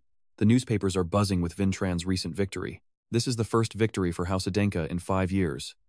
Elder Jagan stares at the report, unable to believe his eyes. Music transition. Elder Phi Daniel notes that even though House Sami tried to cheat and sabotage the match, it was not enough to help Kajin secure a win. Elder Tu Laovan thinks Vincent is at least better than nothing, noting the boy has matured quite a bit. Hearing that, Elder Dabak slams the table in a total rage. Is this a joke to them? Jagan is startled by the sudden outburst while Daniel asks what his problem is. Dabak reminds them that they represent the strength and power of House Adenka for over 500 years. Except for these last 25 years, ever since Khan Adenka took over as the head of the family.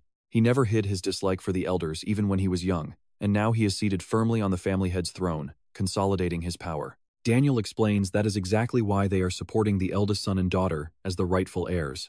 The eldest son, Khan, is overflowing with ambition. The daughter, Dia, cares for nothing but martial arts. The elders plan to turn both of them into puppets to maintain their control over the family. Dabak is not so sure. He asks what they will do if Vin Tran, that seventh son, actually wins against House Sammy, and especially that annoying Sarvana Helly. They have no family to leverage against her, making her impossible to control. Not long ago, Khan personally gave Vin the sword he is carrying now. It is the Blood Lotus, the legendary weapon Khan himself used when he was just a young boy. Jagan still does not understand what Dabak is getting at. I know what you are thinking, and Dabak agrees. Khan is using Vin Tran as a blade against the elders. The other three fall silent. They look at Dabak, waiting for him to continue his dark thoughts. Dabak grits his teeth. They cannot let Vin win any more matches. But how do they stop him? Tu Laovan finally speaks up after his long silence. He has a plan. They will send a letter to House Sammy. The content of the letter will state that House Adenka does not consider House Sammy's rule breaking in round 1 to be a problem at all. Dabak looks at him in disbelief. What is he plotting? Then, he flashes a sinister grin and continues. Round 2 will be held under the elders' authority. These old men really do love their power. 2 days later, the second round of the exchange match finally begins. This is the conquest match showdown between House Adenka and House Sammy. There is only one rule here. You must destroy the monster standing right in front of you in the shortest time possible. The monster is a deadly lizardman. It carries a long spear made from animal bone. A single powerful strike from this beast can shatter any obstacle in its path. The ground explodes into a massive crater from its attack. Missing its target, the beast snarls in pure rage. Watching from the sidelines, Vagon thinks for a second that Kajin has simply vanished into thin air. But he is wrong. Kajin has leaped high into the air and is now plunging down toward the monster. He smiles wickedly as he uses his signature technique. With one move, Kajin delivers a fatal blow, slicing the monster clean in half before it can even react. His time is 14.86 seconds. Trust me, you and I just witnessed a level of speed that is absolutely insane. Alright, you and I are about to see a record shattered like never before. The stands are erupting. Good lord, under 20 seconds? The Samyen house really is on a whole different level. Kajin smirks with pride, throwing a challenging look at Vin Tran. He is dead serious now.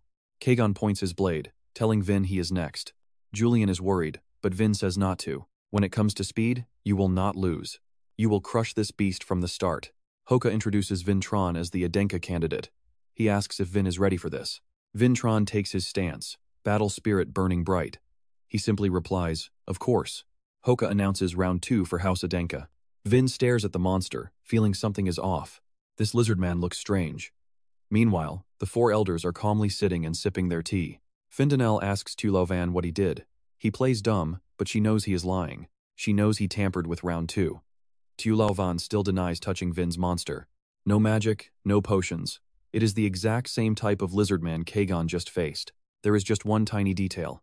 Vin's lizardman hasn't been fed in 2 whole days. A normal swordsman might not notice, but a starving monster becomes a berserk killing machine. That should be enough to stop Vin's speed. Vin already sees the creature's bloodshot eyes. It is driven mad by hunger. Julian tells Vin they should postpone the challenge immediately. Too late, the signal sounds.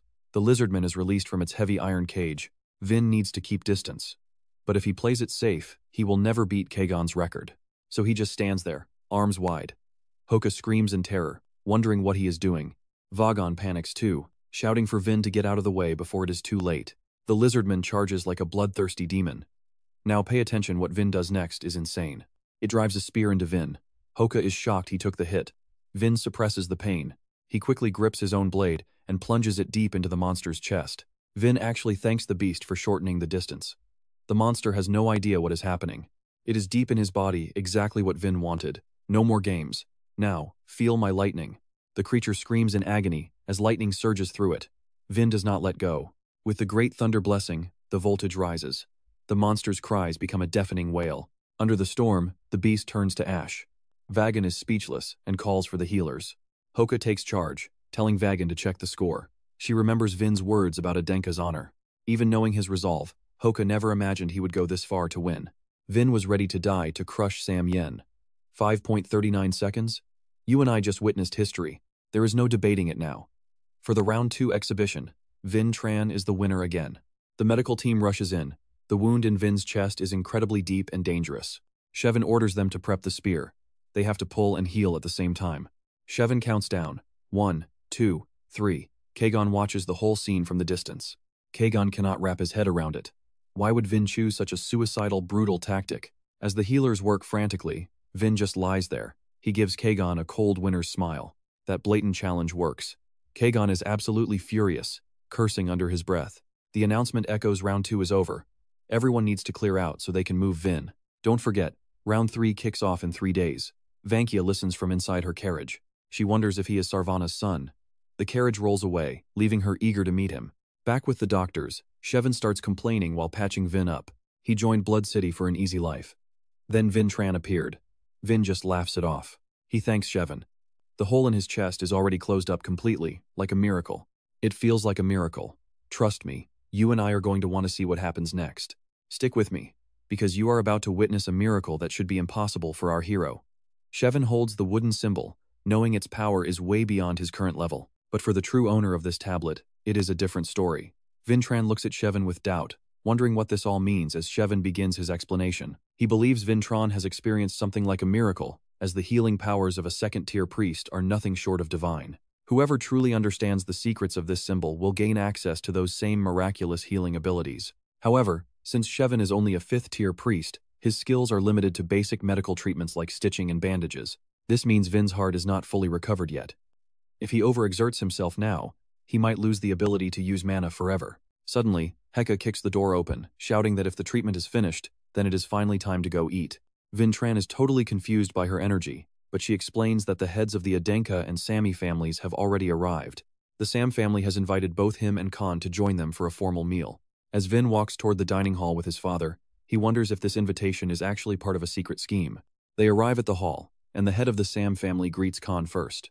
That person is Lady Vankia, the matriarch of the Salmon family. She approaches them with a smile, followed closely by Kajin.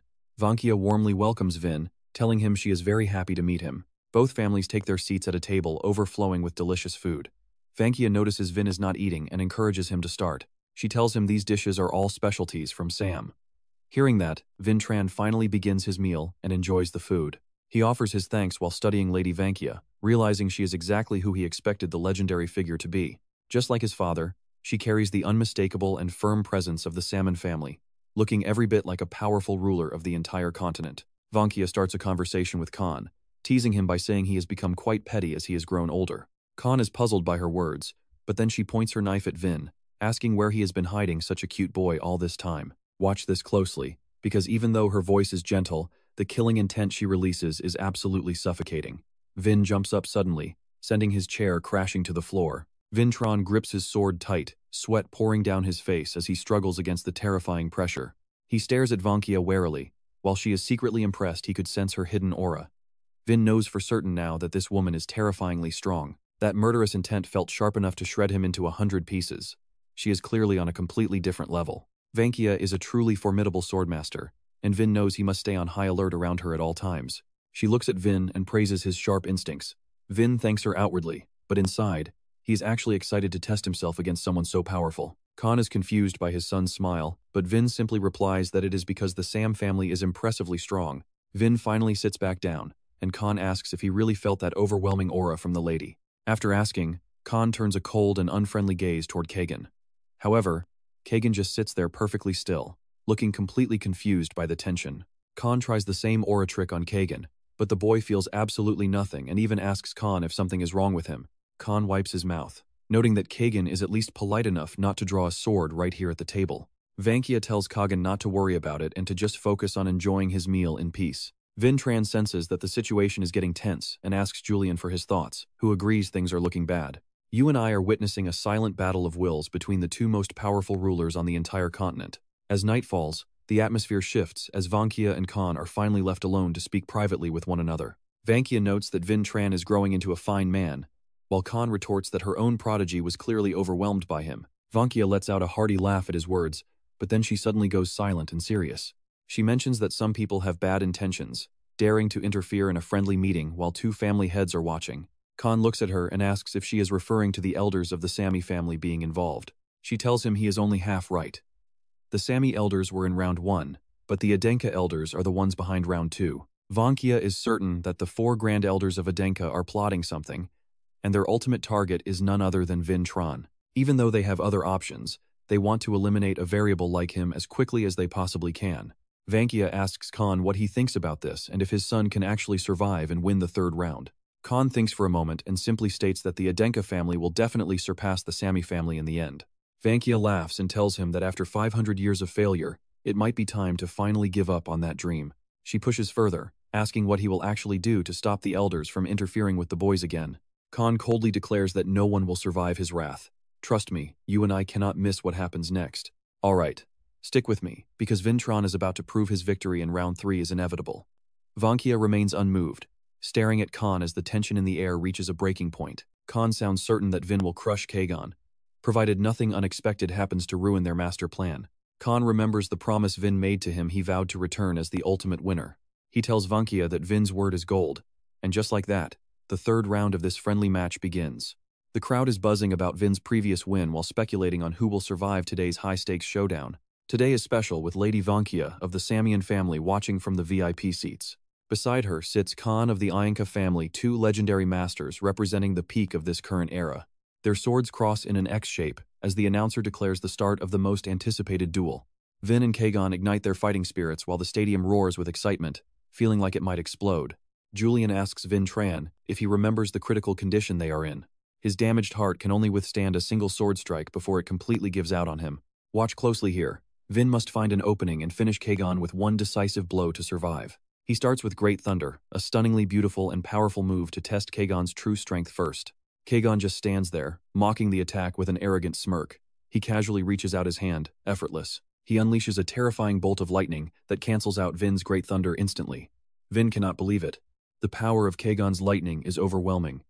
He laughs at Vin's shocked face, asking if that was all. Kajin wears a wicked smile, claiming he won't be satisfied until he burns Vin into nothing but ash.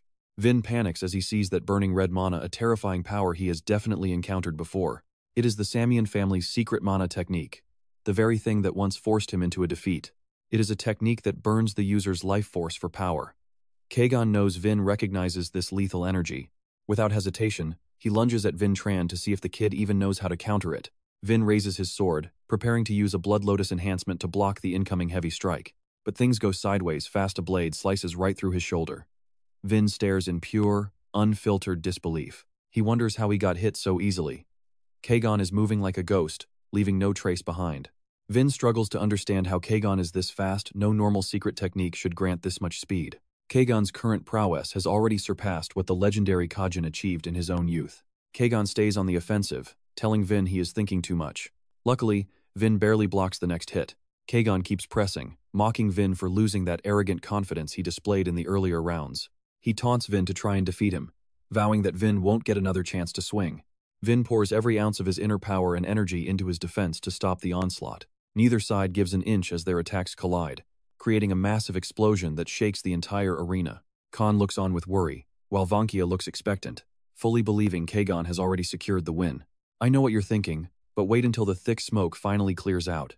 Vin knows the technique will weaken if the fight drags on, so he waits for the perfect moment. Kajin refuses to stop, determined to keep Vin from catching his breath for even a single second. He charges with bloodthirsty intent, aiming a new moon slash to force Vin into a humiliating defeat. Vin stands perfectly still, calculating his move as Kajin swings his blade down with lethal force. Another massive explosion rips through the air, leaving a deep trench in the ground from the impact. Kajin stares at the destruction, laughing like a madman because he is absolutely convinced that he has won. He is satisfied, thinking this is the only end for anyone foolish enough to challenge his family. But as he celebrates, Vin's voice cuts through the air, asking if that is all Kajin has. Now the real fight begins. Vin activates the third form of the Amalun sword style, unleashing a heavy killing intent as he prepares his great speed slash. This move comes from Kajin's past memories, a single strike that effortlessly sends the opponent's sword flying away. Then, he delivers a brutal kick right to his enemy's face, mocking them for being so boring. And that's how you and I witness a legendary comeback. Stick with me here. Why have two hands if you are worse than a failure? Just quit swordsmanship already. Vin Chen sat above, quietly observing the entire situation unfold before him. He was lost in thought over Kajin's actions when a figure appeared, questioning why Kajin continued his brutal assault even after the match ended. Vin Chen did not say a word. He simply told Amalun that she had done a great job. Fane told him to stop being so formal and just call him Fane already. They had first met back at the Samian family arena. To them, they were just puppets meant to make Kajin's talent shine. Suddenly, Fane asked Vin about the promise he made last time. Did Vin really mean it? He had sworn that he would eventually defeat that monster. Defeating a young master whose very existence felt like a complete cheat code. Vincent let out a heavy sigh, asking if it was a foolish dream. Fawn disagreed. To him, Vin was the only one truly putting in the effort to take Kajin down. Fane believed he was the only one capable of it. He was a brilliant martial artist and a deeply loyal friend. He never doubted Vincent's dream, supporting him until the end. But Fawn grew strong too quickly, leading to a tragic outcome. When Fane became too powerful, he fell right into a deadly trap set by the Samian family elders and was abandoned. Fortunately, before everything went wrong, Fane left this unique sword style behind for Vin. Amulan sword style, third form. It is a technique completely opposite to the Samian ways, consuming very little mana for high-speed, instant victories. Even Kajin was stunned. He had never seen such a refreshing and unusual sword style before. Vincent gripped his blade, challenging Samian justice. This style belonged to a man who sacrificed everything for it. Kajin felt no sympathy.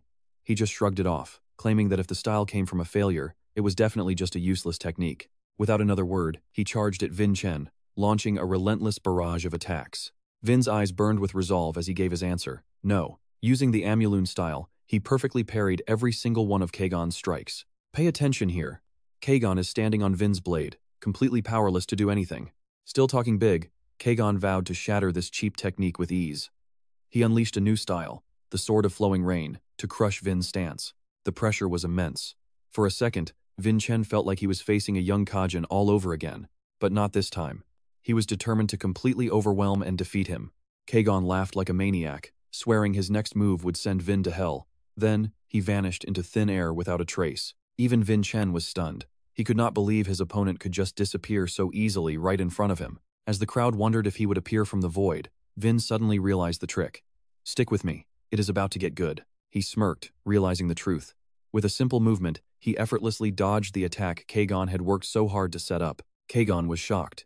He could not believe Vincent had actually predicted the trajectory of his blade. Vin coldly explained that Kajin always drops his right foot first before retreating into the void.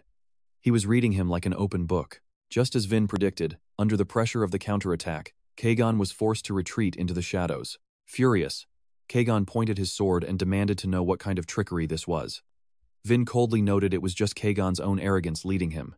Vincent swung his blade horizontally at Kajin, who barely managed to duck and avoid the strike. But Vin just smiled. He told him that since his movements were so predictable, doing the opposite was easy. He was certain now. Kajin was using the exact same strategy as Kajin. Normally, that would make him incredibly dangerous. But for Vin, this was an advantage. No one in the world understood Kajin's sword style better than he did. Kajin was fuming. He screamed in rage, telling Vin to just shut up and die already. Vin knew Kajin was a genius who used sheer power to control the battlefield. But the moment something went wrong, he would lose all composure and strike blindly. It turned out that Kajin inherited that exact same fatal weakness from Kajin. Vincent calmly activated the Amalun first form, dual greatsword. Meanwhile, Kajin continued his mindless, relentless assault. This time, Vin was going to show him a real lesson. With eyes full of determination, he moved in for the finish. A single technique erupted, releasing a wave of energy that seemed to swallow everything in its path. The Amulan first form shattered Kajin's blade with ease. Staring at his broken weapon, Kajin could not believe what had just happened. His eyes bulged in pure disbelief. He had lost. The stadium exploded with thunderous cheers as the Adenka family officially won all 3 rounds of the competition. Vin was at his limit. It was a relief the fight ended quickly, as his ultimate techniques were putting a massive strain on his heart. Kajin isn't done. Trust me, you and I must see what happens next. Alright, you and I are about to witness the end of this battle. Vincent can't understand what's happening to the mana it's gathering into a thick, suffocating aura. Kajin just laughs, admitting he's still perfecting this technique, but he knows Vin is also hiding a trump card or two. Suddenly, Kajin uses a skill that completely restores his broken blade. It's the unique blessing of the holy sword Kesak. Khan watches from the sidelines, completely caught off guard by this move. But the one most shocked is actually Lady Vankia. She never expected Kajin to possess even a sliver of divine grace.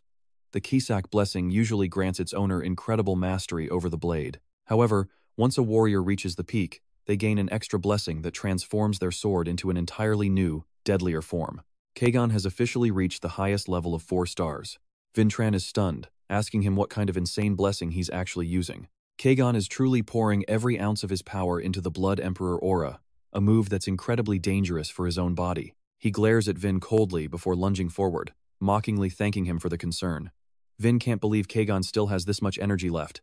Vin tries his best to parry the incoming strike, but the sheer force behind it is absolutely terrifying.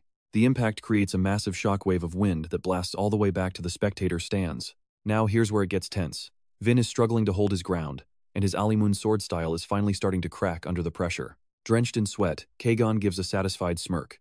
Vin is literally putting his life on the line here. After 2 intense matches, just to see that smirk, Kajin decides he's done playing it safe. Even if his body shatters, he will defeat Vintron. Vin feels the exact same way. Kajin reminds him of Kajin, and there's no way he's going to suffer defeat against someone like him. Not today. Not even if he has to gamble his entire life to win this. The two warriors clash in a violent frenzy, their swords swinging in a constant, relentless rhythm. Both sides are betting everything on this final duel. Within just a few moves, the Alimun sword style is completely shattered. Kajin gloats, laughing that Vin's defense is finally gone. But if his sword style is broken, Vin will just use his fists. He throws a lightning-fast punch, though Kajin manages to block it just in time. Even so, Vin's superhuman strength is too much to handle, sending Kajin flying backward across the arena. They stand far apart now, locking eyes and refusing to back down even an inch. Both of them have pushed their bodies to the absolute limit. It all comes down to this one last, final strike. Vin shifts into his third form, and it's like a phantom body begins to manifest right behind him. You and I both know what happens next. Kajin lunges with his Blood Moon strike, while Vin counters with Great Thunder, combining absolute sword with pure lightning. The attack is designed to pierce right through the target and trigger a massive explosion. Suddenly, Kajin loses all sight of his opponent. His vision is completely blocked, and then Vin suddenly drops from the sky, charging toward him at blinding speed. Only then does Kajin realize the final move was just a smoke bomb to blind him. Fueled by pure determination, Vin sends a message to the Sammy family from now on. They're the ones who will be the challengers.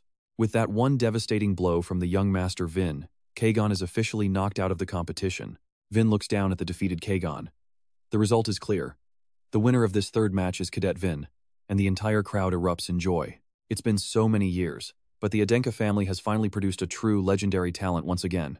The stadium echoes with everyone chanting Vin's name over and over. He looks up at the stands, taking in the moment he's worked so hard for. Finally, the day has come where he's defeated Kajin and the arrogant Sammy family. Both his past and present selves have finally achieved what they set out to do.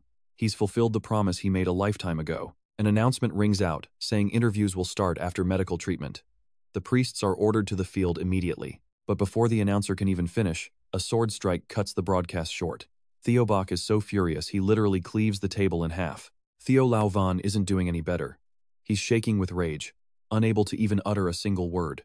Back at the arena, after witnessing Vin's hard-earned victory, Raelsa turns to Merlin and remarks that their young master has truly grown up. Merlin has no choice but to admit he lost their bet. Meanwhile, outside the stadium, everyone is buzzing about this year's incredible exchange. Both fighters were monsters. Raven asks Sir Khan if he thinks he could actually take those two on in a real fight. Sir Khan confidently says yes, since the Vatican family's spear skills are legendary. He's actually dying to test his strength against Vin.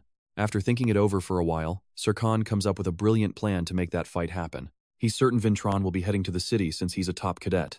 And that's where we leave it. Sir Khan is joining the Blood City for a rematch, while Vin finally wakes up, exhausted from his victory. Alright, you and I are about to dive into a nightmare where nothing is quite what it seems. Where the heck is he? Could this be a world hidden deep inside his own memories? Suddenly, countless pale hands emerge from the darkness, lunging straight for Vin Chen, and they are not looking friendly. Those hands belong to horrific monsters with twisted and truly bizarre shapes. A heavy aura of death surrounds them. Even though Vin Chen keeps demanding to know who they are, the creatures remain silent. They only move faster, closing the distance between them and the young warrior. Vin Chen finally realizes the truth.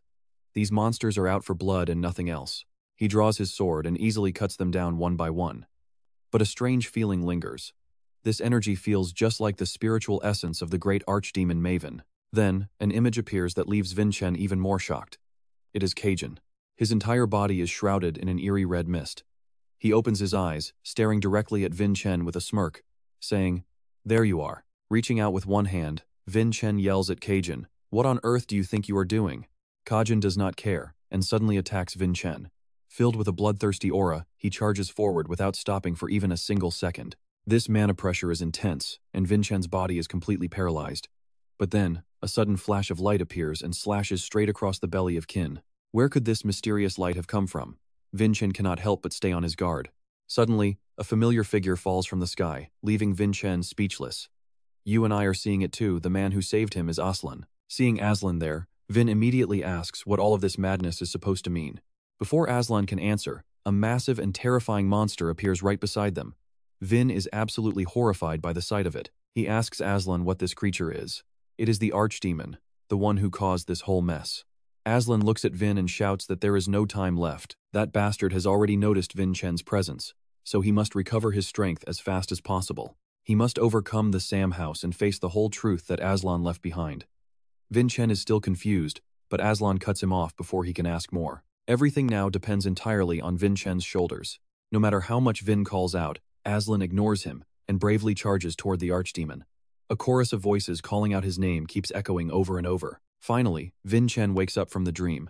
Selbyra asks him with worry if he is feeling unwell anywhere. Vincent is frustrated. We saw him defeat the Sam house, but why is the truth still out of reach for him? Is he still missing something needed to fully master the Adenka secret book? While Vincent is lost in his messy thoughts, there is a knock at the door. His father enters, asking for a moment of his time. Khan's sudden appearance doesn't just shock Vincent. Even the other cadets are left feeling completely confused. Khan tells everyone he is only staying for a moment, so they should relax. Selbyra shyly asks when the Adenka family will arrive. Khan praises Vincent for doing a great job, as he has kept his promise once again. Because of that, he must reward him with something proper. He asks if Vincent has any specific wishes. Vincent thinks to himself that what he lacks is the most basic foundation. He tells Khan that he is still not a true member of the Adenka family. He still needs a teacher to show him the Adenka sword style. Khan falls silent after hearing this. He asks if Vin knows that the elders of the Adenka family do not like him at all. Vin knows. But today he defeated the Sam house, moving one step closer to the ladder of completing the Adenka book. However, if they still refuse to find a teacher for him, he will show no respect to those elders. Khan smiles with satisfaction. He strokes his beard and tells Vin he would do the same, then asks Vin to follow him. The father and son then walk outside together. Outside, Relsa and Merlin are already standing there waiting for them. Vin happily greets Relsa, but he hesitates when he turns to Merlin. Finally, he manages to recognize who Merlin is. This surprises the man quite a bit. He remembers Vin saying he would remember his name, but he didn't expect him to actually do it. Relsa steps forward to introduce Merlin. He is an 8-star warrior and the master of lightning, which is why she suggested him as Vin's teacher. Merlin introduces himself properly with a polite bow. He is the deputy commander of the White Sword Squad and currently serves under the prestigious Golden Dragon Association. His name is Merlin Fanker. Hearing that name, Vincent cannot hide his shock and immediately questions him. That name shocks him because Fanker was Aslan's old surname. Meanwhile, at the Sam House main mansion, Vankia sits on his throne and asks Kajin if he understands why he lost the fight. It is because Vincent saw through him, while Kajin lost his composure and became far too emotional. Kajin has left a shameful stain on his own name. He can only apologize as Vankia places a hand on his head, reminding him that failure is a lesson. But if he fails again, Vankia will personally skin him. Trust me, you and I need to see what comes next. Don't look away, because Kajin's bright smile is hiding something deadly. Look at that red light flashing in his eyes. He's comforting someone, knowing they're furious about the loss, but they have to play it cool in front of his mother. And get this, the person he's calming down is actually his own ancestor. Yeah, Kajin brought the Ancient Ones with him. He spots Daven's missing arm. Over with Vin's group, Elsa is completely confused by the panicked look on the young master's face. Yes, that is my family name. Is there a problem? He doesn't hide anything and just lays it out. No, I just didn't realize Mastermind held such a high position. Elsa actually steps in to explain the complex details to him. The Fanker clan is a long-standing martial arts family that has served the Adenkas since the beginning. They are middle tier. Hearing that, Vin Tran starts to piece it together. But one specific detail keeps nagging at him, something just doesn't add up. The Fankers renamed themselves Adenka, yet the Fanker name still exists as its own separate clan. Elsa continues, explaining that registration at the castle is complete, so he can officially start teaching the young master tomorrow. Mine adds that next time they meet, they will be master and student. He apologizes in advance if his future training methods seem a bit too harsh. Young Master Vintran just smiles and replies that he is ready to learn everything from Master Mine. Lord Khan stands behind him, reminding his son to keep pushing his limits. Vin turns and gives his father a firm nod. His father stares back with total confidence. You must stay focused, because we can't predict what happens next. Now pay attention, because the board of directors is losing it. Daobak slams the table, shouting that the worst has happened. Their greatest fear is real. Vin Tran is now the hero who took down the powerful Salmon family. Now they have zero chance to stop his growth. He demands to know how the Elder plans to take responsibility for this mess. Elder Tu Laovan looks pale, trembling as he admits he has absolutely no excuse for this failure. Vintran's power has grown far beyond their wildest imagination. Feel frowns in annoyance after hearing the Elder's pathetic response. Wasn't this your solo plan all along, Elder Tu Laovan? He stays silent, but inside, he's absolutely terrified. He wonders if that girl is really trying to pin the blame on him as an excuse to kick him out. We need a solution, now. Meanwhile, somewhere else, blood splatters right in front of a horrified Elder's eyes. He trembles, asking the man standing before him why he would do something so brutal. Vankia approaches with murderous intent, growling that he should be the one asking why the Elder hired those mages. Start talking, Elder Holian. He speaks calmly while using a white cloth to wipe the blood off his beautiful blade. Seeing Vankia's terrifying aura makes the Elder freeze up. He stammers that he only wanted to ensure the Salmon family's victory. Without hesitation, he kicks the wall right next to the Elder's head. Oh really? The Salmon family needed you to fix the fight? I absolutely despise politics and dirty tricks. None of that trash belongs in the world of a true martial artist. Vankia thinks back to his own frustrations. Because of these schemes, he never got a fair one-on-one fight with Khan. He states clearly that they have never had any ties to the Sixth Magic Platform or any other shady organizations. We rose up on our own for the sake of the Salmon name. He turns away, his eyes filled with sadness. You and I can see he's frustrated. Despite his efforts, he still feels powerless against the greedy elders of his clan. He glares back with a threat. Why don't you just retire to the countryside? Go farm or fish and stay out of my way. The Elder knows he's beaten and agrees to leave. With that, Vankia decides to spare the old man. He slams the door, leaving the Elder alone in the room. The old man reaches for a nearby magic stone and touches it. A voice on the other end answers. The Salmon Elder is so angry that veins are popping on his head. What on earth is happening over there? I thought you said you could interfere in the second or third stage, Tu Laovan. He stays silent, struggling to find an excuse before admitting that Khan and Vankia showing up ruined all their plans. Not to mention, Vintran's power has completely exceeded every single one of our expectations. The man on the phone keeps screaming, asking how he dares to use that as an excuse. At this rate, they won't be able to avoid the crime of trying to sabotage Vintran. And those elders aren't even the real problem. The issue is that we are now their primary targets. The Elder proposes they immediately come up with a new plan to get rid of that brat Vintran as soon as possible. Trust me, you and I are about to see things get real. Back in his room, Vin is asleep when he suddenly senses danger. A strange man standing by his bed lunges forward, trying to drive a sword straight through his chest. But he reacts instantly, dodging the strike and drawing his own blade. Who are you, and how did you even get in here? Alright, you and I are about to see what happens when a student realizes his own teacher is his biggest nightmare. Merlin speaks with a voice that is both warm and chilling. It is past midnight from now on, you call me master. Vintran, your senses are sharp, but your observation skills are still lacking. You have not even noticed we are in a strange place. Hearing this, he panics and looks around. Merlin explains this is a magic dungeon used for stage 1. The dean himself created it. Pass my training and you can leave.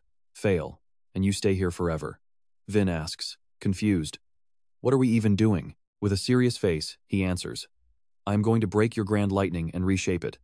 Your direction is all wrong. Vintran breaks into a sweat. Master, what are you saying? Merlin reaches into his cloak for something special. You do not understand its potential yet.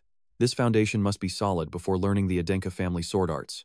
Merlin pulls out a necklace, leaving the young man staring in total confusion. Watch this closely. It is a special magic pendant that can only be destroyed by using the true grand lightning. Your only task is to break this pendant. Only then can you even think about learning the Adenka sword style. Suddenly, Vintran stands up with a serious look. I must grow stronger to face the truth as a real Adenka. I will destroy that pendant no matter the cost. Then I will master the Adenka family sword style. He infuses his sword with magic and charges directly at Merlin, aiming to shatter the necklace in one go. Merlin is not holding back either. He releases a massive wave of power that sends Vintran flying backward. He uses his hands and feet to anchor himself. Drenched in sweat, he stares up, shocked by that overwhelming force. That gaze is intense, like he is looking straight through the young man's soul. Merlin tells him to look carefully. This is what true grand lightning looks like. Suddenly, Julian's spirit appears. The two of them stare at the massive entity before them. Julian shouts that this is nothing like what they have seen. Merlin frowns as lightning flashes in his eyes. He orders the Thunder God to attack, slamming a hammer down. Vintran blocks his face from the debris and leaps away to find some breathing room. But the attack is too fast. He loses his footing and slides across the ground, scorched by the electrical discharge. Now you and I see it too that blue lightning is completely different from his or Mon's power. I am sorry, Merlin says. I am not really the teacher type, so do not expect a scientific or organized lesson. For now, I am just going to use the best method I know. Until you understand what true grand lightning really is, my own lightning will be your opponent. Time slowly ticks away. An invisible mouse scurries through every corner of the castle, scouting the area. At the manor, the servants are busy scrubbing piles of the young master's dirty laundry. Over at Blood Castle, documents are piling up. In a dark alley, a familiar shadow appears, Xiaolu Van Adenka. It looks like he is plotting something sinister in the dark. The invisible mouse continues its journey, moving toward a different room. A blue light glows from a portal. The mouse watches, then teleports to a snowy land and waves its tiny hand. A slender hand picks it up. Oh, really? I guess everyone is doing their jobs well then? You have worked hard. Are you also worried about the young master? It turns out Ceres, Vin's servant, is controlling the mouse. She looks at the sky with a worried expression. It has been a whole week since the young master started training. I wonder if he is resting at all. I just hope he is not overworking himself. Meanwhile, back in the cave, Vin and Merlin are still clashing. The boy throws everything he has at his master. Merlin watches, constantly analyzing his student's every move. It is just as I thought. Every time he is backed into a corner, he uses the exact same trick. This kid melts lightning energy with a very strange sword style, but his skills are still far too raw. Here it comes again. Merlin speaks as if he can see every single second of the future. Vin Tran activates his microelectricity. Both men collide, one attacking head-on while the other maintains a perfect defense. Vin Tran is genuinely shocked. The range of this attack is just way too wide. Let's wait and see that defense is expanding so fast it is literally swallowing the entire area.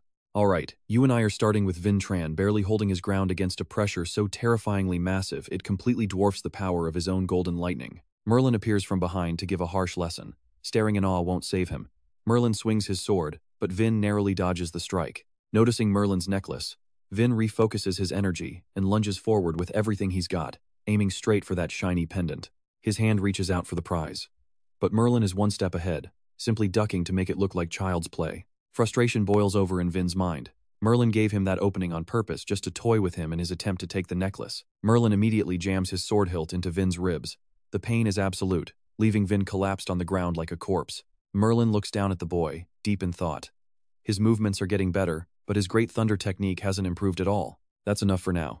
Time for a break. After waking up from the sharp pain, Vin sits on a rock and takes a long drink. Julian warns him nervously. There's no telling when Merlin will restart the hellish training, so he better hydrate while he still can. Vin wipes his mouth and mutters a quiet response that he already knows. He starts questioning his power. No matter how much lightning he releases or how wide he spreads the attack range, he just cannot break through that blue surge. Just like the Great Thunder technique, what's the core difference? Meanwhile, Julian is just really annoyed about the small water bottle. Julian complains about the tiny portion of water.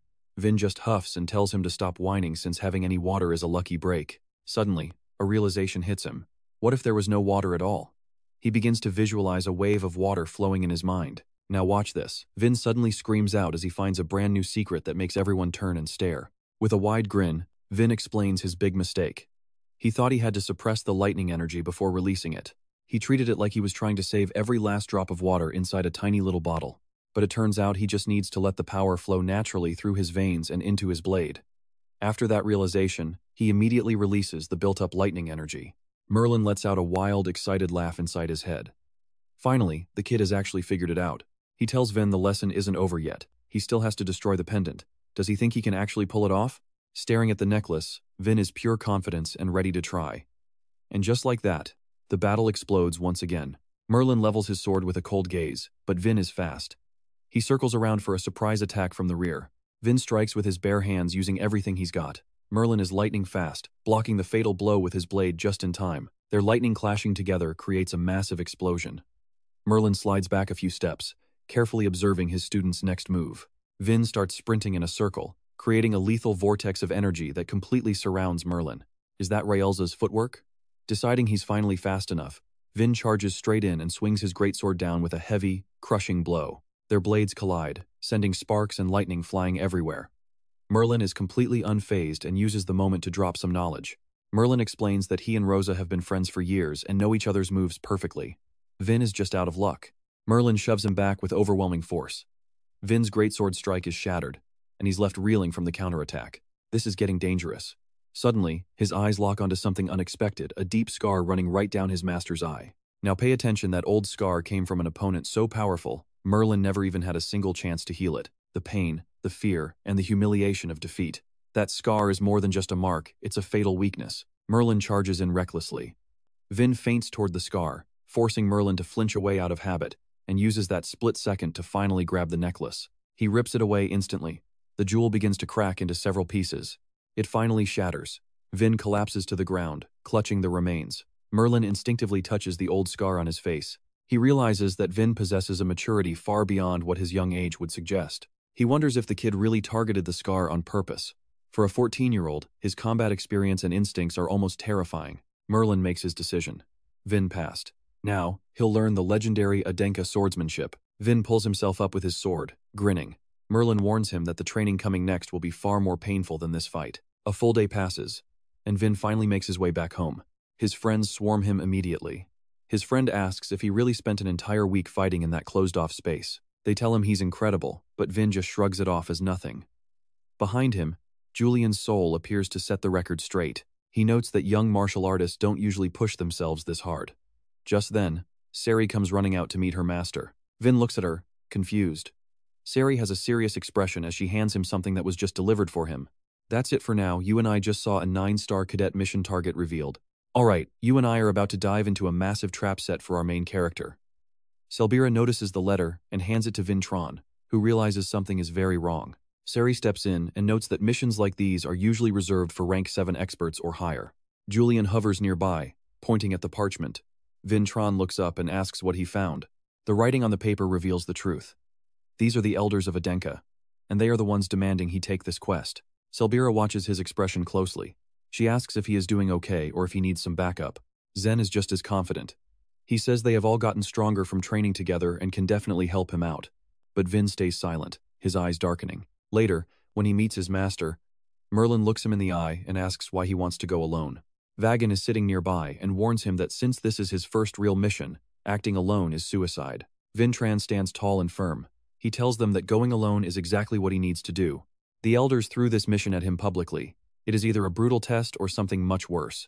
Merlin frowns, catching his drift. It is a trap. They want him dead because he is standing in the way of their power. Vagan agrees with Merlin's assessment. Sending a student out alone into a situation like this is just asking for trouble. Now, watch closely, this is where we see what Vin is truly made of. He tells his commander that he must survive this trap to prove his strength. This bold declaration actually catches his master completely off guard. He continues, saying that even if he becomes a victim of this political war, he is ready to face it. He clenches his fist, declaring his pride as a member of the Adenka Clan. Vagon sighs, realizing there is no stopping him now. Since he is so determined, Vagon accepts the request, but he warns him not to embarrass the name of the Blood City cadets. Vintran smiles and gives his word of honor. He accepts the mission as a rank 9 cadet of the Adenka. Meanwhile, up on the roof of Blood City, Hika is relaxing and humming a tune in the wind. Suddenly, a voice interrupts her peace. She pouts, annoyed that someone is calling her lazy when she was just resting. She looks down at Vagon and asks if it is true that Vintran just accepted a dangerous mission. The lieutenant is surprised she even cares about the cadets. Hika just laughs it off. She reminds him she is the city lord after all. Then she gets serious and asks who the mastermind is. Vagon looks at her and says it is the Council of Elders, but he knows Xiaolu Van is pulling the strings. You and I both know old villains never play fair, and right as Hika mentions his name, an emergency report comes in about an intruder. Right at the front gates, an unknown martial artist is causing a massive scene and won't back down. The guards report through a magic stone that the man is demanding to see Vintran and is refusing to follow any rules. The soldiers scream at the man to stay back and identify himself or face the consequences. Behind the intruder, his servant nervously whispers that they should probably follow the rules and come back later. The orange-haired guy gets annoyed. He shouts that he only came here to have a simple conversation. He grips his weapon and warns them one last time. He begins channeling his divine energy, demanding to see Vintran immediately. The soldiers shout to one another, desperate to keep him from entering the city walls. He prepares to launch a powerful spear technique at the Blood City troops. But suddenly, something stops his weapon mid-air. The orange-haired guy is shocked. Is that a whip? Before he can react, the whip wraps tightly around his body, pinning his arms to his sides. Hika drops down from above. She recognizes his spear technique and calls him by his name, Young Master Jven. She tells him to stop before things get ugly for everyone. His servant in the back cries out in terror. At that moment, another figure appears behind the servant. Vagan threatens to take his head if he moves an inch. The servant freezes. He realizes Vagon is a powerful mage with at least 4 magic circles. No, he realizes it is over 5 circles. A master mage and a woman with a whip that moves like it has its own soul. Hika stands her ground and asks if they realize she is the one who runs this fortress. The servant bows, recognizing the city lord. Hika asks why a member of the elite guard is causing trouble here. Javen suddenly rips through her whip bindings like they were nothing. He asks if she is really the city lord. Hika is stunned that this brat managed to break her restraint so easily. Talk about a plot twist. Trust me, we need to see where this goes next, as Javen asks to join Blood City as a cadet. Stick with me, you and I are about to see Vintran take on a mission that is way more than he bargained for. How long has it been since I saw a forest buried in snow like this? Vintran feels the same. Yeah, it is totally refreshing. But the kid wonders if this mission is actually a bit too easy. I do not get why the elders even felt the need to step in here. He replies while checking the paper. On the surface, it looks simple. The elders ordered us to take down one specific goblin. Julian sounds panicked. What if this goblin is just bait for a much bigger trap? Vin tells him not to drop his guard. Goblins are weak alone, but they hunt smart in massive groups. However, this nasty piece of work is roaming all by itself. Julian asks why. Vin is not sure, maybe it was abandoned, or maybe it ate its entire pack. Just hearing that is enough to give the poor kid major goosebumps. Julian plans for the absolute worst. Now pay attention, because this is where the real danger begins. He rushes toward the carriage and shouts. According to the report, it should be right around here. Vintran leaps onto the roof. He tosses a bag of coins to the driver as their fare. The driver is confused since they are nowhere near to Nicole. Vin just says this is his stop. The man is stunned to see Vin on the roof. Vin warns him to get out of this forest immediately, as fast as possible. The driver panics and asks what is wrong, warning that it is dangerous out there. He tells him to get down, but his eyes go wide. Vintran has already vanished without a trace. He heads deep into the woods and stops. It looks like Vintran is planning something big. Once he is far enough, he summons his sword. Let us find that goblin Great Thunder, true form. Vintran is ready to show off the insane power he learned from his teacher, Merlin. He summons the Thunder Giant, Lei Wu. The blue lightning lacks raw power, but it spreads incredibly fast. It covers the entire area with just a few sparks, allowing him to detect every single movement. He closes his eyes to focus and finds something strange. Within his circle of silence, something is moving. Is that the goblin? Right now, the monster is growling while searching for its next victim. That thick purple aura is exactly what Vin uses to track it.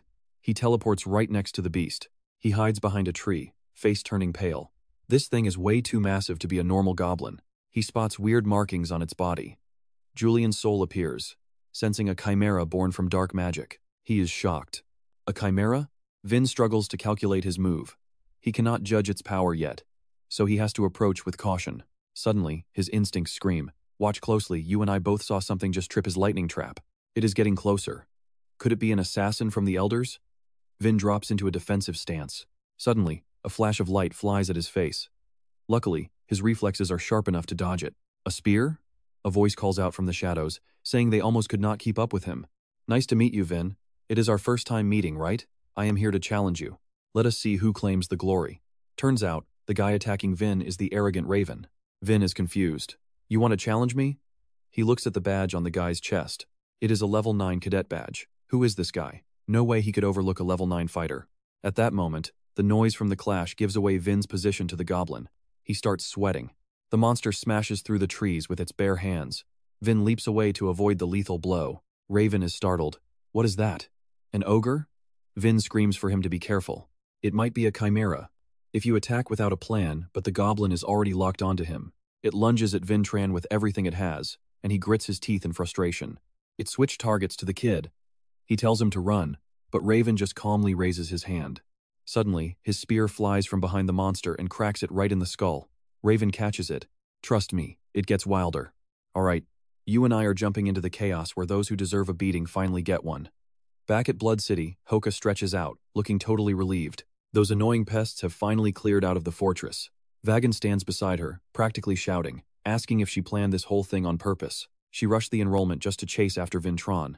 But touching a descendant of the Vatican family, the third strongest clan, is incredibly reckless even for the Adenka elders.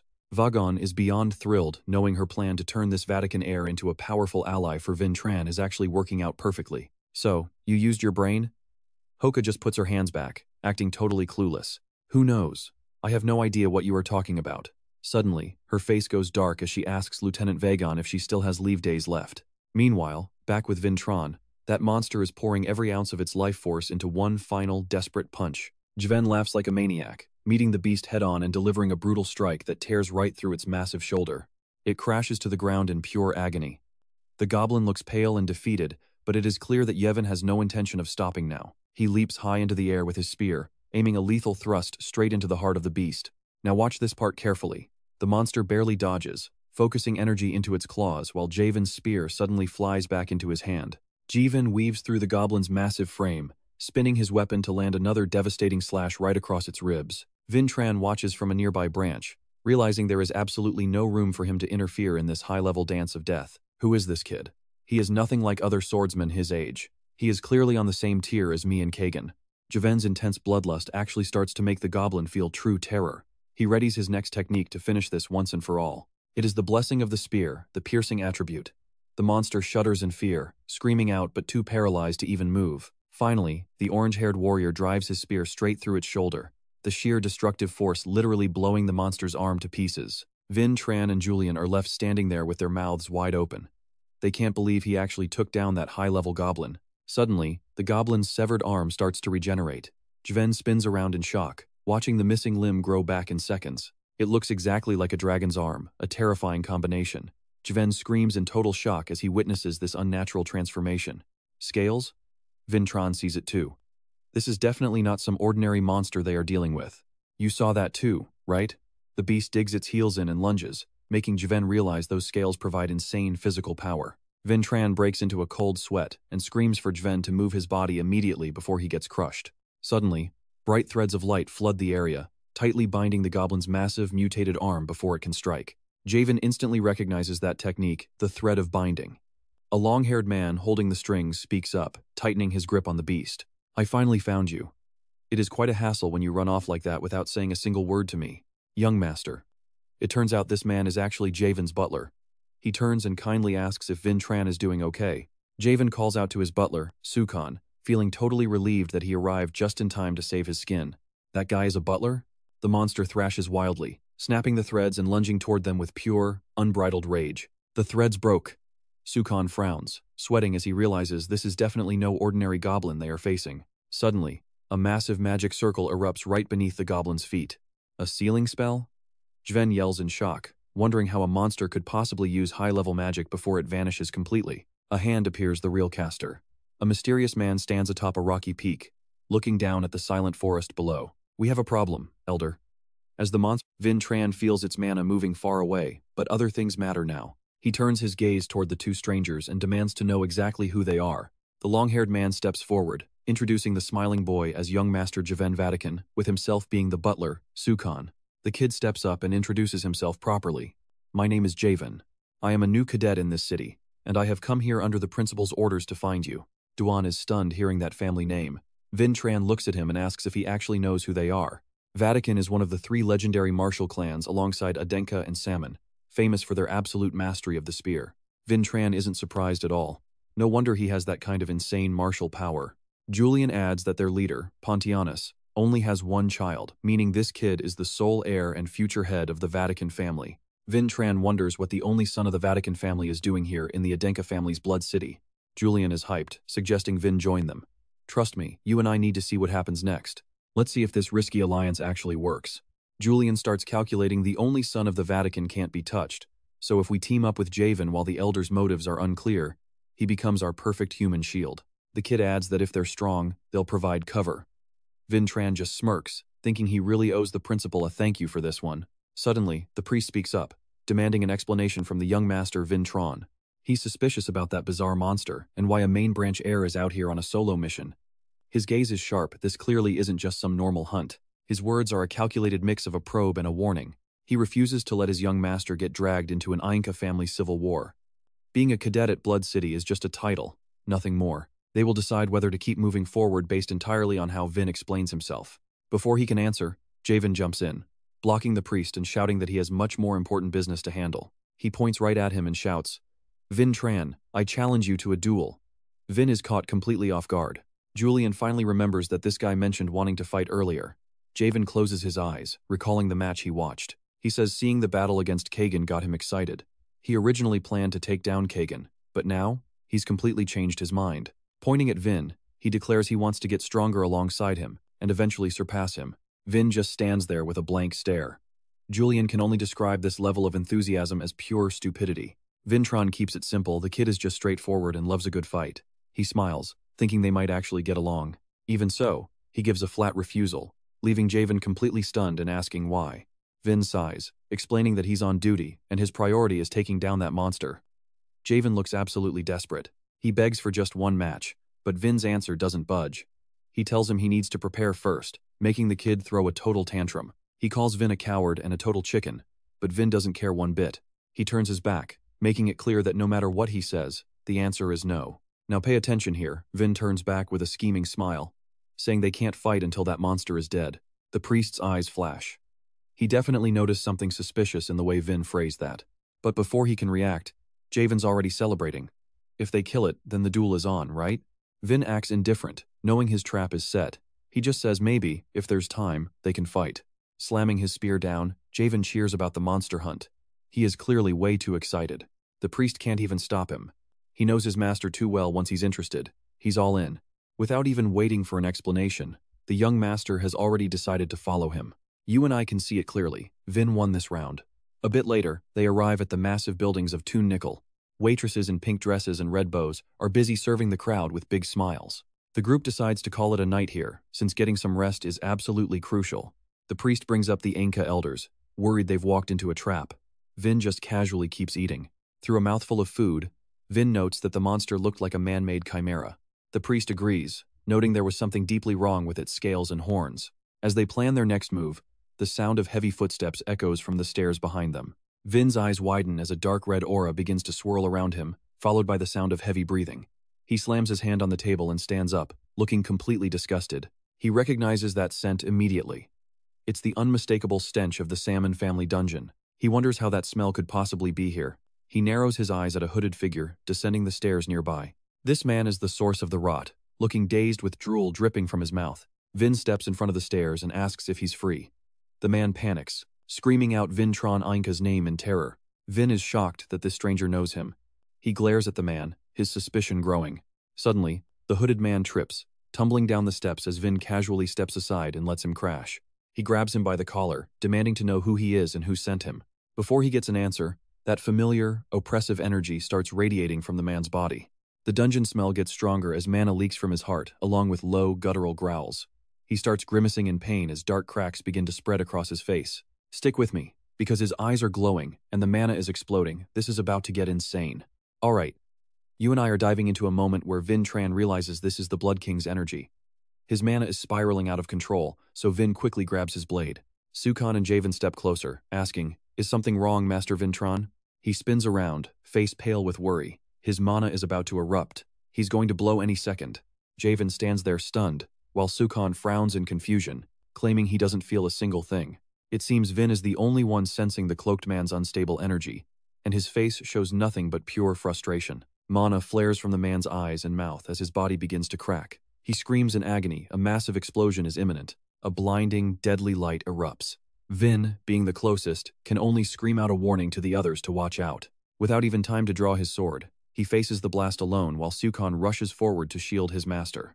Javen calls out in a panic. Vin's eyes are filled with grit and determination as he growls, "Damn it, this is way too strong." Every person in the tavern stands up, staring toward the center of the blast where Vin was just standing.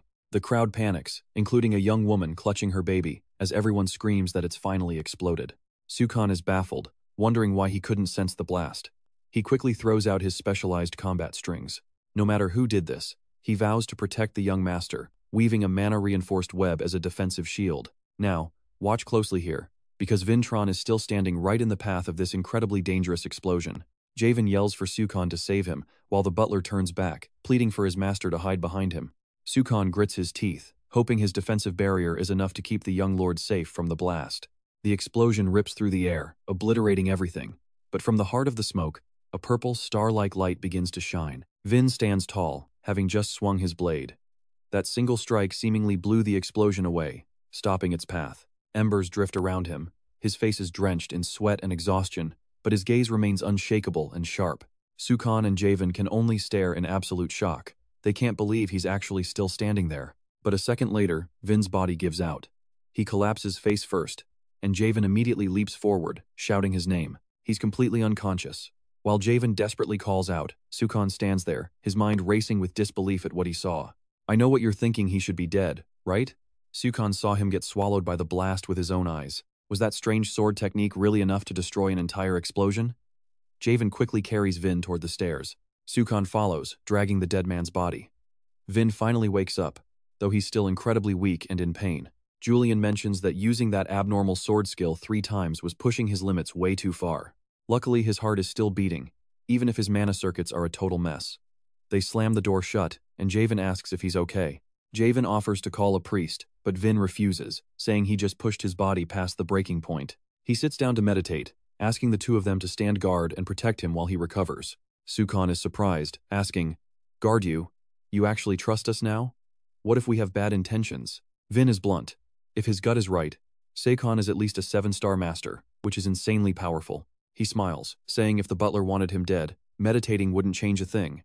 Sukhan can only frown at that logic. And with that, Vin seals himself inside a protective meditation cocoon. Outside, Javen and Sukhan watch the cocoon, which is made of countless silk threads that look incredibly sturdy and secure. Javen turns to the butler, asking if he has any idea how Vin survived that impossible blast. Sukhan admits he's unsure, but it really looked like the young master literally cut the explosion in half. Javen is stunned.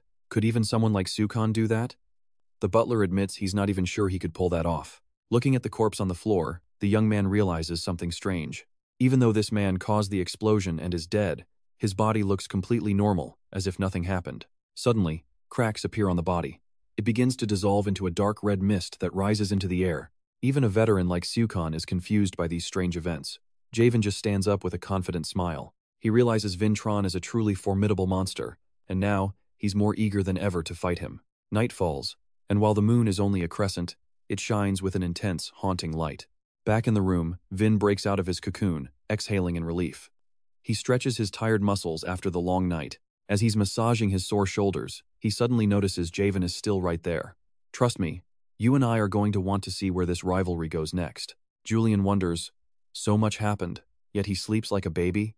Vincent says he is exactly what you expect from a carefree, noble family. Julian turns to ask, was what you said true? Trust me, the mana coming off that guy was unreal.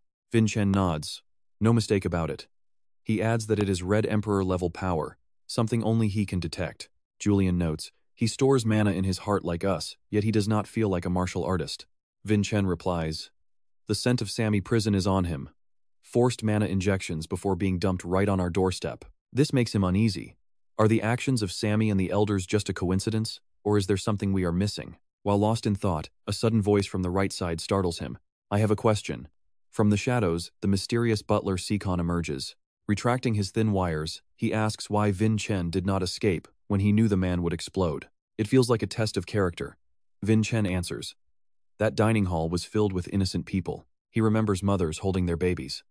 Sukhan asks, is that really more important than your own goals and safety? Vin Chen answers with a question of his own. What if Javen was in my shoes? Would he just pretend not to see them? Sukhan smiles, clearly understanding his young master's deep sense of justice. One thing is for certain, Sukhan says.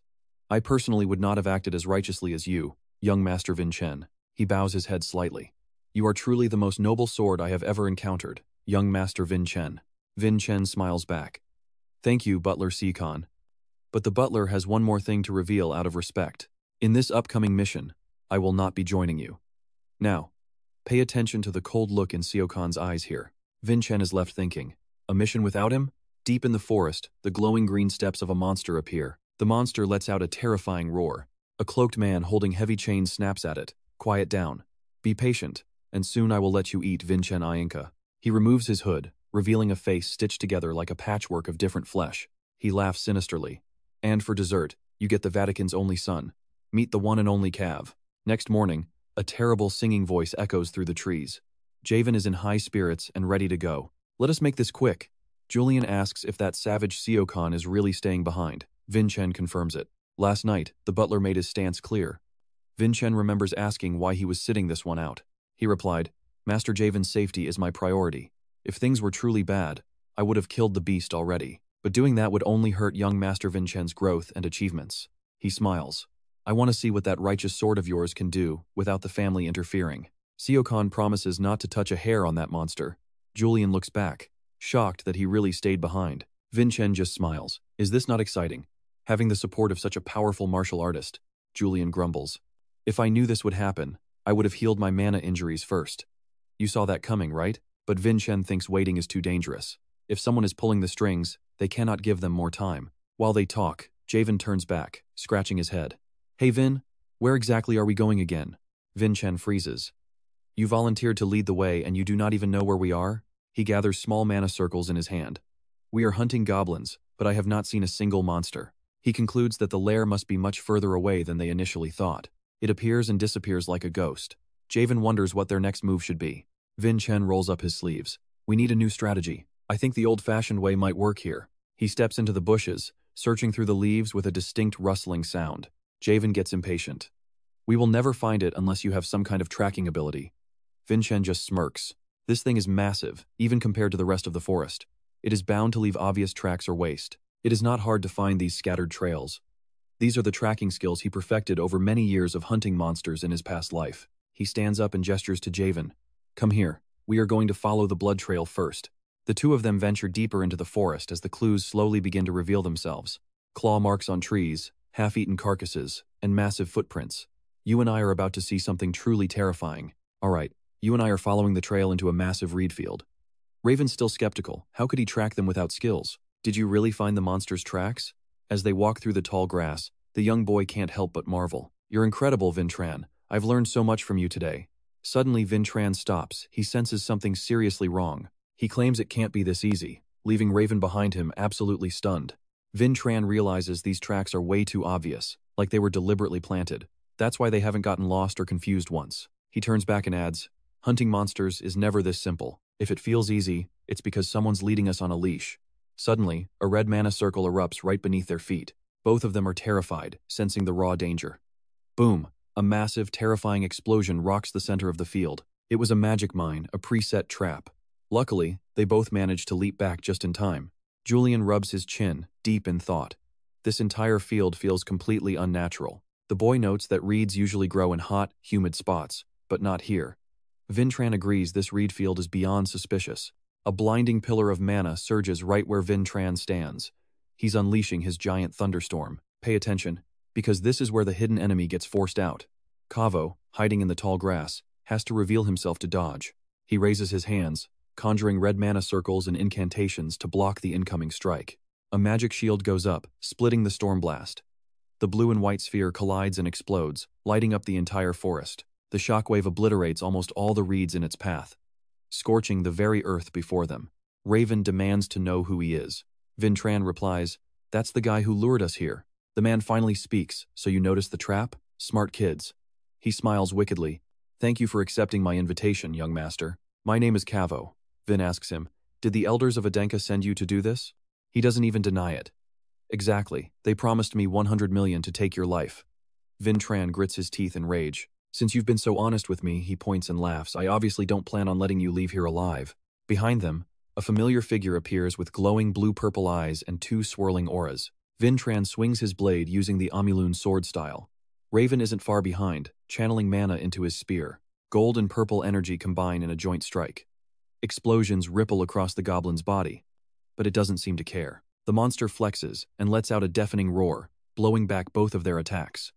They're completely shocked. How is this possible? It's reflecting every single one of our attacks. Suddenly, Kavo lunges in with magic spheres in both hands, pinning them down. "I hope you haven't forgotten about me." With a lethal glare and a twisted smile, he launches a devastating spell directly at the two boys. A barrage of sparks flies from Kavo's hands, forcing them to jump and dodge. They land far away, looking battered and exhausted. Now, you and I can see Vintran is struggling. He's still feeling the backlash from his absolute sword slash. Kavo stands proudly on top of his monster and shouts, "With my special chimera and me here. Do you really think you can beat us both?" He laughs loudly. "It's impossible. You're both going to be buried right here." In response, Vintran just smirks. He looks over and says, "You've got to leave that monster to me." Kavo flinches, his smile instantly vanishing. Familiar silver threads have already surrounded his entire body. Sikon's shadow looms behind him, the deadly threads beginning to tighten their grip. He screams in terror, desperately trying to grab the wires with his hands, but it's useless. The thin threads slice deep. Blood sprays everywhere as Kavo's body is literally shredded into pieces. Raven joyfully calls out to his butler. He lands with a smile. I tried to hide my presence, but young Master Vin has a very sharp eye. Vin replies, I knew you wouldn't just let Raven go alone. The butler happily says, Forgive me, I only kill those who threaten Master Raven. But as they're talking, they suddenly freeze in total shock. Where did his body go? Only torn clothes remain on the ground. His corpse has completely vanished. Kavo slowly reappears beside the monster, clutching it and gasping for breath. Now I remember that name, Sikon. That's the infamous name from the Vatican, the assassin who uses his real name. He screams, You're the Assassin King, Sikon. At those words, Sikon stops, his expression turning deadly serious.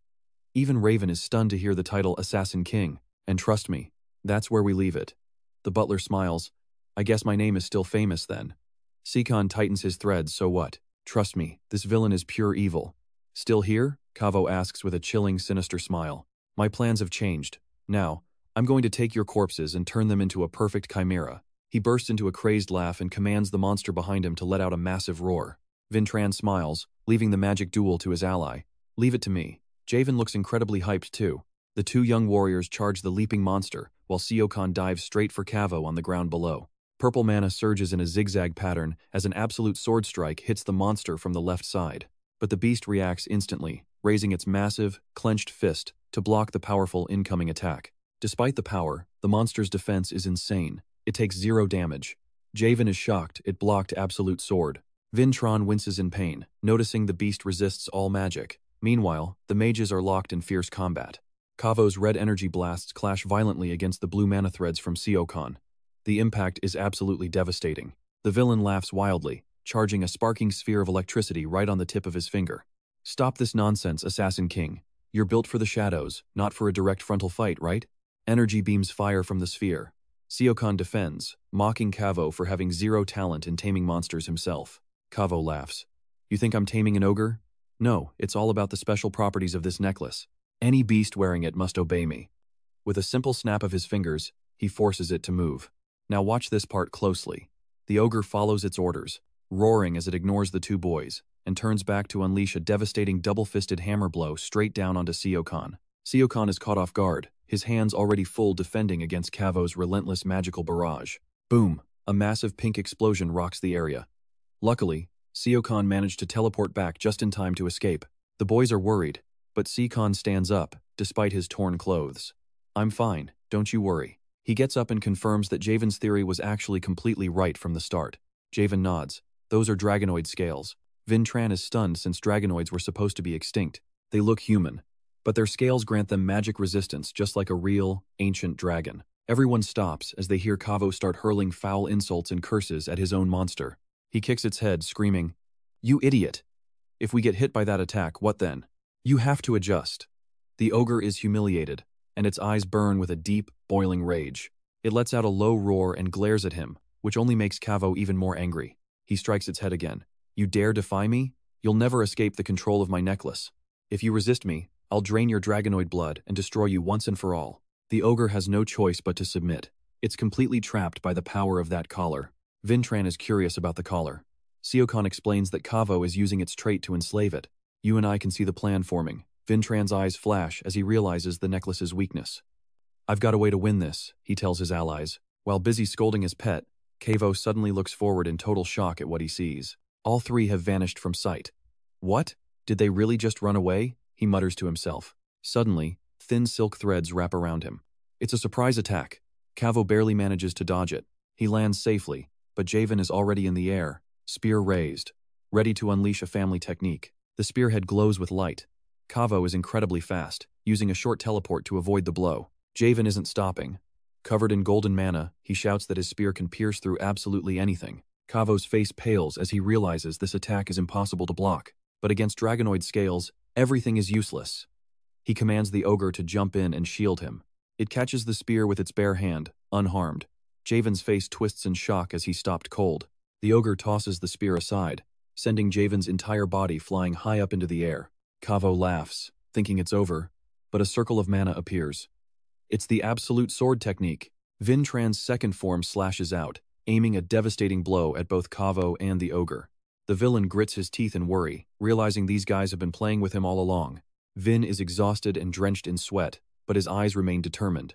You and I definitely can't miss what happens next. Without a second of rest, he unleashes the Sky River Wave Slash, cutting straight past the goblin toward Cavell. The blade carves a deep wound into his side. Blood sprays, but Cavell just laughs.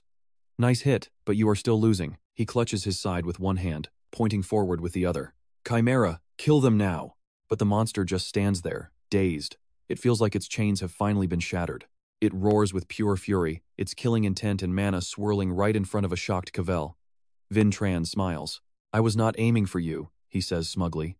I was aiming for the chains that forced that creature to obey you. Now, I really hope you treated it well when you were the boss.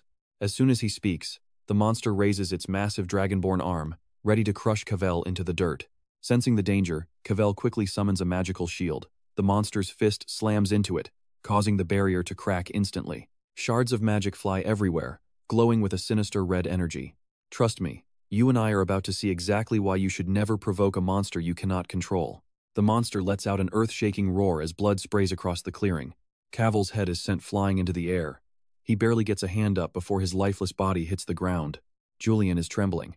Clearly, the monster's relationship with its master was a nightmare. Vin Tran explains the truth. That guy was a fraud, he says. A true dragonborn shares the monster's pain and fights alongside it. He was just a parasite exploiting its power. With Cavell dead, the dragon scales on the monster begin to melt away like hot candle wax. The priest, helping Raven, sighs. I was worried about this. Merging dragonborn power into a chimera is incredibly unstable. It seems he was using dark magic just to keep the forced fusion from falling apart. Vin grips his Blood Lotus sword, standing tall. Let's finish our work. I came here to put you down. Now watch this confidence. Vin is about to end this once and for all. Without its master, the monster is weak and easy to handle. Soon, Vin is walking away with a bag of loot. Raven leads the way, laughing excitedly. First mission, total success. The priest asks what the plan is next. Vin Tran answers calmly. This mission was given to me directly by the Elder Council. He smirks, adding that if anything goes wrong, he will deal with those elders himself. Besides, I have a witness. The priest looks confused. A witness? Who? Vin just points right at him. He looks at the heavy bags on his shoulder and laughs. Does Cavell's head not prove just how talented you are, priest? Thanks for making everything go so smoothly. The priest just sighs, realizing he is pulled into another mess. Suddenly, slow clapping echoes through the trees, followed by a woman's voice. Now, I know what you are thinking. Who is this? Let's find out together. It is none other than Heka, the Blood City Lord. She looks down from a branch. Look at us, meeting during my break. Heka jumps down in front of them. Vin Tran, you have been busy. Looks like the mission was a success. She points to the two bags on his shoulder. Mind if I take a little peek? Seeing the heads, Heka grunts. Vin asks if she knows them. First time seeing him, she says. But I agree with your plan. She holds the bag mysteriously. This is perfect for dealing with those family issues. But man, the smell is terrible. Vin is a bit confused when she mentions the stink of the situation. Heka explains that an elder was backing Cavell during the exchange. Holy Man Sammy was the one pulling the strings. And the person who gave Vin the mission? Their very own Elder Xiao Luping. She whispers in his ear. Those two are old friends. Quite a coincidence, right? Meanwhile, Vagan is stressing in his office. I am so exhausted. I am just going to mark Vin's mission as complete. He tries to justify it, saying Vin had family business to attend to. He is clearly on edge. City Lord Heka is on vacation, working hard as usual, he shouts. How can she handle anything while she is away? Vagan clutches his head, desperate to avoid overtime. Suddenly, a soldier calls out to the Deputy City Lord. Vagan slams his hands on the desk. Can you not see I am busy right now? And that is where we leave it. Wait until you and I see the massive report Vin just sent in. All right, you and I are watching Vagan as he reads reports he can barely believe. He smirks, thinking the main issues are settled, finally allowing him to check the Lord's report. These documents are done. He notes the chimera from the mission, the child, and the mage's whistle. Vagan wonders if this was for rank 9. What is really happening inside the Adenka family? Detailed mission reports are now in the hands of the Patriarch, Lord Khan. He reads every word carefully. Khan asks for an explanation while Vin Chen stands tall before him. Vin explains his two theories. First, this mission was nothing but a blatant trap set for him. Khan fires back immediately. If this test was too hard, he'd be deeply disappointed. Vin stays calm. Of course, he doesn't feel that way. He finished the mission and stands right here before his lord. But during the hunt, he felt the power of Sam. That answer makes Khan visibly flinch. Vin doesn't stop. He says assessing a successor with Adenka power is a good thing, but using the power of Sam for a test? That is completely unacceptable. He smiles. Elders, Tob and Holy Man are much closer than anyone in the clan suspected. Khan wonders if Ha suggested this. He asks Vin what his second assumption is. Vin says the useless elders know nothing about this. Khan realizes admitting it makes him look weak. Denying it makes him look incompetent. He stares at the boy and says, "Interesting. Which one do you believe?" Vin responds that logically, he chooses the latter option. Being called useless is better than being a coward with bad intentions. Suddenly, hurried footsteps approach. Now pay attention, this is where the story takes a dark and sudden turn. He asks what's wrong. Vessa's face is pure terror as she shouts that Tiloban Adenka is dead. A blade is buried in his chest. Blood spills out. The fourth elder died with eyes wide open. Vessa screams the news as she arrives. Something massive is unfolding right now. Vincent is stunned to see his mother. Lord Khan demands to know exactly what happened. Vessa can barely speak. She stutters Tiloban's name and claims that he killed himself. Khan's expression turns deadly serious. He repeats the words. Tiloban committed suicide? Panicking, Vessa says he stabbed his own heart. She holds up a suicide letter. The note says he takes full responsibility for everything involving Vincent's mission. You and I both know the MC is too sharp for this. Watch him flip the script. Khan is confused. Fake? Vessa is covered in a cold sweat at the mention of suicide. Julian's spirit whispers from behind. The one truly responsible is still hiding in the shadows. Vin knows the elder wouldn't do this without evidence being stacked against him. Julian adds that someone higher up must have killed him and staged the whole scene. Staging a suicide is a predictable move. Vin explains this is the heart of their territory. The idea of an assassin working here is unthinkable. No, this suicide is a calculated play. His gaze is ice cold. Vessa approaches and says Vin sees things others miss. She turns to Khan and asks for a private moment to speak with Vincent. The patriarch agrees. If that's what Vessa wants, he allows it. She tells Vincent to follow her. She needs his eyes to see the truth behind this. The door opens and light floods into the room. They enter. Tiloban's body is there, sword in chest, staring into nothingness. Vessa tells him not to be afraid if this is his first time seeing a body. Vin leans in close to the dead man's face. Vessa watches him, wondering if he is normal. Vin notes the strike was too clean, just one perfect, single thrust. Vessa asks why that's weird. He was a swordsman. One strike to the heart is easy. And trust me, you and I are about to see this mystery get even deeper. All right, stick with me. You and I are about to uncover a conspiracy that goes way deeper than anyone imagined. Humans always leave behind a trace of regret and fear when they die. Vincent continues, noting that Tiloban's death is different. There is not a single trace of fear or hesitation found near the wound from that sword strike. He asserts with absolute certainty that this suicide was nothing more than a staged setup. Hearing this, Vexa is left in a state of total shock and confusion. She demands to know where Tiloban actually is if he did not die here. Vincent begins to stammer as he tries to explain, before suddenly going silent. He turns and shouts at the spirit Julian, asking for the elder's location. Julian just responds by asking if Vincent had not already figured everything out by himself. That question sends Vincent into a panic, and he quickly denies it. He only managed to piece together a small part of the truth so far. Vincent reminds Julian that he is the advisor here. If something was wrong, the spirit should have spoken up. Does Julian really have no thoughts on this case? The spirit sighs, admitting that the boy is right. Julian then reveals a dark secret. There is a type of forbidden black magic capable of restoring a dead body. Vincent gets smug and tells Julian he knew the spirit would have a lead. He was counting on that expert advice to solve this mystery. He turns back to Vexa and explains the existence of dark magic used for corpse restoration. The news leaves her completely stunned and speechless. She questions the existence of such forbidden magic and asks for proof. Vincent just asks if she saw nothing special within Tiloban's eyes. Vexa explains that her specific skills can only distinguish truth from lies through the human soul. She is not some sort of all-seeing divine being. She cannot solve every mystery instantly or see through the deepest layers of a person's nature just by looking at their physical body. Now watch this part closely, because the mood is about to shift from a simple investigation to pure danger. Vexa grabs Vincent and asks about his knowledge. She stares and continues, whether that old man committed suicide or not does not matter to her. What she needs to know is how Vincent learned about such forbidden magic. The scene shifts to the council, where Adenka's eyes go wide. He sees Master Khan walking in, and nervously asks why he has arrived at this time. Khan steps into the room and coldly greets everyone present. He picks up a teapot and casually suggests that they should all share a drink together. He pours a cup and takes a slow sip, while the entire room watches him in total confusion. The tension is thick enough to cut with a blade. After a swallow, Khan praises the aroma of the tea. He notes that this specific blend was a favorite of the late Elder Tillabon. That name sends a visible jolt through Phi Daniel. Silence falls over the room, and a suffocating atmosphere begins to weigh down on every person present. Phi Daniel forces a light laugh and asks if he means the Elder. She claims that dead body has absolutely nothing to do with their council. Watching her, Khan thinks to himself, does this woman really believe she can just wash her hands of this and walk away like nothing happened? She sets her tea down and tells Khan to stop playing games. She wants him to speak his mind and get to the point right now. With a sly grin, she asks if he is here, because he is unhappy with Vincent's performance in the recent tournament. Khan admits he has a complaint. Phi Daniel mocks him, saying it is unusual for Lord Adenka to visit the council personally just to complain. It seems he really loves that boy. She asks if he is doing all this just because he is Sarvana's son. The mention of that name makes Khan fall into a sudden, heavy silence. John joins in, asking if Khan isn't worried about his wife Vexa getting jealous. He wonders if Khan will truly protect the Helen family. Phi Daniel remarks that she might be acting a bit shameless right now. She looks directly at Khan and asks what the point is in caring for Sarvana's child at this stage of his life. You and I both know she is crossing a line that should never even be touched. She claims Khan only gained power because of Sarvana's death. Khan flashes back to the past.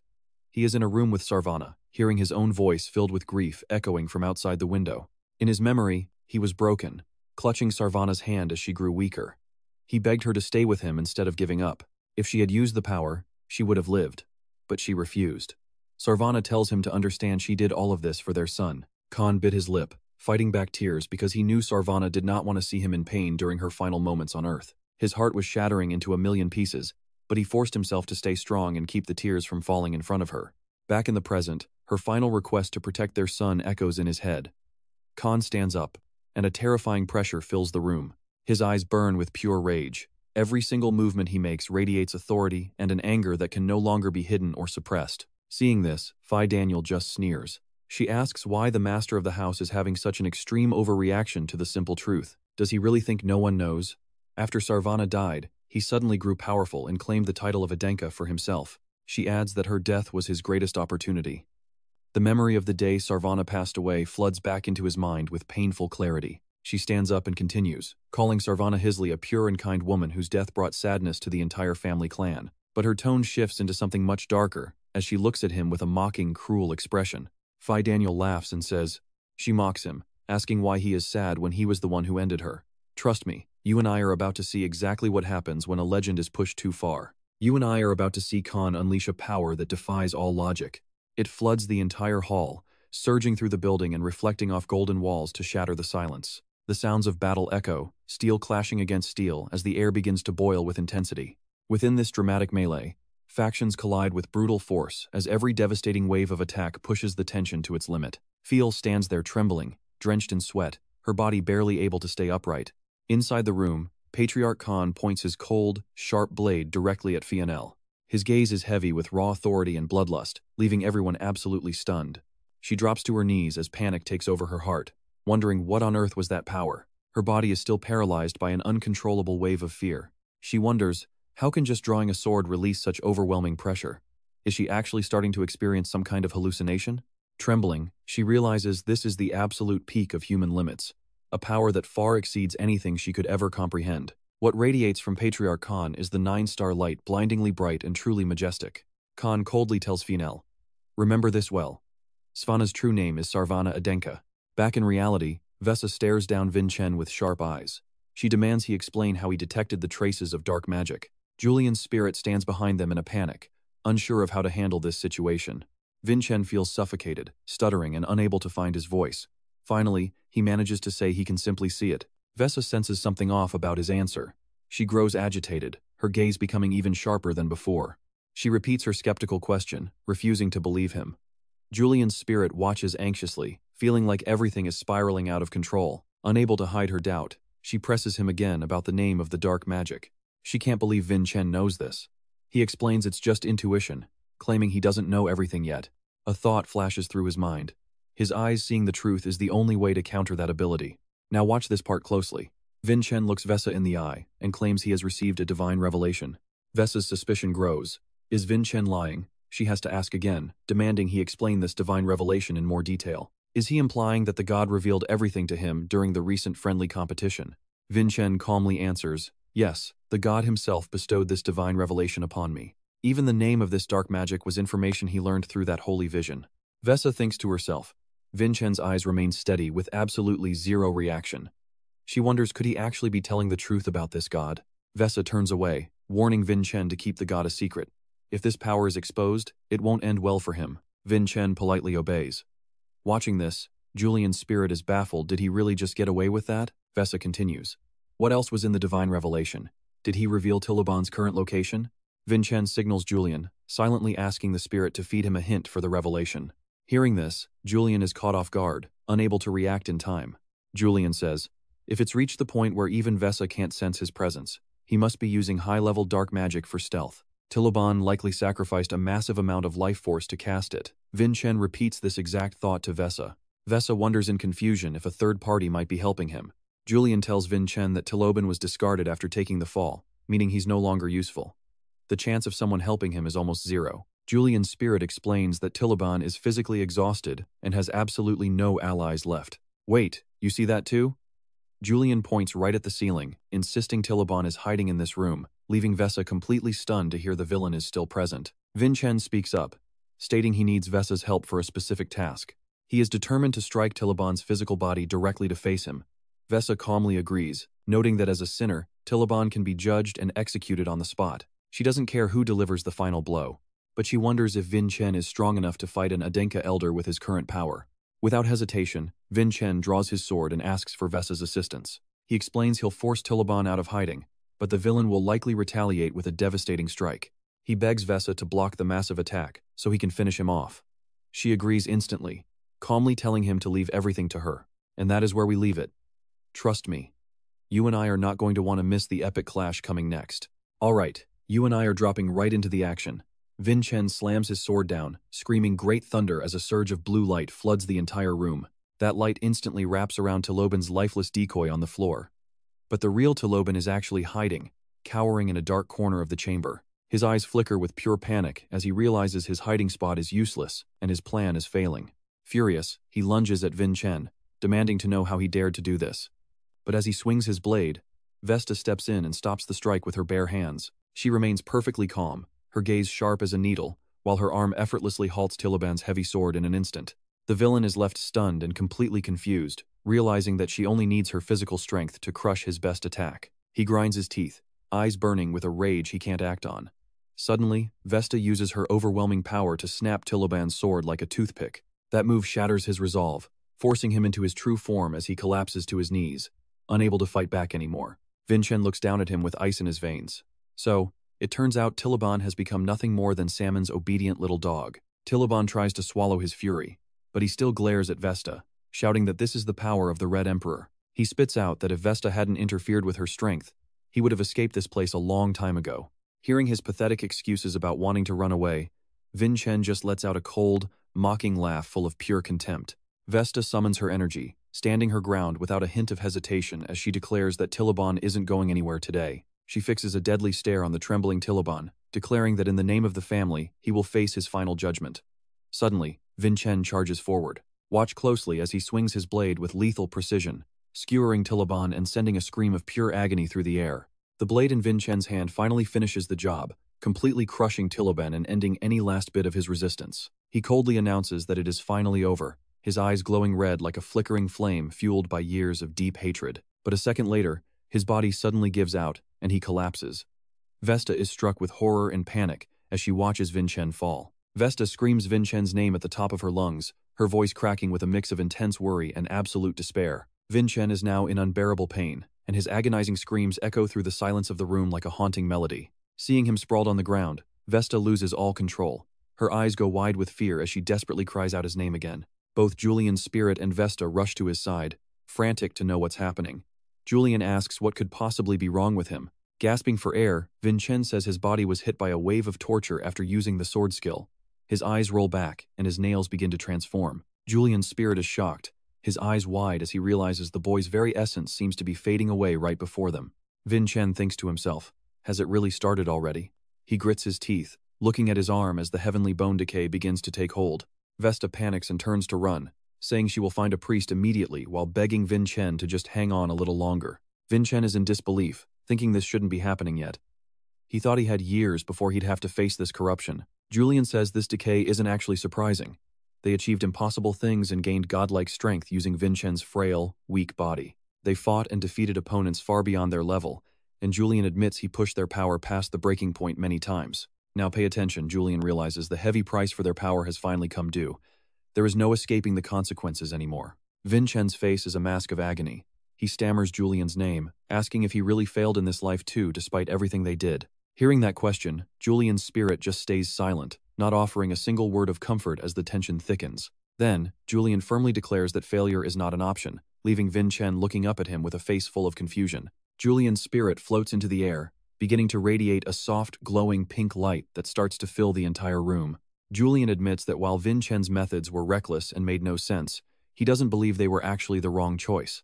With a serious expression, Julian says that without Vincent's help, his own parents would never have acknowledged his true talents. He explains that just as he was protected by giant strength before, he will now use his divinity to stabilize Vincent's crumbling bones. Vincent suddenly screams for him to stop, realizing that Julian is about to do something that will cost him everything. Julian calmly confirms the truth: if he continues with this sacrifice, his soul will slowly fade into nothingness and disappear forever. Before his existence vanishes, he tells Vincent he must find a cure for this decay. Vincent screams out, trying to stop him. Julian slowly fades away, leaving Vincent all alone with one final message. He truly believes that Vincent can save himself. In total despair, Vincent calls out Julian's name. He reaches into the air, trying to catch a lingering butterfly of light as Julian vanishes. Clenching his fist, Vincent vows with burning determination to carry the burden Julian has left behind and finish what they started. He is certain he will find a way to stop this bone decay. Suddenly, the door bursts open and someone calls out to him. A man enters, asking if he is okay, but Vincent has no idea who this is. "Trust me, you and I are just as confused as he is. Stick with me," we start as he introduces himself as Priest Dulan, while elsewhere, a serious trial is being held. Sirkan stands there with a stern expression, watching as the other men sit in deep, silent contemplation. Meanwhile, outside the courtroom doors, Hokaquel and Javen are waiting for the proceedings to finally wrap up. Hokaquel crosses her arms in frustration, demanding they finish the notary work quickly, while Javen is literally nodding off. Just then, Merlin arrives and calls out to City Lord Hoka, who is completely shocked to see him show up. As he approaches, Hoka asks if he really traveled all the way from Blood City in the middle of the night. Merlin admits he was worried about Vincent after reading the report, but Hoka assures him that everything is under control. Raven starts to stutter about Vincent being with Khan, but he suddenly stops as if he was just cut off. Sirkan walks over and apologizes for the delay, causing Hoka to turn around with a bright smile for the butler. Sirkan gives her a sharp, piercing look, telling her it is fine because it was a matter he had to handle. At that exact moment, Merlin's eyes flare up with pure rage the second he catches sight of Sirkan standing there. Seeing the heavy tension between them, Merlin stammers and asks if the two of them actually know each other from before. Sirkan confirms it with a cold smirk, revealing he is the one who gave Merlin those permanent scars on his face. "Now watch this," Merlin finally snaps, drawing his sword and lunging forward to settle this blood feud once and for all. Sirkan meets his gaze with sharp eyes, instantly shifting into a combat stance to counter the incoming strike. Hoka and Javen scream for them to stop before a full-scale riot breaks out, while elsewhere, Vincent rests with Dulan. Vincent mutters that it makes no sense for his body to have ended up in such a broken, battered state. Dulan interrupts, saying if he had not heard news from Elder Tilaban and rushed here, something terrible would have happened. While treating Vincent, Dulan warns that healing is not magic. It can fix the surface, but it cannot fix everything inside. Vincent can only stammer an apology, thinking to himself how much Dulan sounds exactly like Shev Vin right now. He wonders if a high-ranking priest like Dulan might actually know the secret to a permanent cure for his condition. Vincent asks if he knows anything about the heavenly bone, and the mention of it clearly catches Dulan off guard. A heavy silence falls between them before Dulan asks if Vincent's guardian deity is truly the one providing his power. Vincent says they are running out of time and desperately asks if there is any way to fix this issue. Dulan sighs and apologizes, admitting that this is the very first time he has ever heard of such a thing. Vincent feels hopeless, but you and I know this isn't the end because Dulan is about to drop a bombshell. He explains there is a way to protect Vincent's guardian spirit without relying on the bones of his own body. Dulan suggests that if Vincent can directly cultivate divine power himself, he would be able to protect the spirit easily. Vincent is stunned by the suggestion and asks if the priest is seriously telling him to become a man of God. Dulan admits it is one way, but it will be incredibly difficult, especially since they do not have much time left. As Vincent wonders what to do, Dulan mentions a place near the Gay Temple called the Dungeon of the Holy King. Legend says the Holy King left behind a sacred chalice there, a powerful artifact that provides massive amounts of divine energy. Vincent is skeptical and asks if he really has to go hunting for some mythical object from an old legend. Dulon insists it is real, because there was once a master who successfully used the chalice to claim that power. Vincent gets excited and asks who it was, wanting to meet this legendary figure right this very second. Dulon reveals that the only person to ever master the chalice was Aslan Adenka, the Sun Sword, and Vincent's own ancestor. Back at the city, the standoff between Serkan and Merlin is reaching a dangerous, heart-pounding breaking point. Merlin notes they haven't fought since the battle at the Chaviadan Highlands, where Serkan was a mercenary, and Merlin a warrior. They have clashed many times as bitter enemies, and Merlin grips his sword, growling that nothing has changed between them. Serkan calls him disrespectful and lunges forward, while Raven screams at the top of his lungs for Serkan to stop. Serkan leaps high into the air, putting all of his explosive rage into a devastating downward strike aimed at Merlin. Merlin freezes, unable to react in time, but Hoka suddenly appears and slams both of their heads together with force. She furiously orders them to stand down, asking if they have forgotten her status as a high-ranking Blood City instructor. She warns them that their fighting is making her look bad and tells them to settle their grudge elsewhere. And trust me, you and I definitely do not want to be around if Hoka has to step in like that again. Alright, you and I are jumping right into a heated argument between Dulon and Vincent as he tries to leave. Dulon is desperately trying to stop him, warning of the danger. But Vincent reminds him he is a priest for a reason. Without hesitation, Vincent tells Dulon they are heading straight for the tomb of the Saint King. The crowd is stunned by the mention of that place, wondering if he really plans to recreate that legendary event. Serkan bows to Merlin, suggesting they finish their duel another time, and Merlin agrees that it is for the best. As Serkan and Jven walk away, Merlin is caught off guard when Ha suddenly calls out his family name. Hoka stutters in shock, asking if Merlin is really from that family, as the scene shifts over to the Jia temple. Dulon is trembling as they arrive, asking if he is truly going in, but Vincent coldly asks why else they would be here. Vincent knows time is running out for Julian and every second counts. If Aslan truly hid the Holy Grail here, he cannot afford to wait any longer, despite all the warnings Dulon is giving him. Dulon reminds him that no one who enters ever returns, and the true depth of the tomb remains a complete mystery. Now look closely, Vincent is not wavering for even a single second. The guards outside are lax, but without a second-tier priest, entry is strictly forbidden. Vincent demands to know why he was told this truth, but Dulon remains silent before asking if he knows of Saint King lingo. Vincent knows the basics, and Dulon explains that anyone familiar with Julian and history has heard the tales. Saint King Lingo was the hero who founded the Jia sect, sacrificing himself during the conquest of the demon Dav. Most records about him were destroyed by the enemy long ago. Dulon places a hand on his chest, revealing he carries the Saint King's power, which leaves Vincent in total shock. He explains a prophecy passed down to those who inherit the strength of the Saint King. Only those who experience death and meet the gods can find the Holy Grail a heavy burden for Vincent. Dulon is not sure if the prophecy is literal or what experiencing death even means in this context. However, he can feel the power of the Saint King within him reaching out toward Vincent. If Vincent is the one from the prophecy, this is his chance, though Dulon is still sick with worry. Vincent tells him to stop worrying, declaring loudly that he is the one the Saint King has chosen. With that, Vincent steps into the darkness of the tomb alone. Dulon can only clasp his hands in prayer, begging the gods to protect him as he descends. The stairs inside seem to go on forever, swallowed by deep and mysterious shadows.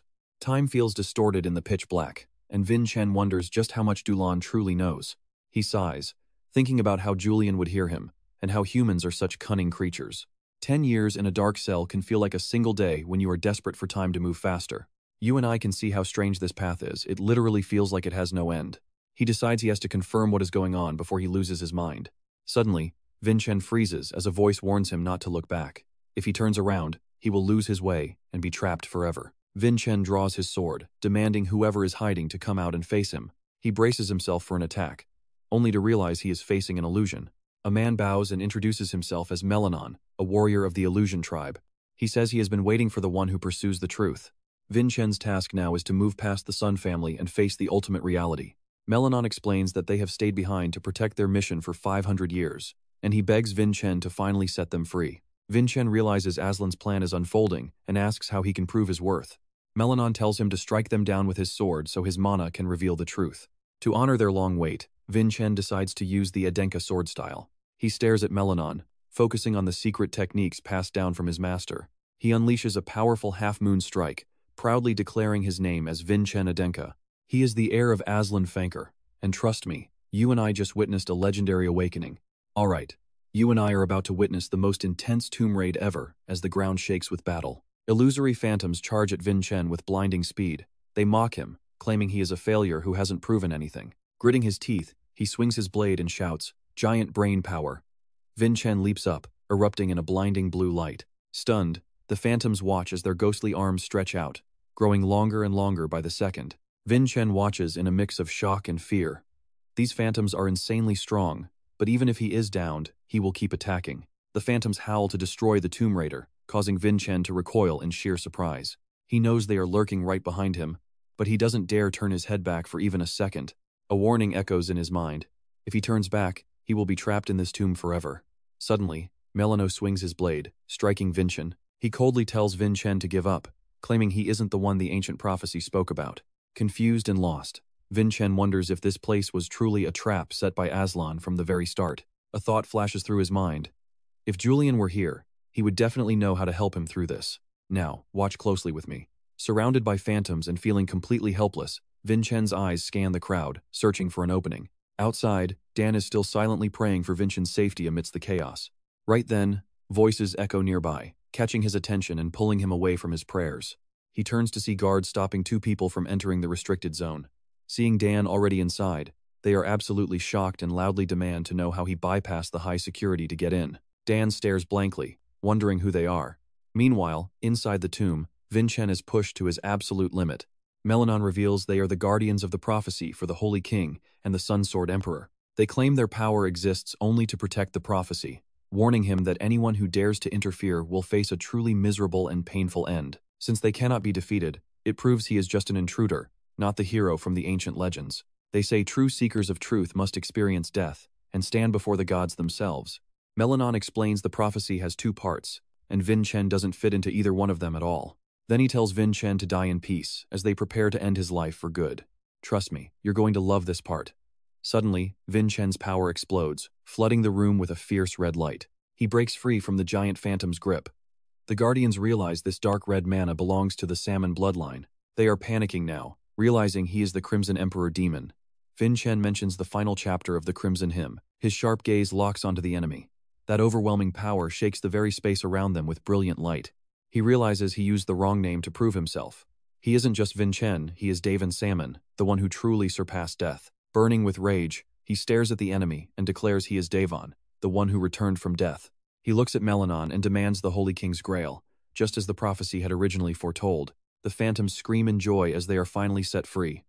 Vincent stands alone now, no longer hindered by them. Suddenly, his eyes go wide as he discovers something truly massive nearby.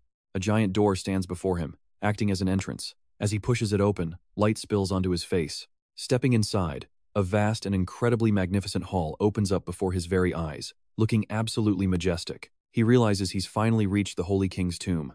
Suddenly, a massive coffin lid begins to slide open, and a towering figure slowly emerges right before him. He's stunned to realize that the person standing there is the Holy King. He wonders if this is the legendary King Lingo. The king speaks, calling Vincent the successor of Aslan. He says the grand plan Aslan left behind seems to be unfolding exactly as it was predicted to. The Holy King raises a hand glowing with immense power. Vincent watches him, feeling both confused and curious. The glowing object in the king's hand is the legendary Holy Grail itself. Handing it over, he says his role is finally finished. The Grail will now lead Vincent toward the next part of the plan. Paradise. The king mentions that thanks to Vincent, he can finally keep a promise to an old comrade and leave. He thanks Vincent before vanishing, leaving the young man standing there with eyes full of wonder and sparkling light. He bows deeply with total respect and honor. Suddenly, the ground begins to shake violently, and massive cracks start splitting the earth open. Everything is collapsing around him, catching Vincent completely off guard with no time to react. So what do you and I think? Is this collapse another part of Aslan's mysterious plan for our hero? Alright, stick with me because everything changes when Merlin finally shows his face to Vincent. He no longer calls Vincent his instructor, but instead addresses him as the Fanker King with total reverence. Meanwhile, Dan is waiting outside, pacing back and forth and wondering what those two are actually doing in there. He asks Hyoka about the ancient prophecy regarding the Saint King tomb given to the Fanker and Cubel families. Without a single second of hesitation, Hyoka confirms the information. She explains that the seeker of Adenka truth must find the Saint King tomb where the Quello descendants wait. Hyoka frowns, unsure of her purpose there. But she realizes the ancient prophecies are finally being fulfilled. Silence falls as she gets lost in her thoughts, her anxiety for Merlin growing by the second. She wonders if Merlin will truly be safe, if Vincent is the one seeking the truth. If that happens, Merlin might not make it out alive. Inside, Vincent wonders if Fanker was Aslan's original name. It is strange that his family survived even after changing their name to Adenka. Merlin remains silent, reflecting on the Fanker family secret and the prophecy passed down through the Adenka generations. Vincent is immediately intrigued when he hears about the prophecy. Merlin declares that Aslan's plan is their sacred mission. He vows that Fanker descendants must die at this tomb for Adenka. He reminds him of his true name, leaving Vincent completely speechless at the mention of a suicide mission. Suddenly, a massive earthquake rips through the tomb, sending heavy debris crashing down and startling Vincent. Merlin readies himself for the upcoming fight, his eyes glowing with an intense, supernatural light. Merlin's power shatters the ground beneath Vincent. He grips the grail tight, carefully dodging every one of Merlin's strikes. Merlin stops, stating this place has struggled to hold itself together for 500 long years. Now here is where it gets wild. It is all collapsing, and there is no way to turn back now. He holds up one finger and reveals the only way to escape. He gets serious, explaining the only way out is to destroy this entire mechanism. He points toward a massive pillar, the core maintaining the Saint King tomb. He explains that once it is destroyed, the collapse will accelerate, creating a small opening that leads straight to the surface. Vincent is horrified that Merlin actually intends to destroy the pillar. Merlin shuts him down instantly.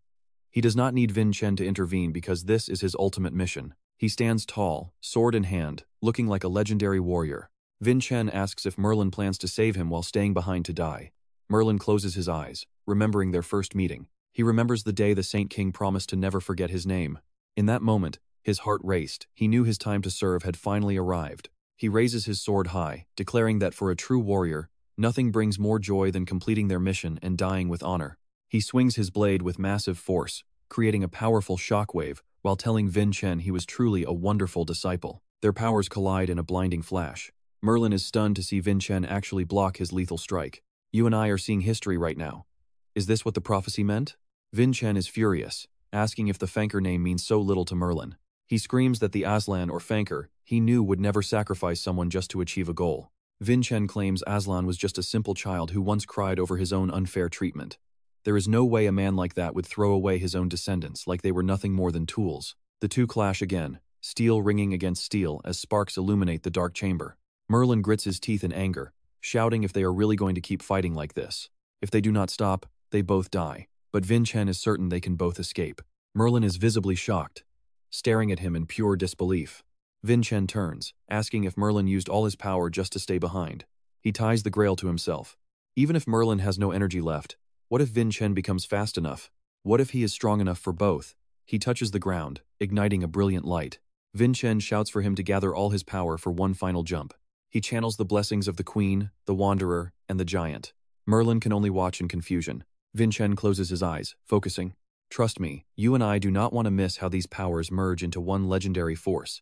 Alright, stick with me as we watch Vincent scream with total determination during this final, deciding moment of the escape. At the same time, Merlin drives his sword deep into the earth. His power makes the world blur as the ground begins to shake.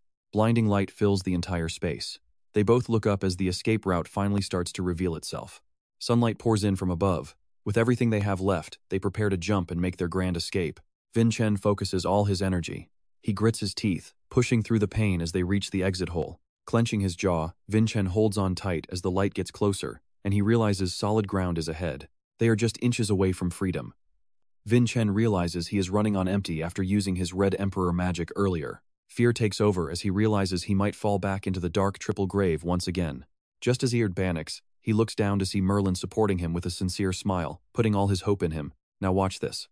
Merlin gathers every drop of energy into his palms and uses it to launch Vincent toward the light. Vincent watches in horror, unable to accept Merlin sacrificing himself. He screams out in a voice full of total despair. He calls for Merlin, realizing his friend is now trapped forever inside that darkness with no way to get out. Suddenly, Hoka appears with a rope and dives straight into the tomb. Seeing the danger, she bravely leaps into the hole. Holding a long rope with high resolve, she dives down. Hoka grips the rope while constantly shouting Merlin's name. Merlin is still stuck in the pitch-black tomb, while the rope outside is pulled tight by Hoka's strength. Hoka sighs in relief when she finally grabs Merlin. He calmly replies that he finally understands everything now. Hoka looks at him with a confident smile, saying she was born to save him. Merlin watches her with deep gratitude. Vincent is still a bit dazed, not quite sure what happened, but his mind is still on Merlin's safety. Suddenly, he notices something and looks toward the ground. Seeing Merlin lying there safely, he finally breathes a sigh of relief. Dua looks over at Vincent and notes that the boy is finally awake. Hoka jokingly remarks that he sure can sleep soundly after causing such a mess. Duran is curious about what he is holding. He confirms to Duran that it is the real deal. Vincent hands over the Holy King's Grail for him to inspect. Duran is stunned, never imagining he would see the legendary Holy Grail with his own eyes. He slowly reaches out to touch the Grail, feeling a mix of pure shock and deep respect. You and I both see it. The Grail glows brilliantly as Duran realizes his divine power is being pulled into the cup, making clear water appear. Duran is completely speechless. Vincent watches this strange scene, wondering if this transformation is the Grail's true and special power. He wonders if drinking this water will actually grant him the massive strength he has been hoping for. Hoka asks with disgust if he really dares to drink water that has been buried for 500 years. Without a single moment of hesitation, Vincent brings the cup straight to his lips and drinks. As the water touches his tongue, a violent surge of power flows through him.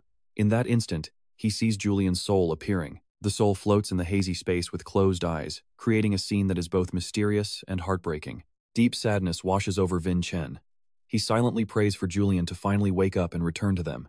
Julian slowly opens his eyes, his gaze filled with pure shock, as if he cannot believe what is happening. He happily runs toward Vincent, thinking his friend has finally found a way to fully restore him. But Vincent calmly explains he can't fully fix everything yet, only provide enough divine power for Julian to keep existing. Julian is just happy that this new power allows him to maintain his current form and stay in this world. But then he notices something wrong. He looks around in total confusion at the ruins surrounding the group. Vincent tells him this was the Holy King's tomb, and the entire structure has completely collapsed. Julian's jaw drops before he screams in total rage, demanding to know what Vincent did to the place. Meanwhile, news of the Holy King's tomb collapsing spreads everywhere. People whisper that it was just an abandoned, forgotten place anyway. Everyone is shocked to find out the person who leveled the tomb is actually the young master of Adenka. Vincent's face is printed clearly on the front page of the major newspapers, catching everyone's attention. Vexa sees the news and is absolutely stunned by what her son has managed to do. She remembers him saying he was unwell, but now he claims Priest Duran helped him recover. Hearing that makes Vexa's anger boil over. Trust me, Vincent is in big trouble. His mother is absolutely furious that he caused this massive disaster right after getting better. Alright, you and I are diving right into some high-stakes temple politics and a massive scandal. Dan argues that young Master Vincent wouldn't destroy the Holy King's tomb on purpose, but Priest Neely isn't listening. He yells that the motive is irrelevant. What matters is that an Adenka heir just leveled their sacred site. Dulan tries to step in and defend his position, but Neely cuts him off immediately. The priest slams his hand on the table in a total rage, silencing everyone in the room. He claims they have every right to demand massive compensation for 500 years of guarding those ruins. Nelly says that even if he forced Adenka to pay for the entire temple's restoration, it wouldn't be enough. The other temple officials start nodding along, smelling a massive payday for their order. Dan realizes this isn't about religion, they just want to fill their own pockets with Adenka's gold. Suddenly, Dulan spins around as a cold, powerful voice echoes from the back of the hall. Deb walks in, mockingly expressing his deep regret to the elders about Vincent's reckless behavior. He insists that to restore the Holy King's stained honor, someone needs to pay a heavy price. He draws his sword, asking the room if they should just take Vincent's arm as a sacrifice. Later, Boxa demands to know if Vincent realizes the absolute mess he's made by destroying those Gaia ruins. She explains that the alliance between Gaia and Adenka is crumbling, threatening the entire political landscape. If this relationship snaps, Baxa warns that the fallout will be far worse than anything they can imagine. She adds that the temple's delegation is already on their way to make some impossible, greedy demands. Vincent stays completely calm, telling her that if she already knew, he didn't need to mention it. Baxa just stares at him, totally confused by what he considers normal in a situation like this. Suddenly, Vincent gives the order, and a girl named Rusa wheels a covered cart into the room. Now watch this. He pulls back the cloth, revealing the legendary Holy Grail itself. He tells Baxa he found it inside the tomb, leaving her speechless as she recognizes the holy relic. She snaps back that no matter how valuable it doesn't change the trouble he's caused. She knows those temple priests only care about their own power, not some dusty old cup. Baxa asks how he'll take responsibility for the family's shame, but Vincent just says it isn't necessary. He claims they should be thanking him instead, making Baxa wonder if he's actually lost his mind. Vincent scoffs, saying that the Holy King's tomb had absolutely nothing to do with those temple clowns. He points out that the place was a dump with zero security, hardly an important historic site. Anyone with a connection could get in, even though it supposedly required a high-ranking priest's escort. To Vincent, it was clear the temple had stopped investigating the tomb a long time ago. He argues that if it actually had value, they would have excavated it regardless of the danger. He calls the tomb a useless scrap of history and asks Baksa if that's enough to clear his name. Baksa sighs, saying she's deeply disappointed that he would try to play her like this. Trust me, when Baksa catches you in a lie, that is when things get truly terrifying. She points a finger at him, demanding he stop the excuses and show his real cards. Vincent smiles, realizing he can't hide anything from her, and offers to show her the real prize. As a mysterious light fills the room, Baksa wonders if it's a fake, but Rusa confirms its authenticity. Vincent explains this item will flip the script on the temple, asking if she is finally satisfied. A few days later, the Gaia delegation arrives, ready to hold everyone accountable for Vincent's actions. Nellie gloats, wondering how the Adenka family will possibly answer for the destruction of their sacred power. Dulan warns Nellie that he's making a massive mistake, but the priest just laughs it off. Neely is already dreaming of becoming the next high priest by using this scandal to his advantage. Meanwhile, Deb asks Baksa if Vincent's claims are actually true, and she confirms the boy's insane gamble. She says if Vincent can't prove his innocence now, she will have to deal with him herself. And that is where we leave it, Vincent standing tall while the world burns. Wild, right? Alright, you and I are about to watch Vincent flip the script. Delb agrees with the madam, but he thinks this fight is useless. Visa greets the Gaia delegation and welcomes them in. Since the story is long, she starts by introducing the place where everyone will meet. Everyone finally takes their seats at the table inside a room that was specifically prepared for this conference. Nelius, the head of the delegation, expresses regret for having to trouble the Adenka clan. He skips the summary and invites the elders to speak first. Meanwhile, Delb is secretly plotting. He sees this as a perfect chance to use Gaia's support to snatch power from the Elder Council. Right at that moment, Vincent stands up, catching Delb completely off guard. He flashes a confident, mocking smile. Delb angrily reminds him that this meeting is the result of his recklessness, but Vincent isn't worried at all. He slams his hand down hard on the table, firing back with biting sarcasm, comparing Nelius's actions to trying to remove the head of the Adenka family. His bold words leave everyone absolutely stunned. Julian just sits there with a quiet, amused smile on his face. Nelius loses his cool, threatening that Vincent will pay if he doesn't explain himself, but Vincent stays calm, stands up, and greets everyone. He introduces himself as the 7th young master of Adenka and reveals he's a level 9 trainee from Blood City. Now watch closely here. He holds up 2 fingers, and a brilliant light projects an image of the Saint King in a glowing halo. This projection shocks everyone in the room. Then, the powerful voice of the Saint King begins to speak. He thanks Vincent, saying that because of him, he can finally keep his promise and leave that place behind. Everyone, especially Nelius, is left in a state of utter confusion. Seeing their stunned faces, Vincent declares that now the meeting can finally begin. In a small village far away, Millie is carefully organizing each piece of weaponry on the racks. The swords and spears gleam under the dim light. Suddenly, a voice rings out, causing her to stop what she's doing. A man rushes in, looking completely frantic. He asks if this is the famous blacksmith shop belonging to Master Hansen. Millie turns around with a cold stare. She asks what he wants and if he's looking to get a sword forged. The man shakes his head, clearly taken aback by her harsh attitude.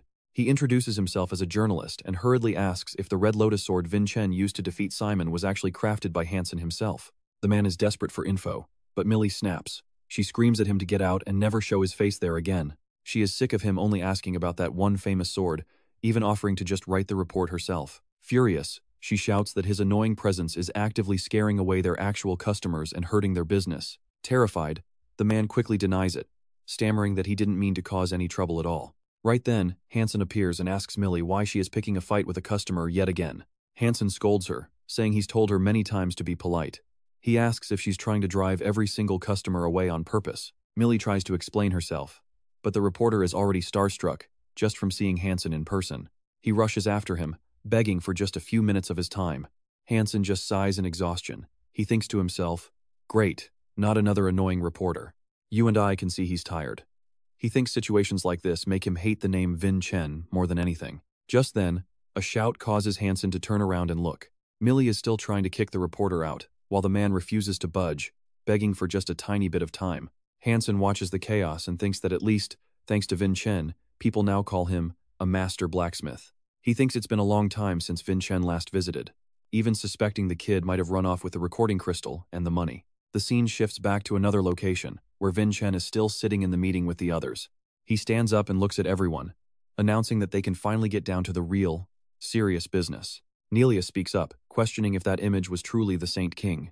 He wonders if it's even possible for such a legend to appear. He asks if the tomb's original mission is finally complete, now that the Saint King seems to have been set free from his duty. Vincent holds the crystal in his hand, thinking he never expected to use the mana crystal gift from the master blacksmith in this way. Nelius is so furious that he grinds his teeth, his face turning bright red. He screams that this is all a lie. He claims these are fabricated memories staged by Vincent just to hide his terrible crimes. The others in the room stare at the image. Despite their doubts, it's getting harder and harder to call this a fake. Nelius fumes, thinking they're all useless. Trust me, it's about to get wild. Alright, you and I are watching Vincent challenge them to put his holy relic to the test immediately. He pulls out the Holy Grail, calling it the ultimate legacy left behind by the Holy King himself. Dabak is absolutely stunned by the sight, realizing he is looking at the actual legendary cup. Nu lashes out at Vincent, claiming he is shaming the Holy King's name with a fake antique. Vincent calmly explains that Merlin, a royal knight, gave his own life just to prove this is real. Nelius is horrified to hear that Merlin, one of the 12 swords of Adenka, would die for this. Just then, Dulan steps forward and boldly announces that he will act as the witness for this claim. With the Holy King's power flowing through him, he bets his very life that this grail is the real deal. Vesa turns to Dabak and asks if he still needs more proof to finally believe the truth.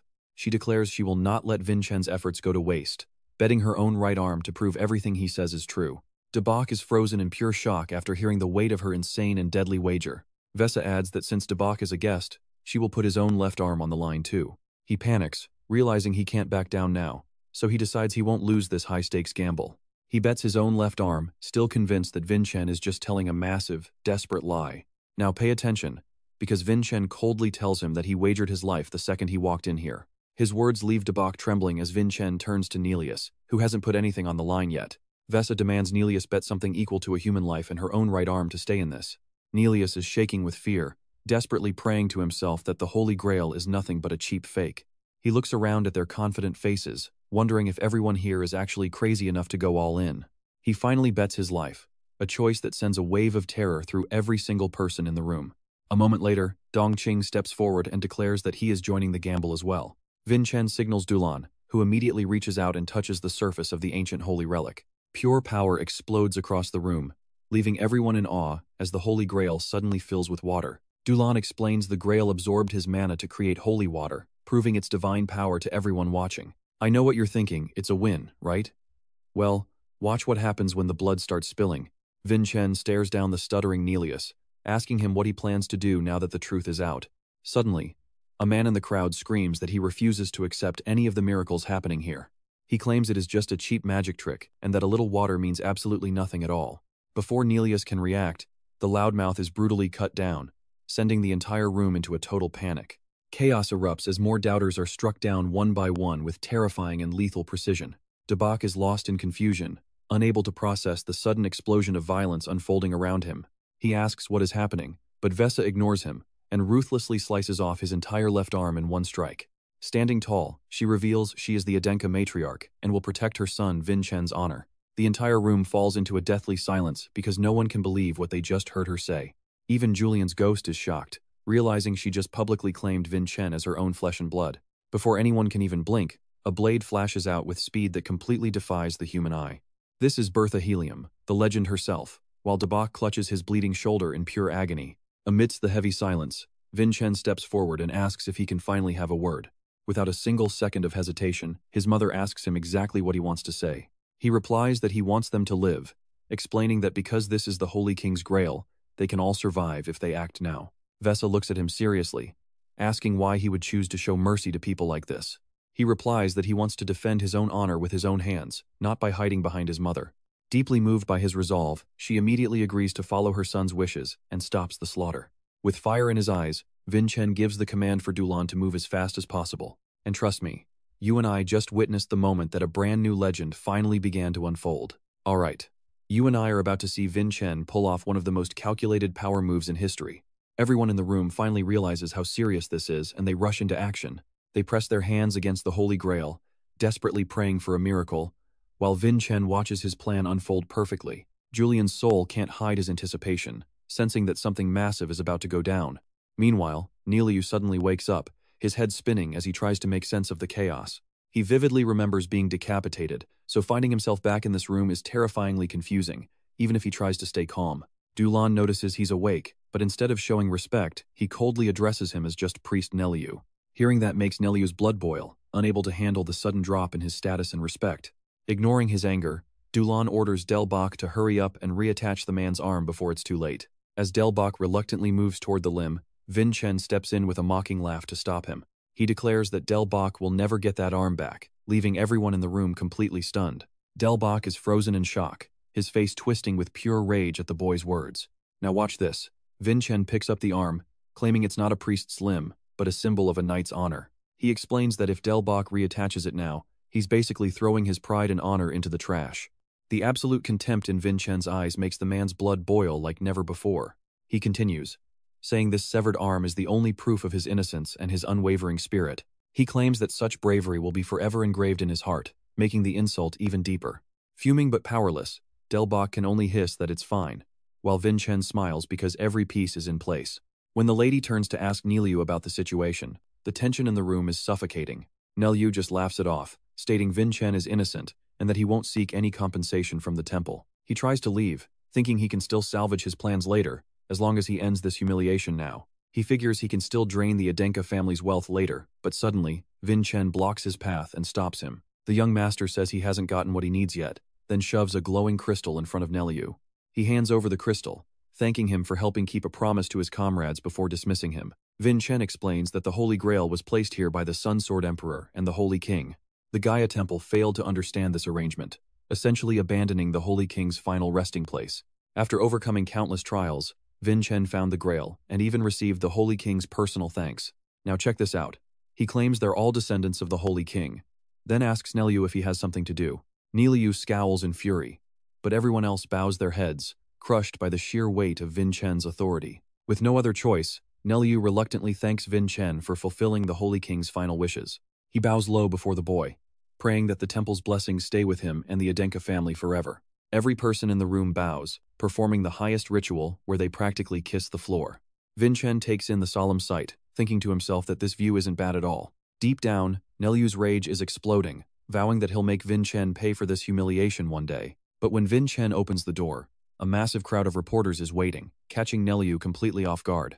The reporters go wild seeing the high-ranking officials kneeling, wondering if the seventh son is being judged. Cameras flash everywhere as they scramble for the scoop, desperate for anyone to explain what's happening. Neliu tries to stop the photos, but Delbach quickly orders the guards to kick the reporters out. Delbach's hatred peaks, swearing he won't let Vincent and Vexa get away with this disaster. He furiously demands that nothing from this elders' meeting be leaked to the public through any media. He questions if Vincent is trying to break family laws, unless this circus actually benefits the Adenkas. Vincent just smiles and asks sarcastically if there wasn't a second half to that rule, right Delbach? He points out that currently, everyone believes these events are actually bringing massive glory to the family. This retort leaves Delbach fuming, and within days, the incident becomes the hottest topic on the continent. And trust me, that's how you turn a massive scandal into a victory that shakes the entire world. Stick with me, we are about to watch the temple's dignity collapse as their plan to dominate Adenka fails completely. Dudan is screaming in total shock right now. Are you really handing this Holy Grail over to me? Are you serious? Vincent just sits there, arms crossed. Did you not receive the power of the Holy King? There is nobody more suited for this than you. Dan stammers, but Vincent keeps right on going. Besides, I will need divine power often, so having a friend hold it is better. Dan simply can't refuse. If that is the case, then I must. Dan goes quiet, eyes full of deep thought. The temple is rotting. I could live there and use this grail for myself. I could sell holy water for bribes or worse. Dan looks at Vincent. Can you really still trust me? Vincent just smiles. I believe in you. Dan is stunned. Huh? You mean it? Of course I do. Then, Vincent remembers something very important. After all, you were the one who gave me the God Stone back on that day. Hearing that, Dan looks genuinely terrified. Vincent continues. I trust you will use the grail for good. He points to the relic. Dan picks it up with both hands, overjoyed. I will fill this whenever you need help. Vincent gives a light smile. You really do not have to go that far. Suddenly, Relsa kicks the door open. Is the young master here? Vincent is surprised. Relsa? Julian realizes someone was calling them during the meeting. Relsa is panicked and urges Vincent to get ready immediately. Now pay attention, Lady Vexa wants dinner. Relsa is terrified, and the boys are in total shock. Dinner begins. Lady Vexa asks Vincent if he is really heading back to Blood City tomorrow. He says he is still a student and must return immediately. Julian is shaking so hard he is biting his nails. Vincent feels awkward. Neither mother nor father ever share a meal with anyone. Vexa suddenly glares right at him. Julian cowers behind Vincent, trembling like a leaf. Vincent asks, "Are you still that afraid of my mother?" Julian says her eyes can always see the truth. "I am always terrified of making a mistake under her gaze." Vincent sighs. This fear is chronic. It is incurable. He smiles at Vexa and tells Julian there is no reason to be this tense. "We found the holy relic and purged the 2 head elders. This should be a celebration." He wonders why she called them, but before he can finish, Vexa speaks up. "I called you here to give you a gift for exposing the elders and dominating the temple. I want to reward your hard work. So, tell me, what do you want?" Vincent replies. "Give me a little time to think about it, mother." She simply answers. Very well. He thinks this is her penance for failing as a family head. After a moment, he speaks. "You and I both know he could have asked for anything, but he chooses to request a promotion exam." She is completely caught off guard by his request. "A promotion exam? Seriously?" Vexa laughs. "Vincent, you are clearly underestimating your mother's influence and power. I am the head of the Adenka family. I can give you any rank you want. Is that all?" "Why that?" she asks. "Because it is what I need." His eyes are filled with pure determination. The exam only happens twice a year with limited spots. It is brutal, and Vexa agrees. "If I rise using your power, I am just stealing a spot that belongs to someone else. Taking a shortcut like that is not what I want." Vincent flashes a confident smile. "I want to win this with my own strength." Vexa hesitates, then admits he is right. She calls his belief foolish, yet admits that such faith can take a person very far. "I used to chase things like you do." Surprised, Vincent asks, "But not anymore?" "I am too old for that now. I have responsibilities to carry. Dreams are for the young." Her eyes grow pensive as she looks down. "Return to Blood City, and a mission will come. That mission will serve as your rank 8 promotion exam." Vincent and Julian are stunned. The 2 of them stand and face her. Vexa smiles gently. "I will support your path, Vincent." He thanks his mother as the sun sets, packed and ready for the next big challenge. "Trust me, we won't miss it." "All right, stick with me," as Vincent prepares to set out on a dangerous journey. High up in the mansion, a solitary figure watches him from the shadows. It is Vexa, observing her son as he readies himself for departure. She instructs Raelsa to prepare the mission scrolls for Vincent. Curious, Raelsa asks what kind of task the young master will be facing this time. "Malidium," she replies with a cold smile. "He is headed there." Raelsa realizes she is talking about that coastal city far to the south. Malidium is governed by the Vion family, a desolate place with no special resources or anything of value to offer the world. Word is the citizens there are suffering under brutal exploitation, which is likely why the head of the family ordered him to intervene. Raelsa suspects her lady is using Vincent to strike at the city. Vexa admits he is talented, but this mission will be a heavy burden. He is going there to protect the messengers of Gaia. Hearing Vexa say those words, Raelsa is completely stunned. She cannot understand. Only days ago, Vincent humiliated the Temple of Gaia. Why would the mistress order him to protect the very people he just shamed? The Vion family is incredibly cunning. If the temple bribes them to harm Vincent, things will turn ugly. But Vexa simply notes that the path ahead will naturally be dangerous. Watch closely, they have many ways to disguise a brutal assassination as a simple, tragic accident. Raelsa cries out in anger. Vexa, however, only watches him leave, knowing the danger is a sign that he is on the right path. Vincent and Julian have already departed, chatting lightheartedly in the carriage. After all, a test is only worth taking if it pushes you to the limit. Vexa wears a look of pure anticipation. Meanwhile, back at Blood City, Herka is there to welcome him with a wide, beaming smile. She laughs loudly. "Welcome back, Vincent. You must be exhausted after such a massive achievement. Honestly, I am genuinely moved by your success." She opens her arms wide in greeting. Vincent notes her exceptionally good mood. She admits that hearing about him taking down that bastard Weotiovan was the best news she had heard in a long time. Vincent guesses she never liked him. Herka grumpily starts explaining exactly why. He actually asked her to be his concubine with the creepiest expression imaginable. Vincent can practically see it, and simply nods in understanding. Vagan clears his throat to bring her back to reality. Right, Herka realizes. That is not the actual reason she summoned him back to the city. She pulls out a secret letter. This, she tells him firmly, is your next official assignment. She knows he is tired from the long journey, but this trip will only take 3 days. Vincent looks at her with a serious expression. The destination? The southernmost city of the continent, Malidium. Vincent pauses to think. If that place has kept the same name for 500 years, then it is surely the one. A voice suddenly cuts through his thoughts, shouting the name Malidium. All three turn in shock to see Selbira standing there. Her face is glowing with excitement. Are you really going to Meridium? For real? When? She practically screams with joy. She begs him to take her along. You and I are about to see just how much she knows about his destination. It is currently under the control of the Vion family. Meridium is quite famous for its unique and strategic border location. Even though it sits right next to the Hellem territory, the two sides have managed to avoid any conflict for years. There are no records of tribute being paid, leaving many to wonder how they have maintained such a strange, lasting peace.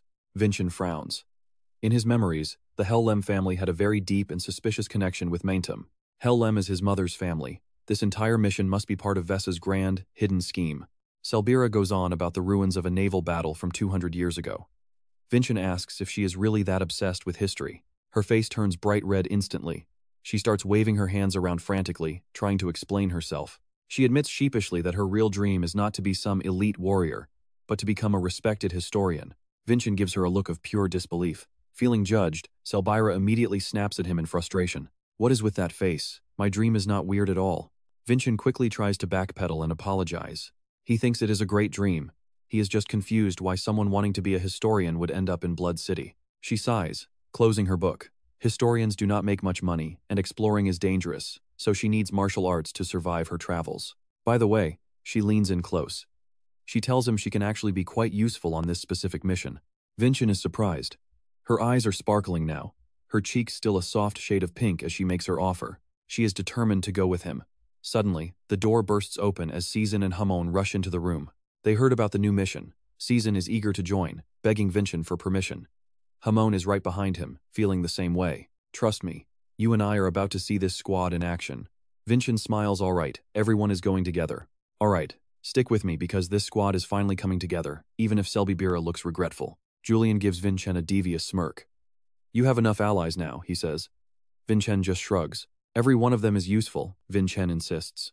Julian is skeptical, asking why he trusts them so much. Look at their eyes, Vincent replies. That kind of loyalty is exactly what I need for this mission. Plus, there is one more, Vincent thinks. Raven's eyes light up with pure excitement as he asks, Really? Vincent smiles. If you help me with this task, I will train with you for real, I promise. I give you my word as a martial artist. They shake hands, and Raven suggests they become best friends. Vincent chuckles. Joining up means they are all involved now. Julian warns that Meridium is a dangerous place. Julian shoots a sly grin at Vincent. My brother, you are getting more devious by the day, aren't you? I must have learned it from you, Vincent retorts calmly. Suddenly, Raven remembers something very important. Suo Kong has a message for you, he says. Suddenly, a thin silk thread appears right before Vincent's eyes. More threads erupt, surrounding Vincent in a thick white web. He looks around, his expression turning sharp and annoyed. What is the meaning of this? He demands. Apologize now. Just then, he hears the sound of approaching footsteps. Suo Kong appears with a creepy smile. Now watch closely, because he says he didn't mean to startle him. Vincent grips his sword, staring down the butler. Why haven't you drawn your blade yet? Suo Kong asks curiously. Because you don't actually want to kill me, Vincent replies. Suo Kong's eyes flare with genuine interest and amusement. He thinks to himself, this kid is completely unfazed. You truly are interesting, young lord, he says with a smile. What kind of skill is this? Vincent asks. Suo Kong explains it is a barrier that seals everything inside. Julian is stunned. This is the Killing King's domain. Very few people have ever made it out of here alive. Vincent looks at Suo Kong skeptically. So, nobody survives this? It seems like an impossible technique to beat. It is the perfect assassination method, Suo Kong explains. But it's also great for discussing secrets in total private. Secrets? Vincent asks. Suo Kong rubs his chin, acting like he isn't quite sure where to even begin. Then, it looks like Suo Kong finally remembers a specific detail. He laughs, saying since you brought it up, you and I both know almost nobody survives this deadly domain alive, right? Only one man could perfectly evade this skill. That man's name is Merlin Fanker, he reveals with a grin. Hearing that name, Vincent flinches as he thinks of his master. Suo Kong calls him a genius with terrifying power. Merlin didn't just escape, he completely pulverized the Killing King's domain until there was nothing left of it. I failed completely that day, Suo Kong recalls while remembering the match where Merlin beat him. After that loss, to face Merlin Fanker's lightning, I began learning how to use mana, and finally succeeded. The scene shifts to the long scar on Merlin's face, the mark Suo Kong left during their legendary battle. I did manage to leave a scar on him, he says. It was my only victory in that total defeat. But 15 years ago, when I became the Vatican's butler, I lost all contact with that man entirely. 15 years ago? With my master? Vincent is shocked. Julian wonders how old this butler actually is then. Suo Kong smiles as a strange blue light begins to glow and shimmer across his entire face and skin. Isn't it strange? Technically, I should be as old as your father, yet I look so young, don't I? The mask fades, revealing his true self. Beneath the illusion lies a face that shows the heavy weight of time. Scars and wrinkles cover his real face. Julian gasps. Could this be the legendary reverse transformation technique? Rumor says the Killing King uses this to hide his identity and trick his enemies into a false security. Reverse transformation? Vincent stammers. Suo Kong asks if he finally understands why he is showing him all this.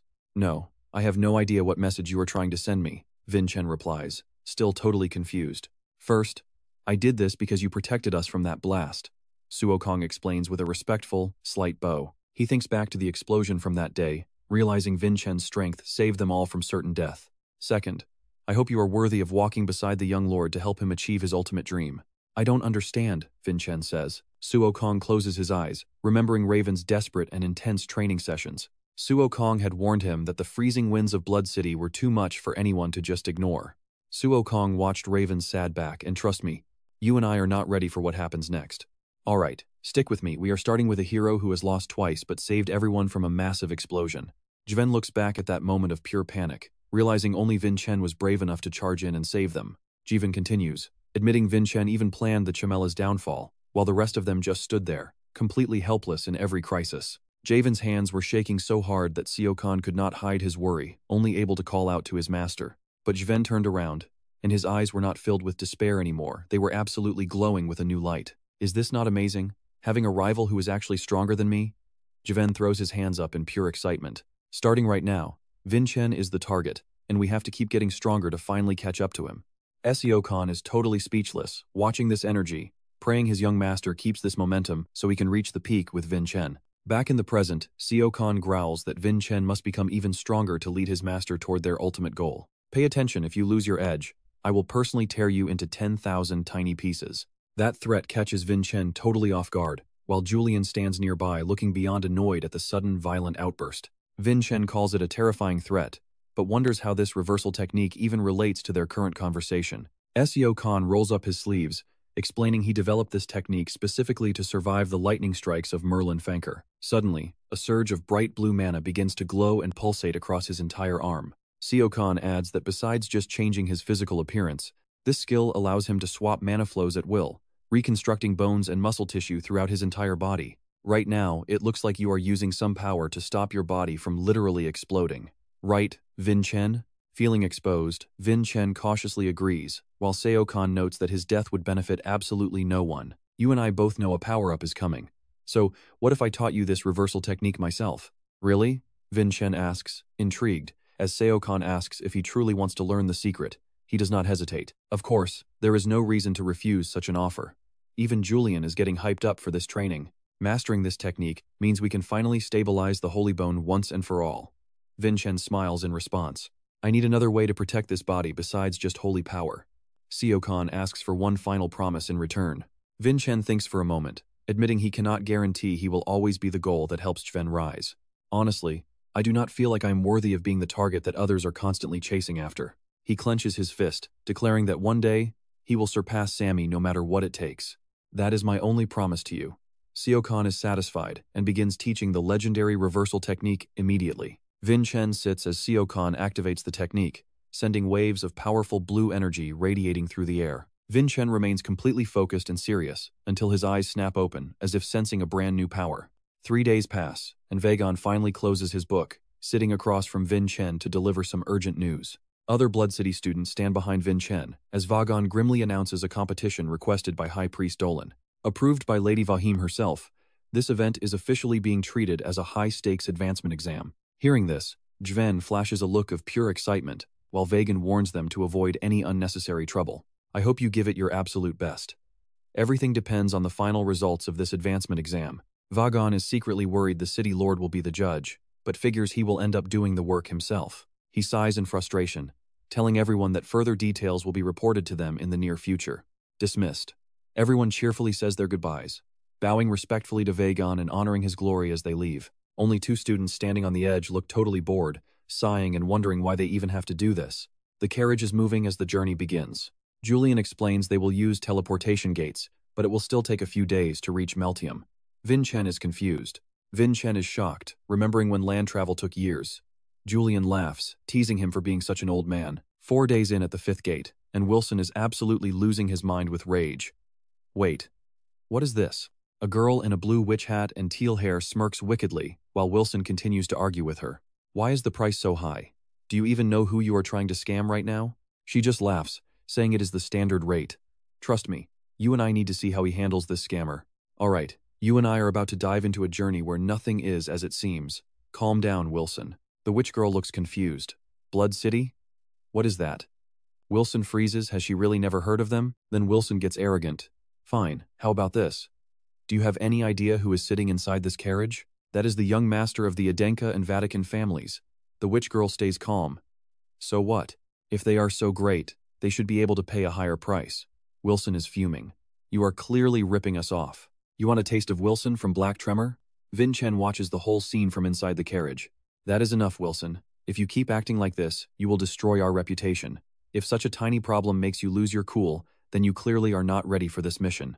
Just turn around and go back to Blood City right now. Wilson goes silent instantly. Vincent thinks to himself. These people have no clue what Blood City is. The further they get from the Adenka lands, the worse the treatment gets. Julian explains that their influence fades in these backwater regions. Vincent sighs. This journey is going to be a lot harder than we thought. 6 days into the trip, they are traveling by sea. Everyone inside the carriage is laughing and having a great time together. Suddenly, Selbira points ahead. Vincent, look! That is the great magic barrier protecting Meltham. A massive city wall looms before them. Selbira explains it was built over 200 years ago. Thanks to this barrier, Meltham stays safe from the constant, relentless attacks of the local pirates. Vincent is surprised. Relentless attacks? Sarah nods. That is right. Now pay attention. Because Vincent realizes the story they were told does not match what we are seeing. It is strange. He tells Julian they need to investigate the barrier closely. Julian agrees. Leave it to me. As Julian flies toward it, Meltham comes into view. A port city protected by a barrier for 2 centuries. Meltham. Despite the barrier, the safety of the citizens is constantly threatened by pirate raids. Add a massive famine to the mix, and the suffering of the people is only getting worse by the day. Vincent and his group enter the city to find people collapsed from hunger everywhere. Raven mentions he had heard rumors about this famine before. Siokon adds that they never imagined the situation would be this devastating in person. Sari wonders where they should go next. Wilson is already losing his patience. There is not even a guide here to meet us. Are they looking down on us on purpose? Selbira wonders if the Adenka name holds no power in the south. But Vincent is suspicious. Something is not right here. He remembers that the Helm family is the only one tied to the Adenkas through marriage. Since this city sits right on the border of Helm territory, the Adenka name should be even more influential here than anywhere else they have traveled. He tells everyone his plan. We need more information. Let's go to the cathedral and talk to the priests there. They head to the Gaia Cathedral. A third-class priest named Lucian leans on his hand. Oh, I think I have heard something about your mission. Vincent hands over the mission documents, but before he can finish, the priest cuts him off and turns away. I do not actually need to see those. Vincent asks what he means. Lucian just smirks wickedly. Why don't you all just kill some time and then leave? That way, everyone stays happy, right? I do not need guards because it is very peaceful here. Raven is absolutely furious. We traveled for days to get here, and now you are telling us to just get lost? Siokon tries to stop him. Vincent asks the people inside what the next move is. The priest replies that they are visiting the homeless camp tomorrow. He shuts the door right in their faces. Raven snaps. Did he just ignore us? Okay, I know what you are thinking. Something is fishy with this priest, right? Julian, have you reached the barrier yet? Almost there. Julian is reaching out with a trembling hand, trying to climb higher. Brother, my power seems to fluctuate based on how far I am from you. Vincent asks about the barrier status. Julian looks down and answers. Just as we suspected, there is not a single crack on this thing. In fact, no maintenance or protection magic has ever been cast on this wall. It is pristine. All those rumors about constant pirate attacks, every single one of them was a total lie. Vincent frowns. Everything feels staged, the attitude of the people. None of it makes sense. Suddenly, a loud explosion rocks the other side of the wall. Cian panics. Is that a pirate attack? So the fake rumors just became a real nightmare. Trust me, you are going to want to see what happens next. Run home quickly. All right, you and I are about to see if this pirate attack is real. Vincent asks Julian if it is actually happening. Julian scoffs and says it is all fake, completely serious. He looks out at the ocean. There is not a single sail in the distance, much less a pirate ship. Suddenly, the sanctuary doors open and Lucian steps out with a look of pure contempt. Well then, does everyone want to take shelter inside? The people rush forward, crying out that the priest has saved them. Vincent finds it strange. He is way too relaxed even in the middle of a massive explosion. He remembers Lucian's words earlier about not needing protection because this place is so peaceful. He keeps saying that even though attacks happen all the time, this guy definitely knows these attacks are staged. Vincent recalls his conversation inside. What is the next plan? We are going to the homeless shelter tomorrow. He smirks like he is already plotting. A gathering place for the homeless, huh? The scene shifts to Merlin, who is staring into the distance. Wait for it, because his sadness tells us everything before a voice calls out. What are you thinking about? Lord Vagan asks. Noticing Merlin looks happy, Vagan notes that his recovery has been quite impressive. Merlin replies that he has no complaints. He thinks back to everything that went down in the Saint King's tomb. I intended to complete my mission at the Holy King's grave because I believed it was my destiny. However, young Master Vincent changed everything. Merlin forced a smile, though it still looked incredibly sad. I never thought about how to live after finishing my mission. I have been wondering what I should do next. Vagon empathizes. I also put myself in a difficult position once because of my own family. Vagon remembers meeting Vincent. It was embarrassing to be comforted by a child who was being more honest than I was. Merlin asks if it was that child. Vagon confirms it was indeed the young Master Vincent. If he is the one who changed your fate, don't you think you might find your next answer through him as well? Hearing this, Merlin stays silent, looking deeply lost in thought. Back with Vincent the next day, they arrive at the refugee camp. Vincent is immediately blocked at the gate. The two guards shout that this is Vion family property, and unauthorized people are forbidden from entering. Vincent introduces them as cadets from the Blood Castle, asking for entry. The guards refuse immediately. Unless there is a legitimate reason, we cannot allow any warriors from other families to step inside. Vincent looks over as Lucian arrives. There is my reason right there. Lucian looks shocked to see them. Why are you here? Lucian screams in anger. I told you I do not need any protection. Vincent calmly says they are just following orders. Lucian loses it, telling them to shut up and get lost right now. Calling him a low-born beast, Lucian fumes.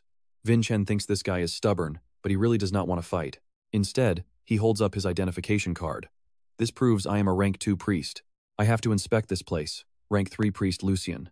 Lucian immediately slaps the card to the ground, yelling for him to leave. Now you and I both know that whenever an enemy gets this angry, they are hiding something big. Vincent senses a secret. A surprise sound makes Lucian turn around, while Vincent just gives a mocking smirk. While they were arguing, Raven quickly opened the camp gates. He is surprised to find so many boxes inside. The two guards are confused. When did he get in? We were blocking the entrance the whole time. Raven approaches a box, curious about what is inside. Suddenly, someone grabs his hand. It is a massive, bald man. He grips Raven's hand tight, with a murderous look on his face. Do not touch that. Suddenly, a voice from behind tells him to let go as razor-sharp threads surround him. It is Sirkon. He wraps the threads around the man's head, threatening to kill him right there. The bald man is frozen, unable to move an inch. Seeing this, Vincent steps in to stop it.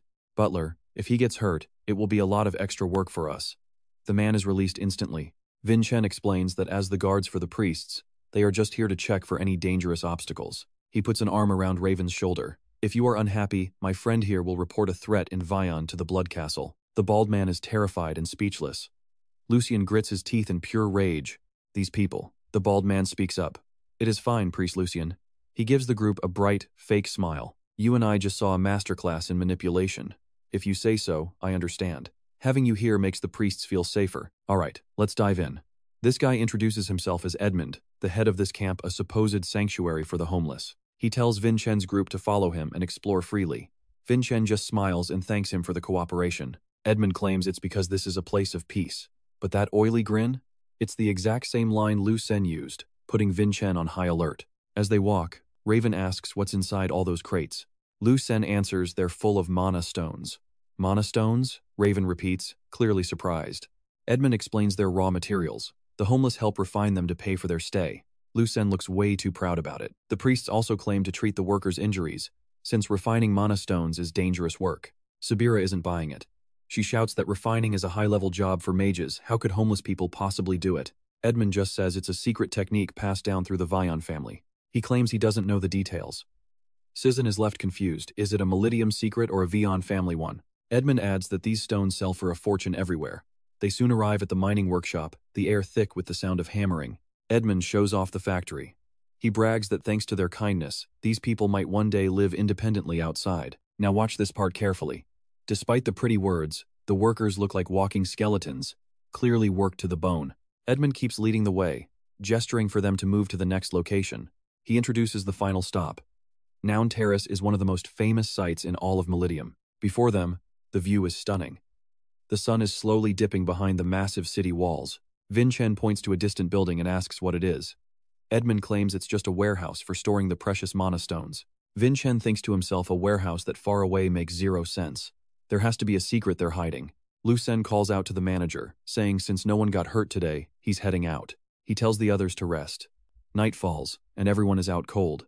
Well, except Raven, whose sleeping posture is a total mess. Stick with me here. While everyone else is dreaming, Vincent is already moving. He's outside, smirking under the pale moonlight. Deep in the forest, 3 lights flicker.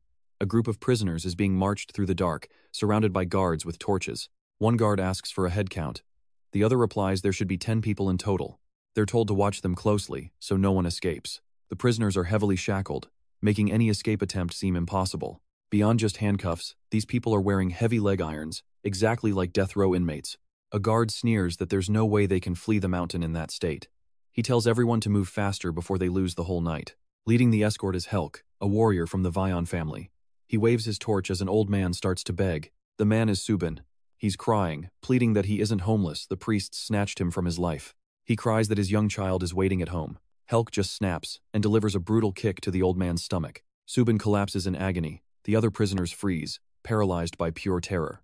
Helk glares with murderous intent. He asks where the man lives, threatening to drag his kid here too so they can be together. Subin can only grit his teeth, tears streaming down his face as he endures the pain. Helk mocks him, asking if he's suddenly forgotten about his kid.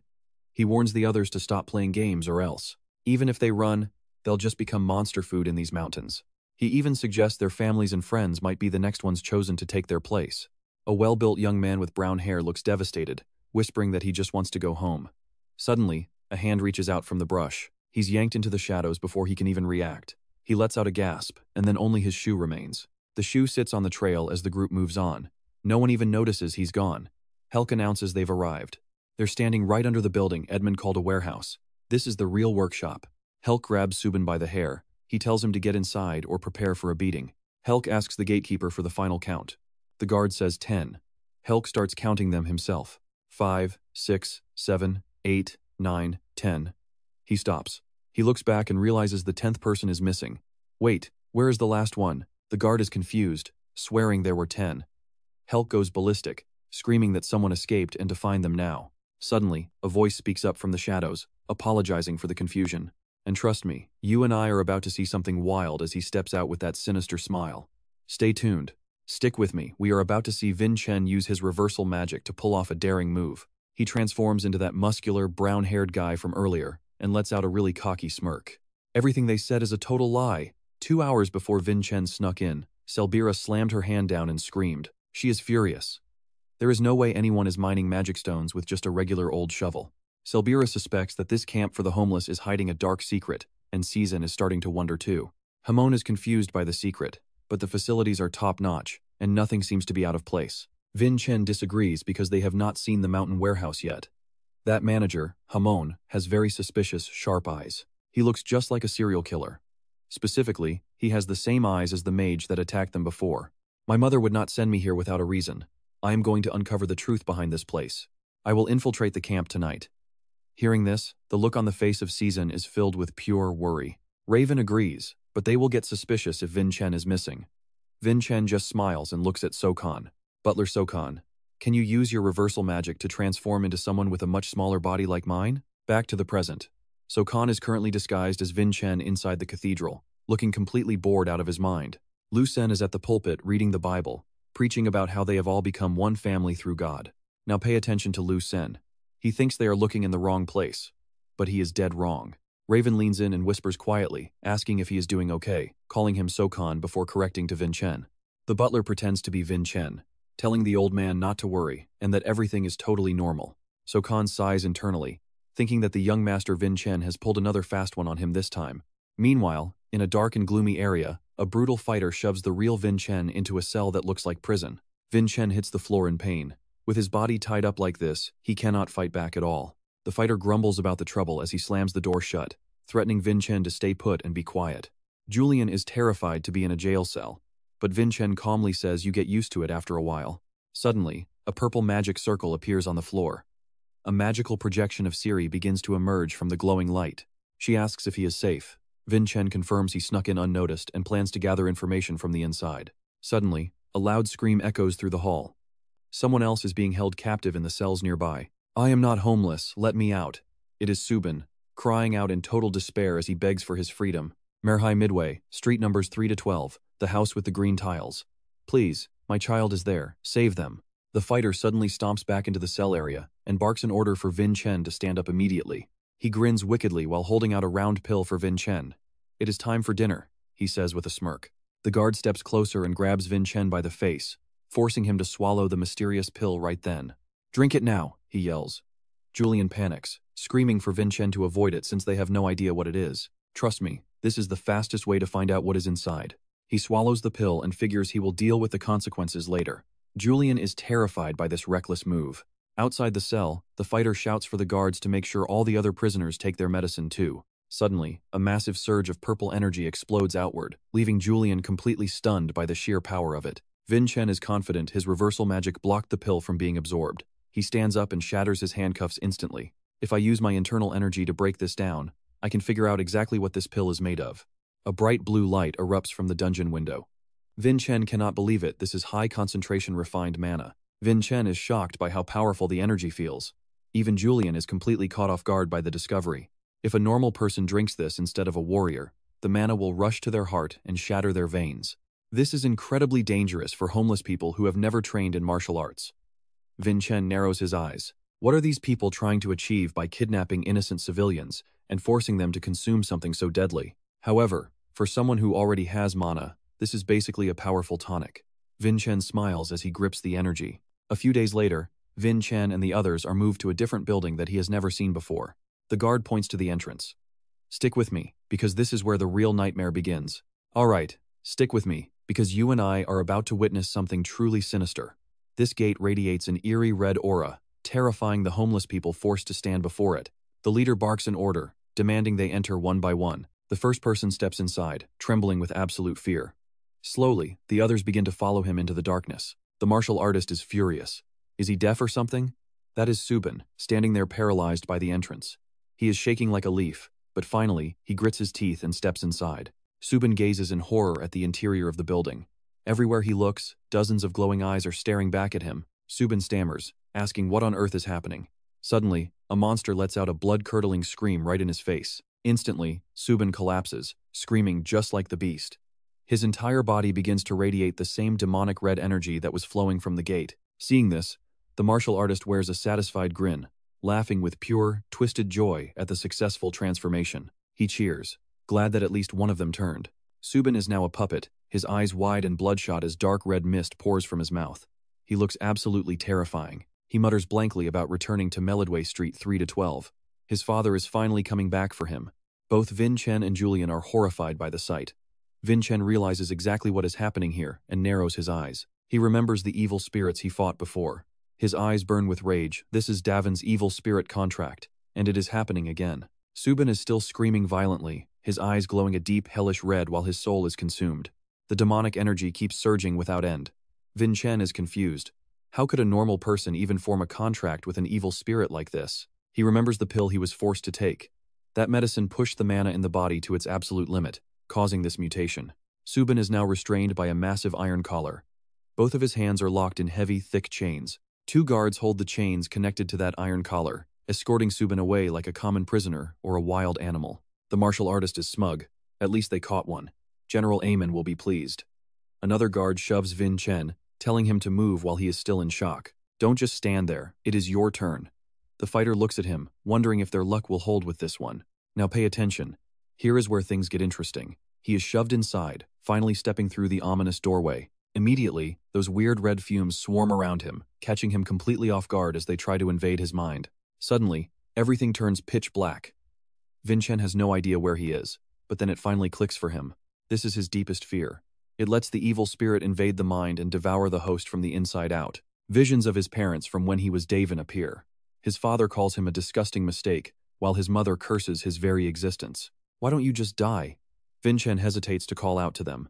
He remembers the agony of his death, where nobody ever accepted him. Vincent activates his own magic. I am truly sorry for this, but I won't let you control me so easily.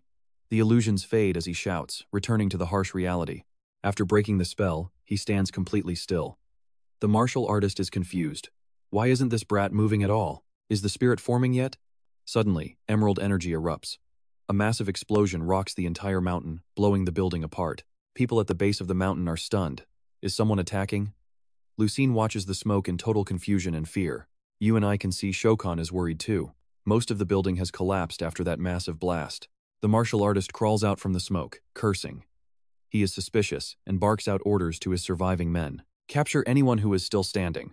But just then, Vincent appears behind him, unsheathing his blade with lethal intent. The man spins around, eyes wide with shock. What? He barely manages to block the strike just in time. He gnashes his teeth. It was you. How dare a lowly homeless brat like you try to defy me? Vincent snaps the man's blade in half with one swing. He follows up with a lightning-fast slash, instantly severing the man's arm. He screams in agony. Vincent begins to shed his mask and his disguise, revealing his true identity as a vice master. I cannot simply overlook your wicked and cruel behavior any longer. You have crossed the line. Vincent looks ice cold, his cloak fluttering heroically in the wind. Two of the fighter's subordinates charge at him from behind, shouting for Master Helk. Emerald energy flares up, and in the blink of an eye, Vincent vanishes from their sight. The guard is shocked. He's gone? But Vincent has already zipped past them, landing 2 lethal strikes before they can blink. Blood sprays everywhere as they fall. The martial artist is still struggling, trying to stop the bleeding from his severed limb. Damn it, the blood won't stop. Vincent plunges his sword into the ground right by the man's terrified face. That's because this blade is infused with mental force. Now, call your priests immediately, or you will be a cripple for life. Terrified, the man makes an emergency call. We need support. There are casualties here. We need priests immediately. Get the priests now. Vincent smiles.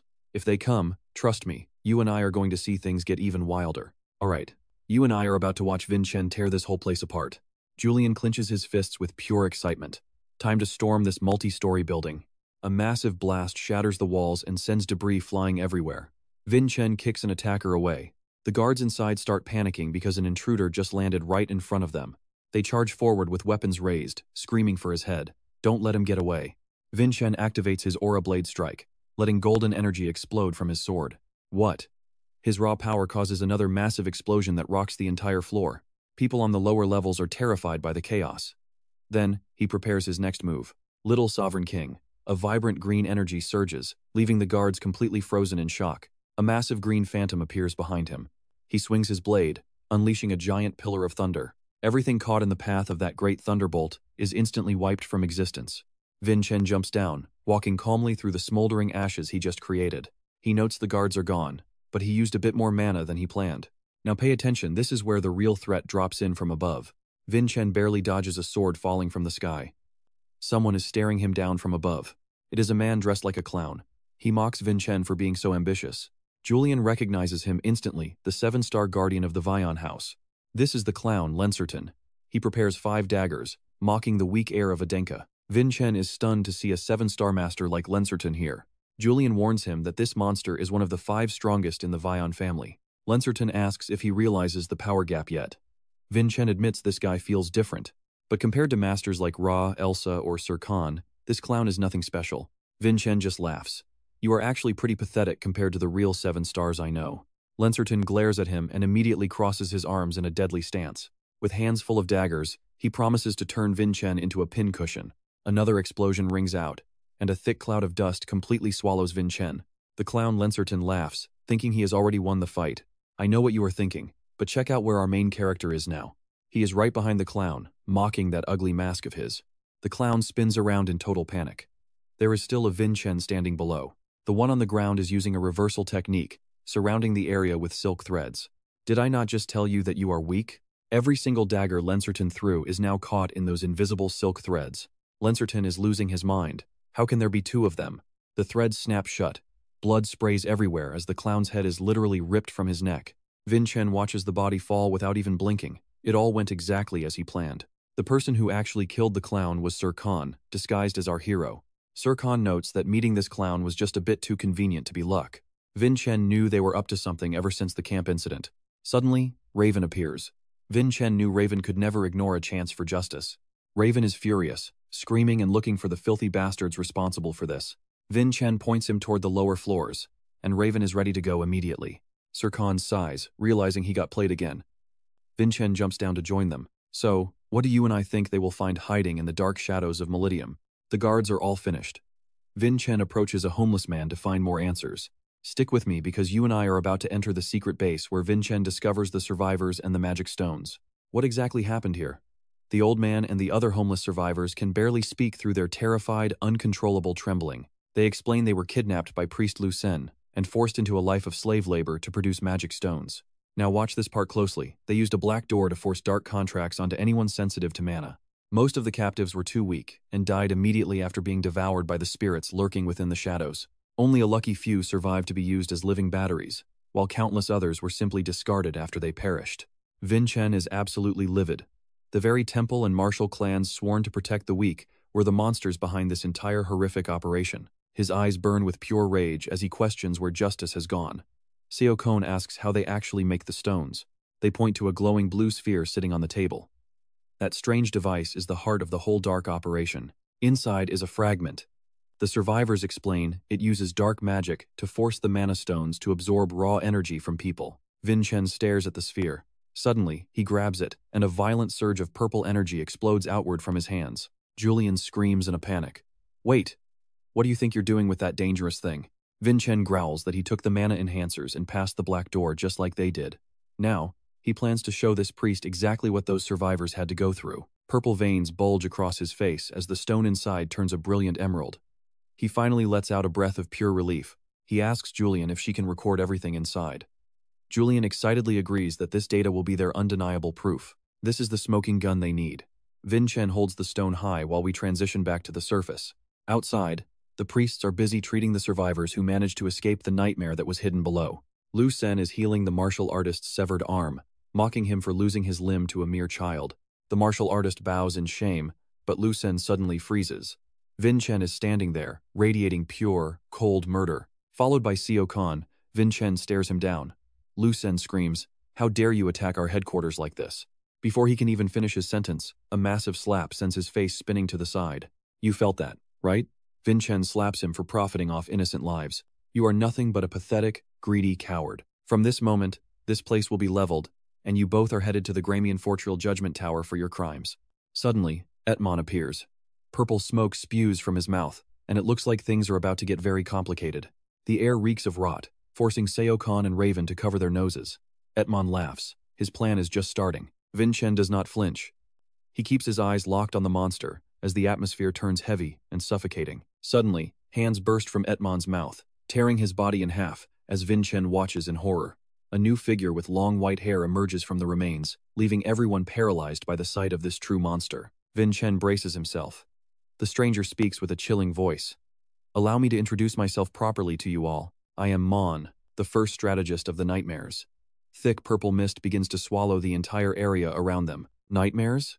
Vincent turns to Julian for answers, but even she is completely confused by that terrifying name. This is her first time hearing of them. It seems they are a deep, underground, and highly secret organization. Vincent realizes that if Mon is showing his face, he does not plan on leaving any witnesses alive here. Luden and the martial artist beg for salvation, but Mon just smiles with pure, unfiltered malice in his eyes. A massive spectral snake lunges forward. Luden is so paralyzed by fear he cannot even manage to scream. The snake swallows them both whole. Nightmare Mon just chuckles, thanking Luden for his service before turning to Vincent. Vincent points his blade at him, demanding to know what the nightmares are actually plotting in the shadows. We are just a group of dreamers wanting to make this world more magnificent, he laughs, before snapping his fingers. Skeletal hands wreathed in purple energy burst from the dirt.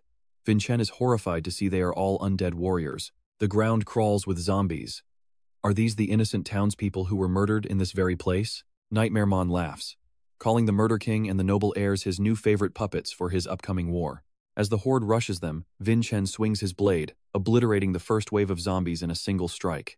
Seokon and Raven are holding their own, but Raven grinds his teeth at the sheer numbers of the undead. A voice rings out, asking if they need help. It is Herka, using her whip to shred the incoming zombies. She wipes them out with a massive explosion. Raven is stunned, while Seokon recognizes her powerful, unique magic. And that's where we leave it. Herka only came because Baron Vagan insisted she check on you guys. Alright, you and I are jumping straight into an absolute emergency mission. Impossible starts now. Vincent signals the Lord, while Hoka stares down the nightmare with a defiant grin. So, how does it feel seeing your undead buddies face down in the dirt? The nightmare just laughs. Ha ha ha, you really think it is that simple? He and his massive serpent glare at Hoka. Suddenly, the air is filled with blood-curdling screams as people begin to flee in pure terror. Behind the panicked guards and homeless, the entire tower is coming down. If they do not move now, they are going to be crushed into pancakes. The nightmare slams his hand onto the ground, a sinister look in his eyes. Did you really think you had won? Did you forget who I am? Vincent's group freezes in total disbelief. Their worst nightmare is still standing. Nightmare screams out a name. It is the undead Lensertan, a 7-star master resurrected as a zombie. Lensertan crawls out of the earth, clutching the very head that had been hacked off earlier. Sokon gasps, his eyes wide behind his mask. Wait, is that really the mask of the clown, Lensertan? Hoche keeps her cool. Stay calm. Most undead fall the second their master dies. With that, she lunges forward with a devastating strike. She whips her ropes around the nightmare, binding him tight, but he just keeps laughing. Julian watches, heart racing. Why is this guy still smiling? Julian points and screams, he is a high-level threat. Hoka's fury boils over. Enough. Let us tear this freak apart once and for all. Vincent yells out, trying to stop her before it is too late. Stop. Lord, do not. He is not just undead, he is a lich. Hoka freezes in shock. A lich? Those are undead that literally cannot die unless you find and smash their mana core. Destroying their physical body is useless, it just makes them even more dangerous and mobile. Now watch this part carefully, the clown is already behind them. He swings his massive weapon, and the impact literally shatters the earth into pieces. So Khan dives to shield the young master. Both Vincent and Hoka are pushed to their limits. Lensertan's attack carves a path through the ground, leaving a massive trail of destruction and thick, blinding smoke. Miraculously, everyone is still standing. Hoche checks her team immediately. Is everyone okay? Is anyone hurt? Talk to me. The nightmare looks down from his perch. Look at all these new additions for my collection. Are you not going to thank me? He strokes his giant snake, claiming they will all join his nightmare legion soon. The serpent strikes from above with terrifying speed, forcing the entire group to leap into the air to dodge the lethal blow. So Khan is fuming. A 7-star warrior resurrected by a necromancer is on a whole different level of power than when he was alive. Dodging the snake's fangs, Hosie asks for confirmation. You said that guy was a 7-star master before, right? An undead at that level is basically a cheat code. So Khan narrows his eyes as Hoche scales a tree to gain the high ground. So Khan calls out, my primary mission is serving the Vatican and keeping the young master safe at all costs. If Javen's safety is at risk, I will prioritize his escape. Hoka's face twists in annoyance. This guy really has his priorities straight. She thinks bitterly, so he is basically saying he will bail if things get ugly? Fine. Whatever. I am entrusting Vincent to you then. Vincent, get out of here with Javen. But Vincent is not moving an inch. No way. I am not running away from this fight. He flashes a confident smirk. I am going to crush him and walk out of here with my head held high. Hoka is stunned. She looks at him and realizes something. From now on, you are the second Baron Vagan. Vincent just blinks. Huh? What does that mean? Hoke remembers Vagan's face just like him. Vincent is always plotting something behind that suspicious, crafty smile. To anyone else, it looks creepy. She asks him straight up. So, you actually have a plan to take this guy down? Vincent just grins. You and I both know this villain loves to talk. Nightmare taunts them and sends his massive snake back in for another strike. The serpent lunges, but Vincent is too fast. He realizes he has already learned everything he needed during his time as an intern. He charges forward, heading straight for the nightmare himself. He swings his blade with everything he has, but the enemy does not even flinch. Mark my words. Vincent brings his sword down. I am the 7th son of the house of Adenka. Vincent, Adenka. He delivers a powerful strike, but the nightmare catches the blade with his bare hands. He looks at Vincent and just sneers. Stupid boy. Did you really think you had a chance against me? Vincent just smiles back. I am not the only one you are fighting. Suddenly, the nightmare realizes his arms are pinned. Ropes are coiled tight around him, holding him in place. It is a pincer move. So Khan and Hoka pull with all their might, dragging the nightmare through the air like a rag doll while the ropes tighten. The nightmare grinds his teeth in a fury. What do you think you are doing? You dare to drag me around like this? A flash of light catches his eye, leaving him wide-eyed. Right above him, Javen has launched himself into the air. Using his longsword, Javen unleashes a devastating destruction strike right into the nightmare's gut. The impact is massive, sending the villain crashing into the ground with a colossal explosion. Hoka laughs. How do you like that? The trio lands as the nightmare struggles to his feet. So Khan warns the young master, careful. That was not enough to kill him. The nightmare huffs, looking at the 2 7 stars and the Vatican heir. So, you are all teaming up against me now? The group readies their weapons. The nightmare continues, stick with me.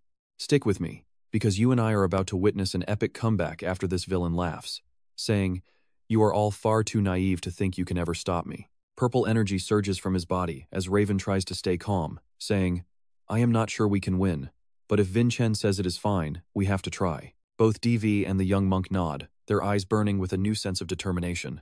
The monk agrees, saying that if young master Vincent said it, there must be a way. Raven nods. If Vincent says it is okay, then it is okay. The nightmare responds, laughing that their hope is pathetic. That Vincent Adenka you trust so much? He is likely already torn to pieces by now. On the other side of the battlefield, the undead Lenton uses his own head to conjure a massive, violent tornado. Vincent moves like lightning, narrowly dodging the clown's assault. He calls out to Julian, asking, how much more time do we need? Julian replies that they are on schedule but still need a moment. Meanwhile, Lencertain's massive hand reaches out, desperate to crush Vincent. Even with his speed, Vincent barely avoids the grasp of that freakish clown, nearly getting caught in its cold, dead grip. After a brutal collision, Vincent hits the ground in agony, blood pouring from his arm. Suddenly, the clown's head appears right in front of him. Vincent grinds his teeth in frustration. Even that severed head seems to have a twisted mind of its own. A barrage of knives erupts from the clown's mouth, flying straight at him. He raises his sword, desperately blocking the relentless rain of steel. He tells himself he just needs a little longer. He forces his broken body to move, needing to buy just a few more seconds for Julian. Vincent leaps into the air, swinging his blade toward Lencertain's head. He strikes with the speed of a bolt of lightning, piercing the center of the mask. After the strike, Vincent freezes in shock. Did it do nothing? He thinks to himself, I failed. Suddenly, the ground begins to shake like a massive earthquake. The full body of the clown, Lencertain, erupts from the earth, sending Vincent flying. Watch closely now, as he loses his balance. He thinks, damn it, I cannot stay steady. The clown mask looms over him with a truly hideous, demonic smile. Vincent takes a brutal blow to the back of his head. A massive explosion echoes through the air, causing Raven to jump in shock. He looks back with worry, calling out for Vincent. Raven shakes it off, telling himself he promised to trust his friend and must focus on his own fight. The nightmare creature approaches him, his voice dripping with arrogance as he taunts, come here, little boy. Raven lunges forward to block the strike, calling the creature undead trash. On the other side, the clown, Lencertain, is already grabbing his own severed head. He casually reattaches it to his neck, rubbing his head and laughing that the previous attack was actually quite close. Dust and smoke swirl around Vincent as he stabs his sword into the ground to stay upright. Lencertain reaches out, treating this like a game of cat and mouse. Suddenly, the clown's arm is sliced clean off. A brilliant, blinding golden light erupts, leaving the monster completely dazed and confused. Vincent's sword has transformed, now wrapped in a glowing heavy chain. It radiates a divine, golden aura. Julian cheers in triumph. It worked! I have restored part of the holy power within your body. Now, witness the true form of the chain sword art. You and I both knew this power-up was coming. Vincent is now overflowing with confidence.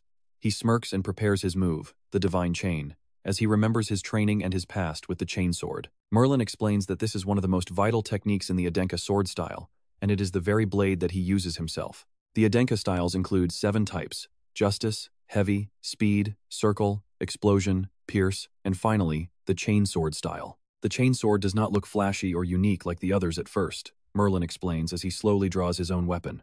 But then, the chains wrapped around Merlin's blade begin to glow with a terrifyingly powerful blue and purple light. Merlin continues, the master of this blade can pour their own energy directly into it. With its versatile elemental traits, this style was practically made for you. Back in the present, he smiles proudly, remembering Merlin's promise. Once you obtain this new power, you will become significantly stronger. Vincent stands tall, chain sword in hand, his cloak billowing in the wind. He thinks to himself, yes, just like the perfect sword style Aslan left me, this is the final piece that fits perfectly. The clown, Lencertain, cannot believe his eyes. He stammers in fear, asking, the power of a holy warrior? That is impossible. Vincent raises his blade, saying, consider this an honor. You are about to be purified by the Holy King's own power. Vincent channels the teachings of Merlin, letting the Adenka style reach a new peak of divine strength. Using the holy energy within the chains to fight back the darkness, Vincent unleashes a devastating strike toward Len Certain, carrying massive power. The clown is terrified, screaming, "Where did you get this strength?" In an instant, Len Certain's body begins to dissolve and fade away, channeling more divine force into his blade. He says, with a smug look, "You should be honored to be enlightened by the Holy King's power." With a final motion, he fires a massive bolt of sword lightning directly at the cowering clown. The monster has no way to defend against such overwhelming force. Vincent's blade cleaves the clown in two with a single, clean strike. A massive explosion of magic light fills the entire area. The once terrifying monster is sent crashing to the ground, completely defeated. Raven watches in awe as the monster vanishes. "Trust me, you and I earned this victory. All right. You and I are about to see just how terrifying Vincent has become." Even the butler and Hike are absolutely stunned by his sheer power. Iman is visibly shaken, staring at the destruction before him while trembling. Damn it, what on earth just happened? Is this really the strength of a 7-star warrior? With the clown dealt with, Vincent finally returns to his team. He approaches with a cold gaze and says, "Your twisted ambition ends right here. Iman, it is better if you just shut your mouth and surrender." Vincent is dead serious, and his enemy knows it. "You arrogant fools from Adenka always looking down on us. I spent 20 long years planning to destroy every last one of you. And now, my entire life work fails because of the very people I despise?" He screams in a fit of pure, unadulterated rage. "This is unforgivable." Suddenly, a strange purple light begins to radiate from his body. A massive shockwave erupts from Iman, shattering everything in sight as the water nearby begins to churn violently. The city dike is at its breaking point. Vincent looks toward Miam Fortress as Iman completely loses control of his power. "This entire city belongs to me. I won't let my plan fail. I will destroy you and everything else." He roars, unleashing a transformation that looks totally godlike. Wait, someone just interrupted him. Enough of that, a mysterious voice suddenly calls out. That tone alone sends a shiver down Iman's spine. Who is this guy appearing right when the plan collapses? A young man sits casually on the rubble, looking bored. "Seems like playing strategist was a bit too much for you, Iman." Trembling like a leaf, Iman stammers out, "Who are you? How did you get here?" The red-haired girl is just as confused. Where did this guy even come from? The butler stares at the newcomer in shock. Julian points toward the man-hand and shouts, "Look at what he is holding. Is that the Lich Core? Is it Iman?" He starts begging like a coward. "Wait, please, just one more chance." Without even looking at him, the man begins to crush the core. "Shut up," he says coldly. The core shatters into a million pieces right before their eyes.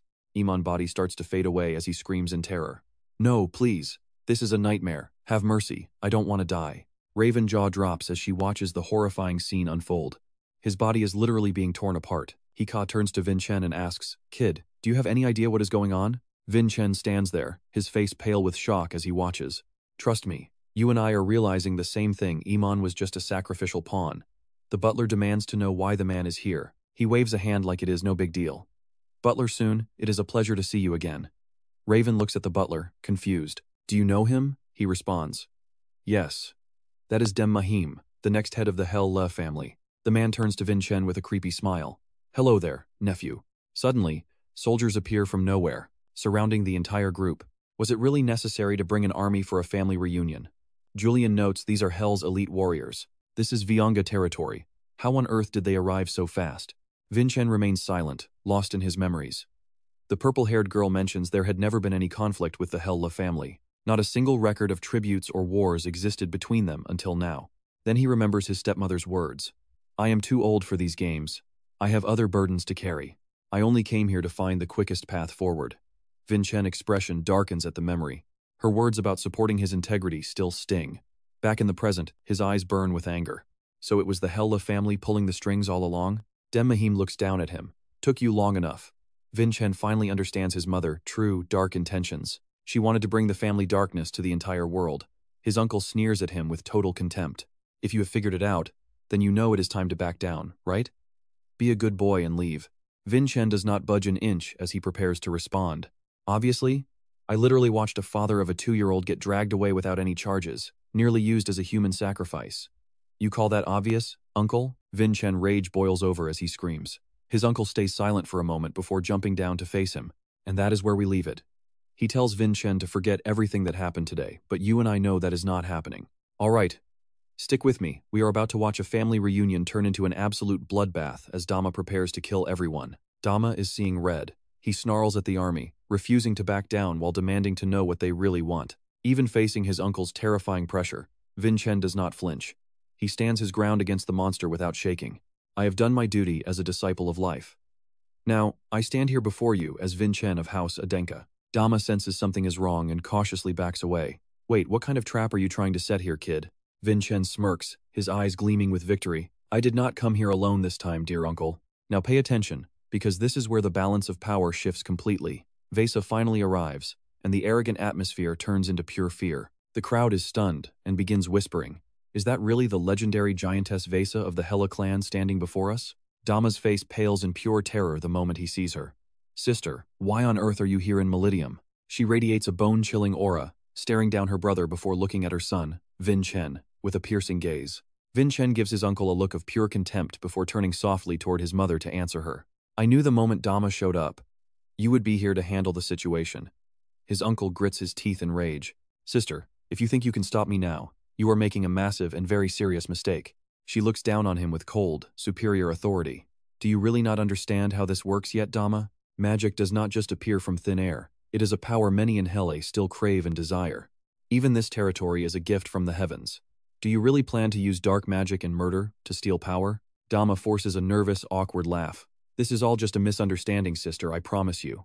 He tries to lie, but she cuts him off with a voice that could freeze blood before he can finish. It has been a long time, brother.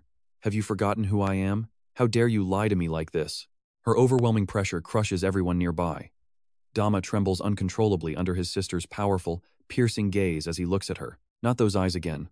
It feels like she is peering directly into my soul every time I try to lie. She is always one step ahead, looking down on me with nothing but pure disgust. He snaps and finally attacks her. I hate those eyes. He screams as he lunges forward, but Vincent's mother does not even flinch or move. Suddenly, his right arm is torn apart. Adenka appears, his massive glowing slash lighting up the entire area with power. You and I saw that coming, right? That is the legendary power of an Adenka, cutting straight through the castle. Realizing he is completely outmatched, Dama drops his weapon and begins to beg. I was wrong, sister, please. Khan stands tall, his single strike clearing the dark sky. Behold the legendary descendant of the Aslan clan and father of Vincent.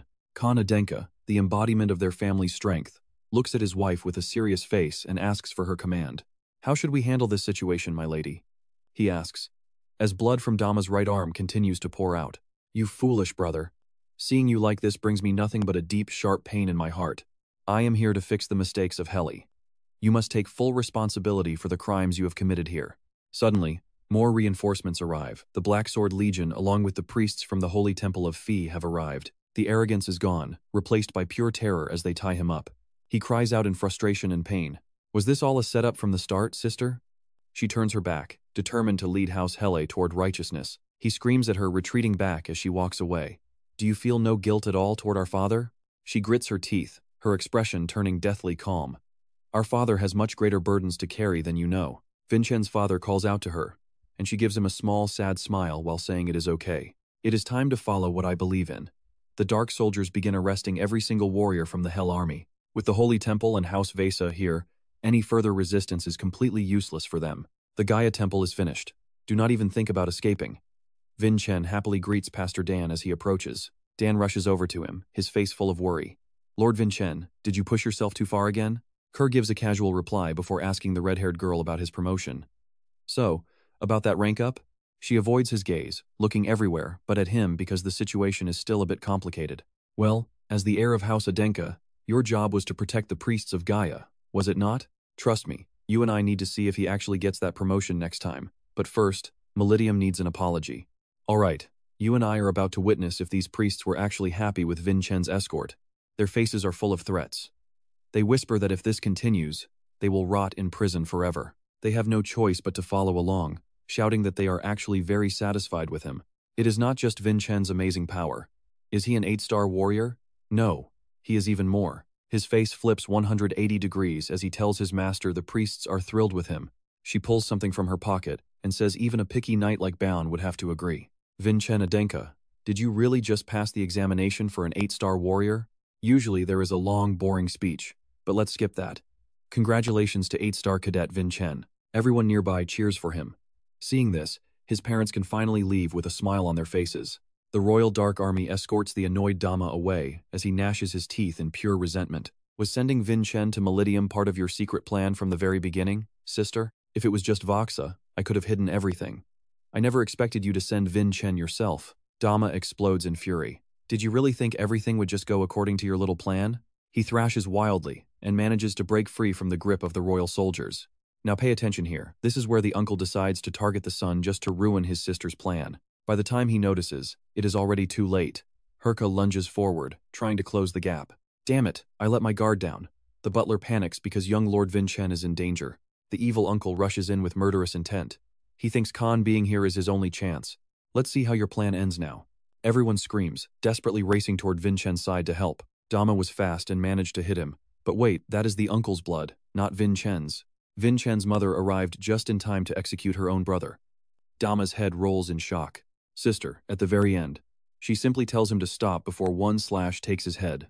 Herka stands there in total shock, while butler Heiko remains silent, judging the entire situation. She cut down her own brother without a second thought. Even Vincent is speechless at that speed. Is this the true power of a giant? He looks down and sees his mother's hand shaking. He calls her mother to calm her down, then hands over a glowing magic stone to her. This stone was refined with my magic. It has recorded every single one of their cruel actions. She takes the stone with trembling hands, thanking him for solving the trouble and promising to return it. He gently takes her hand and tells her no. This is his special gift just for her. She is stunned. He knows it cannot fix her loss, but he still wants her to have it. The boy nearby is confused. Is he really trying to comfort a powerful giant like her? You feel that too, right? Her hand is shaking. She is way more gentle than she looks. She pulls the stone to her chest, her eyes filled with a mix of joy and deep sadness. That night, a blade pierces through a soldier at the Vianga estate. Vincent's father has arrived. The Vianga guards are paralyzed with fear. He took out their defense easily and now walks forward. Evidence proves the Vianga patriarch was involved with Malidium. He slowly tosses his cloak aside. He warns them he will only strike those who resist. They move to protect their master anyway. He focuses his massive power throughout his entire body and begins a relentless slaughter. One by one, the soldiers collapse. The survivors are terrified as he readies his next devastating strike. The Vianga soldiers are being torn apart. Not a single one of them is being left whole. Dead bodies litter the floor as he shows zero mercy. Vincent's father marches deeper inside. He reaches the inner doors and glares. All the evidence has been sent to the Judgment Tower. Lord Vianga, you are hereby sentenced to death. The old man shivers on his throne in fear. Since we are both human, I will let you end your own life. But he just screams. And that is where we leave it, trust me. You are going to want to see what happens next. His body was sliced clean in two. He calmly wipes his blade while the old man mutters curses in pure terror. All right. You and I are about to see what happens when you push a legend too far. Vincent's father unleashes a crushing aura. Lungwiet speaks up. I see your choice. The head of the Vianga family is literally shaking. While the others got horizontal slashes, Vincent's dad decides to split the Vianga family head right down the middle. The old man lets out a final scream. And yeah, we all know what happens next. Cut to Vincent. His mother asks if he wants more sugar in his tea. He politely says, "That is enough, thank you." She smiles, apologizing because she knows he wants to see his friends. They sit across from each other, teacups in hand. She looks at him warmly. I have learned so much watching you chase your convictions. This is something I simply had to do. Because of you, I am ready to stand up for what is right. He just smiles back at her with pure respect. It was your own determination, mother. But are you really okay? People will call you a traitor in Hiole. Hearing this makes her laugh. She cannot help but tease him a little for being so worried about her reputation. Oh please, the boy who blew up a whole magic factory is actually worrying about me now? Vincent avoids her gaze, while Du just ruffles his messy hair. Right, we are in danger, aren't we? Vi laughs awkwardly. You know, you really do take after your biological mother. Now pay attention, because we are finally getting the truth about Sarvana and the legendary heavenly fruit. It is quite a story. He looks at her, confused. The heavenly fruit and my mother? How are they even connected? Her face turns serious. Sarvana was the one chosen by the heavenly fruit itself. Beside them, Julian is stunned by this massive revelation. The stepmother continues. This is a very old tale. She decides it is finally time to tell him everything.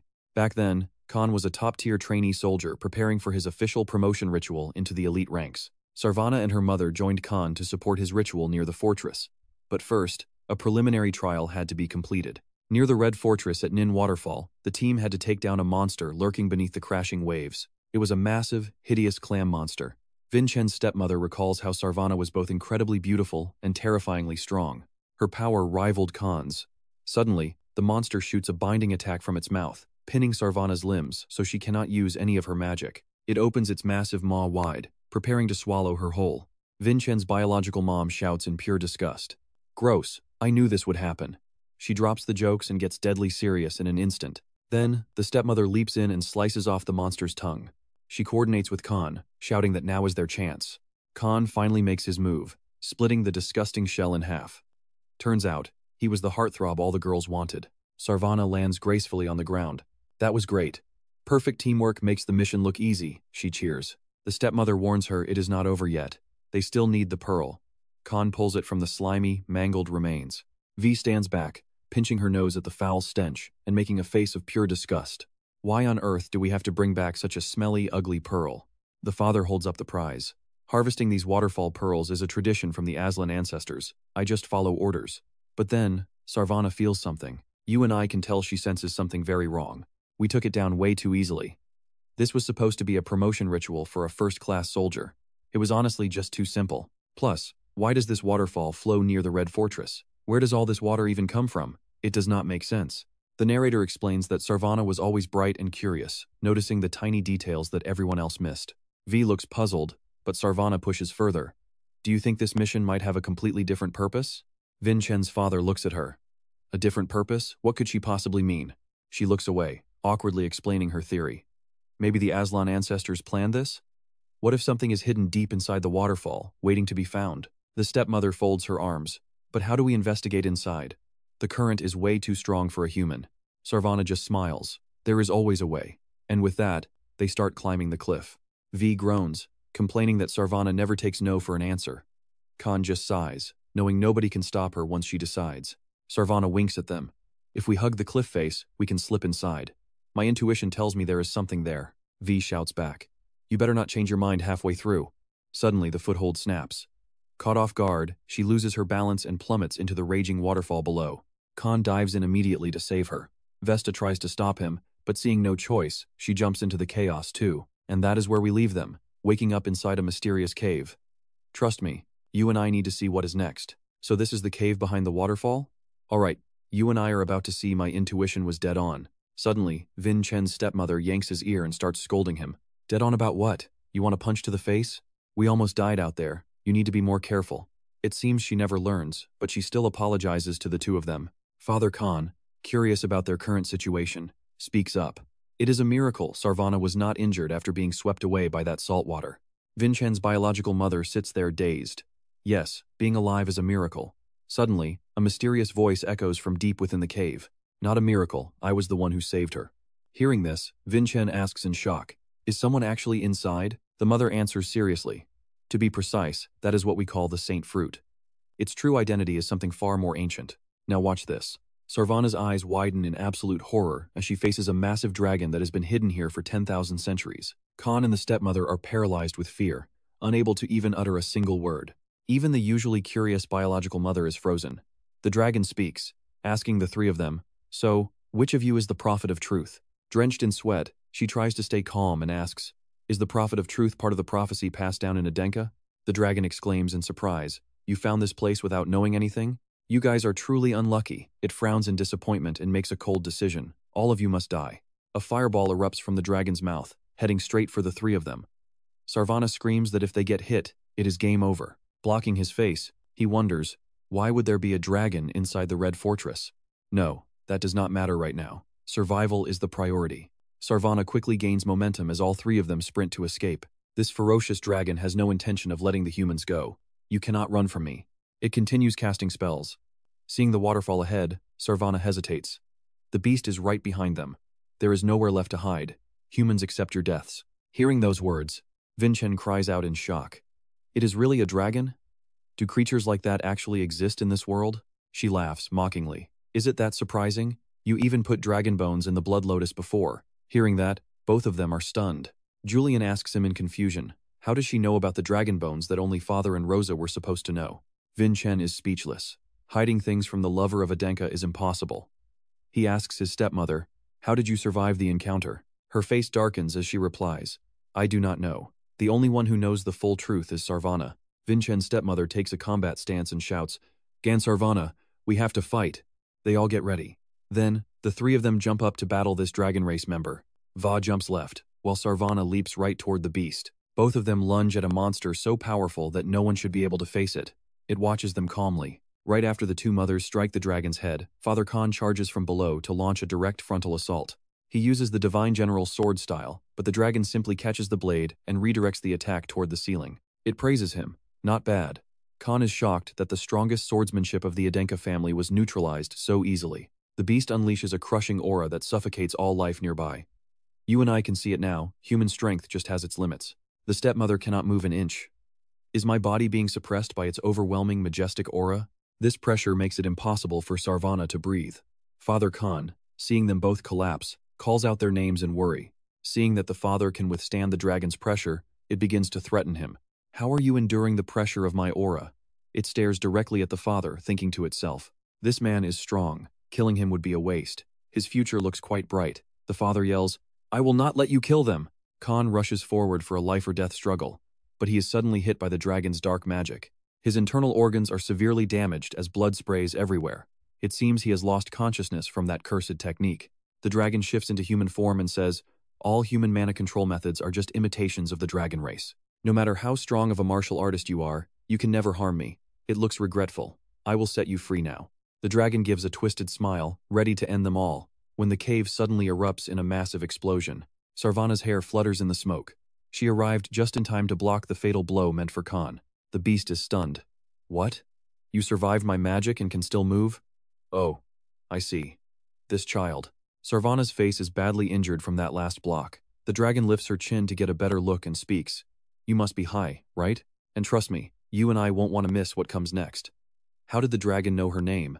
Alright, you and I are diving back into the secrets of the Adenka family, as Vincent's stepmother barely clings to consciousness under a dragon's suffocating pressure. In the pouring rain, she hears a final whisper. "Because after all, I was the one who chose your clan." That is her last memory before waking up outside the waterfall cave. To her shock, Sarvana is already holding the legendary heaven fruit. Vincent is stunned. The heaven fruit actually exists. It must be the divine treasure Aslan left for the blood gods. She continues the story, explaining how Sarvana's health began to fail. She spent her final years struggling before passing away. Looking down, she adds with pain, Sarvana never ate the fruit, saving it for Khan instead. But Khan refused to trade her life for power, because she was the only woman he ever loved. Years later, she passed away, leaving her child to Khan. Only then did he honor her final wish and consume the heaven fruit. Sarvana remained in Khan's heart forever. Even though the memories are beautiful, the stepmother smiles through a mask of pure agony and guilt. Vincent watches her, feeling the complex mix of jealousy, longing, and regret radiating from her expression. He finally asks what she thought of his biological mother. She gives a bitter laugh, admitting she both respected and envied her deeply. The past returns like the heavy rain. He sees Sarvana comforting her, telling her everything will be okay, Baksa. The stepmother was a wreck back then, but she finally broke down when Vincent's mother told her she was more than just a puppet. In that lonely darkness, Baksha held on to her and cried like her world was ending. The stepmother looks at him desperately, asking for one last favor. Vincent's response is serious. "What is it?" "Destroy the Hio clan," she demands with cold eyes. A few days later, Vincent sets off for the Blood City. He arrives at Nin Waterfall, the very spot where his parents encountered the dragon. He asks if this is truly the place, and Julian confirms it. Julian is confused as he sees him draw his sword. Now watch this. Vincent is about to unleash his ultimate skill, the god-slaying blade, as he strikes the waterfall with immense power. Julian screams in terror. "What if you destroy the cave entrance?" Julian yells. Vincent just glares back, asking if he really thinks it's that easy to break. The boy gasps in shock. "It's not even scratched. What kind of waterfall is this?" Vincent watches closely. "Battering our way in won't work. The dragon inside must be waiting for someone who knows the truth behind the Adenka clan. There is definitely a link between this waterfall and Aslan. His mother must have used a different method to enter the cave. That must be why she grew weak and died after receiving the heaven fruit. The key to opening this path must be hidden somewhere else. I have to find it at any cost." Let's pause for a second. While Vincent searches for the key, news arrives that Daima Hellam has recently passed away. The Vi clan leader was executed by Pak Khan under Gramian's watch. "It's too much tragedy," the man sighs while reading the reports. Heka boasts, wondering what would have happened if he hadn't been there. His partner just gives him a frustrated look. He asks who was the one complaining about the mission being a drag. She just laughs nervously and changes the subject. "I never said that. Anyway, it's over now." What happened to those sisters is just so incredibly heartbreaking. Vagon sighs deeply, lost in thought. He stares at the photo of his late sister and whispers to her in the silence. Meanwhile, at that same moment, we hear the frantic running footsteps of Priest Dan. He looks up in a panic, realizing he's at a dead end. Suddenly, a terrifying voice calls out from the shadows. "Why don't you just give up, Dan?" It's Priest Neok. He tells Dan he should be showing his seniors more respect. But it doesn't matter now. Hand over the Holy Grail to someone more worthy, and leave this world behind to receive a final lesson from the Saint King. He lunges forward to strangle Dan, but suddenly, a blinding bolt of lightning tears through the sky. It strikes his men directly. Neok turns around, trembling with fear. What's happening? A cold blade is pressed against his throat, freezing him in place. A man's voice rings out from behind the steel. You better give up on the Holy Grail, unless you want your head to roll. It's Mlin, and his gaze is absolutely lethal. From now on, I will protect the Holy Grail as the sworn knight of Priest Dan. Back with Vincent, a woman's voice calls out. Why have you summoned me here? It's Hannah Adenka, the rank 1 prodigy of the military academy. Isn't this the place where you're supposed to be doing your graduation mission? He tells her he's here to fight. This waterfall will be silenced soon. Hannah just closes her eyes and listens. I see. Actually, I have some serious doubts about our graduation task. You and I both know something's wrong when the top-tier missions for rank 1 elites are identical to those for rank 9 students. Alright, you and I are diving into a mission that is as personal as it is dangerous. Stick with me. Seeing the paper makes her think a mission requested in her mother's name. It is enough to make her finally listen to him. She walks over to a small rock and asks him, what kind of mission are we actually talking about here? Vincent gets straight to the point. First, I need to reach the Hyole territory. She sits down to talk strategy. The Hyole territory? After our uncle's death, that won't be easy. You know the risks, right? That's why I need you. You will be my bodyguard. In return, you will get enough points to finally complete your graduation mission. She studies him closely. He wouldn't ask unless he had a gain in mind. What does he want? His request is surprisingly simple. He just wants a portrait of her. Years ago, he saw a beautiful, carefully drawn painting of his older sister. They were so close as children. But now, everything has completely changed between them. He asks why she won't give him a new one. Suddenly, Hannah's blade is pointed directly at his throat. Her killing intent is heavy as she draws the Mikhail alien sword. Are you making fun of me right now? Vincent does not flinch. No, I am serious. That photo is a truly precious memory for me. Julian grabs his sleeve and screams. It is not that precious. Vin just blinks. What are you saying? He tells the kid it is impossible for a photo to stay in its original condition for such a long time. You think I did not use preservation magic? He smiles at Hannah. I have changed too. Want to redraw it together? She looks away, embarrassed. Hannah sheathes her sword. Change your request, and then I might consider it. Watching them, Julian realizes that his sister might actually have a hidden soft spot for the boy. At the Hyola Manor, an old man raises his glass. So, you are saying that Daima is dead? Yes, it is quite sad. But the man does not care about the tragedy, he only wants the results. You wiped all evidence of my presence perfectly, right? The butler looks up, confused by the question. Now pay attention here, this is the man pulling all the strings, the head of the Hyola family, Gonzo Hyola. The butler answers nervously, no problem. Everything is arranged to look like Daima acted entirely alone. His death won't stop the Hyole family's plans. Gonzo sips his red drink, mentioning his daughter. Va is always questioning me. It is no surprise she has developed such a deep hostility toward me. I will see what she can do and that boy Vincent too. He walks slowly toward the butler. In the end, it seems they still have one secret weapon left to play. It turns out he isn't just drinking wine, that is the actual blood of the dragon tribe. Looking at those massive dragon corpses hanging from the ceiling like slabs of meat, it is a sight that will chill your bones. He issues a deadly challenge to his own daughter. Come to me then. Face your father. Gonzo crushes the glass in a rage. You too, Vincent. Come to me. The monster has finally revealed his brutal nature. Okay, let's jump ahead to the arena, where the real chaos is about to begin. Neither side is backing down. They are perfectly matched. Julian watches from the sidelines, completely lost. Vincent glares at Kajin, who is launching a series of crazed, relentless attacks against him. You are dead this time, Vincent. But Vin does not back away. Suddenly, someone leaps from the sky. Javen slams down between them. Kajin screams, You bastard! Don't you dare forget about me! Javen shouts back, telling him to back off. You are the one interfering in my duel with Vincent. Kajin is annoyed and decides to end Javen first. Fine, I will take care of you first then. Javen is not backing down either. Perfect. I have been wanting to settle things with you too. Vincent yells for them to stop. Wait, this does not matter right now. Did you forget why we are here? Down by the ring, Julian gulps. How did things turn into such a massive mess? The arena is packed with big names like Lord Vankya, Vincent's father, Khan Adenka, and the head of the Vatican. His stepmother, Va, watches her father anxiously, silently pushing the boy on. Va watches anxiously, hoping their plan does not fail. 2 weeks ago, at the fort, Herka kicks his feet up on the table. Fine, you two can go. Hannah is stunned. Did you not hear me? I said you are heading to the Hiolei territory tomorrow morning. Hannah disagrees. My sword is not for protection. There are better first-class cadets for this job. And trust me, you and I are going to want to see the trouble they are walking into next time. Alright, stick with me because you and I are about to see a whole new side of our cold-blooded female lead. Hoka teases her, mocking her lack of faith. Hannah looks over at Vincent, ready to argue, but Hoka cuts her off with a sharp gesture before she can even start. I do not want to hear another word.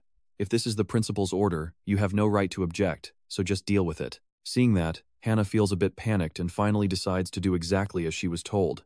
Vincent smiles at her, saying, You are not the type to skip on a debt, right? Since you are graduating, just give me that portrait. It is a fair trade, is it not? Hannah sighs, exhausted. Was this his plan all along? He completely outplayed her before they even started. He was 3 steps ahead of her. She finally gives in, saying, Fine, I will give you one single portrait of myself. He beams with joy, making her promise again. As she walks away, the afternoon sun hits the busy crowd packing for the upcoming journey. Vagon speaks to him seriously, saying, I hope you do not run into any trouble out there. Vincent admits he is not exactly confident about this mission. Hoka understands the heavy mood, while Vagon remains worried despite showing his full support. This is going to be dangerous. Vincent tells him not to worry, since the Adenka Clan probably will not hurt him directly. Besides, his sister is a first-rate cadet and he has Siri, a powerful spirit mage, on his side. They should be just fine. His servant laughs from behind, asking what about him. It seems like Master Vincent completely forgot he was even standing right there. Oh right, Wilson is coming too. Suddenly, a familiar voice calls out his name from right behind the group. Wait for it, here is the part that shows just how much our main character has truly changed everyone around him. Selbira and Javen arrive. They arrive panting, happy they made it. Vincent asks what they are doing here so early in the morning. Their actions leave him stunned as they salute with deep respect. Raven raises a fist, promising a real rematch once he returns home. Remember that, Vincent. Zen is there too, smiling and thanking him for all the help. Another young man chimes in, saying they have all grown stronger because of him.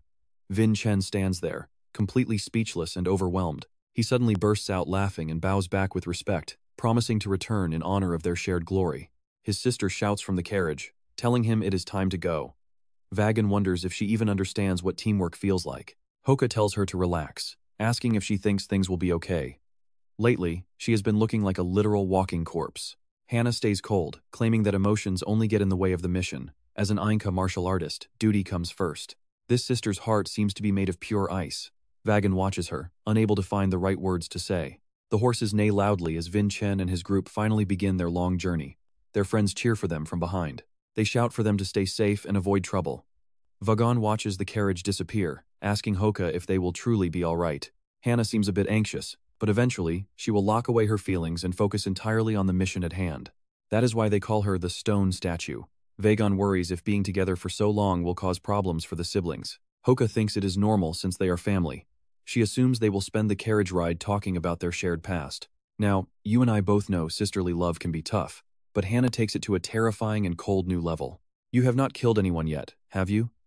Vincent realizes the situation is turning sour very quickly. Looking at the unfinished drawing, she pulls out a sharp stylus. Vincent scowls, asking her what she thinks she is doing.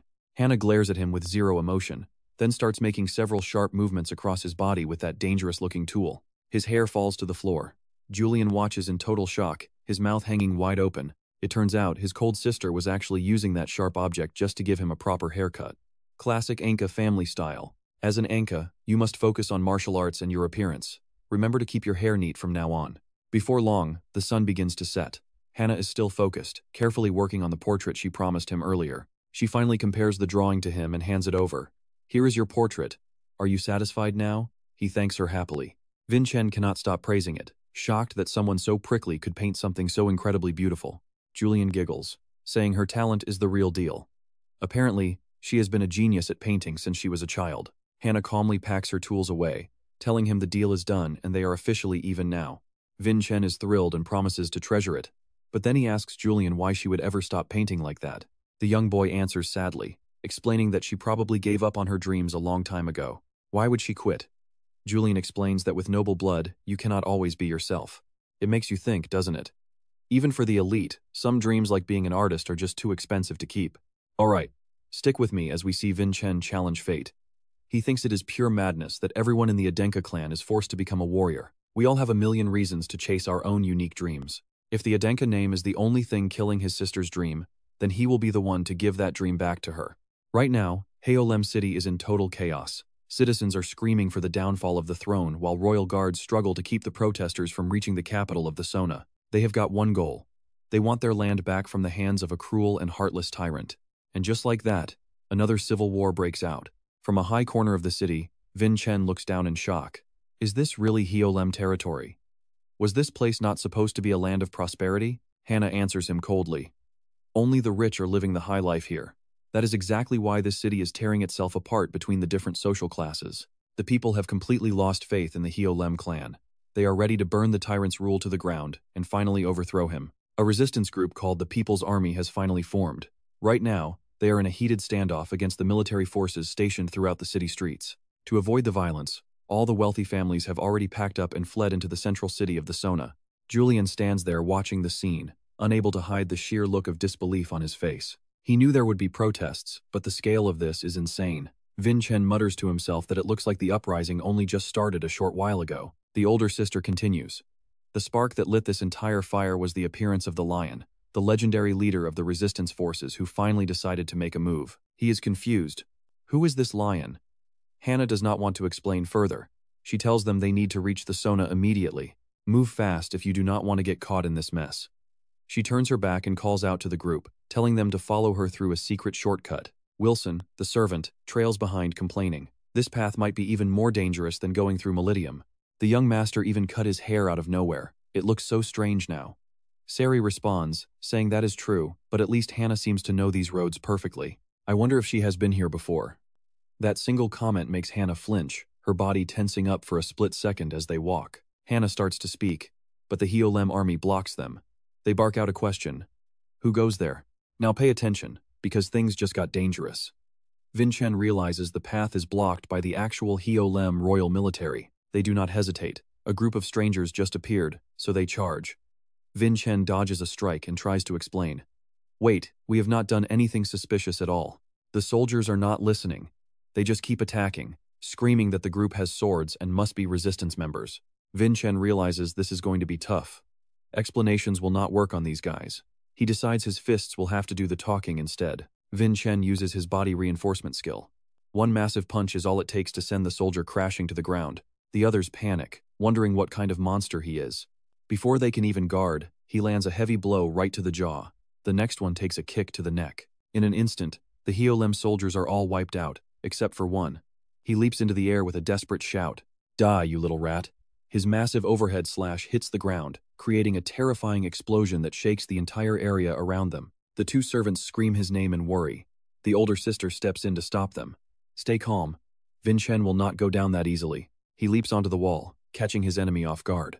Then, Vincent flies back down toward the soldier with incredible speed. He finishes him off with a powerful kick. Vincent feels a rush of excitement. His body feels incredibly light now. You and I can see it, he is stronger now. Those magic pills and his space reversal technique are finally pushing his body to a brand new level. Suddenly, another squad of Heolem soldiers arrives. They shout out, pointing toward the group's location. They actually dared to attack the Heolem family soldiers. Call for reinforcements. Do not let a single one of them escape from this place alive. Soldiers are coming from every single corner. How will Vincent's group survive? Julian panics and tells him that they are completely surrounded. He scowls, trying to find a way out. There are just too many of them. Meanwhile, over on Hannah's side, his servant is shaking with fear, asking what they should do. The older sister sighs, pulling something out of her pocket.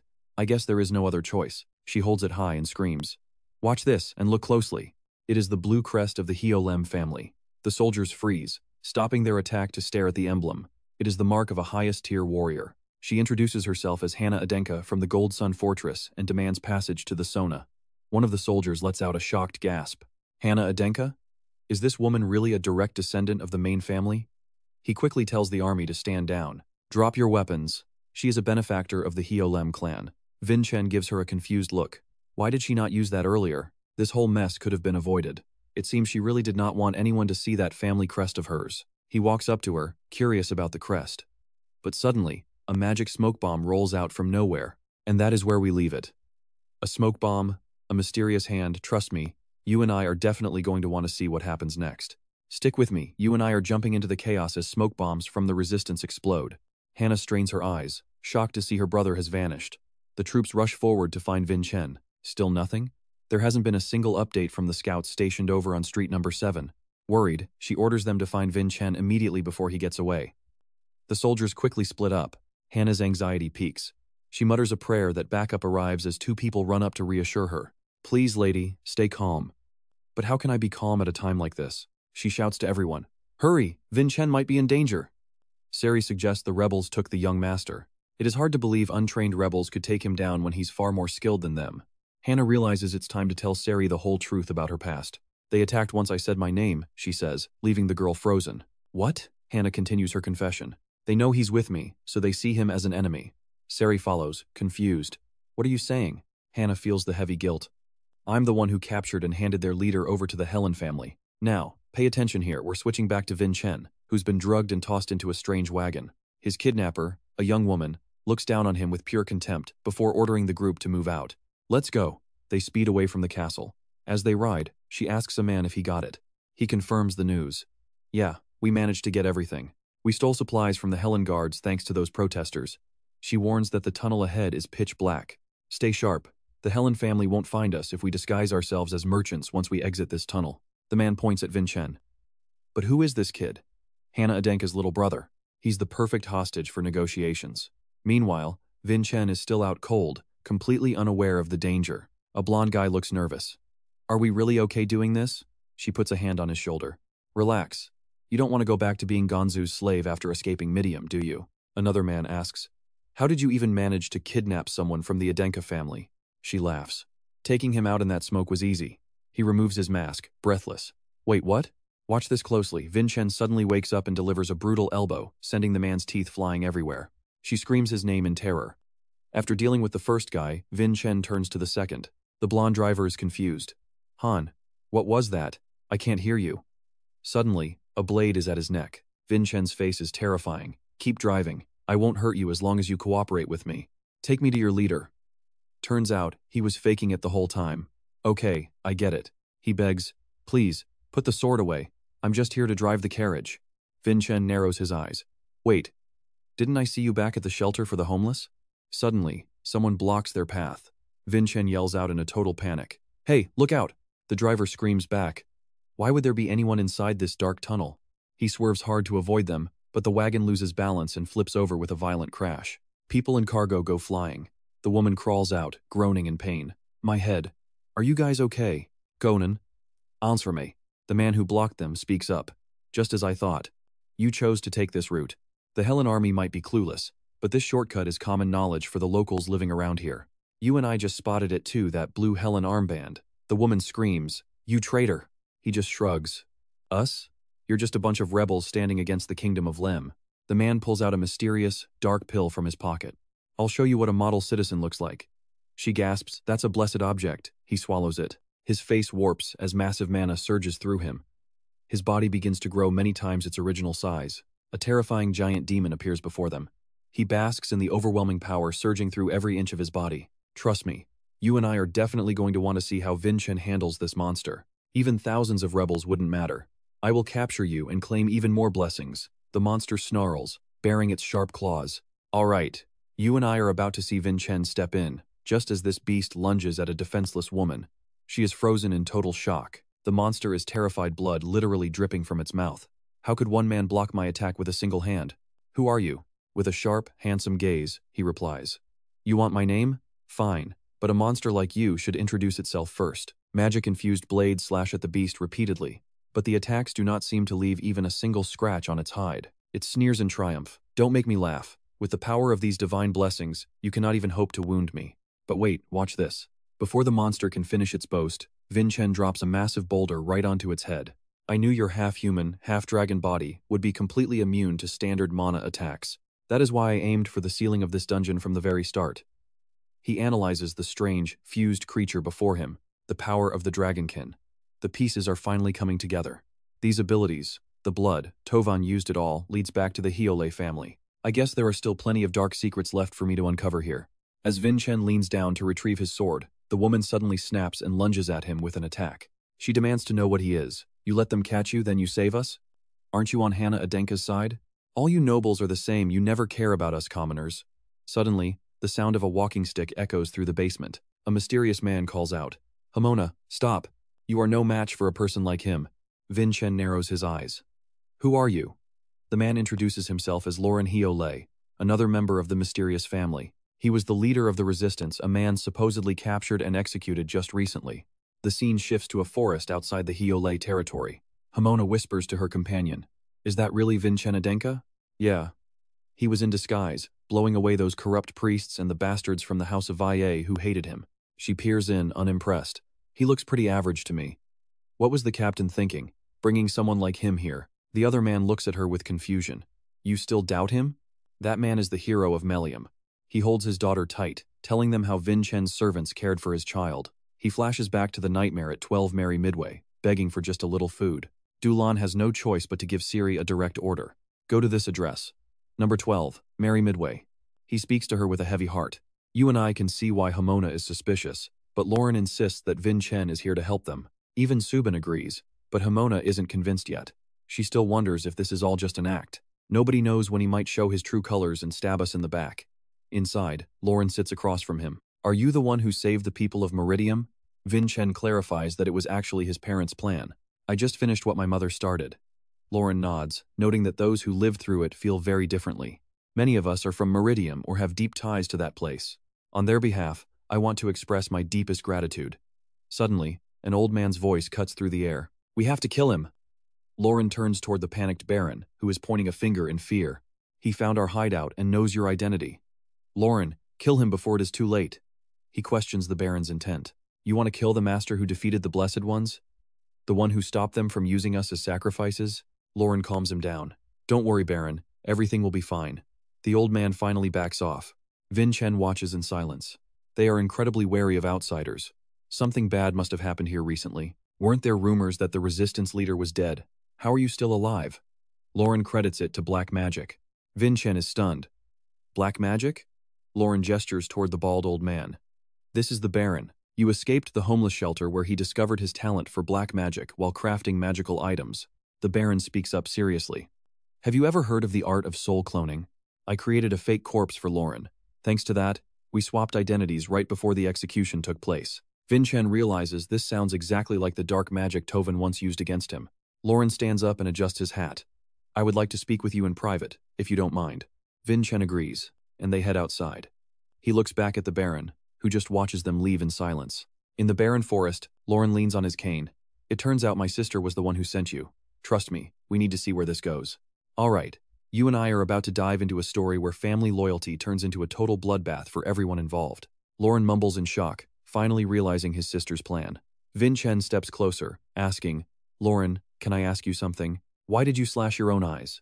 The question freezes Lauren in his tracks as Vincent continues his observation. Looking at those jagged, brutal scars, there is no way a skilled martial artist caused that kind of damage. There were zero signs of a struggle, meaning you did this yourself. He looks down, admitting he could not watch anymore. He speaks of the cities his family once controlled with an iron fist. Seeing the humiliation his people endured was too much. Vincent asks, curious if there is another secret reason. Lauren feels like this kid sees right through him. This boy possesses a deeper insight than any normal martial artist. Now it finally makes sense why his sister chose to send this boy here. He asks if Vincent saw the true nature of the blessing. It is a drug providing power but creating deadly addiction. The Adenka Clan used it to tear people apart, rewarding those who obeyed with high titles and fake grace. They treated them like mercenaries. As the addicts left, anyone who dared to oppose the family was ruthlessly crushed. Lauren was the very first person to stand up and lead the protest against the Adenka Clan. He could not stand the state of their land. Until power returns to the people, he refuses to look at it. After his public declaration, he made a horrific choice. He pointed a sharp blade directly at his own eyes. One horizontal slash proved his resolve. He gave up his sight to become a symbol for the people his family abandoned. Vincent feels conflicted but admires his iron will. Lauren smiles and offers a warm word of thanks. But stick with me. because the peace is shattered when those twisted monsters track them to their hideout. They take a defensive stance. How did these drug-crazed freaks find their secret sanctuary? Lauren is stunned. Nobody except the resistance is supposed to know the path leading to this place. The enemies shout that capturing him earns a promotion. Vincent tells Lauren to hide before charging the mutants. Just as he feared, his current attack cannot even leave a scratch on these monsters. Vincent looks around for help, but they are alone. One mutant sneers and throws a heavy punch at him. "Where are you looking, kid?" The blow sends him flying. But Vincent manages to stabilize himself quickly. He glares at the bastard. Suddenly, the enemy points away, shouting that Lauren is in serious danger. A vicious beast prepares its ultimate move against the blind man, aiming to leave only his face intact. Lauren cannot react and prepares for the end. Vincent screams, rushing in to save him. He shoves Lauren out of the way, taking the impact himself. A massive explosion rocks the entire area.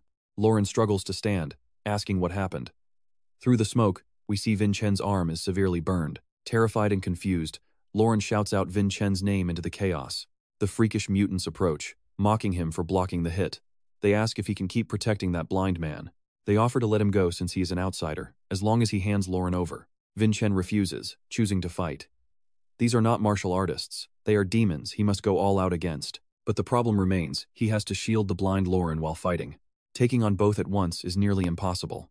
The enemies charge in, deciding they will both die right here. Now pay attention, because Vincent is officially stuck in a 10 versus 1 nightmare situation right now. Suddenly, unseen sword strikes slice the mutants apart like a game of Fruit Ninja. Blood splatters everywhere. Vincent is stunned as he recognizes the signature technique of his older sister, Hannah. He calls her name, but Hannah's face turns pale with pure terror as she spots Lauren. She screams that Lauren is still alive. Recognizing that familiar voice, he asks if it is really her. She gnashes her teeth in rage and charges with her blade. She cannot believe he is still breathing. It looks like she is about to end him right now. Fortunately, her lethal strike is blocked at the last second. If Vincent were a second slower, Lauren would be dead. He screams at his sister, demanding to know why. Vincent stares at the woman before him, barely recognizing his own sister. And that is where we leave it. You and I have to find out what sparked this insane rage. Alright, stick with me as Lauren asks a question that catches Vincent completely off guard.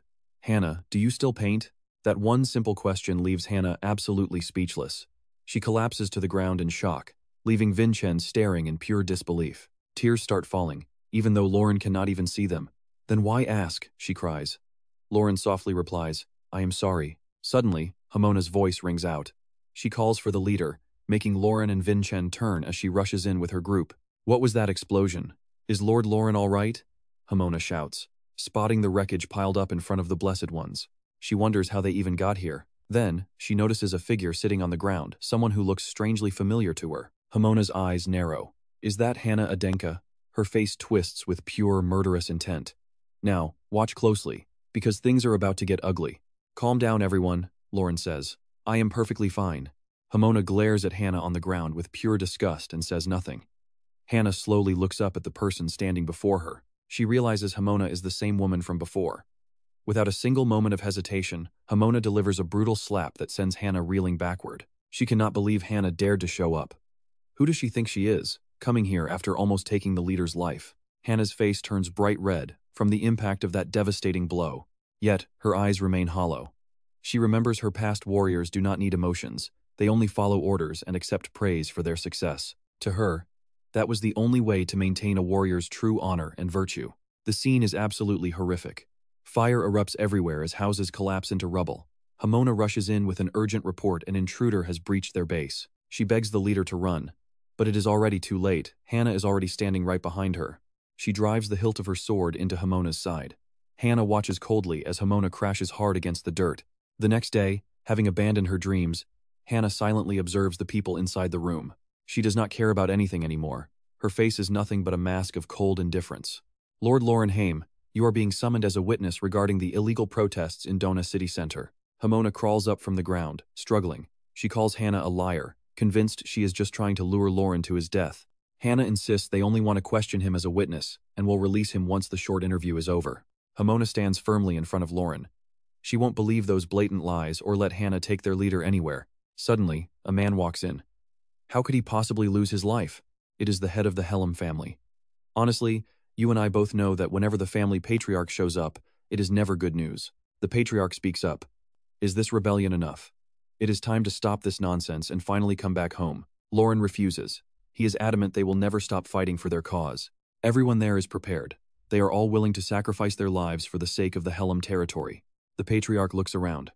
He's unimpressed that Lauren gave up his eyesight just to lead people into following such a foolish belief. A wicked smile crosses his face as he grabs Lauren's shoulder.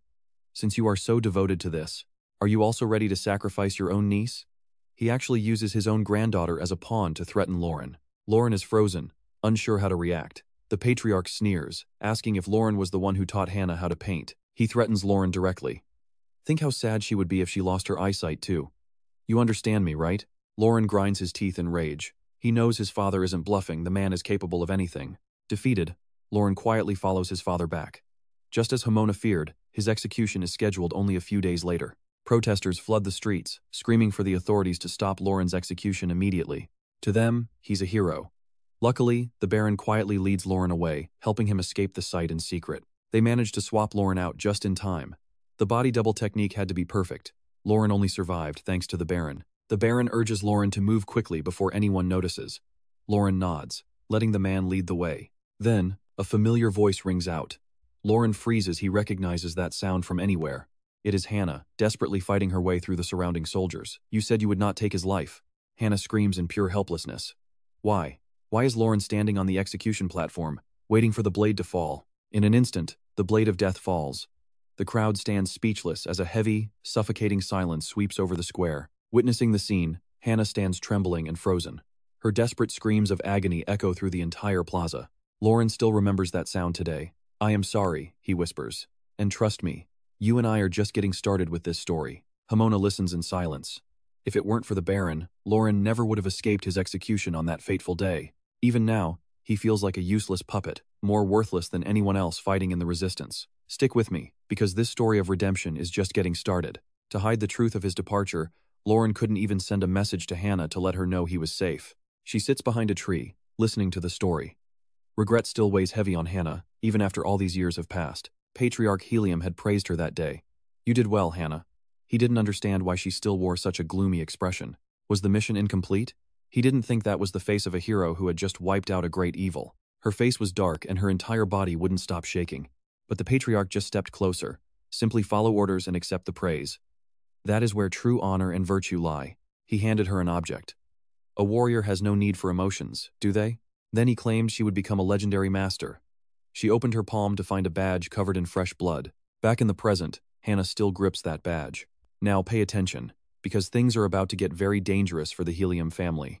Hearing the full story, Julian is absolutely fuming. He can't believe the patriarch exploited Hannah like that. He won't forgive him. Vincent's anger boils over seeing his sister's tears. Vincent finally gives his answer. Fine. I will join Lauren's army. Lauren asks for one favor, meet the patriarch. Soon, Vincent arrives at Dasona, the Grand Helium Estate. Guards immediately block his path. Halt right there. This is the Helium Estate. Show us your papers. Vincent hands over a document. I am Vincent Adenka of Blood City. I am here to see my grandfather. The guards tell him to wait while they verify his identity. Vincent is livid. Wait? You're just a lowly soldier, yet you dare make the patriarch's guest wait? His sheer pressure leaves both guards trembling in fear. He knows he's a bit late due to a personal issue, but his visit was personally approved by the head himself. Vincent sighs. Is a guard's power really greater than his? He ignores them, clasping his hands behind his back as he walks in. I've said enough. I'm going in now. The guards desperately try to stop him. Wait, you can't go in there. Ignoring them, Vincent bursts the doors open. You and I are about to see why they were so scared. Inside the massive mansion, a literal army stands waiting, fully equipped with weapons and heavy armor. Why are there so many soldiers here? Vincent turns to the guard, demanding to know why they've gathered. The terrified soldier stammers. It is because the Hides Festival is currently taking place. Named after the Hides flower, the symbol of the Helium family. It's a competition for masters invited by the clan. However, with the Revolutionary Army's influence spreading, they've increased security for the festival. Soldiers are on high alert. The guard bows, hoping for understanding. Vincent suspects his grandfather is just abusing his power to control the troops for his own ends. The guard can't believe his ears. What? Vincent continues. Even so, why are these soldiers at the Patriarch's mansion, specifically at the entrance hall meant for welcoming guests? Vincent suspects this is either a secret test or a direct power struggle. He growls at them. Tell me, why are you really here? One claims they are just preventing unforeseen incidents. Suddenly, a loud thud rings out. A massive soldier with a giant hammer stares him down with pure killing intent. With a scar across his mouth, he threatens Vincent to leave immediately. I suggest you comply voluntarily. Vincent just smirks. Incidents, you say? He looks the brute right in the eye. You think I, the young master of Adenka and Blood City Cadet, would cause trouble? His aura completely crushes the soldier's spirit. The man's arrogance vanishes instantly. No, that's not what I meant. Vincent throws his arms out. Who are you really serving? How can you call yourselves soldiers if you can't even answer that? He berates every soldier standing in the room. Bringing this many troops is a waste of resources and probably won't even work. The soldiers waver, looking for help. Vincent tells the hammer-wielding guard he's fired and that he'll see his grandfather on his own. But the guard swings his hammer for a lethal sneak attack. Trust me, you and I won't want to miss what happens next. Bridge 1. Alright, you and I are about to watch this kid dodge a guard and ask, is that really your answer? A chilling aura of death erupts from Vincent. If they want to fight, he'll give them the chaos they've been begging for. The guard freezes. This overwhelming pressure isn't something a normal kid should possess. The rumors of him taking down Millennium must be true. Suddenly, a man roars for everyone to stop. It's Gonzo Helium himself. He tells the guards that's enough for one day and orders them all to retreat immediately. Gonzo welcomes him home, but Vincent isn't exactly thrilled to see his grandfather. The old man invites him into the family estate. The two of them step inside. Gonzo admits he's actually quite impressed by the boy's performance out there. He asks if the welcome was too much. Vincent is blunt, yeah, it was incredibly annoying. Gonzo offers an apology. He's heard so much and wanted to see if the rumors about his power were just hype. Vincent just shrugs it off, telling the head of the Helium family that he's giving him too much credit. But inside, he's thinking. Right in front of him sits the legendary patriarch, Gonzo Helium. Bridge 2. Stick with me here, this isn't just power, it's pure killing intent. Vincent can feel the weight pressing down on him. The man is a monster at the top of a martial arts clan. Gonzo claims he's wanted to meet the bastard who killed his son. Vincent doesn't flinch. He just stares back and says the feeling is mutual. He's actually here to take the old man down. Gonzo just wonders what mission would bring him all this way. Vincent says that's a secret. Gonzo seems surprised he'd hide things. While Vincent just calmly sips his tea, the old man bursts into a loud laugh. He likes the attitude. The kid's got a professional sense that's actually fun. It's a solid answer. Still, Vincent decides he can at least tell him who sent him on this mission. Now he's got the old man's attention. Vincent smiles and reveals the client is actually his own mother. Gonzo is stunned to hear it's his daughter, Vessa. He wonders if she's really trying to recruit the boy. He's a bit shaken. He's heard about the impressive things Vincent has been up to lately. He asks if he and Vessa fixed his son's mistakes. Vincent just says he got lucky. Suddenly, Gonzo's gaze turns lethal. He asks if Vincent is saying his son died just because the kid had some luck. Vincent stays silent as the room goes dead cold. Julian can feel the conversation turning into something dangerous. Vincent tells the kid not to worry. This old man isn't going to be a problem for him. Gonzo sighs and tells him to relax. He actually thanks him if Vincent hadn't killed his son. He would have done it himself. He asks why Vincent arrived late. Vincent explains he had a little run-in with some revolutionaries on the road. Gonzo slams the table in a rage. How dare those bastards lay a finger on his grandson? Vincent is confused by the sudden mood swing. He tells the old man to calm down, saying he's fine. But Gonzo won't stop cursing those damn fools. He believes dogs that bite their masters need punishment. He mentions he just captured a few of their guerrilla fighters. Bridge 3. You and I both know this old man is pure evil. The image of the prisoners appears right in his tea. Vincent carefully asks what he did to them. Gonzo just casually snaps the handle off his teacup. With a twisted smile, he says he broke all their limbs. Then, he just starts laughing. He says they'll spend the rest of their lives regretting they crossed him. Those filthy rats need to learn their place. It's a clear, heavy threat aimed directly at Vincent. He asks if Vincent is furious about his cruelty. Vincent stands up and admits it's impossible to hide anything from him. Then he turns the question around. Isn't Gonzo curious about the mission? The old man stays silent, listening. Vincent smiles and drops the bomb he's participating in the Hides Festival. Gonzo is completely caught off guard. Vincent slides a paper across the table. It's a list of people who can actually be trusted. He asks for a favor. Lauren's plan is set to go off at the exact same time as the festival. He knows Gonzo has blocked all the roads to Sona, so he needs the old man's help to get through. Vincent points to the names on the paper. It includes the city lord and the commanders of Blood City, plus representatives from the cadets, the priests of Gala, Dan, and even his own parents. Bridge 4, and trust me, you and I are about to see if Gonzo takes the bait. This is a deal he simply can't miss. Alright, you and I are about to watch Vincent light a fuse that is going to blow this entire world apart.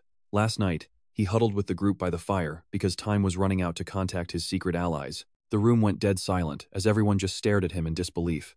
Sari and Wilson were practically clutching their faces in pure panic. They could not believe he was dragging even more people into this mess and thought their young master had finally lost his mind. Hannah finally spoke up, doubting if these mysterious contacts would actually follow a wild plan like his.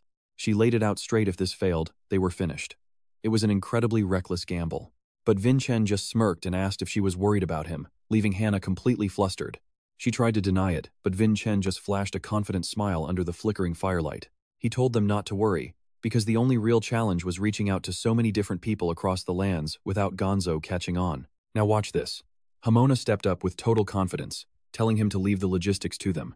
Lauren added that the Revolutionary Army had plenty of secret channels perfect for a job like this. They could send magic letters through these hidden networks, which made Vincent feel a whole lot better. He hoped his grandfather would enjoy the little gift he prepared. Soon, a letter reached its target, and the recipient broke the seal to see what was inside. After reading the letter and grasping the dire situation, Dan could not believe such a massive scandal was happening right in Heem territory. Suddenly, he noticed Mlin standing right behind him. She asked Priest Dan what the letter said, startling him since he had not even heard her approach. Dan held the letter tight and asked Melon to join him for a quick walk. Meanwhile, at another location, the Blood City captain was trying to calm the Lord down. He asked Hoka if she planned to level the entire mountain, as the surroundings crumbled under the Lord's absolute fury. Hoka was livid that even as the city lord, she had no idea the academy students were being put through such hell right under her nose. Vagon stood nearby, watching cautiously, trying to get her to settle down since rage would not solve anything.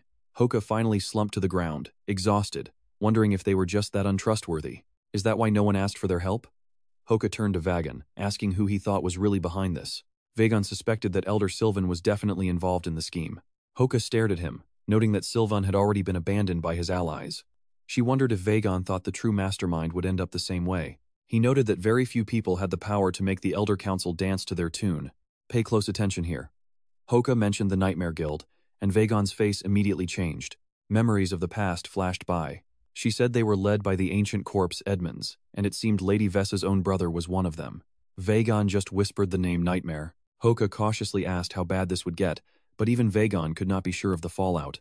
However, one thing was certain as they looked at the debris. Just as Vincent said, his mother already knew his plan to burn everything to the ground. She was currently negotiating with the head of the Khan family, aiming to turn his small spark into a massive inferno. They needed to start preparing. But the Khan patriarch was not so sure about the plan. He watched Vincent's mother silently, wondering if she really intended to incinerate her own clan. He stepped toward her, asking one last time if this was the way. He placed a hand on Vessa's shoulder. It seemed the Khan leader truly cared if she was okay with this. Vessa looked at him with sadness in her eyes. She thought about what a truly kind man he was. She told Khan it was fine, as long as she could atone for her family's sins against Hannah and the Heel territory. Vessa kept the rest to herself, secretly hoping she could also make things right with Khan and Sarvana one day. Back with Vincent and the Healy patriarch, the boy asked his grandfather if he really had this much free time. He told him to get ready for some VIP guests instead. The Heli leader found his grandson's bold attitude quite entertaining. He let out a booming laugh that echoed through the mansion. Vincent could not understand what was so funny about the situation. The patriarch narrowed his eyes, testing the boy. Vincent stayed silent as the old man stood up. Did the boy really think he would be intimidated? He slowly walked closer to his grandson. Helle was a territory built on trade. Looking at the map, this place is the vital crossroads connecting the lands of three great martial families, Simon, Vatican, and Adenka. He gritted his teeth, stating that even if their ties with Adenka were severed, it would not bother him one bit. Just like Vessa did, they only needed to forge new connections with other powerful territories. And trust me, plenty of other families are dying to take Adenka's place. Alright, let's dive into this. Patriarch Helle is looking down on Vincent, bragging that his clan is just too great, and thinking he's finally managed to intimidate his own grandson. What's your move now, Vincent? The boy keeps his head down, staying silent before slowly looking up with a chilling and defiant smirk. Is that all you've got? Patriarch Helle flinches. It's as if Vincent has already sniffed out his most dangerous weakness. Vincent's grin looks like a demon's. Now watch this. The scene shifts to a deep forest where Seokan is desperately running to find his master before it is too late. He's relieved to find his master sitting nearby, but Jven's current state sends a wave of pure terror through poor Seokan. His young master is just sitting there, laughing hysterically, while staring at a single piece of paper in his hands. What could possibly be in that letter to make him feel so much rage and excitement at the same time? Over at the Sun family mansion, things seem peaceful until a massive explosion rips through the air. A lucky servant barely manages to scramble away in time. He has no idea why his master is doing this. Kajin received a letter too, and he's venting his absolute fury by destroying everything in sight. You and I have to wonder what kind of insane scheme Vincent used to drive Kajin to this level of pure rage. He curses Vincent's name. Meanwhile, Javen demands that Seokon get in contact with his father as fast as possible. Kajin is losing his mind too, screaming at his subordinates to report this to his mother immediately. It turns out, the letters sent to both of them were exactly the same, containing only 2 simple words "come here" and signed by Vincent. They've both been lured out. Now, they're heading toward Healy territory, in a state of absolute and frantic madness. These dreams still haunt him, the memory of a brutal and bloody war that took place 500 years ago in the arena. The crowd is roaring as Daven unleashes his great sword-slash technique, his entire body glowing with a powerful and overwhelming aura. Kajin screams and charges in. He's not backing down, countering the attack with his own shattering gale technique. The 2 warriors collide with insane force. Their clash creates a shockwave so powerful that the audience members below can barely stay on their feet. People scramble to escape as more explosions rock the arena, turning the entire stadium into a chaotic and deadly trap. If they don't get out now, they're dead. Kajin can feel the raw, crushing power radiating from Daven. He's completely stunned. His eyes are wide with shock, unable to comprehend how a one-armed man can wield a sword with such terrifying and absolute power. Daven hovers in the sky like a god, his presence completely suffocating and overwhelming everyone trapped below him. Vincent relives the memory. Daven and Kajin clash one last time before Daven finally says, "It is over now, Kajin." Vincent closes his eyes in the sudden silence, followed by a scream that echoes through the heavens and the earth. The punishment is dealt. Vincent quietly walks away from the arena alone, heading toward a dark and lonely future. Stick with me here, because this is where the rigged truth and the long nightmare of the Simon family finally begin. He reaches the dungeon where someone is lying on the cold floor. "Can you help me untangle this mess?" Suddenly, Aslan is standing right there, telling him he must face the truth and move past the Salmon family once and for all. "You left me with only those words. What did you expect from me after 500 long years of waiting?" Vincent's eyes slowly open to see Hannah's blurry face. She is calling out to him, telling him it is time to wake up. He is still exhausted from the nightmare, but Hannah isn't stopping until he is fully conscious and alert. Seeing his sister in his room surprises him.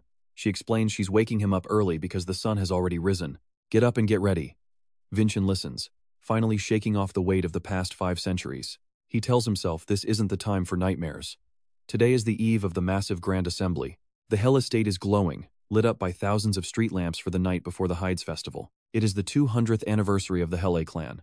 People are dancing and celebrating in the streets throughout the entire territory. Suddenly, the local citizens freeze. They start whispering to each other. "Wait, is that really them? Is it true?" It is clan leader Adenka, Clan, and Lady Vesa. The townspeople are confused, wondering how they dare show up after the death of young Master Daima. Someone tells the crowd to be quiet. Clan and Vesa ignore the stares and walk straight toward the patriarch of the Helle family. Vonzo is stunned they actually came. Vincent, however, is enjoying the chaotic situation he's created. Hannah can't believe it either. "You actually brought Mom and Dad here?" Vesa bows formally to the patriarch, greeting him with a calm expression. Gufanzo stares at his daughter, his voice low and dangerous. He demands to know what excuse she has for returning. He shouts that if she cared about Daima at all, she wouldn't show her face here. Vesa doesn't show any fear. Daima died because of these very hands. Gufanzo's veins bulge on his forehead in pure and unadulterated rage. He asks if she's here to take back the Hella name, but Vesa just looks at him with complete pity. "So what do you and I make of this? Is a family name really worth all these heartless and immoral acts?" "Alright, stick with me because you and I are about to witness a family confrontation that is about to turn ugly." She turns to Khan and fires back, questioning how he can claim to love his son while pinning all the blame on the one who is already gone. Gufanzo is livid but cannot find a single word to argue back, silently cursing these bastards for driving him absolutely insane. Vesa looks at her son, Vincent, promising to attend the assembly to ensure their 2 clans maintain their close, strategic bond. Vincent agrees as his mother turns to Hannah, placing a hand on her shoulder and whispering a heavy apology for failing to protect her until now. While Hannah is still processing the shock, Vesa continues, declaring that from now on, everything is going to be different. She glares at her father, vowing to end this chaos once and for all. Meanwhile, Julian explains the simple but brutal rules of the Hides tournament. It is basically a massive royal rumble with dozens of fighters clashing in non-stop combat. Survive until the end and you win, but there is a catch. Hannah pulls Vincent aside, warning him to be extremely careful out there. She knows the Hides tournament is not just for high-born nobles. Even commoners are allowed to join this bloodbath. Vincent knows solo survival is impossible. Now, watch this. A very familiar voice is about to change everything. Greeting Adenka is none other than Kajin, the sixth young master of the powerful Sun family. Right behind him is Javen, who greets everyone with a smile, assuming he is finally meeting Vincent's father for the first time. Gavanzo never saw this move coming, while Vincent just smiles at his friends. Oh look, they actually showed up.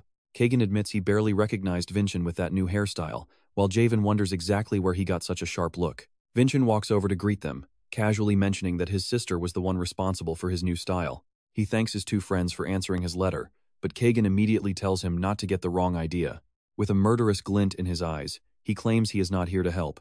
He just did not want to miss such a perfect opportunity to crush Vincent himself. Javen shares that same intense look, admitting this challenge seems pretty great. He is actually surprised Vincent managed to keep his promise. Vincent just keeps on smiling, while Julian watches from the back, wondering if this group is actually going to be okay. Vincent turns to the crowd to introduce his two friends, announcing that they will be the ones fighting by his side in the tournament. Gavanzo starts breaking into a cold sweat. Damn it, they actually showed up the future heads of the Sun and Vatican clans. Javen blurts out how much Vincent looks like his father, but Kajin quickly shuts him up before he says anything else. He scolds him for acting up in front of a family head as Khan approaches, recognizing Javen as the young master of the Vatican family. Khan notes that his personality is a perfect match for the Vatican family head. Javen is curious, asking if Khan actually knows his father. Khan reveals that the three of them used to hang out all the time back in the day. They have been close for a very long time. Javen thinks it is awesome that everyone can reunite after so long, but Kajin is confused as to why he is even bringing it up. Suddenly, Javen calls out to his father for backup. Right then, a mysterious figure appears, silhouetted against the bright moon. The Vatican family head sticks the landing so hard the ground shatters. He laughs, greeting his old friend with the raw power of their leader. His aura is overwhelming. He jokes that Khan has aged quite a bit since their last meeting. This man is the legendary head of the Vatican clan, that is Bontianus Vatican. You and I did not see this coming, but the head of the Vatican clan has officially entered the chat. Vincent realizes he did not account for this variable. Why would a family head of his caliber appear in the flesh? Khan is just as surprised to see his old friend under these circumstances. Bontianus starts explaining exactly why he decided to show up. Vincent and Julian hold their breath, waiting for a serious reason. But like father, like son, the man just pulls his boy into a massive hug. There is no way he would miss an event where his son is competing. Julian, however, just thinks Bontianus is a total idiot. Now Vincent finally understands why Javen is so free-spirited. But then, from a nearby rooftop, another familiar voice rings out. He jokingly calls them traitors for meeting without him, before gracefully dropping down from the roof to the ground. It is none other than Van Kia, the head of the Sun family. He greets the group, noting how long it has been since their last reunion. Standing next to his parent, Kajin's confidence is at an all-time high. Hannah and Vesa are absolutely stunned by this turn of events. The Sun family head has officially arrived. Bontianus is thrilled to see his old friend, but Khan is still confused about why Van Kia is here. He affectionately ruffles his son's hair, mentioning that since his boy already lost his honor once before, there is no way Van Kia would miss the moment his son reclaims his reputation. He laughs, radiating pure authority and power. Bontianus is not intimidated by the pressure. He asks if Van Kia really thinks he can win, or if he is actually trying to challenge his son. Khan fires back, warning him that his precious honor might just get trampled for a second time. Julian is left completely speechless. The three absolute rulers of the continent in one place? Trust me, you and I are in for something legendary. Stay tuned. Alright, stick with me because everything is about to go sideways for our main character. Things are getting way too big to handle. Vincent sees the chaos, but he looks back at his grandfather. Gonzo is shaking like a leaf, completely lost on what to do next. Facing the absolute rulers of the continent right in front of him, Gonzo has no idea how to handle the massive pressure. Why the hell are these bastards all gathered here at once? Right now, nothing else matters but surviving this unexpected crisis. He is desperately trying to find a way to keep all three of them together. If something goes wrong, this place becomes a battlefield. The peaceful scenery is long gone, replaced by a dark vision of total destruction and flames consuming his entire family line. Finally, Gonzo comes up with a single solution. He has to find a clever way to kick every one of them out. He approaches the three powerhouses with a fake smile. He claims the territory just isn't ready to host such important guests properly. He promises that once the current situation is settled, he will give them a formal and grand invitation to return later. Bontianus shuts him down immediately. How dare Gonzo try to dismiss him right in front of his own son? Vankia is equally annoyed. How dare a lowly man speak that way to the Salmon family head? Gonzo turns pale, his face twisted in pure terror. Now, pay attention to Gonzo. His realization here that he can't kick these powerhouses out is absolutely priceless. If they stay, this place becomes a diplomatic minefield. As usual, the old man blames his grandson, Vincent, for every single thing going wrong. Gonzo thinks the kid is trying to ruin his reputation. He slams his hand down on the chair, barely containing his rage. Damn it. He wonders why that brat keeps interfering with his plans. Why can't he just stay out of the way for once? Because of him, the city is overflowing with tourists, making it impossible for Gonzo to maintain any kind of control over the area. The Lauren Revolutionary Army and Vessa's followers might be hiding in the crowd. He has no clue how many have infiltrated his city. Gonzo tells himself he needs a new plan fast. He even considers the possibility of letting the common people start their own uprising. Their movements are surprisingly organized. The butler mentions that after Lauren died, the movement actually grew much stronger than anyone ever expected. Gonzo screams out, "What in the world is happening? Is he sure they should have gotten rid of the true leader? Why the hell are these people still resisting him like this?" The butler thinks someone persuaded their subordinates. Gonzo suspects Vincent is involved, but plans to use them as tools later on. He really doesn't have any other options left at this point. Is this truly the only choice he can make right now? Gonzo tells the butler to go ask Nightmare for help. The butler immediately warns him it's way too dangerous to risk their lives. Gonzo's aura turns murderous. In his mind, that brat Vincent is the real culprit behind every single one of his mounting problems. He decides he must take the kid out during the assembly. Meanwhile, Vincent is still totally oblivious to the danger he is in. He is just hanging out with his friends Selbira, Vagon, and Hoka. They are all completely stunned by his brand new hairstyle. Selbira thinks the new look is incredibly cool. Vincent thanks her, while the others ask why he cut it so suddenly today. Hannah steps up and reveals she's the one who did it. Not a single person there can actually believe their own ears. The idea of Hannah cutting Vincent's hair is just too absurd. They stare in silence, and even Hannah feels a bit awkward. Selbira blushes and moves closer to him. Vincent asks what's up, while she acts all shy and cute with her fingers. The festival is starting, and she finally gathers the courage to ask him out. But wait for it, someone else interrupts her. "Hey Vincent, there you are." It's Raven, happily throwing an arm around his shoulder while munching on some fresh corn on the cob. "Haven't eaten yet? Let's go grab a meal together. There's a ton of great food here." Vincent agrees, since he's actually feeling pretty starving now. The two of them walk off to find some grilled skewers. They leave poor Selbira standing there, completely frozen in total shock. Hoka teases her, saying her prince just got kidnapped. Hannah asks Vagon if these are the only Red Fortress members left here. He explains that the senior representatives are out on missions and probably won't arrive until sometime later tomorrow afternoon. Just as they hoped, the descendants of all three major families will eventually gather right here in this one specific spot. The Hides Assembly isn't just a local helium tradition anymore. It's become a powerful symbol for the heads of the great clans. Before arriving, Vagon met with the top GA representatives and reporters who traveled from all over the region to cover this. Rumors are spreading fast, drawing in travelers and people from every social class to witness the major events about to unfold. Just then, a magic circle appears right behind Vagon. "We've arrived." Vagon feels that familiar mana and quickly turns his head back to look. It's the sixth elder, Helios. The old man greets Vagon, saying it's a great honor to see him once again after everything. He admits the timing might be bad, but he still wants to make that same offer to them one more time today. Helios wants Vagon to take his late sister's place as an elder, shocking him. Meanwhile, Raven and Vincent are just enjoying some delicious skewers. "Trust me, you and I are in for a wild ride. All right, you and I are about to witness the most awkward dinner party in history." Look at his friends. "Why aren't you guys eating?" "Raven, do you think the food has gone cold already?" Raven is totally carefree, but who could actually eat while sitting with three masters who rule the entire continent? Vincent is dragged to what is supposed to be a comfortable seat, but how can anyone relax here? Three powerful lords are chatting right in front of him like old friends. Haha, how long has it been since we all gathered like this? I don't know, maybe 10 years already. Bontanus is in a great mood and suggests they play a game while Khan stays calm, just sipping his drink. Deep down he is excited too, but he wants to wait. Today belongs to their three sons sitting right here. Vincent, on the other hand, thinks their sense of humor is absolutely terrible. Julian is glad to see them happy, but he can feel that the friendship between these lords isn't exactly genuine. Vincent completely disagrees. He sees something else entirely, and it catches the young man by surprise. He knows warriors have an instinct for ambition. These rivals, the world's strongest, are currently sitting right next to each other. He gets a bad feeling. A gut instinct telling him they shouldn't stay here much longer. Kajin feels it too.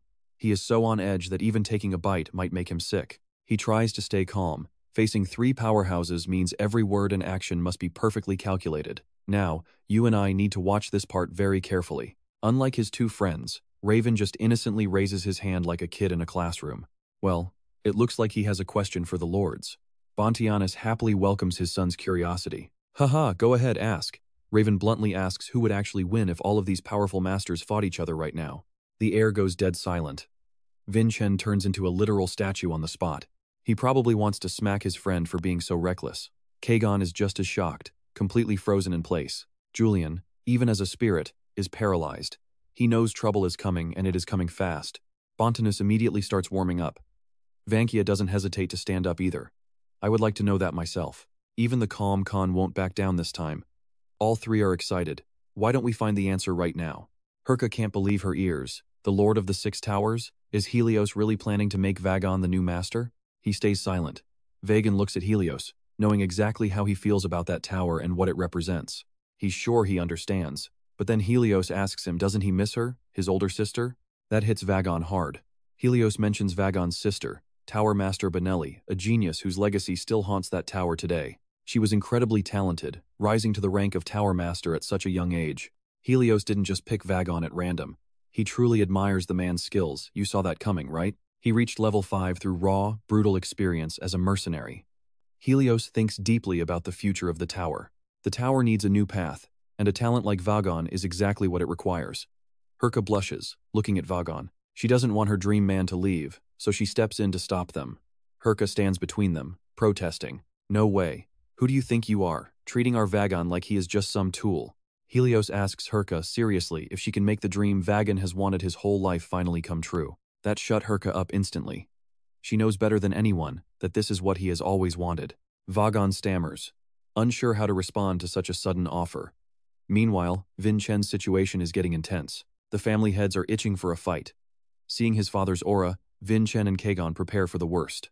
And then there is Raven, the definition of clueless. He has absolutely no idea what he just started. Whether he is actually brave or just an idiot, Raven asks again. Wait, what's going on? Kajin is a second too late to stop Raven's big mouth. Damn it, why did that fool have to speak? Vincent sits still, but his heart is racing. What is this feeling? He can sense something massive shifting.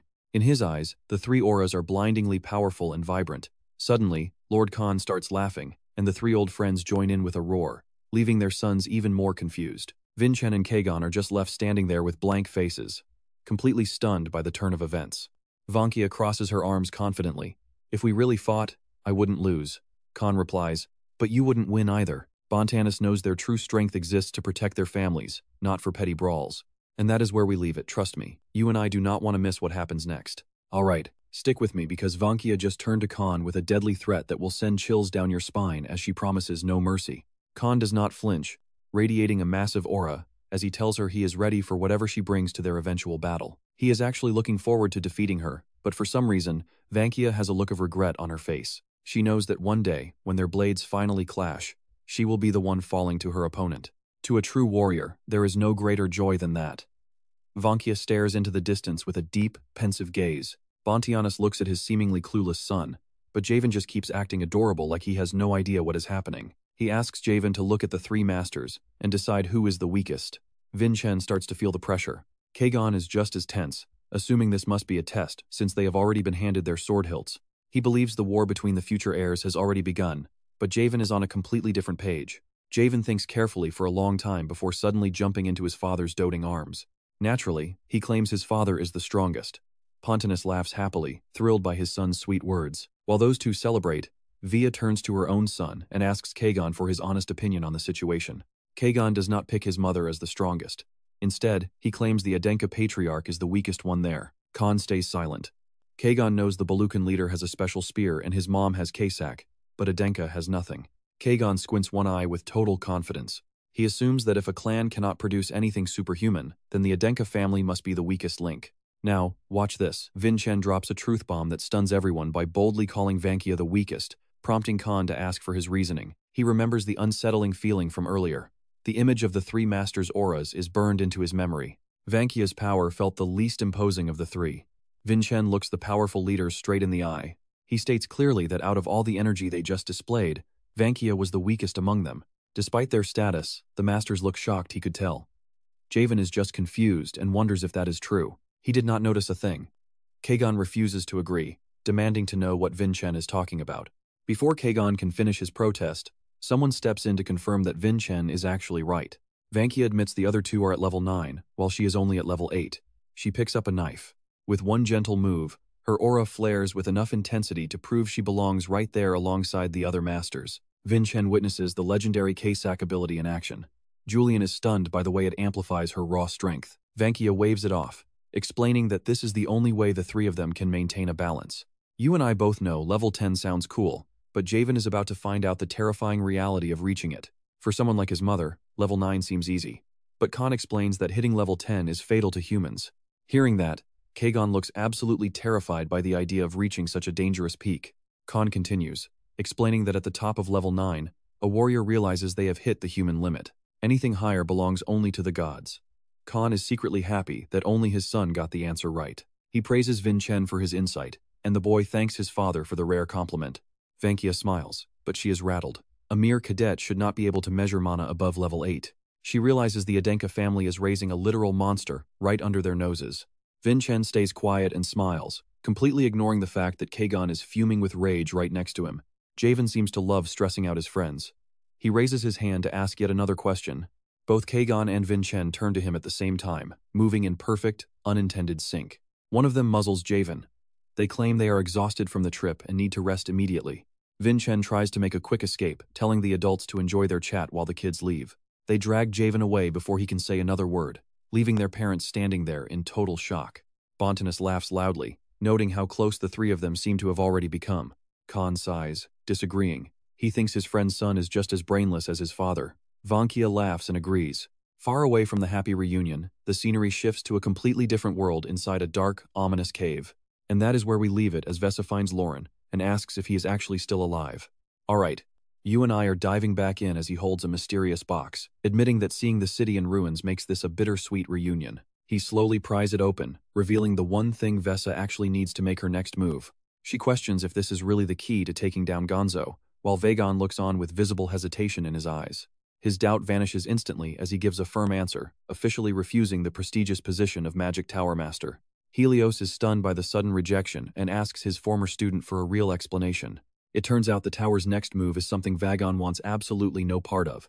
He predicts they plan to rig the upcoming meeting and manipulate the clans to favor a specific family. Helios stays silent, but that heavy silence is basically a confirmation that Vagon hit the nail on the head. It is a tragedy the pure magic Vagon once respected has been replaced by cold, political schemes. Vagon shoots a smirk at Hoka, joking that her fortress might crumble tomorrow, earning him a look that says she is about to deck him. Helios can only sigh in disappointment. He knows deep down that he is partly responsible for how things turned out. He admits his real goal was to meet young Master Vincent and witness that magic nullifying sword in action. Meeting a Blood City cadet was on his list too. Even without his prize, seeing Vagon again made the trip worth it. Vagon gives a respectful bow, wishing his old master a good time at the festival before they part ways. As the group heads out, the assistant is baffled, asking Helios why he is letting such a valuable asset walk away so easily. Helios knows he cannot force a man like Vagon, so he decides to let him have his freedom for now. But the assistant is paranoid. What if Vagon turns traitor and pulls a Vanelli on them? Now watch this. Helios coldly declares that if Vagon betrays them, he will personally send him to join his sister in the afterlife. Night has fully fallen, and Helios tells his crew it is time to move out. They head off to meet the head of Heo Lem. By morning, the city is glowing under a clear blue sky filled with floating petals. A woman speaks into her recording ring, welcoming the massive crowd to the day's events. Meet Maria, the lead reporter for Whispering Wind, broadcasting live from the legendary Sona Hell Arena for the Hades Festival. The sheer scale of this arena is mind-blowing. We are talking about the biggest tournament in history. Historic figures are everywhere today. Even Damien is overwhelmed by the massive sea of people filling the stands. Abeng is in pure shock, unable to believe that Idiot actually managed to make it onto a stage this huge. You and I can see the awe on Merlin and Dan's faces. This arena is legendary, built with the same grand spirit as the ancient Millennium days. The reporter keeps the hype going as the most powerful rulers of the continent finally make their entrance. The heads of the three great families arrive with their heirs in tow, taking their rightful places at the top. Maria points behind her, announcing that the main event participants are finally entering the ring. The competitors march in. Vincent and Kajin look dead serious, while Jen is the only one sporting a cheerful, innocent smile. Bontianus is beaming with pride at his son, pointing out the magic crystals and cheering for the young warriors. Khan is at a loss for words. High above, the master of Heolem stares down, demanding to know why Vesa showed up. Vesa steps toward her father, reminding him that she is still a proud member of the Heolem family line. She throws a bit of shade, joking that she thought he would be lonely sitting all by himself. Gonzo cuts through the act, asking if she is here to spy on him. Vesa does not deny it, leaving the old man visibly rattled. He tries to win her over, arguing that as Hyo-lem grows in power, she stands to gain just as much as he does. He dismisses Khan as a fool, while Vin realizes that his father has not changed a single bit over the years. For Vesa, the current state of the family isn't what she wants anymore. Meanwhile, Khan is feeling the awkward tension between his friends. Gonzo sneers, asking if she is trying to play the saint now. He warns her that even if he turns this place into a bloodbath, her hands will be just as stained as his. There is no escaping the family legacy. He reminds her of every luxury she has ever enjoyed, pointing out that his ruthlessness paid for all of it. He even reveals that her status was bought by getting rid of Vincent's mother. For a moment, Vesa's confidence completely wavers. Vesa admits it. She doesn't deny the past, but she finds the strength to look him right in the eye and stand her ground. She tells him that standing against him is the only way she can finally atone for her sins. Gonzo is shaken by her resolve, but he just scoffs and walks away. Trust me, you and I are about to watch this family feud explode. Alright, you and I are about to dive into a setup so cold-blooded that Vincent is marked for death regardless of what Va does. Gonzo takes the stage, declaring that it has been 200 years since the land of Heole first began to flourish. High in the stands, the revolutionaries listen in. These are the rebels who refuse to accept this forced peace, constantly stirring up trouble. He holds a flower identical to the Hades blossom, praying that Heole will bloom once again through this grand tournament. As the speech ends, the crowd erupts into wild cheers. Raven is practically vibrating with excitement. He is itching to start the fight immediately. Vincent and Kajin seem just as ready, though they keep their thoughts to themselves. Vincent glares at his grandfather with pure murderous intent. Even from this distance, he recognizes the man and flashes a chilling smile. Indeed, the world will bloom again, but this time, it will be free from Gonzo's evil shadow. Gafono glares back at his grandson. Go ahead and laugh, kid, because the next time he sees you, you will be nothing more than a cold corpse. Raising a magic crystal, he announces the male sword team from Heole, along with the young masters from the continent's elite families. Who will emerge as the victor today? As he starts the countdown from 3, Vincent's aura begins to surge. At 2, Kajin feels the adrenaline rushing. Raven drops his cute act entirely, switching into a deadly serious battle mode. Now watch closely, the Hades tournament officially begins, and the other contestants immediately charge toward Vincent's group. One fighter assumes these kids are only focused on family honor. He plans for the male sword team to exploit their internal friction. Gafono secretly gloats, believing it will be incredibly easy to take Vincent's life in the middle of this chaos. The entire arena is under his thumb, so he intends to eliminate the boy before he even has a chance to adapt. Down on the stage, an attacker lunges at him, but these fools have seriously underestimated the raw power of the future family head. The trio's gaze is sharper and more focused than ever before. With one effortless move, they take down their opponents without breaking a sweat. Raven warns them sternly not to get in his way. Kajin grows increasingly cold, striking without hesitation. These are the eyes of Atenea. Raven holds the artifact. Long ago, the former head of the Athenia clan created this as one of her many magical tools. Va frowns, remembering the legend of Atenea and the Dragon King, Abeltan. As the story goes, Atenea was deeply in love. She relentlessly pursued the powerful dragon warrior, Abeltan, but her devotion was met only with bitter disappointment and tears. Their love could never be fulfilled because of their different races, making it a truly tragic tale. Raven mentions that many treasures were created by Athenia for Abeltan across Heole. He holds Athenea's tears in his hand. One such item is the Eye of Edea. It was specifically crafted to predict any dangers that might threaten Abeltan. Raven throws the Eye of Edea forward. Despite being as small as a pen, its destructive power is absolutely massive. The wall shatters into a perfect circle, revealing a series of strange, glowing ancient patterns and characters. Raven explains that when this tip pierces something, they can see through it and beyond. He tells them to bring it tomorrow. Suddenly, Vincent appears out of nowhere. Vesa asks if he knows what they plan to use this device for. You and I both know our hero is never unprepared, as he explains they will use it to expose Gafono's crimes. Specifically, he mentions the Meltium Magic Crystal Factory and begins listing several other high-profile atrocities. Refining rare items like dragon blood requires a massive facility, exactly like the one located at Meltium. Vincent hides the Eye of Atenea, suspecting Gonzo wouldn't leave such a vital facility outside of Dona. Vesa agrees.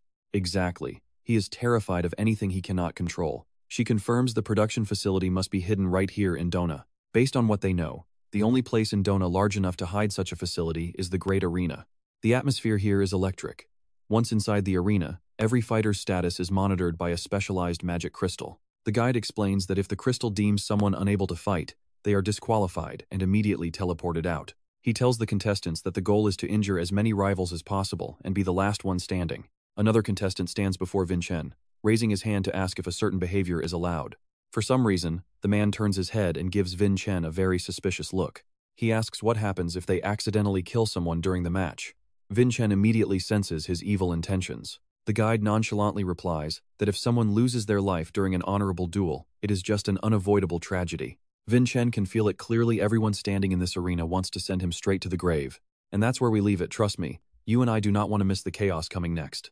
Alright, you and I are diving into a high-stakes arena, where Vincent must stand perfectly still to channel mana into his legendary eye, making him a sitting duck for the dozens of killers ordered by Gonzo to take his life right now. Vincent searches for a solution. The only safe way is to win this whole thing first, ensuring he can use the Eye of Edia without anyone constantly trying to stab him in the back. Vincent knows that despite his insane growth, taking on every single elite soldier from the Adenka Clan all by himself is basically a suicide mission. Suddenly, a voice breaks his focus. It is Kajin, asking why our main character looks so incredibly serious and worried right now. Kajin asks if he is scared, but luckily, he has got his crew. Seeing his friends restores his confidence. This is exactly why Vincent needs them. Vincent calls out to his two best allies, Raven and Kajin. He has got a massive favor to ask both of them. Returning to the present, since this is a proxy war between powerful heads of state, he wants one of them to emerge as the final winner. So, why not start by wiping out every single one of those pesky Heme soldiers first? The three of them charge like a literal hurricane, tearing through the Adenka soldiers until they are the only ones left standing on the field. Now pay attention here. A soldier realizes something is wrong. This definitely was not the plan, and even Gonzo is caught off guard. Why are they helping Vincent?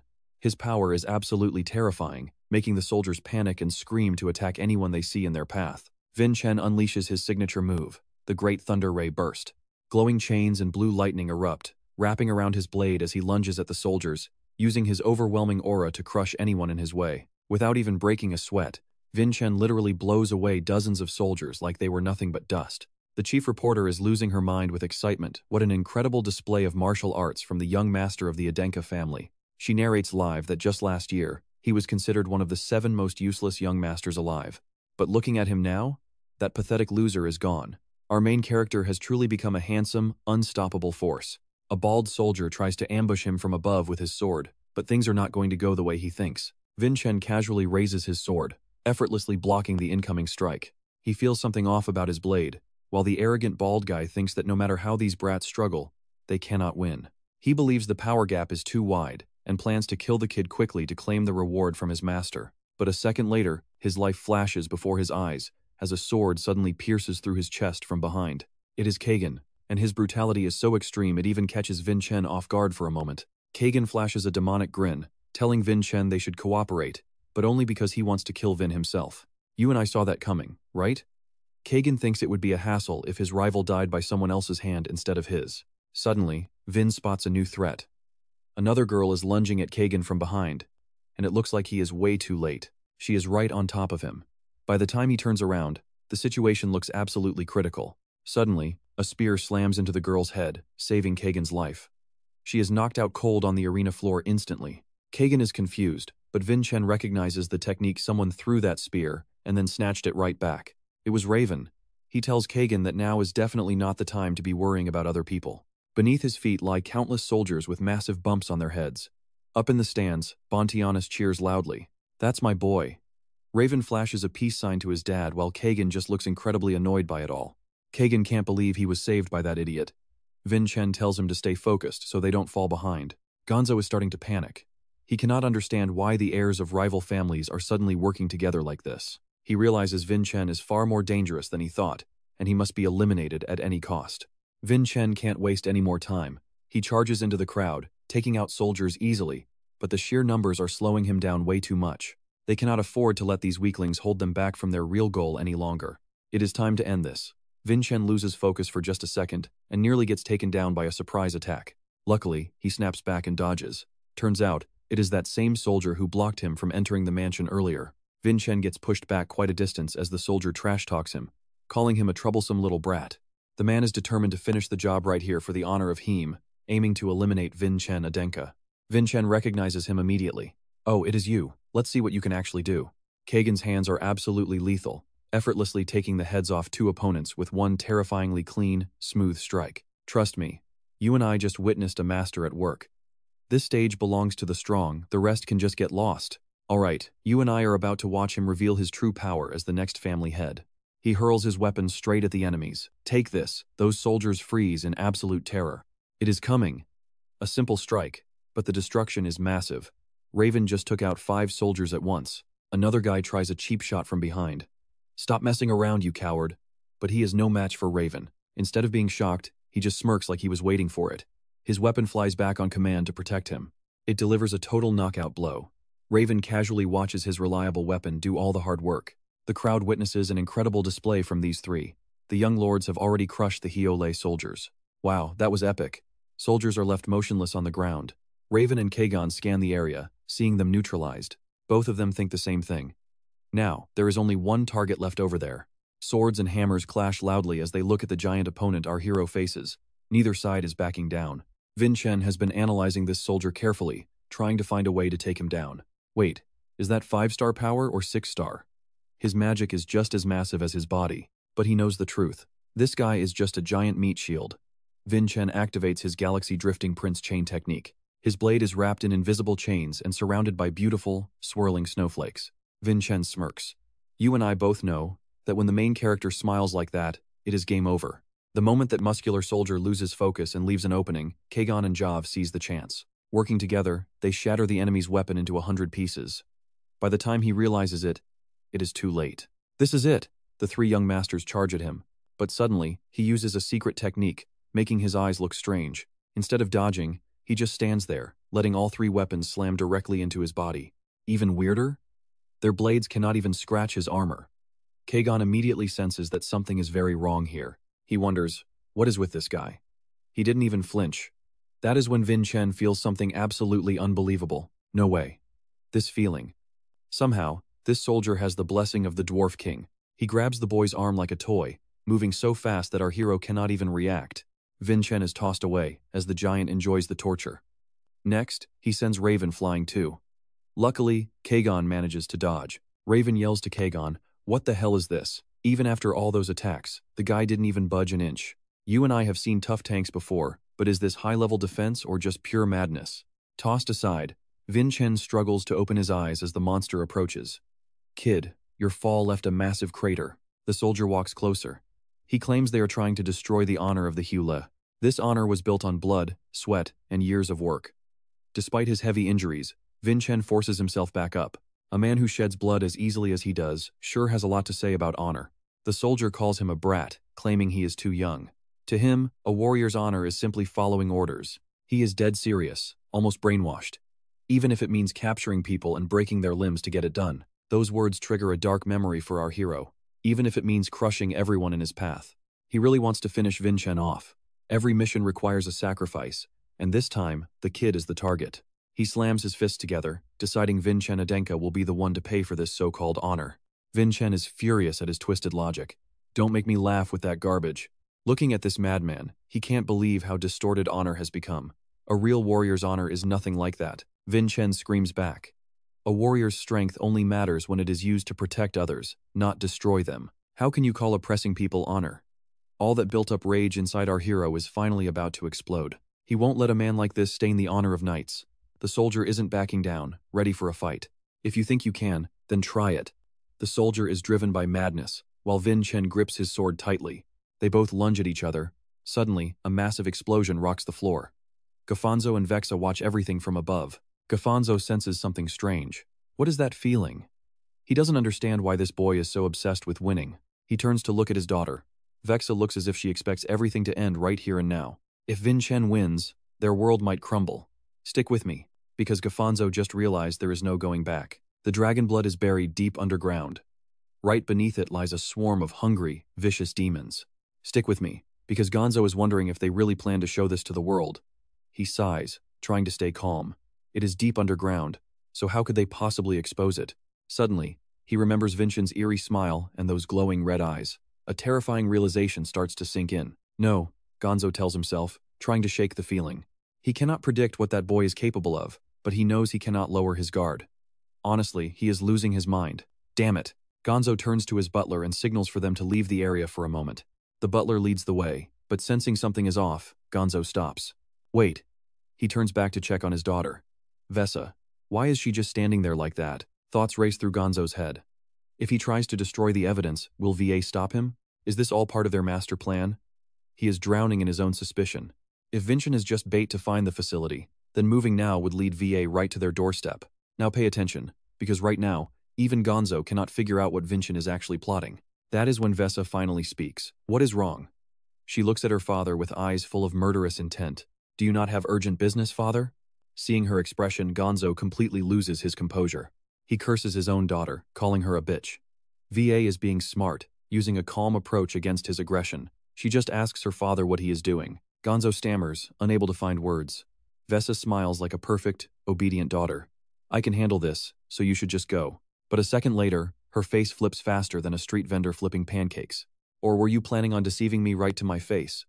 Gonzo is trapped and he knows it. Damn it, he cannot move. It is like they are both bound together by invisible chains. He has absolutely no moves left to make here. Vesa casually tells her father to just keep watching with her. Looking at the arena, she knows the result will be clear very soon. Meanwhile, Vincent is busy on the battlefield, getting exhausted from fighting this absolute monster of a man. The soldier is as big as a bear, roaring and swinging those massive hands to crush our hero into dust. He focuses his energy, screaming at Vincent to stop running away like a coward. His strike is devastating. But luckily, Vincent's friends jump in just in time, leaving a cloud of black smoke. Raven and Kajin can barely believe it. This is insane. As the smoke clears, the soldier's eyes light up as if something has awakened inside him. You and I can see this madman won't stop, charging at Vincent like a beast ready to bite. He warns them not to interfere. Even without weapons, his raw physical power is something that cannot be ignored. The force sends our three boys flying back. Kajin is furious.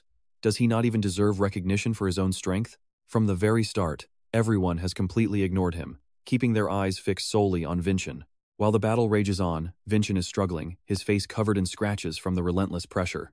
He realizes the only way to break this guy's defense is a specific sword technique to pierce right through the target. But the problem is that the enemy knows this too, making all their combined attacks feel completely useless.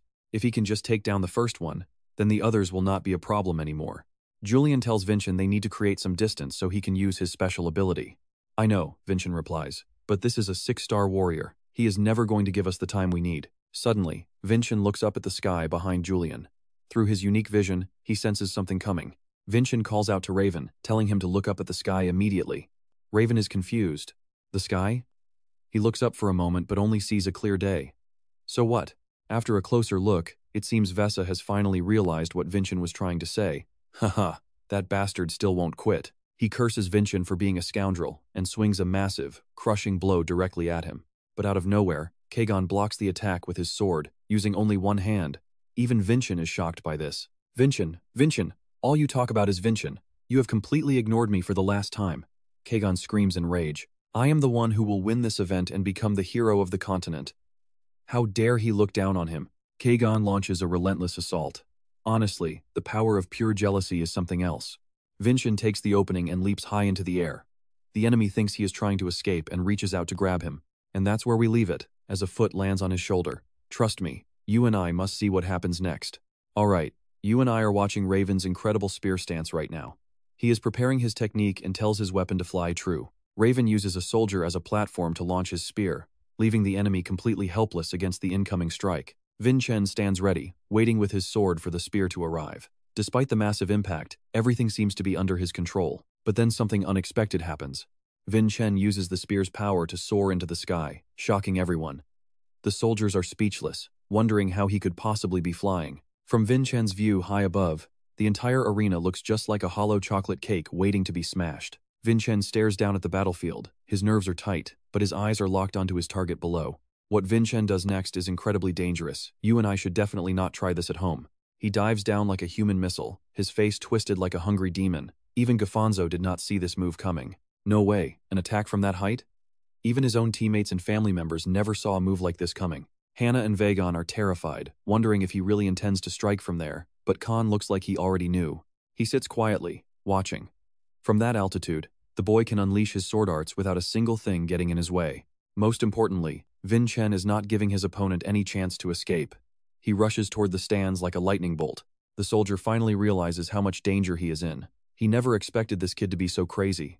Damn it, I have to run. But with Vincent's level of determination, there is no escape. Isn't this supposed to be the pride of the Adenka Clan? He thinks of his mother and uncle, the only two in the Adenka Clan who truly knew the meaning of honor. Ironically, they were cast out because they could not stand the family's corruption. So who is he to talk to him about honor? Vincent is not holding back even a little bit. He activates Piercing Sword, his second form of swordsmanship. Glowing blue circles manifest in the sky, creating a straight path of light leading directly down into the arena floor. Just as expected, the entire area is reduced to nothing but a pile of smoking rubble. No matter how massive the Hides arena is, the explosion Vincent caused shakes the entire structure to its core. Using his massive galaxy slash, he severs that idiot's hand. You and I are seeing true main character energy here, leaving the reporter completely stunned. The Adenka army and their assistants are paralyzed with shock. She finally admits that they have been completely defeated. The young masters are the victors. The soldier's status is unknown, but he is definitely down one arm today. Adenka happily hugs Vagon, celebrating Vincent's victory. She does not even notice he is nearly suffocating from her tight embrace. Hannah is relieved, but she senses something strange is happening. Yes, he won the match, but at what cost? Vincent is in a rough spot. He is gasping for air, looking exhausted with dark circles forming under his eyes. Hannah thinks to herself that he must have known how to exploit an advantage just to secure this win. Facing a reinforced body like that was always going to be a problem. But Vincent had a solid plan ready from the very beginning. He slowly turns to admire the destruction he caused, but before he can rest, two massive clan symbols appear right behind him. Vincent tries to turn around and see what is happening, but he is simply not fast enough this time. His flexible body allows him to dodge both attacks. Why does every fight here end in an explosion? Vincent retreats to a safe distance, but he still manages to endure the heavy wind. Kajin has been waiting for this exact moment. Finally, it is just the three of us left in the ring. Raven looks just as excited to start. They both draw their blades, aiming their killing intent directly at Vincent. They are ready to take him down. Their combined aura is overwhelming. Vincent glares at the two who cornered him. It is finally time to end this event. Vincent stands tall and majestic, making a silent declaration to himself. From now on, this is his battle alone. His eyes burn with resolve.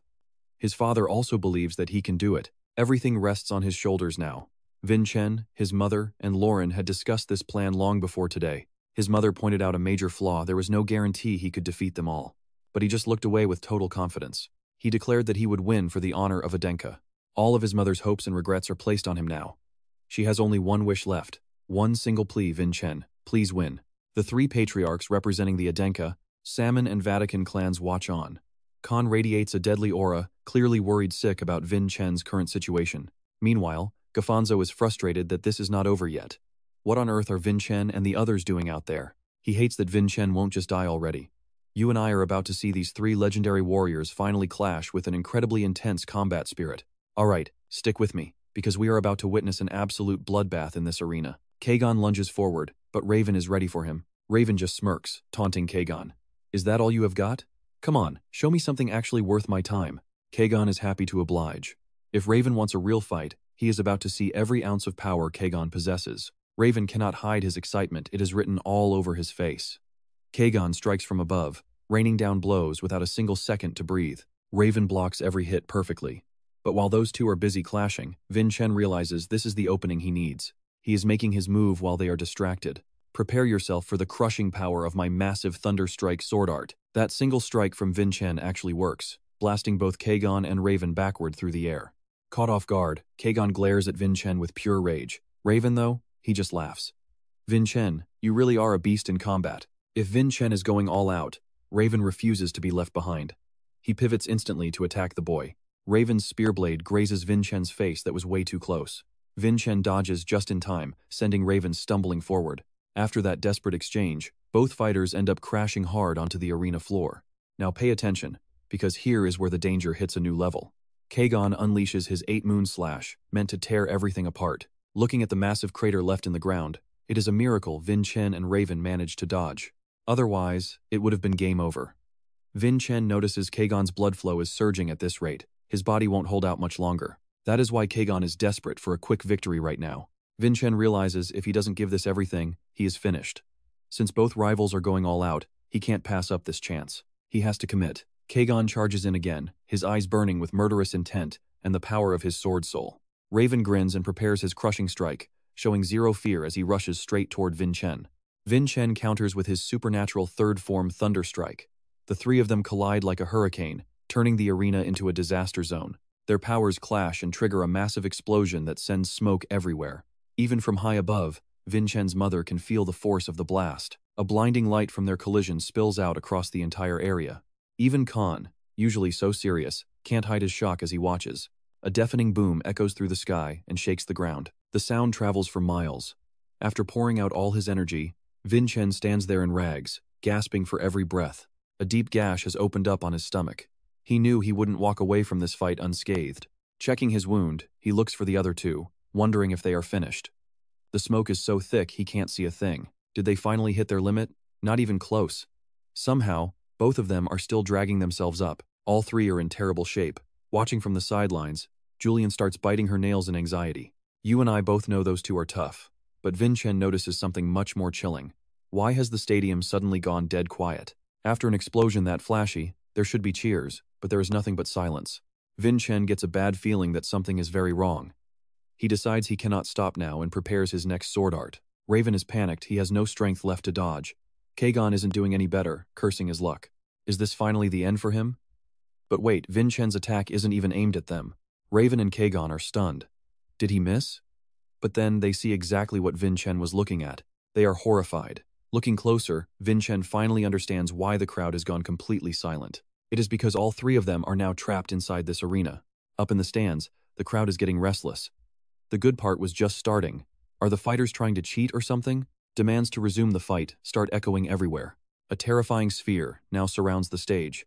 You cannot see or hear anything from the outside, and it is the same for those within. Vincent knows this is bad. His mother is frantic, wondering what is going on. Meanwhile, Gonzo just sits there smirking. Finally, he is about to see Vincent die. Wasn't that exactly what he said would happen to the boy? Next time they meet, Vincent will be a corpse. Suddenly, a brief announcement rings out, explaining that the magic in the battle has suffered a failure. Supposedly, the Mage Tower needs a few moments to fix the technical issues. For the audience's safety, the arena has been temporarily sealed. Hearing this makes Vincent's mother even more suspicious. This was not part of the plan.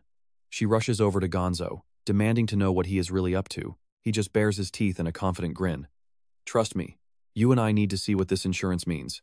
All right, stick with me because we are about to witness a betrayal that changes everything. Gonzo used his friends to reinforce that barrier. Once it drops, Vincent and Vaughn are finished. Actually, it is a stage scene making it look like all three of them were killed in battle. Vesa never imagined her own father would do this. Blind with rage, she lunges and grabs him by the throat. She screams in despair, ordering Gafanozo to get them out now. But the old man just looks at her with pity. He tells her she failed by betting on Sarvana's child, the one she envied. He even claims this betrayal is for her own good. Now, only her 7 children remain as Adenka's heirs. Vesa is stunned. She cannot believe her father's cruelty. Cursing him, she bolts out. She has to stop this massacre at any cost. Vesa rushes toward the arena, but Gonzo knows her actions are completely useless now. High above, the heads of the 3 great clans silently watch the chaos unfolding below. Khan is certain that greedy old Gonzo is up to something. Suddenly, he stands up, claiming he is bored of waiting. He says he is going for a drink. Vankia is confused why the sudden urge to leave. Since when does Khan drink? He explains Gafanozo has a collection of rare, filthy, smuggled liquors he wants to inspect. Vankia and Pontianus immediately realize what is actually happening. Now watch this closely. Vincent finally realizes this is all a massive trap. Kajin doesn't understand yet, but the slash Vincent made on the barrier is already sealing itself shut. Even a supernatural strike couldn't break it. Was all that effort really for nothing? A mage beyond Vincent's understanding has locked them in. Layer after layer of magic seals every crack. Worse yet, they are badly injured, and the teleportation magic meant to save them has stopped working. Kajin finally realizes the truth. These people never intended to let them out alive. If a master who can move magic this powerful has appeared, there is no way they can fight back in their current injured state. Staying here is far too dangerous, so they absolutely must find a way to escape this arena immediately. Vincent turns to Javen and Kajin, shouting for them to prioritize escaping over everything else.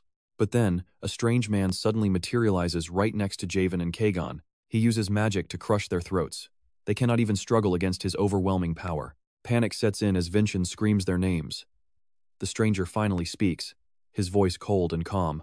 Meeting Vincent face to face for the first time, he introduces himself as Helios, the Tower Master. Vincent grinds his teeth.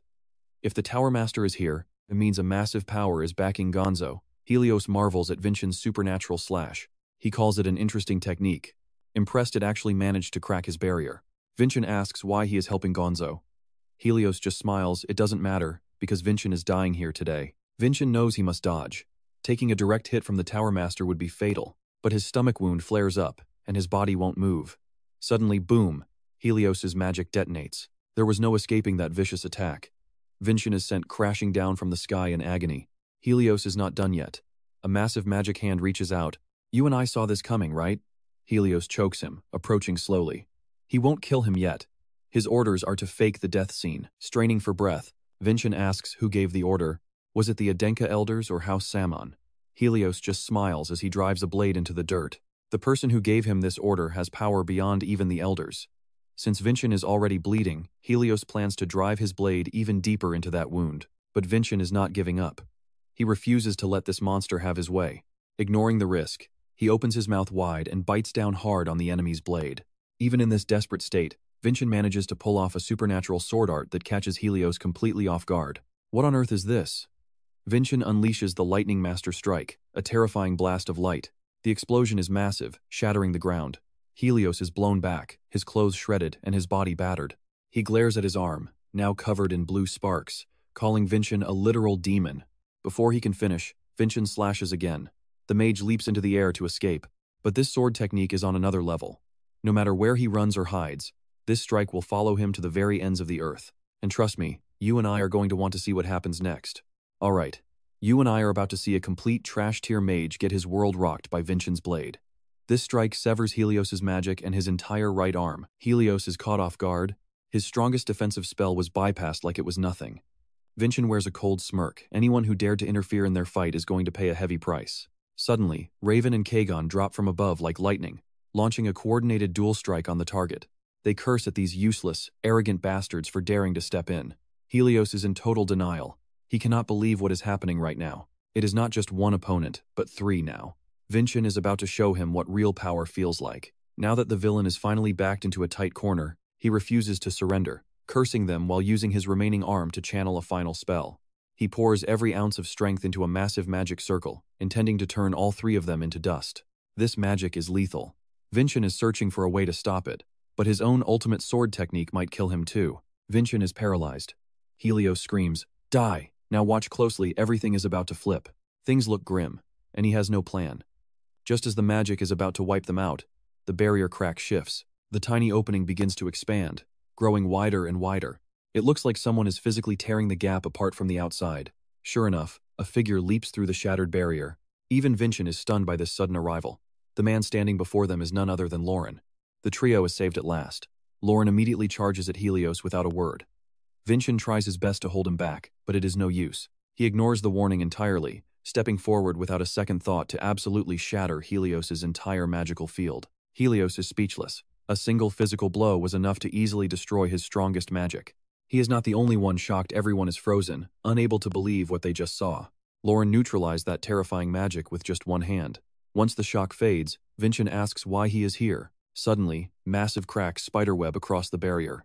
Outside, Vagon is using his magic to guide Luden deeper inside. Finally, he succeeds. Now, Vagon and Hoa can take a moment to rest. Vagon gasps. Realizing the defense was elite, Vincent must have created that opening from within. Suddenly, a guard is taken down. Someone tells Vagon he did a great job. It is Khan and Vexa arriving. Vagon bows in apology, regretting that he only had enough strength to send a single person inside the barrier today. Hoa asks nervously if Luden will be alright alone. Vexa says it is fine.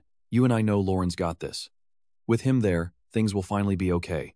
Back inside, Luden is not done yet. After crushing the magic, he prepares to move in for the kill. Vincent grabs his shoulder to stop him, but Luden cuts his words off immediately. Luden tells Vincent to just watch from the side, as he carries the Helium family honor into this fight. Vincent is left completely speechless by the sheer intensity of Luden's resolve. He stands by helplessly. Helios stares at Luden, convinced that scarred face cannot possibly belong to him. How is he still alive? Luden never had any martial talent. Even with both eyes, he was weaker than any noble present. Helios grinds his teeth, mocking him. I don't know how you broke my spell, but you're far too arrogant. Luden remains calm, telling him to stop using that magic. A single glance sends a wave of pure terror through Helios. Lauren is releasing a terrifying pressure. He looks like a monster has been unleashed. Lauren reaches out with a sharp, claw-like hand and grips Helios's face. Without breaking a sweat, he slams him into the dirt before following up with a brutal punch. His face is a bloody mess, covered in handprints, with teeth flying in every single direction. The external barrier finally shows signs of shattering completely. The crowd in the stands watches in absolute shock. Gafonzo is excited, thinking he is about to witness Vincent's final breath. But the scene in the arena is not what he expected. The one lying crushed is his own man, Helios. Now Lauren is the one glaring back at Gafonzo. His sudden appearance leaves the man both stunned and enraged. He was certain Lauren was dead. Up in the stands, the crowd is buzzing about what happened. Everyone present believed that Lauren was long gone. Lauren shouts his name, Lauren Helium. Trust me, you and I just witnessed the birth of a legend. All right, you and I are about to watch Lauren bite down on a strange round object, exposing a massive secret for everyone to see. Even Vincent is stunned. He had another one. Gafonzo is starting to panic now, certain that Lauren is about to unleash something truly horrifying on the crowd. The moment Lauren crunches that pill, the whole arena begins to shake as his body undergoes a grotesque transformation into a full-blown monster. People in the stands are screaming in terror as they watch a human turn into a beast. Transformed, Lauren declares himself the true incarnation of a dragon. This power comes from purifying and absorbing actual dragon blood. It is the ultimate secret weapon of the Helium family. Terrified, Gafonzo lunges into the arena to silence Lauren. He draws his sword, furiously screaming for him to shut his mouth. He charges forward, slashing at Lauren without a hint of mercy. His face is twisted with rage, determined to end this right now. But somehow, Lauren easily blocks Gafonzo's strike with zero effort. It is insane, considering he is blind and has never even had proper combat training. All of this was a plot to build a massive army with dragon powers to conquer the entire continent. Driven by Gafonzo's insane ambition, every surrounding city was bled dry of resources, only to be turned into dark laboratories for these dragon transformation studies. Now, here is where the tension hits its peak. Gafonzo realizes he cannot let Lauren say another single word about the secret. He points right at Lauren's face, shouting that this is all a conspiracy, and these lies are just meant to ruin his name. Finally, Vincent speaks up. He is ready to show everyone the undeniable proof. Stepping into a stance, Vincent uses high-level magic to project the evidence. Gafonzo is stunned. How can this kid use Idia magic? Vincent yells out in anger, telling them to see the truth for themselves. His magic acts like an all-seeing eye for the crowd. Countless dragon incarnations are shown hanging from heavy iron chains in a pathetic and miserable state. Watching this, everyone in the stands is losing it. They realize that these creatures are actually the legendary dragon race. Spyra is shocked. They all thought this race was extinct, yet here they are, still alive. Worse, they are all being held captive. The Helium family is doing the unthinkable by keeping them alive just to harvest their blood. Vincent firmly presents proof that the Helium clan kidnapped the dragon race to experiment on their blood for weaponry. These dragon men are the horrifying results of those tests. They committed countless atrocities just to achieve this power. The crowd whispers that if this is true, not even the powerful Helium family can escape severe punishment. In the name of the seventh son of Adenka and his mother Vesa Helium, they will both testify to the truth. Gafonzo is fuming. He screams that this is a trap and all of it is a lie, glaring at the fallen Helios. Damn it, what is happening here? This was not the plan. He just needs to eliminate these pests and end this fast. As Helios lies there, a surge of power hits him. His eyes bulge as another Helios suddenly steps into view. Let's pause here. This moment hits different once you realize Julian is looking at two identical versions of the same master. Raven is just as shocked. Where did this Helios come from? He did not feel his presence at all. The real Helios explains that the magic circle is complicated lately. He heard someone was serving demons, but never expected they could kidnap him. Helios admits that this whole mess is his fault. With a simple snap of his fingers, Helios summons massive flames and apologizes to everyone. Gafonzo realizes he was completely tricked by a fake tower master. Kajin thinks to himself that this is the real deal. They struggled that much just fighting a fake imitation of him? Vincent also thinks the same. A real tower master would not have left any openings or lost an arm to shadow sword techniques. Julian is genuinely impressed by the boy's sharp analysis. Even after using the shadow sword, the magic that trapped them earlier still has not faded away.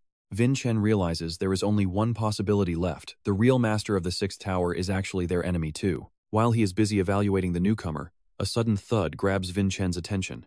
Lauren is clutching his head in agony as the side effects of the transformation kick in. Since the process uses a demon soul, absorbing massive amounts of dragon blood makes the user a victim of a demonic contract. Vincent never expected this. The more blood he absorbs, the more he becomes addicted to the dragon's essence. He is losing his sanity and turning completely feral.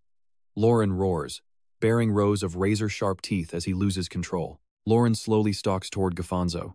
The man is terrified, breaking out into a cold, heavy sweat. Lauren is now 4 times bigger than Gafonzo. Trembling, the old man smiles and admits Lauren won the fight. But he is not going to quit. And trust me, you and I are not going to want to miss the absolute chaos that happens when the creator plays his hand. Alright, you and I are about to see what happens when a monster truly loses control, starting with Lauren silencing Fonzo mid-sentence. An orb flies from his hand as Lauren delivers a punch so massive it sends the man flying a whole kilometer away. Fonzo slams into the wall, head bloodied and eyes rolled back, with most of his teeth knocked clean out of his mouth. In this dragon form, Lauren is becoming more feral by the second. The crowd is absolutely losing it, screaming and running for their lives. They curse the Helium family for creating such a beast, while even Vincent is left reeling from the sheer chaos unfolding before him. He tries desperately to calm Lauren down, but suddenly Vankia, Khan, and Pontianus step in, telling Vincent to stay back for his own safety. Vankia stares Lauren down with total focus, while Pontianus just stands there with a twisted, delighted grin on his face. Like father, like son, I guess. Khan steps forward to announce that the 3 family heads will be taking charge of this situation. The panicked crowd actually stops in their tracks, mesmerized by the sight of 3 legendary heads finally deciding to take action together. Now, pay attention here, we're about to find out if this was Lauren's plan all along. 3 leaders against 1 unstoppable monster. Was the goal to expose Helium's crimes and then be executed? Lauren had told Vincent to just watch from the sidelines this time. This was his twisted way of protecting whatever was left of Helium's honor. But Vincent won't allow Lauren to die alongside Helium's sins. Not like this. He strips off his jacket, refusing to let it happen. He blocks the 3 heads, apologizing for his rudeness. He can't just stand there while his friend is treated like a common beast. From now on, he'll be Lauren's opponent. Vankia realizes Vincent is acting out of pure concern, but the situation is too far gone. The moment he signed that contract with the evil spirit, he stopped being human. Now, he's just a mindless monster driven by rage. They need to end this quickly. Pontianus agrees, knowing that if this monster reaches the crowd, it'll be a total bloodbath for everyone involved. Khan has been silent this whole time, his eyes fixed on Vincent with a look of pure disapproval. He doesn't understand his son's logic. But Vincent insists that since it's an evil spirit contract, Lauren still has a fighting chance. He's saved someone from a dark contract like this before, and he's not about to give up on Lauren now. Khan thinks of Mon, but there's more. Vincent promised the mother of the 3 walls he would never abandon his family. He looks at his father and asks for help in keeping that promise. Khan falls into a deep, heavy silence. He weighs Vincent's words carefully, but just as a deal seems close, Lauren's dragon form erupts in a fresh wave of fury. Vincent freezes, wondering if the man he knew is already completely gone, replaced by a hollow shell. As a massive fist lunges toward him, Vincent is too shocked to move, but Khan suddenly flashes forward, blocking the devastating strike. Khan coldly asks Vankia and Pontianus to give Vincent just 3 rounds to try and resolve this his way. Vankia is stunned that Khan would go this far for his son. Pontianus realizes Vincent has become a major influence in the family. Looking at him now, he's certain Vincent really is the son of Savannah. The resemblance is just too strong. Maybe it's time to expect great things from the boy.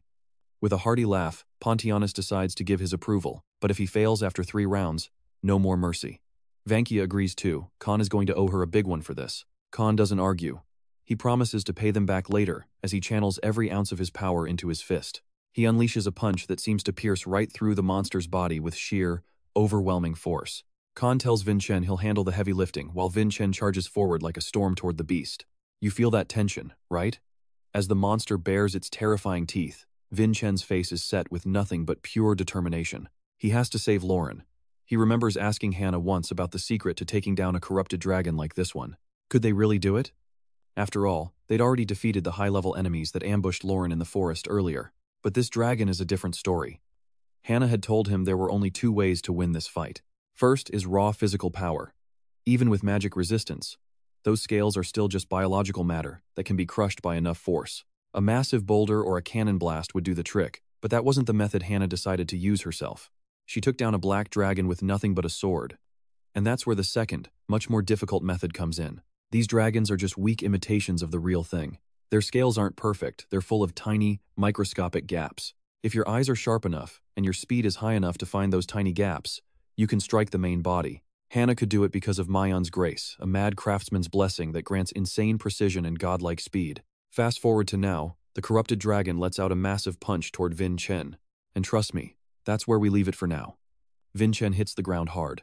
Round 1 is officially over. Epic, right? Stick with me here, because you and I are about to watch Vincent face a massive corrupted dragon.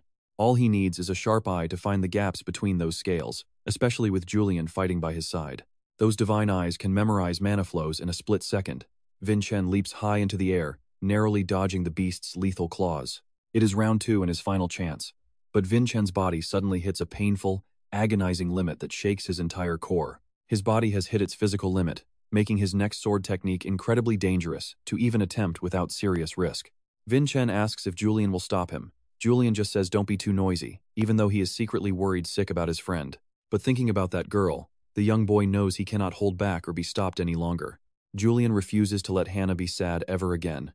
Meanwhile, the corrupted dragon continues its relentless, savage, and terrifying assault on Vincent without stopping. It prepares another crushing blow for him, but finally, a stroke of much-needed luck shines down on our hero. Julian finally finds the opening. There are 4 gaps between the shoulder and chest. One perfect sword strike through them is all it takes. Now here is where it gets interesting. Vincent finally sees the opening, and armed with Merlin's sword, he has exactly 1 shot. If he fails this moment, Lauren is as good as dead.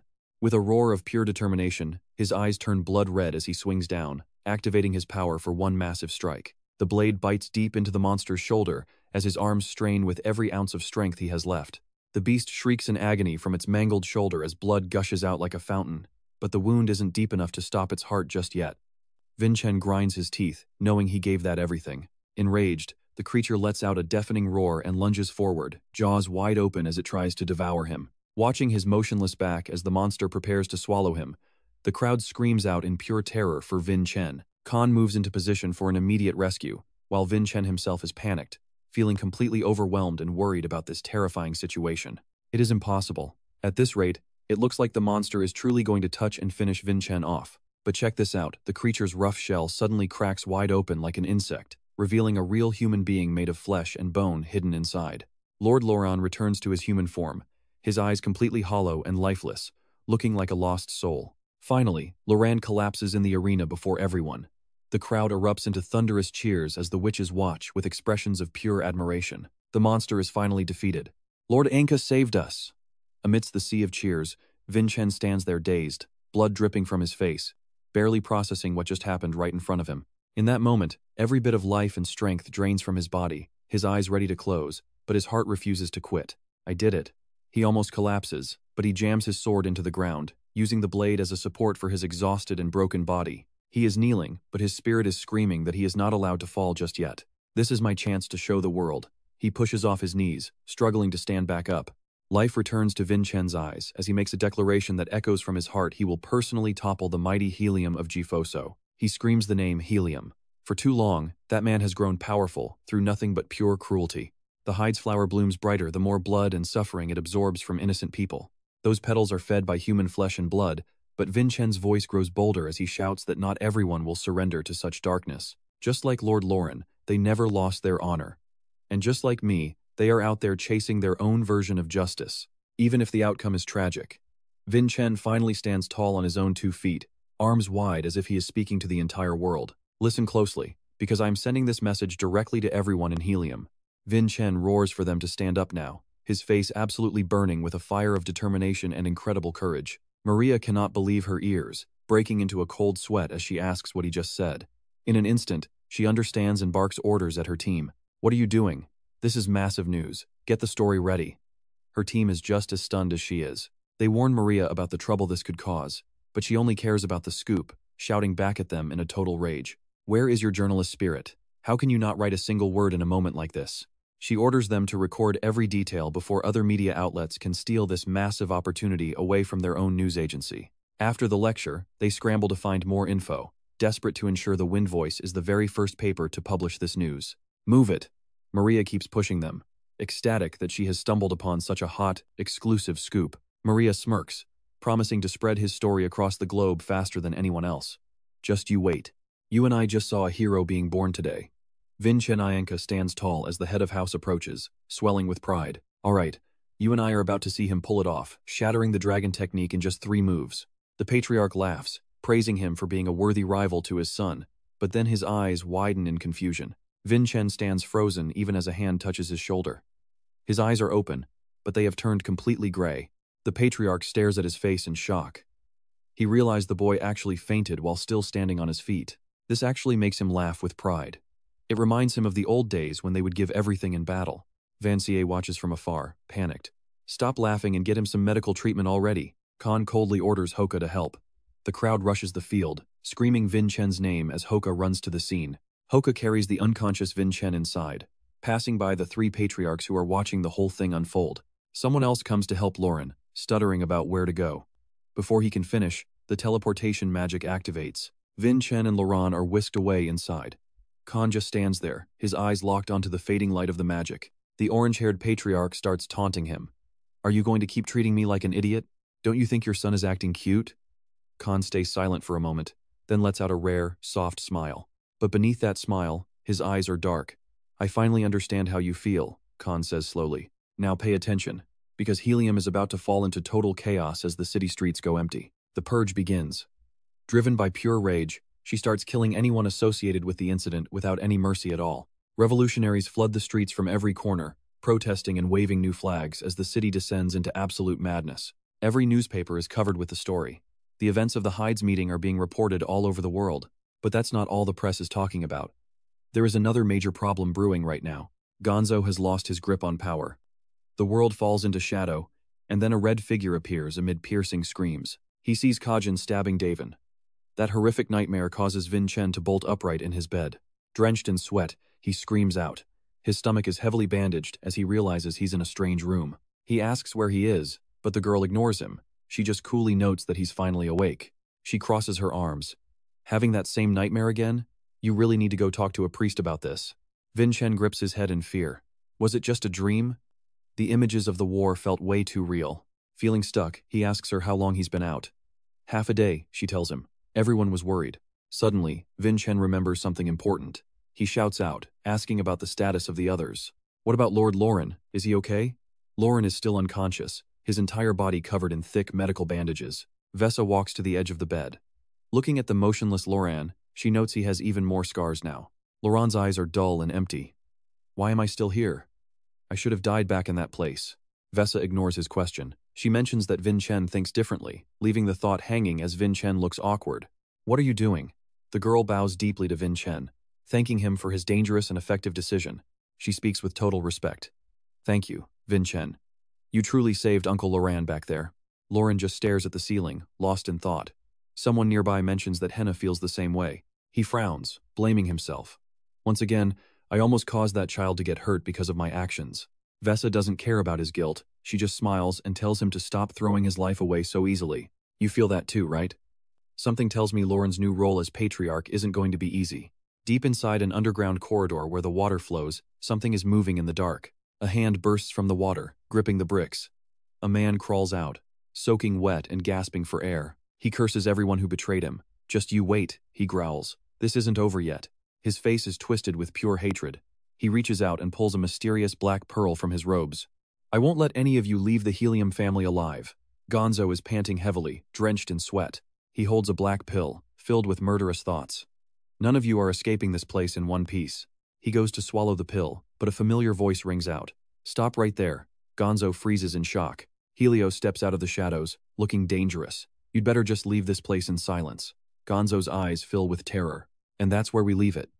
You and I both know Helios isn't playing around with this betrayal. Let us dive in. One idiot's big mouth just blew our cover, and you and I are about to see the fallout. Things get messy if they trace clues back to you. He stalks toward Gonzo, mana swirling into a lethal magic circle while he spits out a cold threat. Going to keep things simple for me, or do I make you? Helios looks like a literal demon right now. He claims it is to end their nightmare.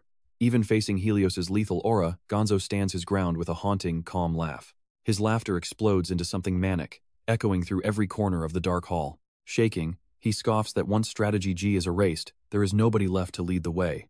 Pure bloodlust flickers in Gonzo's eyes. This is my answer, he growls. Helios looks up to see a monstrous shadow stretching across the ground, the air smelling of iron. Did you forget? I, Helium, was only using your pathetic power. He morphs into a massive beast, a giant horn sprouting from his head like a demon king. Tell me, what did we create? He admires his own razor-sharp claws, basking in the glory of his new, terrifyingly unique form. This artifact was born from more condensed blood than all the petty experiments you have ever conducted during your entire time here. Gonzo lunges at Helios, claws slashing as he screams that he is now the ultimate enemy of every mage alive. The blow is lightning fast and heavy, but Helios dodges with the grace of a god. Charging an energy sphere in his palm, he sneers. Let's see if that freak body can handle a great mage's true power. Helios unleashes a devastating strike that causes the earth to explode, sending jagged rock flying in every direction. As the thick smoke begins to clear, two crimson eyes burn through the haze with pure murderous intent. Gonzo laughs like a maniac. That blast didn't leave a scratch, only fueling his bloodlust as he rains down a barrage of strikes. Don't you realize it is all totally useless? He sneers. Helios just weaves through every strike, casually mocking the beast back. Wow, that really did not do anything, did it? Gonzo's body has completely surrendered to the beast within. His tattered cloak hits the mud. Every single punch he throws shatters the ground into deep, jagged craters. He glares at Helios, wondering how he can stay so calm while facing death. The monster begins plotting his next kills. Once you are dead, I am going after Vesa, Khan, and Lauren. I will rip apart every single person who dared cross me, and especially that bastard Vincent. I am going to gorge myself on his blood, he screams at the top of his lungs. Now, watch this carefully. Gonzo's eyes widen in shock as a chilling change takes over the entire battlefield. A crushing, suffocating aura washes over him. Gonzo glances back, trembling as he wonders what on earth is happening. From the deep shadows, an endless flood of dark energy erupts, sending his panic levels through the roof. Helios just smirks, asking the monster if he was actually the one who forgot the deal. As Helios speaks, a massive armored leg steps out of the darkness. Gonzo's eyes bulge, his face twisting into a mask of absolute terror and shock. A terrifying armored demon stalks forward while Helios mocks him, asking exactly whose power he was trying to steal. Gonzo freezes, thinking it is impossible. The demon's scarred face slowly emerges from the dark, his eyes still tightly shut. You feel that, right? Those blood-red eyes snap open, his scarred face radiating enough killing intent to stop a heart. Gonzo's fighting spirit vanishes instantly. He cannot even find his voice. The great demon Daven? He stares at that overwhelming dark power, wondering why this god of death is here. He forces his thin, trembling legs to move. I have to run, now. But Daven catches every twitch. He flashes forward, cutting off the escape route and raising his massive, heavy blade. Gonzo freezes, drenched in cold sweat. He is too fast, much too fast. He glances sideways in total desperation.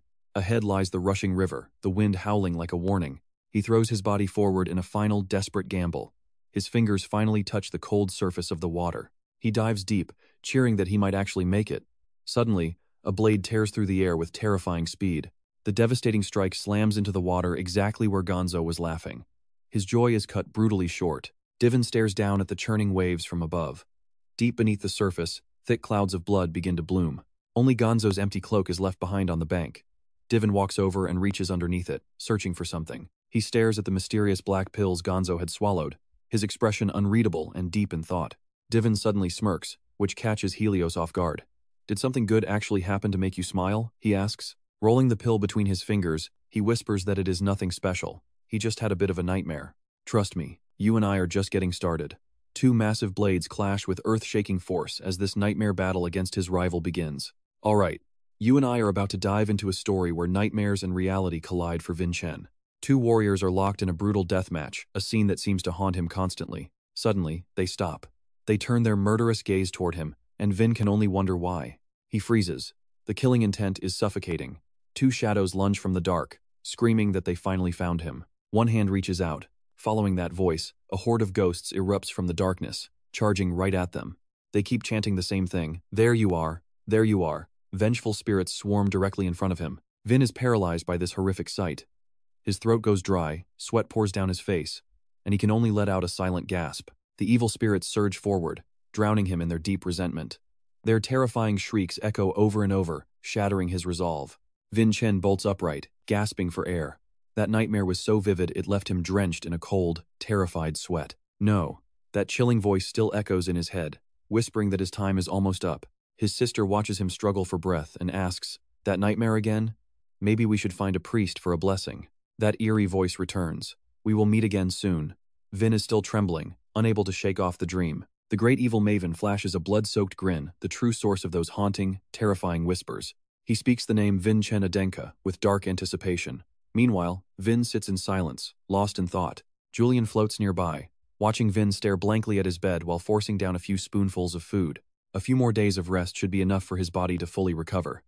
But that dream keeps circling his mind. Now watch closely, because Vin is about to ask the one question that changes everything for them. Julian's jaw drops in surprise. That again? I have told you 1,000 times. I did not see a thing. He asks what could possibly be in those dreams to make Vin so obsessed. Vin just frowns, trying to remember. Vin glances at the little guy and asks, "Are you not even a little curious about my past life?" Julian just shrugs. "Well, I have already guessed most of it." Hearing that, Vin actually lets out a happy cheer. "Is that so? You are clearly a master from Salmon with a grudge against Kajin, and you knew ancestor Aslan." Julian gets excited like a kid with candy, rattling off everything he has managed to figure out. With all those signs, even an idiot could see it. He grins and asks, "So, who are you really?" Vin looks at the floating boy and says his name, which hits Julian like a bolt of lightning. Julian grabs his head, mouth wide in total shock. Vin's eyes flare blood red, his gaze turning razor sharp. It is strange. A situation exactly like this happened before in the family library. Revealing his true name to Julian should have been impossible. Is this another trap left behind by Aslan? Vin watches Julian grit his teeth in frustration while trying to process all these wild theories. Vin calls out his name. Julian slowly peeks through his fingers, still clutching his head in confusion. Vin starts walking, explaining that he needs to find the meaning behind these constant, haunting nightmares. You are probably thinking the same thing. I am what exactly happened in his past and what is coming next. Aslan's reflection flickers on the window. Vin starts to lose his cool, muttering under his breath. What is the truth that Aslan left behind? Vin calms himself down and smiles, ready to chase the answers. Julian grins and nods, but he makes sure to give Vin a very serious warning. Do not rush this. If you die, all of this becomes meaningless. Then he playfully asks if Vin is joining the fight this time. Through the window, a tall and thin silhouette appears. A dark shadow with a mysterious smile leaps toward them.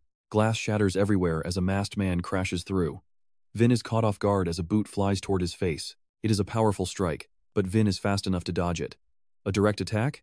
Right now, Vin braces himself on the floor, finding his balance among the shards of broken glass. He wonders if these are remnants of Gafanzo. Then, a voice praises him for dodging Damien's lethal strike. It looks like the power he showed during the exchange was the real deal after all. Aben stands by the broken window with his arms crossed, looking down at Vin with a smug, annoying grin. Aben's face goes cold as he gives a command. "Follow me, idiot. I have some things to say." And that is where we leave it. Trust me, you and I are going to want to see what happens next. Stick with me. You and I are about to dive into the cutthroat legacy of the Adenka family. Julian continues, identifying them as the last descendants of this era before introducing that arrogant man. The fourth descendant, Aben Adenka, and the fifth, Damien, the playful one whose face doesn't match his age. Suddenly, Vincent stops and shouts, asking exactly what they want to talk to him about.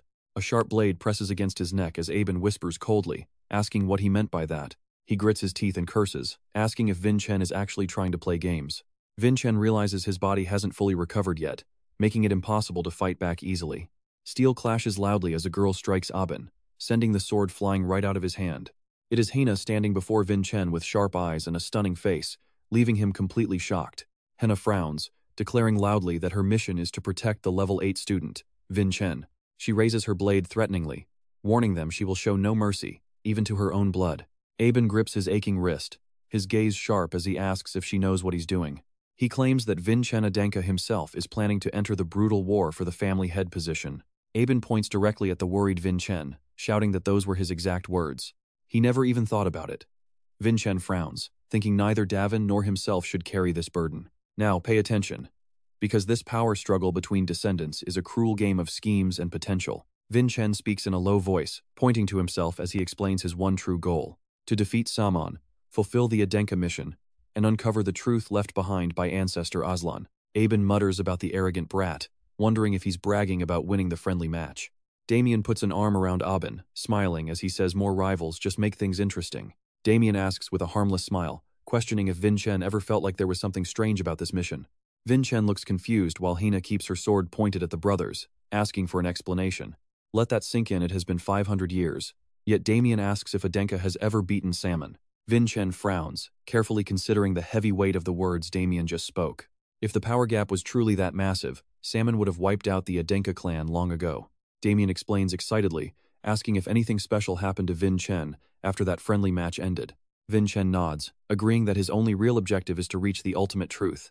Damien explains that after his recent win, Sister Dia felt the same way and proposed a theory that was wrong. The blood of Adenka might defeat salmon, but that single theory probably isn't the whole story.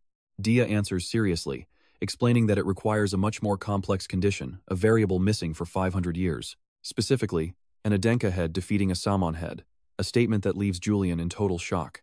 Damien is thrilled, asking if Vincent could still complete the mission under those impossible conditions. Vincent looks at them seriously, stating that nothing will block his path to the truth. Not salmon, and definitely not the rivals standing right in front of him at this moment. Suddenly, a voice interrupts, making everyone turn around in total surprise at the newcomer. Following the voice, a woman with long hair and blood-red eyes appears with a threat. She asks if Vincent dares to push her children aside to steal the family head position. Vincent and Julian cry out in shock as the woman stands before them. Julian calls her mother. The mother's eyes flash with a mysterious red light as she glares directly at Vincent. She demands to know what he just said, accusing him of trying to usurp her own children. Both Aben and Damien are visibly taken aback by the intensity of her sudden arrival. Henna jumps forward to block her, begging her mother to wait and listen to her explanation. Facing that terrifying expression and overwhelming pressure, even Hina cannot stop herself from trembling. Cold sweat pours down as the mother scolds her, asking if she's become arrogant after a little kindness. And trust me, we just witnessed a mother's rage. She is absolutely terrifying. Stick with me, you and I are diving into a scene where the tension is absolutely suffocating as she screams at the girl. He doesn't utter a single word either, frozen before the heavy insults being hurled at him. Vincent's mother is just getting started. She loses her cool completely, screaming at the top of her lungs with a face that looks more demonic by the second. An arrogant brat who doesn't deserve anything. You are not worthy of being called my son. Seeing that strange look in her eyes, little Julian feels a chill. Follow me now, Vincent, she screams, her eyes glowing blood red. Her pupils contract from pure rage, and he quickly bows his head.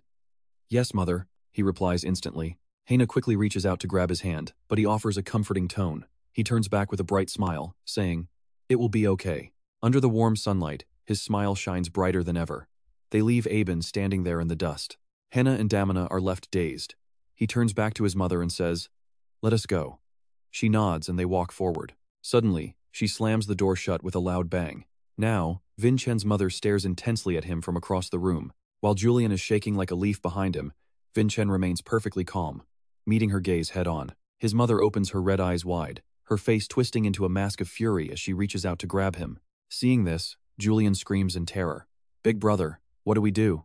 But he stays composed, not showing even a hint of hesitation. Suddenly, her hand lands gently on his face, softly stroking his cheek. Now watch closely, because here is the twist you and I never expected. Her eyes turn soft as she asks, "Are you hurt?" It was all an act. He quickly responds to her, while Julian stands in the back, completely unable to process what just happened. His mother's personality is something else. He gives her a sharp look and a slight smirk. "Even I almost did not recognize you." Hearing his words, she gives a gentle laugh. "You are sharp-eyed. Even my lies could not get past you." "So, everything back there was a lie?" Julian mutters, totally lost. He keeps asking questions, but Vincent just glances back silently. Suddenly, he remembers something important and speaks up. "Right, the item that can reveal the truth. It is called the Eye of Ethan." The image of the artifact appears as he speaks. "So the head of House Athenia is also a backed individual, just like you, mother?" He fires off a string of questions at her, and she wastes no time in answering every single one of his concerns. "It is not certain, but I suspect so, because that girl could never be with the Dragon King, Abel Tan, in the end." His mother's words carry the heavy weight of a truly tragic love story. Two souls standing in the same place, yet unable to look at each other. He quickly asks again about Dragon King Abel Tan. "Let's look at the history together." Julian explains that Athenia once fell in love with a half-dragon hero. Everything, including her own eyes, was sacrificed for him. Julian continues, explaining that despite being a powerful warrior blessed with water control and possessing the immense strength of a dragon, their racial differences made a life together with Athenia impossible. Abel Tan's backed power was overwhelming, wielding a sword overflowing with massive energy. Mother falls silent. In reality, it was not race that tore them apart, it was the forced intervention and pressure of the family. As she speaks, she seems to empathize with their plight, her mood taking a sharp dive. "When I made my choice, I only hoped I could distinguish between what was real and what was fake." She remembers eyes turning away without a word of farewell. Faced with the family's force, there was no choice. They were just pawns forced to accept fate, even over the sincerity of the ones they loved. It truly feels like a curse. Suddenly, she speaks up. "I have a question for you." Hearing this, both he and Julian snap to attention. In the middle of the room, Vincent and his mother stand face to face. She directly asks him, Why are you so obsessed with this mission and the truth? You are even willing to cut ties with your 6 siblings for this. He simply gives a brief reply. I do not know. A person who loses their soul and dies is said to be demon-possessed, right? He smirks as he says this. Her eyes widen. She laughs and says, You really are an unpredictable child. You do not think it is 6 people? He continues immediately. Sister Hina does not seem interested in competing for the position of family head. The first person that comes to mind for the succession is the eldest son, Kamen. But none of them have shown any real hatred toward him yet. He adds, Yes, Hina has no intention for the seat. His mother nods in agreement. Trust me, you and I are going to want to see who survives this family's power struggle. Alright, you and I are diving into a world where clan leaders are nothing but vultures. They are desperate to find a puppet heir who will protect their greedy interests. Every single one of them is obsessed with grabbing more gold and power. And that heir is Henna. To these greedy snakes, she is the perfect pawn to sacrifice for their gain. Look at her standing there confused, holding a sword while surrounded by mountains of wealth she never even asked for. To Vincent's mother, Henna has always been a gentle, obedient child. A child who knows the value of what she is given, yet feels utterly lost amidst all this power and treasure.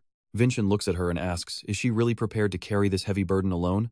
His gaze turns cold as he turns back to his mother. What do you think, mother? She flinches at his sharp question. If I prove I am a better successor than her, I can finally take this weight off her shoulders. He points to himself with absolute confidence. He has made his choice. You want to set Henna free? His mother is stunned. She cannot believe what she is hearing from him. Not everyone has a reason to chase the dreams of a warrior from the past while holding Vincent's photo. There is no reason to look down on someone else's dreams. Vincent and Julian look back at their shared past together. Henna is a woman who cherishes everything, but can she truly discard the Adenka name once and for all? Henna remains calm and strong, no matter the situation. That is why he decides he will help her. Now pay attention, because this is the face of a man who will not be stopped. His mother is speechless. Are you serious? You would actually go through with this just to save her? She quickly asks, how exactly do you plan on liberating Henna from her fate? Elsewhere, a suitcase slams onto the ground. Heka is fuming. Life here was perfect and so comfortable. The thought of returning to the fortress and a mountain of paperwork makes her want to scream in rage. She loses it right in the middle of the street, shouting that she refuses to go back to that place. Suddenly, a voice asks, do you want me to help you stay here a little longer? She turns around, excited. But her jaw drops when she sees it is Vincent standing right there. Vincent! She shouts in surprise, but he just gives her a subtle, knowing smile. Julian smirks behind him. Heka's eyes turn devious as she points a finger at Vincent and gives a new command. I have a brand new mission for you all.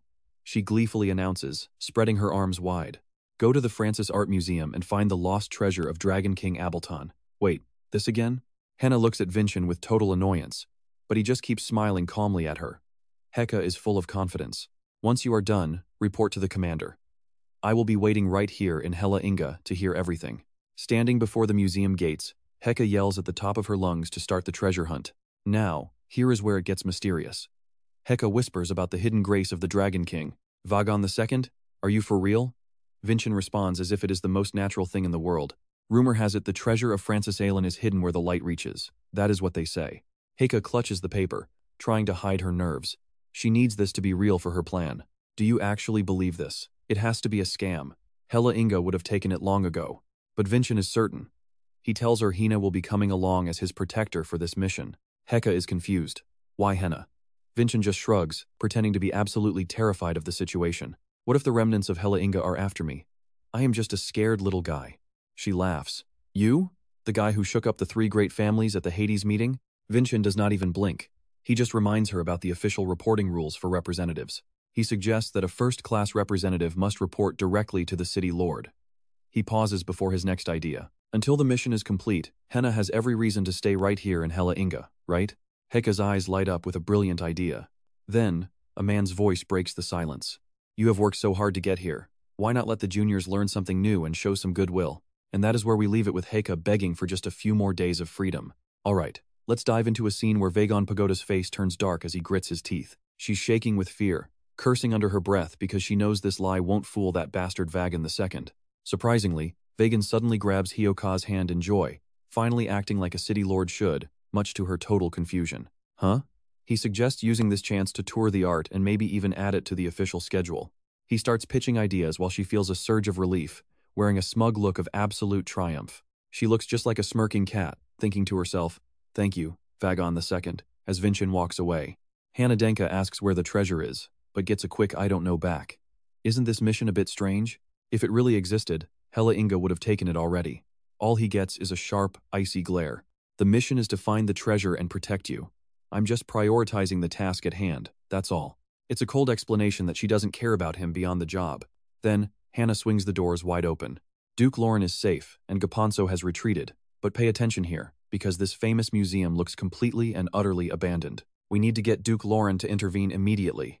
She scans the gallery, suggesting a plan, but Vincent's gaze is frozen on one specific painting in the room. He wonders if this is by Francis Am, the legendary artist who owned this place and defined an entire era of art. It's no stretch to say his masterpieces are the only reason tourists even bother coming to Hela Inga at all. He's impressed, noting that even an outsider like himself can feel the raw talent radiating from the canvas right now. That's not a Francis original, you know? Hannah says, cutting right through his moment of deep artistic appreciation. Vincent bites his lip, realizing talking nonsense is a quick way to look stupid. Hannah leads him to a different painting. This is the portrait of his mother, a stunning woman with golden hair and an aura of gentle, noble grace. Francis painted this when his mother was only in her early 20s, years ago. The style is incredibly delicate and realistic. The longer you look, the more you feel the unique beauty of the work. She continues, explaining that Francis mostly painted those close to him, and they were so lifelike it shocked the entire world. Some say he had dragon blood. Now, I know what you're thinking, and yeah, that claim makes Vincent jump. Dragonoids have legendary vision and coordination. That's why his natural talent for art was simply off the charts. Even this museum was his design. Word is, to this day, nobody has been able to fully decipher the building's layout. It's a magnificent white structure. Hannah concludes that the treasure Francis left behind must be the rumored grace of the Dragon King. You sure know a lot about this, don't you? His sudden question catches her off guard. I didn't even know his name until yesterday. If you asked 100 knights, every single one of them would be clueless. Yet, you know every single detail perfectly. Hannah stays silent as Vincent crosses his arms, pretending to critique the artwork again. Francis's work isn't quite as impressive as I expected it to be. The portrait I got from my sister at age 9 was better. If she had kept painting, she probably would have reached this level easily. The comment hits her like a heavy sledgehammer, and her composed expression crumbles into pieces in an instant. A powerful aura explodes. She clenches her fists in rage and moves toward him, but Vincent just stands there, unfazed. You're holding a sword but looking the wrong way. How can you protect anything when you're just swinging blindly like that? He strikes a nerve, criticizing her for swinging without thought, and letting others make all the life-changing decisions for her. You almost killed Duke Lauren, made life hell for the people of Hela Inga, let Gaponso use you, and nearly let the dragon army swallow the continent. His voice is terrifyingly calm, as if he's just stating the most obvious facts in the world. You can't reach your dreams or even swing a sword correctly. Every word he speaks makes Hannah tremble with fury. The moment Vincent calls her nothing more than a stubborn, spoiled child, something snaps inside. It's like another person from her past is standing there saying the same thing. What can you do now? With her deepest insecurities exposed, she loses it. Hannah screams in rage and swings her sword with devastating power. Vincent remains perfectly still with his arms crossed, showing not a single shred of fear. Soon, she's spent, looking pathetic and powerless. He sighs, noting that she probably could have put a bit more effort in. Hannah stabs her sword into the floor to keep from collapsing, glaring at him. What is your goal in mocking me? She screams with a terrifying look. Fine, I'm lost. So what do you want? Trust me, you and I need to see how he answers. All right. You and I are about to dive into a moment that changes everything.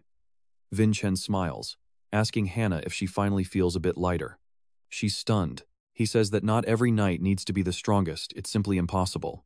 Instead, he tells her, let me carry that burden for you. His expression turns more determined than ever. I'll fulfill Adenka's mission.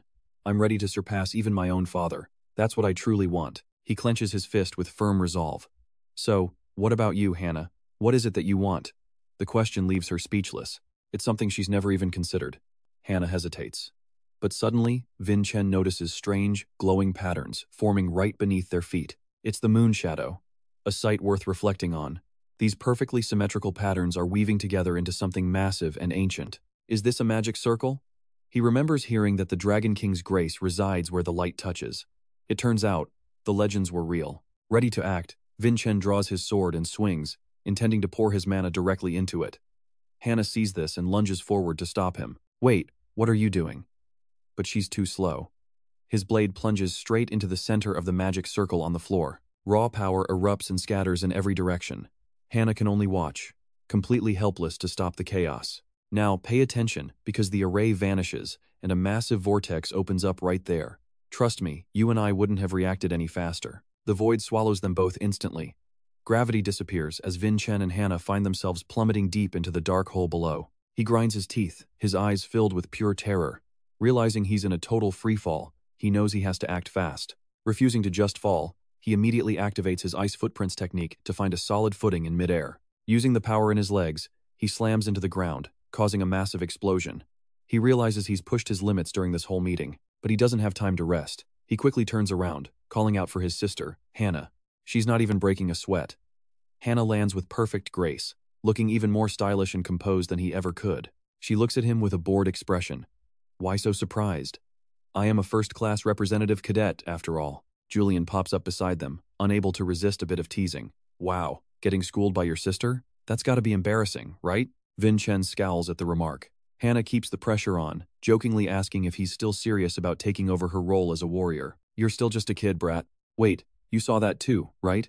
Neither of them care about the words. They're staring because a rare smile has finally touched Hannah's face. After teasing her brother enough, she gets serious again. Hey, do you have any idea where we are? This place feels different. He shakes his head, unsure.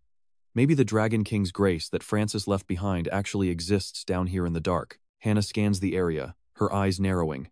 This architectural style, it definitely belongs to Francis. Why would he build something like this under a museum basement?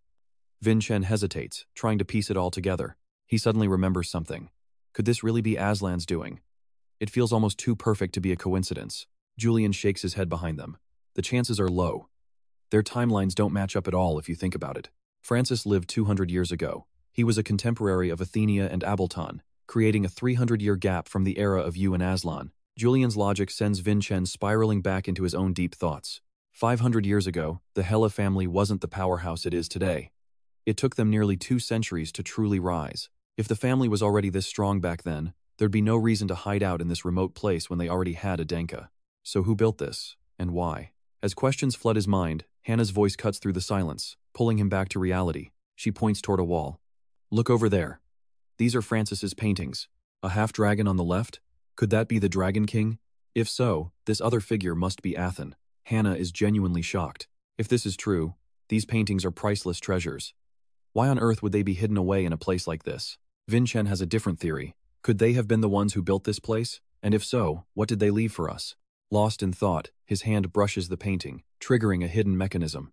The walls groan as massive stones begin to crumble and fall. His face pales in shock as the entire floor begins to tremble violently beneath their feet. The ground is literally tearing apart from some massive force below. Then, a terrifying red light starts bleeding through the cracks. A sphere of pure destructive energy rises. It's obliterating everything it touches, radiating power that feels off the charts. Vincent stands frozen, shouting out in disbelief.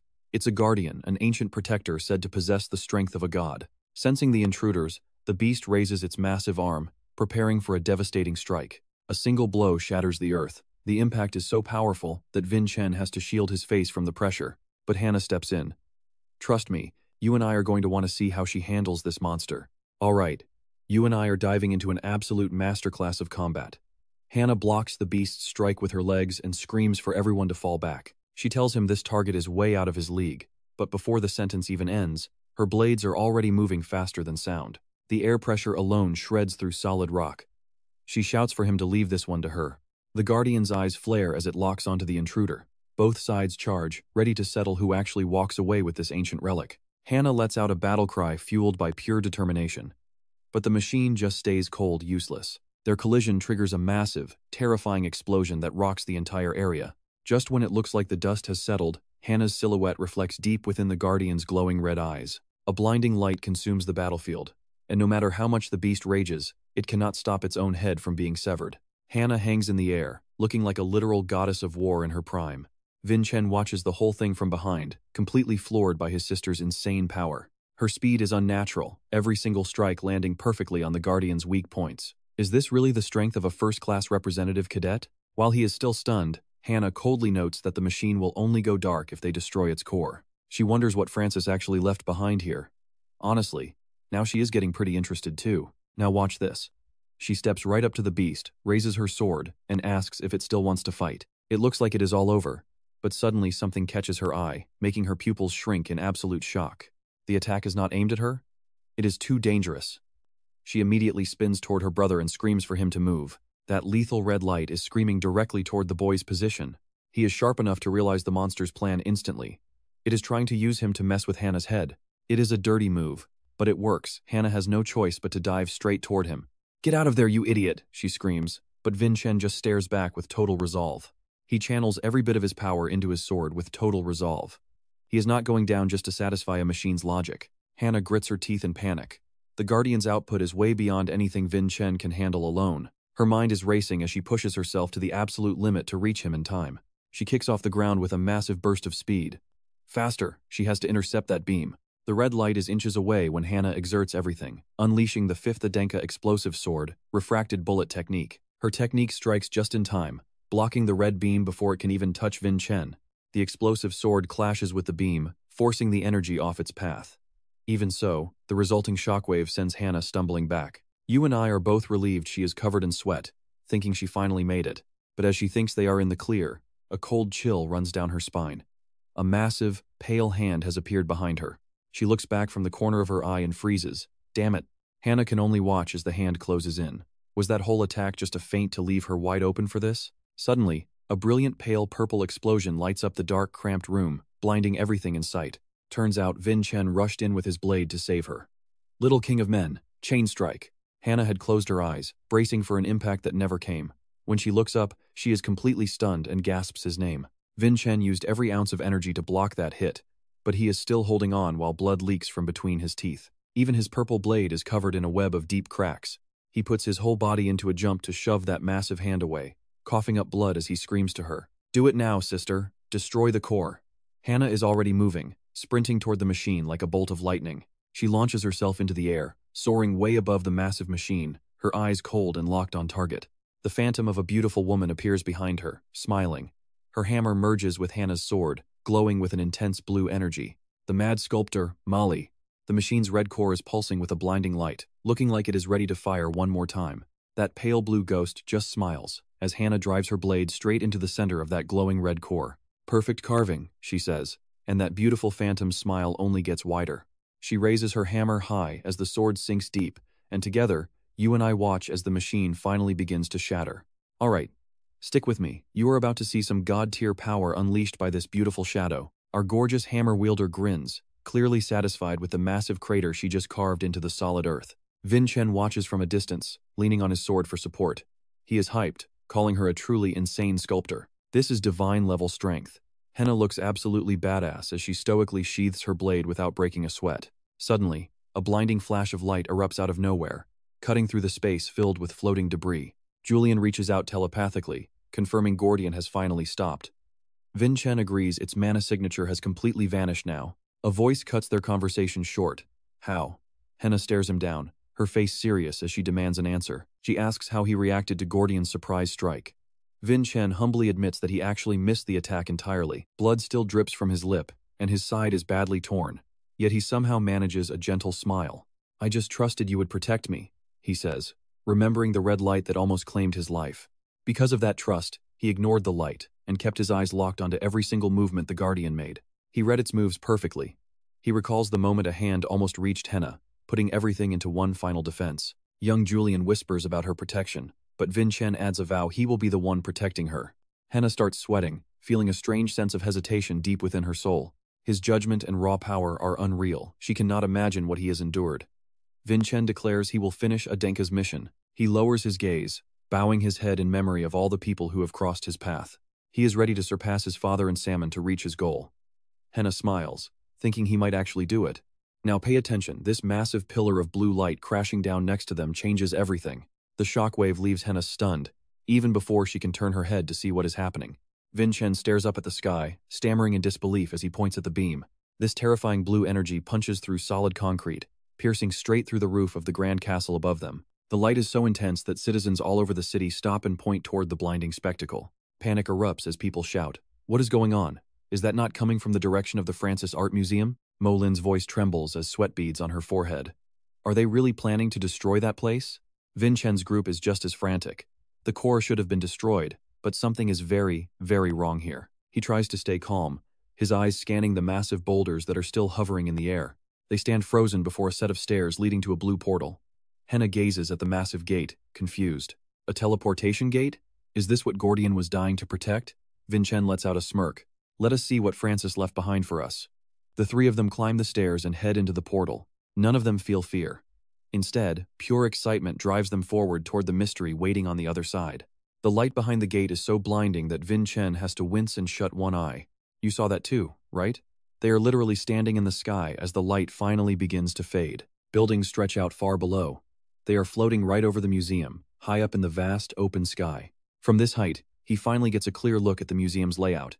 His brow furrows in total shock. The building's shape perfectly mirrors a guardian deity. Suddenly, another blinding flash freezes Vincent in his tracks. Henna lands gracefully, looking worried as she sees Vincent struggling to pick himself up off the ground. Vincent grits his teeth and asks Julian if he remembers the guardian's seal they saw inside the gate. Julian answers confidently of course he remembers. He recalls the strange magic they witnessed back in the portal, a trident surrounded by crashing waves. Only one guardian deity in existence possesses those iconic, legendary traits, an image of a powerful merman-like figure, holding a golden trident high toward the heavens. This is the Water Scepter Guardian, once owned by Dragon King Abelton. Julian shares the legend with pure excitement. A bold thought strikes him. If he can master this guardian's power, they might finally reach that place. Vincent recalls the distant, jagged mountains blanketed in endless white snow. A few humble homes huddle at the base, near a forest swallowed by the freezing winter. Deep in the peaks, a roaring waterfall defies the frost. Trust me, you and I will not want to miss what is next. All right, stick with me as we head deep underground where only flickering torches pierce the heavy, oppressive darkness. A dragon with radiant scales and piercing golden eyes has been hiding here in the shadows for thousands of years. Vincent focuses his mana, unleashing a terrifying surge of energy that leaves Hannah standing behind him in complete shock. She can barely believe her eyes. To handle this much mana while receiving a divine blessing is practically unheard of. Julian watches in deep thought.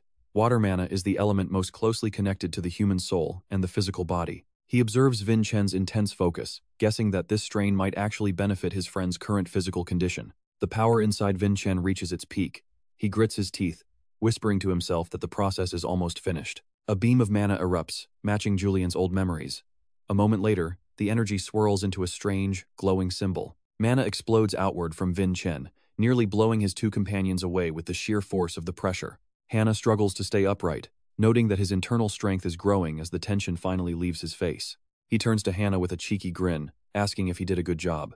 She just looks at him blankly, wondering why his praise even matters. Trust me, you and I both know how much a little validation can mean to someone in these stories. Hannah is left speechless.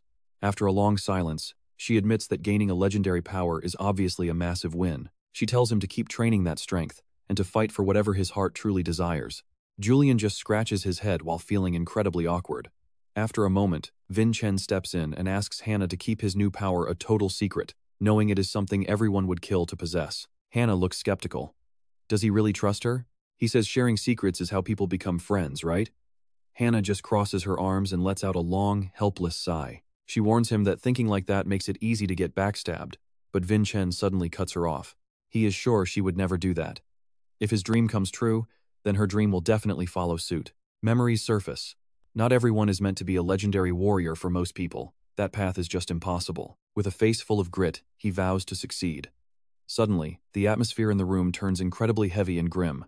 Vincent asks her what she truly wants. The question forces Hannah into a few seconds of deep, thoughtful silence. She grips her sword tight. If he plans to kick her out of the succession race, he has another thing coming. Hannah unleashes a wave of pure killing intent.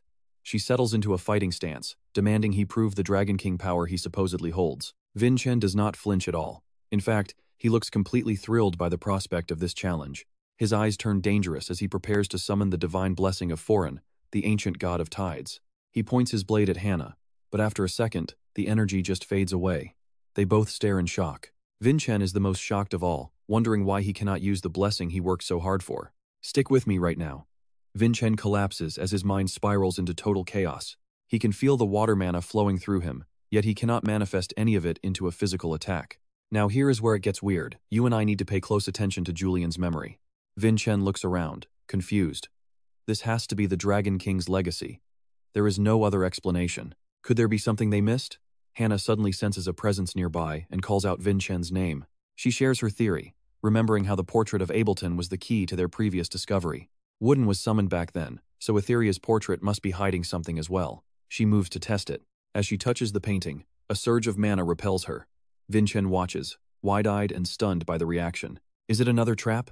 Hannah draws her sword, determined not to let this trickery fool her a second time. Swirling purple light begins to gather, eventually forming a massive, glowing portal right in front of their eyes. Vincent is excited, but something feels off. It looks like the portal's destination has been changed. Hannah looks at him with concern, asking if he really intends to go through right this second.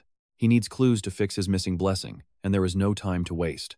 Without hesitation, they both step through the glowing door, bracing themselves for whatever trials come next. Once inside the tunnel, Vincent uses a glowing mana stone to light up the dark path ahead. They walk for what feels like hours, yet they still have not reached the end of the long passage. It is dark and incredibly deep. This place feels like a warped dimension created by high-level ancient magic. And that is where we leave it, trust me. You and I do not want to see what is lurking in that darkness. Alright, stick with me as we dive into this dark abyss where Hannah and Vincent sense something terrifying lurking in the shadows. It feels like every step they take is being stalked by a strange, creeping darkness that refuses to let them go. A horrific shadow lunges at Hannah from behind, ready to strike. But it gets warped and distorted before it can even touch her. She saw it coming. Hannah swings her blade in a blur of motion, mocking them for thinking they could actually sneak up on her. The shadow is shredded into gruesome pieces scattered across the floor. You'd think it was over, but this is only the beginning. Those lethal strikes didn't even faze it. Instead, even more of these twisted shadow monsters start crawling out of the dark. Hannah's expression darkens as she realizes the truth. Are they immortal? Are her most powerful attacks really doing zero damage? She refuses to back down, charging back into the fray as Vincent steps up to fight right alongside her. Every single slash just makes the shadows multiply. They're getting stronger, relentlessly swarming the duo with no signs of stopping. The group is completely surrounded with zero ways to escape, leaving Julian paralyzed with pure anxiety as the walls close in. What are these things? Vincent narrows his eyes, certain he felt his blade make solid contact despite them regenerating. Now pay attention here, because Vincent is about to make a move that's going to change everything for this group. He asks Hannah if she can keep his secret once the flame goes out, leaving her completely stunned by his sudden, serious tone. She thinks he might just be messing around at first, lowering her gaze as the tension in the air becomes suffocating. Before she can even answer, the monsters lunge in for the kill. Without hesitation, Vincent makes the choice to extinguish his flame. Pitch-black darkness swallows the room, but then Vincent's eyes snap open, glowing blood red with overwhelming killing intent. His face twists into something sinister as a heavy, suffocating aura of death begins to fill every corner of the room. He commands the shadows to fulfill their duty and guide the Master of Prophecy according to the Dragon King's will. He barks out a cold order, demanding they move and lead the way for him immediately. Witnessing this terrifying display, Hannah is frozen in fear. She finally realizes his secret, the legendary Crimson Emperor's charisma. Vincent flashes a dangerous, predatory smile, declaring that he's the only one who can truly see the reality of this situation. He gambled and won. It turns out these creatures really are guarding the path laid out by Aslan himself. Suddenly, a mysterious voice echoes through the dark, inviting the one who sees the truth to step forward. Vincent demands to know if she's the leader. A female shadow named Bylome appears, introducing herself as the one who sees the truth. You and I saw this coming, but Hannah is truly terrified right now, asking if he's lost his mind. Vincent stays calm, demanding the legacy left behind by the Dragon King, Abel Than, as per the ancient arrangement. No drama yet. Bylome actually bows in respect, agreeing to hand over the sacred item to the rightful successor. She reaches out, claiming it's the Dragon King's will. Suddenly, a thick, dark energy begins to radiate from her palm. Vincent is stunned as Bylome reveals a ring, calling it the Dragon King's grace, a true mark of his divine favor. She explains that the Dragon King left this behind as the final key needed to reach the legendary Heaven Square. Vincent stares at it, confused, while Julian speaks up from behind, asking if anyone else thinks this feels off. Hannah notices the ring is broken. Bylome just smiles, confirming it was left that way by the Dragon King himself. It was meant to serve as undeniable proof for his true descendant, who would one day come to claim it. The king split the ring into two separate pieces, entrusting both halves to different guardians for safekeeping. This bombshell revelation makes Vincent frown, immediately demanding to know where the missing half of the ring is currently hidden. Bylome grits her teeth, mockingly saying it's with the worthy one, not some fake intruders pretending to be descendants. The accusation hits like a ton of bricks. Vincent and Hannah both stare back in absolute, wide-eyed shock. Without another word, Bylome lunges into an attack, but Hannah reacts instantly, stepping forward to shield Vincent from the blow. Hannah's eyes turn sharp, but Bylome isn't playing around. She unleashes a massive strike that sends Hannah flying backward. Vincent screams out for her, unable to believe that a single attack was enough to knock down their strongest fighter. Bailome coldly declares their secret is exposed, but Hannah glares back, telling her that she's making a massive, fatal mistake. Bailome's rage boils over as she screams for the execution of these oath-breakers who are staining their sacred promise. The shadow monsters swarm them once again, lunging at Hannah as she struggles to dodge their relentless, overwhelming numbers. She looks back, realizing there are just too many of them. At this rate, she won't be able to keep Vincent safe. And that's the cliffhanger, trust me. You and I need to see what happens in the next episode. Alright, you and I are jumping into a moment where our main character faces a strike that should have been his end. Those villains wanted him dead, and fast. Sensing something was horribly wrong, Vincent completely froze up. Bailome stood right before him, ready to strike with a smug, arrogant look. Surprisingly, the one most worried for Vincent right now was Hannah. Her eyes widened in shock as she screamed for him to stop. Even facing certain death, he didn't tremble at all. Suddenly, Vincent frowned and smirked like he had a brand new trick up his sleeve. The tables turned instantly and the villains were the ones who froze instead. Vincent moved lightning fast, getting ready to launch his technique. Facing his sudden, massive killing intent, Bailome actually started to shake. Seeing this, Hannah finally felt a huge, sudden wave of relief. Everything stopped. Vincent now held the upper hand. He grinned and asked, "Why hesitate?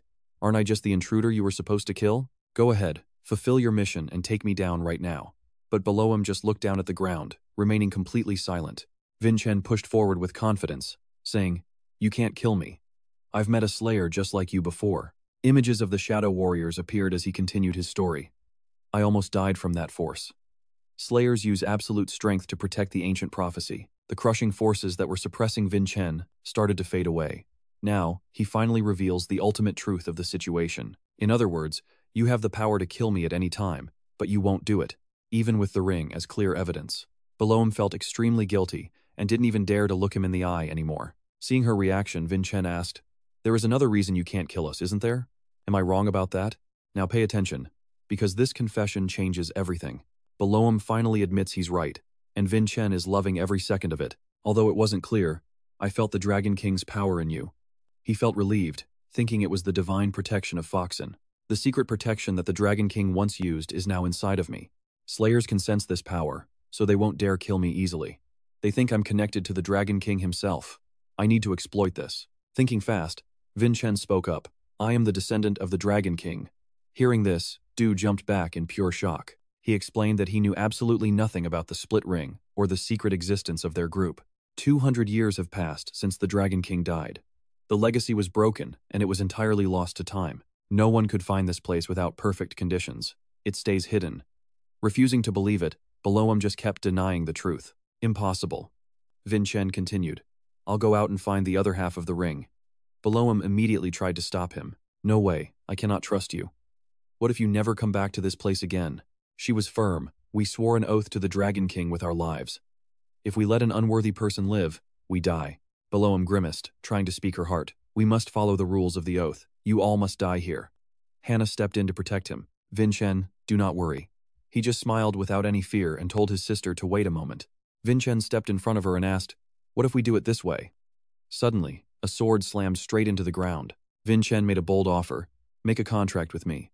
Bailome was sweating with worry, asking, "Do you know the power of contracts?" "I know what you're thinking. Is he really going to gamble his life with that mysterious smile?"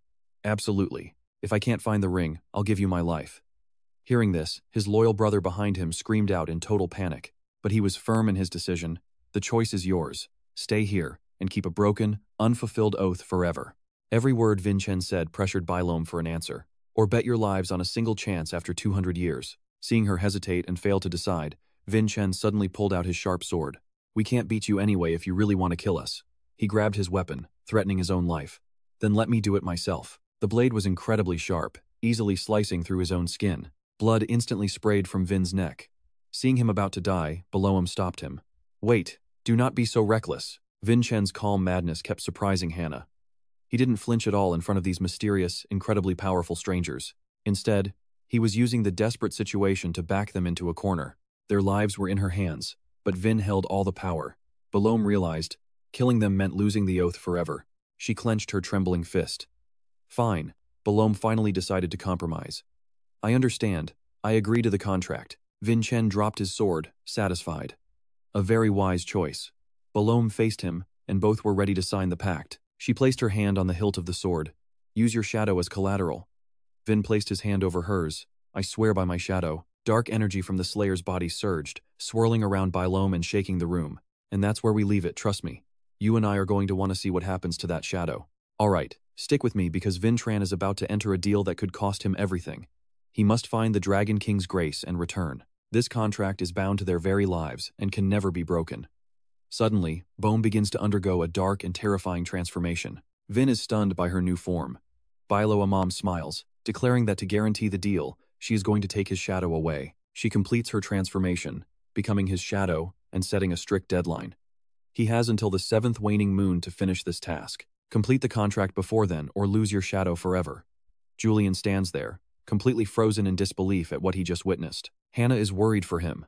Meanwhile, the Balome, using Vintran's appearance, lets out a chilling smile that would make anyone's blood run cold. The real Vincent is left jaw-dropped.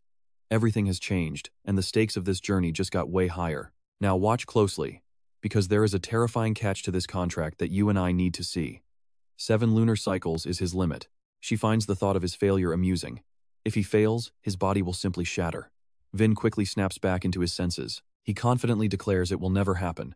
Balome fades away, saying she will be waiting for the one who can see the truth. Moments later, Vin and Hannah make it outside. He sighs in relief, but looking back, everything feels incredibly strange and wrong to him now.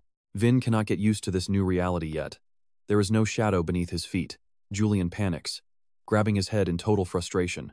Only 7 months to find a treasure with 0 clues.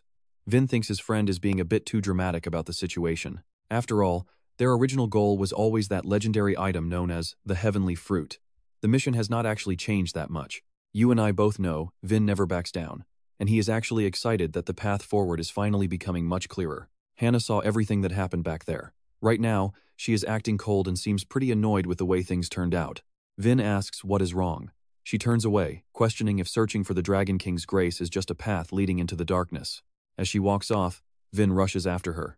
Wait, are you really not even going to ask me a single question about all that? Hannah replies indifferently, asking what there is to say.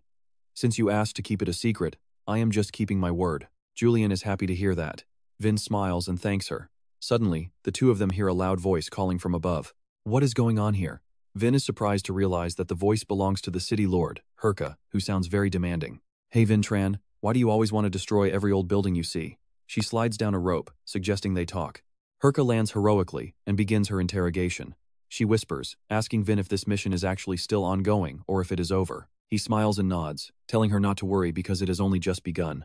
Herka cheers for her students with great pride. Excellent work, my students. Can I hear reports from both of you? She looks at Hannah, but she refuses to go first.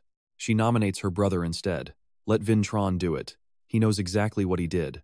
Herka is left feeling quite surprised by this. Since Hannah is stepping back, Herka gets curious. Vintran, did you actually manage to charm someone as tough as Hannah already? He denies it immediately. Looking at the hole above, he suggests they should probably close this place off for the safety of everyone. Leaving tourists to fall into that hole would be too dangerous. Herka shrugs it off and tells them to move along now. I will handle the small details. Now, go see Lady Vessa. Or maybe I should call her your mother? She winks playfully. You two must have a lot to talk about. The scene shifts to the luxurious and grand mansion of the powerful Hele family. Vin enters the room reserved for the hero who defeated Hele. He bows respectfully, greeting the head of the house with proper manners. Lauren is flustered, telling him to stop acting so formal. He is only serving as the temporary head of the house for now. Vessa reassures him, saying he should get used to it. Lauren, you are now the person with the most power in all of Hele. He shakes his head. I am just a blind man. The power belongs to the people. Lauren then explains his new political vision. He plans to divide the land and authority so people can compete. Power should be handed over to as many as possible. He is not worried about people abusing that power. Even if another man like his father appears, human kindness will stop him. Vessa thinks that is going to be a very slow and difficult road. Vin, however, has a different opinion on the matter. He believes that is the path that will ultimately go the furthest. Vessa smiles. Even as his stepmother, they share a good bond. On the carriage back, she thanks him for destroying her clan. Vessa then reaches out and pulls a mysterious magic scroll from somewhere. Consider this your reward. Seeing the scroll in her hand, Vintran immediately realizes exactly what kind of powerful item it is. A magic scroll? To be more precise, It is a return scroll for the homeland of the half-dragons, she clarifies for him. Lauren adds that the surviving half-dragons left it behind. They wanted to express their deep gratitude to you for your help. Vin finds it hard to believe they gave it just to him. Lauren taps his cane on the ground with a smile. Vintran Inca, I appoint you as our emissary. Trust me, you and I are going to love seeing his words become the Lord's will. All right. You and I are about to head deep into a red forest where a legendary portal awaits. Camby waits under the leaves, but where is he? Inside his room, Vintran stares at a magic scroll from the dragon homeland. Lying on his bed, he wonders if the Dragon King's old home still exists.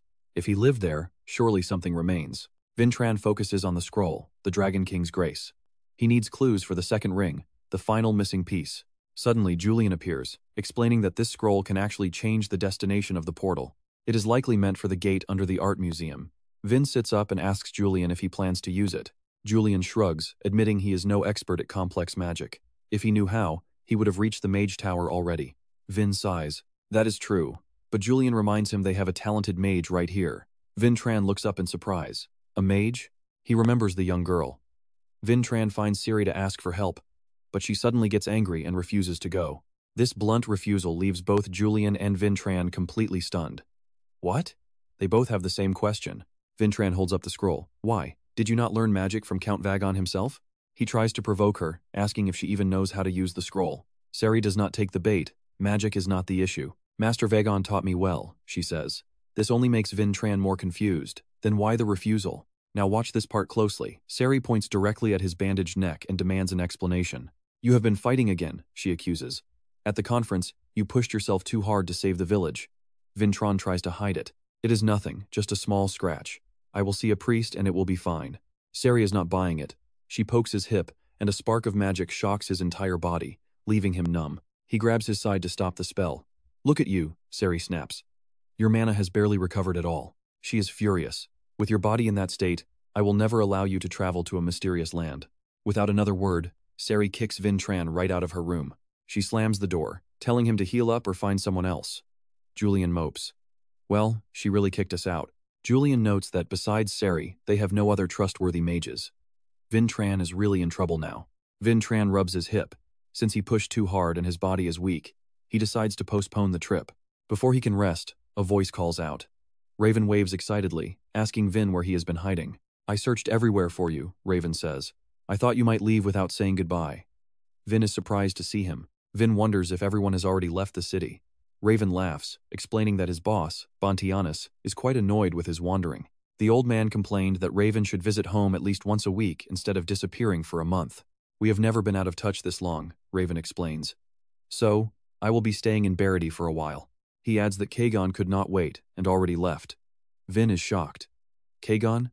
Just then, the carriages begin to roll away. 5 or 6 carriages form a line as they slowly depart from the city. Vankia asks Kajin if he is really leaving. Without him, the competition between the major families will be a mess for a while. Kajin smiles and tells her to pass on a message. Next time we meet, one of us will surely die. You and I can see the fire in Vintran's eyes as he hears that. Fine, if that is what you want. Raven punches Vin's chest. So, Vintran, did you not tell me to remember our duel? It is not over yet, Raven promises. I held back before because of that old man. But next time, I will win. Vintran nods. Deal. Next time, it will be a fair fight with no one to get in our way. The sunset over the sea is strangely peaceful. Finally, the incident in Hela has come to a close. For the next chapter, we see a mysterious face reflected in clear water. A woman stands by the lake, deep in thought. 1 week later, the wound on Vintran's neck has finally healed. He reaches up to pull off the bandages. Wilson packs his bags, shouting that it is time to go. Julian looks forward, eager to finally start their journey. Vintran gazes at the portal, the gateway to the dragon forest. Start the scroll, he tells Ciri. Ciri holds the magic scroll with a bright smile on her face. Of course, young master. But as she passes him, she whispers a threat. Do not overdo it in the dragon forest. Do you understand me? Vintran cannot even look her in the eye. I will try my best, he stammers. Hannah watches Ciri, wondering if this maid is truly the disciple of Count Vagon. And trust me, you and I are about to see something epic as Ciri steps onto the ancient platform before the massive portal. All right. You and I are about to watch how all that hard training finally pays off for our girl here. Opening the scroll in her hands, she promises herself that she will definitely make this go perfectly. A crackling sound echoes as red magic spreads out, wrapping around the massive stones of the portal. Vin watches with pure interest as the gate shifts from blue to red. This is the door to the Dragon Forest. As the magic stones connect, the teleportation portal finally takes shape. Hoche smiles and gives a warning, wishing them safe travels while telling them not to return too soon. Wilson starts calculating his gains. Gratitude from the Dragon Tribe? I am sure I will receive some incredible rewards too. Hannah steps up beside her little brother. Time to continue the mission. Vin agrees with a smile. Let us move. But suddenly, Ceri's voice rings out in total panic. Young master. She struggles just to keep the gate open. This teleportation portal is becoming completely unstable. Ceri shares the bad news they cannot all make it through. Hannah is horrified. What did you say? Vin asks how many can go. Now pay attention. Ceri is sweating bullets trying to hold the gate. She says only 2 can go, and Vin can't believe it. 2 people? That is it. Wilson immediately starts begging to go instead. This is the master's mission. Let me take his place. I will be the one to go. My mission from the start was to protect him. Ceri gasps, telling them to decide right now, or else the gate will close forever. In the middle of the chaos, Ho-Cha makes the call. Vin, take the little mage and go. Hannah does not agree at all, turning to question him. My lord, what on earth do you mean by that? It is obvious. In a situation like this, they absolutely need a mage by their side to control the portal energy. Then she looks sternly at Vin Tran. I repeat, the expedition members will be Vin Tran and the little mage. Just those 2. Hannah still wants to argue, but Vin Tran speaks up to catch her attention. Sister, please, do not worry about us. He reassures her that they will definitely return safely with the Dragon King's blessing. He gives her a very confident smile, because our mission is not finished yet, and it is definitely not going to end in failure. Hannah falls silent for a moment, adjusting her emotions before finally pushing him forward. Go, Vin, I believe you will return. He nods seriously to his sister and enters the gate. Let us go, Ceri. The maid follows him right inside. Yes, young master, I am coming with you. Their figures vanish the second they step in, followed by a massive explosion of teleportation energy. Meanwhile, in the Red Leaf Forest, a portal starts crackling loudly, signaling that someone is being sent through. The magic light glows intensely as the gate finally forces itself open. Since the portal is unstable, the entrance for Ceri and Vin isn't exactly graceful. They are both violently thrown out onto the ground. Vin Tran lands softly and safely. He looks over with concern. Ceri, are you okay? She collapses to her knees on the stone platform. I am fine. Ceri looks around, her eyes widening in shock as she starts to stutter. Over there, look at that. Now here's where it gets interesting. You saw that too, right? The forest is dead silent as Vin steps forward. Ceri is confused. What? He narrows his eyes at the surroundings and tells her there is no need to be on guard. I am Vin Tran Adenka. I have come here because of the invitation from the half-dragons. Hearing this, there is movement behind the trees near the portal. Half-dragons step out cautiously with weapons raised. Gray asks, Are you really Vin Tran Adenka? He nods firmly. That is right. Gray continues to test his identity to be absolutely sure. We heard the young master has the Sword of Beginnings. It is rude to ask, but can you show it to us? Ceri is not happy at all, wondering if this is an invitation or an interrogation. Vin explains they are just on guard after being tortured by he. He does not hesitate to draw his sword. This blade is the one that signaled the beginning for my father, Khan Adenka, forged by the legendary General Hansen. It is the sword that signals the start for Vin Tran Adenka. Vin Tran pulls the sword from its scabbard. As the blue energy pulses, the mark of the Dragon King suddenly appears. He shows the blade to the half-dragons, revealing it contains the Dragon King's power core. Gray's jaw drops when he feels that familiar, massive energy. He turns his head to look at his teammates behind him. The other 2 nod their heads firmly. Gray strikes his spear on the ground and salutes, welcoming their benefactor to the Dragon Forest. Quickly, blow the horn for his arrival. A young half-dragon named Joss immediately blows the horn to signal the whole tribe. Only then does Ceri finally breathe a sigh of relief. Looks like we can lower our guard now. Vin Tran looks at her and smiles, telling her to enjoy the welcome. Just then, a rock hits him right in the head. Talk about a warm welcome. Ceri screams out in total shock. Ruby spins around. Who is there? George shouts out. Who dares throw a rock at our benefactor? Then they see 2 small figures in the distance. Ruby hesitates. Those are kids? 2 children in rags, Miju and Olivia. The aggressive boy missing his left arm was the one who threw the rock. And that is where we leave it, trust me. You and I are going to want to see who these mysterious kids really are. He stared in shock. The boy was missing his left arm. Miju furiously kept throwing stones, screaming for them to get out of Dragon Forest. Go back to Helene, you dog of Gafonzo. Vin Tran easily caught the rock, wondering why this child was filled with such pure hatred. Alright, you and I are witnessing a mess. Gray pinned Miju down, shouting in shame. Miju, what on earth are you doing? Those people? The boy gritted his teeth, his voice trembling as tears started welling up in his eyes. It was humans who murdered my parents. Olivia cried out beside him, "Stop bullying him," before she burst into heavy sobs. Sari rushed over to comfort her. Wait, the children are just overwhelmed. Gray felt completely helpless in this chaotic situation. Listen, I can explain. Gray started, but Miju wasn't listening. He lunged forward and bit down hard on the man's finger. The pain was sharp enough to make Gray groan as involuntary tears welled up in his eyes. He let go with a curse, and Miju bolted toward his sister. Olivia moved fast, but Miju was faster, grabbing her hand instantly. He dragged Olivia deep into the woods, shouting for her to run. Vintran stood there, still stunned by those two kids. Sari saw blood dripping from the young master's forehead. "Sir, you're bleeding." Suddenly, a soft, beautiful voice echoed through the clearing. "Please, forgive those children." Vintran turned around, startled. The entire half-dragon group turned toward the source of the voice. Joss gasped, "Mother," and Ruby was just as startled. "Mother, you're finally here." A woman stepped calmly from the forest. "Those children have suffered much at the hands of humans." She bowed. "I apologize on their behalf. Watch closely, because Vintran is about to see a ghost."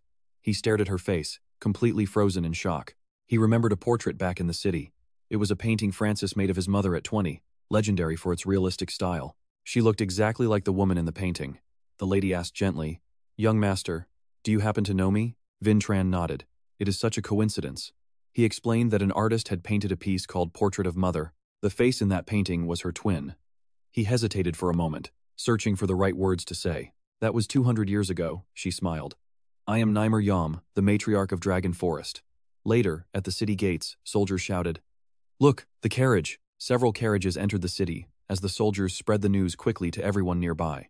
The matriarch's carriage was arriving. "Open the gates." The heavy doors swung wide as the soldiers announced she had returned with their savior. Golden sunlight poured into the carriage, illuminating the interior with a warm and peaceful glow. Vintran shielded his eyes. On both sides, soldiers held their weapons to their chests in a display of absolute honor and respect. Sari peered out the window in awe. There are so many dragonkin appearing here right now. Julian's eyes were wide as he looked around. Vintran just nodded, though he secretly felt quite uneasy. The sheer numbers were one thing, but there was a much bigger problem at hand. He noticed every single one of them was heavily armed, their fighting spirit as sharp as their blades. The way they glared at him was anything but friendly. That kid Miju had the same look. They were showing open hostility even though Vintran was their invited guest. You and I both know that look. This isn't just a simple thank you, there is a hidden agenda at play here. A sudden loud gasp beside him made Vintran jump. He quickly turned his head to look over at Sari. "What is it? What happened?" Julian asked, his eyes wide. Sari simply pointed toward the view outside. He followed her gaze nervously, wondering what could be so shocking. When he saw it, even he couldn't help but gasp for air. Vintran stared in disbelief, his voice shaking. Is that actually supposed to be a tree?" Sari questioned her own sanity while Julian felt his vast knowledge was suddenly useless. It was far too massive. "I have never seen a tree this large before." Nymer explained it was known as the Millennium Tree. "It provides us with both power and a home." She pointed to a structure in the hollow. "That is my castle. Welcome to Dragon Forest." Elsewhere, a stone plunked into a lake, sending ripples across the surface. Miju was standing there, fuming with pure rage. He threw another rock into the water. Allowing humans into the forest? Everyone has clearly gone completely insane. He remembered the chief himself had gone out to welcome them. It was a sign of respect he couldn't stand. Olivia whispered, "They don't look like bad people." She remembered how Sari had stepped up to protect her earlier. But Miju wouldn't let his sister be fooled so easily. "I told you, don't let them trick you, Olivia." He picked up another stone, thinking of their family. "Remember how they died?" he yelled, throwing it with all his might. The stone sank, its quiet splash breaking the heavy silence that hung over the surface of the lake. And as we'll see, the scars are deep. Memories of the cruel Helene family dragging the half-dragons away in chains flooded back. "All right. You and I are watching as prisoners scream for everyone to run, realizing the Helen family's peace treaty was nothing but a lie." Armored soldiers ruthlessly suppressed the captured half-dragons who were lured into this ambush. "Of course we lied. Did you really think we'd make a treaty with scum like you? I can't believe you actually showed up." Motor, the leader of Gafono's henchmen, orders his soldiers to seize everyone with blood valuable enough for them to harvest. "Gafono is waiting, so move it." Miju and Olivia rush toward their father, who is pinned under Motor's massive hammer. "Dad! You bastard! Let him go!" The boy pulls with all his might, but the heavy hammer won't budge from his father's back. "Get this off." Olivia grabs her father's hand, sobbing hysterically for him to please wake up. Motor hoists the boy up by his arm and warns him that his blood is too weak to be useful. Miju wails in defiance, refusing to leave until his father is returned and promising to keep getting in their way. Motor isn't moved by the boy's tears. Instead, he coldly grabs the child's left arm. Fine. Then I'll make sure you can never hold on to anything ever again. Now watch this part closely, because the sound of bones snapping and Miju's screams of agony will make you and I feel his sister's pure horror. Olivia watches in horror as tears stream down her face. Meanwhile, at the castle, Nair tells a story. To avoid war with humanity, our people chose to live in isolation beneath this millennial tree. Right here in Dragon Forest, a faction once stayed behind in Helen, constantly fighting for a lasting peace. At the table, Nair shares her dream of a day when they can walk the world freely among humans. Recalling her story, Vintran asks about those people. Nair nods slowly. Yes. She condemns Gafano's cruelty. He captured them, just to harvest their precious blood. Most returned alive but broken from long-term torture. In the woods, Miju and Olivia huddle by a fire. Nearby sits an unmarked grave. Nair sighs to Vin that some never made it back at all. Vintran glances at the Dragon Tribe soldiers standing guard outside. They are armed to the teeth and clearly hostile. Vin asks if they're preparing for war with Helen. Nair bows her head and hesitates, explaining they need to rescue the prisoners Gafano is still holding.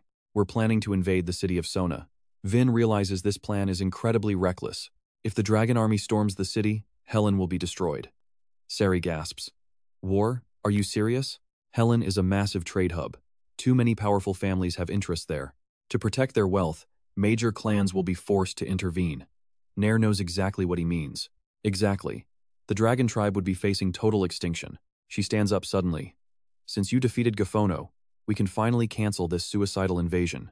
But wait, just when things look peaceful, we're about to see the real conflict explode from within as someone interrupts their gratitude with a booming voice.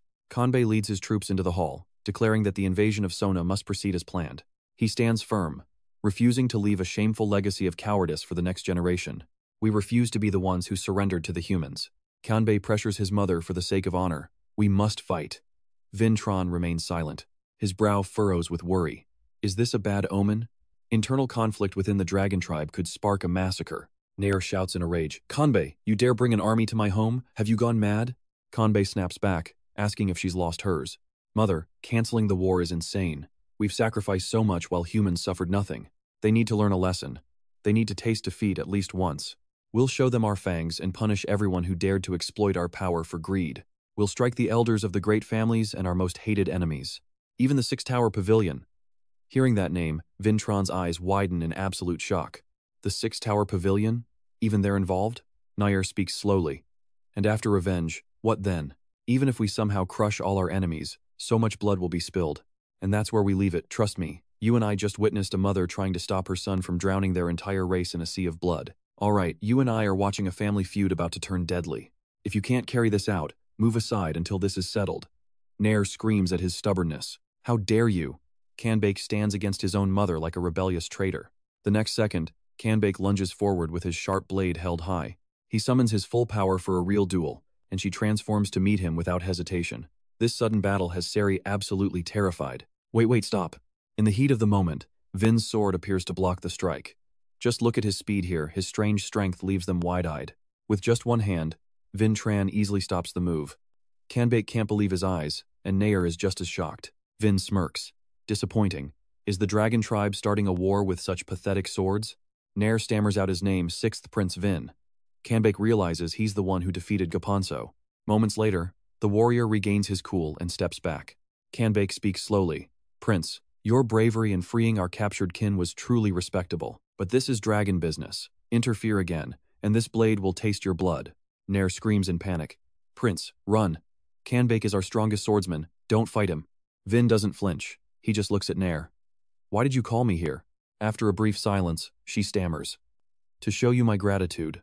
If it was just gratitude, you could have sent a letter.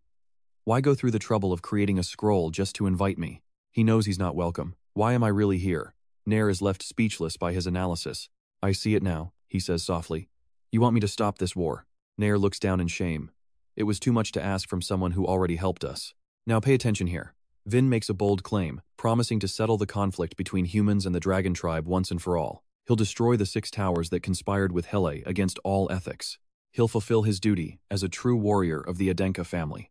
This is my honor. Nair is speechless, thinking to herself if Vintran Adenka is truly the one, then maybe there's a chance he can stop this war. Finally, she begs. Please help us, Prince Vin. Stop my tribe from destroying itself. That was the invitation he needed. Vin turns toward Kanbake with total confidence. Kanbake isn't convinced. I don't trust you, Prince. I don't know if you have the will or the strength. Right then, Vin draws his sword and summons an overwhelming aura. He slams the blade into the earth. The shock on Kanbake's face says it all. A wave of pure, concentrated magic floods the entire area. The dragon soldiers are terrified. How can a mere human possess this much power? Kanbake feels his own dragon blood reacting. Nair realizes the truth, there's no doubt now. This child has inherited the legendary evolution of Ableton. Where did he get this? Kanbake stammers. Vin just asks, is this enough for you? Kanbake grunts that it's still incomplete and not enough. He claims Vin can't take the 6 towers yet. Vin just tells him to stay out of it. What if I perfect this blessing and beat you? Will you still hide behind honor for war? At that point, no one will be able to stop me. Vin raises a finger. Give me 1 month. In 30 days, I'll return and challenge you. One duel to decide it all, peace or total war. Kanbake is furious. Meanwhile, at the Dragon Forest, a massive waterfall thunders down. The water surges through the red forest, crashing into the lake with violent force. 1 week later, Julian asks if this primitive training can really perfect the blessing. And that's where we leave it, watching Vin train exactly where the Dragon King once did. Alright, you and I are about to see if our hero can master the ultimate elemental power. Chief Nero said it himself. Feel and embrace the water energy, Julian mumbles in awe. The ancestors must have gone through pure hell training in a place like this. While cultivating, Vin Tran thinks back to Knight Canby, the man who boldly challenged him to a duel. Only 3 weeks left. He needs to get strong fast to save the Dragonkin and prove he is a reliable leader. Suddenly, the peace is shattered. A stone rockets toward Vin Tran at blinding speed. Without even opening his eyes, he snatches it out of the air. Nearby, Miju is absolutely stunned. No way, the kid screams. How did you block that with your eyes closed? Vin Tran just smiles and praises him. You have got a strong arm, kid. You will be a great swordsman. Realizing he is caught, Miju yells for Olivia to run. Run, Olivia. But before he can finish, he sees Sari offering the girl some lunch. Here, try some. Olivia smiles softly. You should come eat with us. I got the recipe from the Dragonkin. She takes a bite and beams. Brother, you have to try this. It is actually delicious. Miju is fuming. Do not just eat it like that. What if it is poisoned or something? Vintron walks over slowly. I know it has been hard for you, Miju. Especially after what happened to your parents. I cannot fully atone for the past, but I will fight, so no other kids have to suffer like this. So, for now, can you try to trust me just this once? Miju looks up, eyes wide with shock. His guard finally starts to drop. But then, a dark memory flashes back. Run, Miju! His father's voice echoes in his mind. He snaps. Miju lunges at Vintran with sharp claws. Vin is startled. Miju? My father trusted humans and they killed him. I will never trust you. Captain Canby will throw you out. Before anyone can react, the boy bolts into the woods. Wait! Miju! Julian watches him go. He is gone. Sari sighs. The young master cares about him, but healing takes time. Meanwhile, at the exhibition hall, 2 guards are bored out of their minds. One of them grumbles, why are we even guarding this place? It makes no sense. The other one shrugs, who knows, we are just following orders, man. Now pay attention here, because something dark is about to crash this party. An evil spirit appears. The guards freak out. What is that thing? Where did it come from? Without a second's hesitation, the spirit lunges. The guards scream in agony as it takes over their bodies. My consciousness, they cry as they collapse. The mastermind emerges. Cut to the Dragon Forest portal. Miju is there, stomping his feet in anger. It is all because of this stupid portal. If this thing did not exist, none of this would have happened. He kicks it hard. Break. Just break already. Suddenly, strange magical energy begins to swirl from the gate. The boy freezes in confusion. The light gets blindingly bright. What is going on all of a sudden? Miju shields his face as a massive power erupts. He looks up and sees the evil spirit. I know what you are thinking. A villain this early? Barum has officially breached the Dragon Forest. I am new here. Why do you not show me the way? Lead me to Vintran Adenka. Miju breaks into a cold sweat. Back at the training grounds, Vintran is deep in meditation. He is finally starting to understand why his blessing felt incomplete. Controlling water requires 2 things. The power to release it and the wisdom to understand its rules. Trying to force it is like trying to pull water from a bone-dry river. You have to become the river.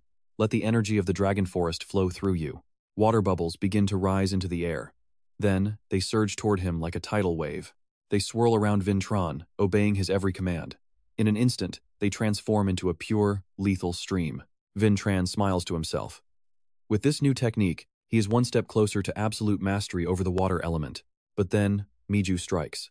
Surrounded by dark energy, he lunges. Trust me, you and I do not want to miss what happens next. Miyu, stick with me. You are about to see Miju dive from the sky with a massive sword, unleashing enough power to blow everything apart. Luckily, he dodges just in time. In the blink of an eye, Vin Tran moves as Julian suddenly appears. Before he can even finish his sentence, Vin Tran answers. Yeah, I can feel it too. As the gears turn in his head, Mu emerges from behind the waterfall, teeth gritted in pure rage. Seeing that dark aura swirling around Mu, Vin Tran instantly recognizes a contract with an evil spirit. The boy screams for humans to leave the dragon forest, leaving Julian confused why Daven's evil spirit is here.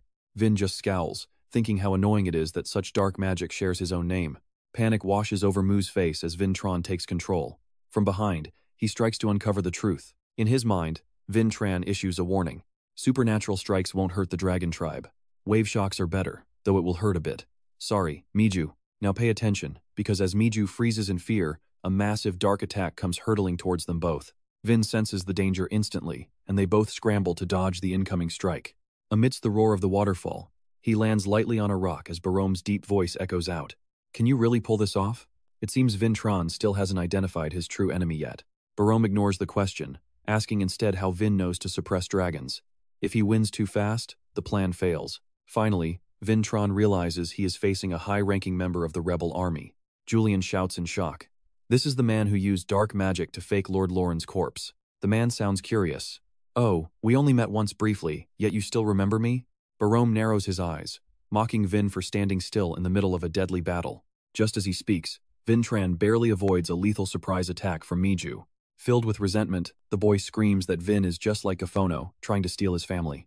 Vin struggles to block the hits without hurting the boy. Snap out of it, Miju, he bellows. Barome cuts in like a coward, unleashing his Hell's Agony technique to finish the job. Vin needs to dodge, but even in this life or death moment, he is looking at Mu. If he moves, the boy is dead. You and I saw that coming, right? Barome is stunned as Vin Tran steps in to take the hit. That agonizing spell should have drained every drop of water from his body. Do you have a water attribute blessing? Vin Tran growls through his clenched teeth. Baron, are you the one who created that cursed dark artifact? Vin demands. Dragon resistance is high, making it nearly impossible to convert to dark magic unless a black mage is involved. Black magic is a foul energy, fueled by sacrificing one's own life force. It can even rot away the scales of the dragon tribe. Suddenly, past memories flood Vin's mind. The goblin attack, the fake corpse of Elder Tu Lao Van. From the Miotum mines to the dark artifacts and nightmares, the traces of a black mage were everywhere. Without hesitation, he declares that Barome is the black mage of the nightmare cult. His secret exposed, Barome does not flinch. You know too much, so you cannot stay alive. Safe behind Vin's back, Miju can only stammer out a single question. Why? We see Barome's deception in a flashback, claiming Vin wants to replace the dead Gafonzo. Miju is terrified. Barome lies, calling him Gafono's nephew who will capture and imprison the dragon tribe again. Do you want to drive the humans out of the dragon forest first? Completely manipulated, the boy agrees. I will do it. I will return to reality. Miju is conflicted. Why is this human protecting me if he is really as bad as Gafono? Maybe this one is different, but the evil spirit whispers, do not let your heart waver. Trust me, you and I know this won't end well. Humans always betray like they did your father. Stick with me, we are about to see things get very dark for Olivia. As Mu's magic thickens, Vin Tran gasps in shock. What is this? His mana is suddenly going berserk. His magic is becoming pure chaos. Meanwhile, Barome lets out a twisted, triumphant laugh.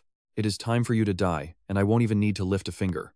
On his command, Miju lunges forward, aiming a lethal strike at Vin. Destroy Vin Arena. But against all odds, strange, twisted branches suddenly bind the boy tight. Barome's eyes widen in absolute horror. What? Before he can even react, he takes a massive, clean slash right across his chest. While Barome was still reeling, Canby had appeared from the shadows to deliver that devastating blow. Vin Tran calls out in surprise, Canby, but the warrior cuts him off. Did you really think the dragon forest would let an intruder in so easily? He asks in a low, gravelly voice. Human arrogance has its limits. Barome clutches his chest, gasping in pain. You useless lizards, he screams, unleashing a desperate wave of energy in his fury. In the next heartbeat, Canby's razor-sharp blade flies through the air. Just as intended, it buries itself deep into Barome's side. Barome spits up blood, eyes bulging in total disbelief. Even so, the man refuses to admit defeat. If you think this is over, don't. Canby just stares back coldly. No, your time has finally run out. Nymer stands nearby, her voice soft and calm. Excellent work, Sir Canby. Your swordsmanship is as breathtaking as ever. She barely finishes her sentence when Vin Tran screams a warning. It is not over yet. Sir Canby, watch out for that man. Now pay attention, because this is where the villain shows his true colors. Barum suddenly vanishes, leaving a fake corpse behind as he reappears right behind Canby. He is moving too fast to track. Damn it. In a flash, Barum unleashes a wave of total destruction. Vin and Nymer cry out together, Sir Canby. It is too late, he could not dodge the impact. As he collapses to the ground, Barum sneers down at him. Oh dear. Didn't I tell you this place was off limits to you? You filthy lizard. Seeing their leader fall, the dragon soldiers charge forward, shouting to protect the captain and expel the intruder. Barome doesn't flinch. Instead, a cunning, evil smirk spreads across his face. Ah, the time has come. These are the offerings I prepared. At his word, Vin and Nymer watch in horror as dark, suffocating energy begins to swirl around Mew. Feast to your heart's content, Lord Daven. The magic grows thicker by the second. Then, the boy's mouth hangs open, releasing a swarm of vengeful spirits. The dragon soldiers freeze in terror. Are those the ghosts of Dav? They stammer. Run, get out of here. How can there be so many of them at once? Jam screams, his voice cracking with fear. No, they're coming for us. In an instant, Jam goes silent, making the other soldiers panic. Hey, are you okay? Dark, sinister magic begins radiating from Jam's body. You're asking if I'm okay. It is too late, an evil spirit has possessed him. My family became like this, so how could I ever be okay? One by one, the other soldiers fall under the ghost's control. Fight back against the humans' revenge, they howl. Cowards, drive out the humans, give me back my family. One soldier turns, savagely attacking his own brothers in arms. Are you really giving up on our vengeance too? His comrade stammers in terror. Please don't do this. Luckily, Nymer's branches quickly bind the possessed soldier. My body won't move. She moves fast, stopping the others before they kill each other. Holy Mother, please release us. Our rage is justified. Nymer tries to break the spell. Wake up. Do not let these ghosts control you. Over by Miju, the boy is trembling as if the spirits are draining his very life force. Olivia. After gasping her name, Miju's body begins to wither and grow pale. Seeing this, Vintran rushes over to wake him. Miju. Nymer quickly consoles him. Don't worry, he is still alive. Vintran grits his teeth, glaring back at the villain. Barum, do you think this is some kind of joke? You and I both see how twisted this is, right? Barome just laughs. It's hilarious watching you all tear each other apart once I stir up that inner rage. It is all the same. They don't even realize they're just puppets in my nightmare. Vintran, if you hadn't interfered, we could have pleased Lord Daven much longer. With an eerie, terrifying calm, Vintran asks a single question. So serving that Daven person is the whole point of this nightmare? Barome confirms it proudly. Exactly. Everything I've done is to bring him back. That is our only wish. Vin's voice drops to a dangerous growl. I see now. So that is what you call a nightmare. Fine then, I'll wake you up from this pathetic dream myself. As he finishes, Barum strikes first. Just try it. He chants a spell, and dark, powerful roots erupt from the ground with devastating force. They are surging upward faster and faster. And that's where we leave it, trust me. You're going to want to see what happens next. Nymer notices the tree roots have withered, freeing the possessed child, as Barum barks his final orders. All right, you and I are about to see if the Dragon Clan has the pride to stop Gano's grandson from walking free in their forest. The possessed soldiers are launching a coordinated attack, and it's putting Nair on high alert. This is getting extremely dangerous.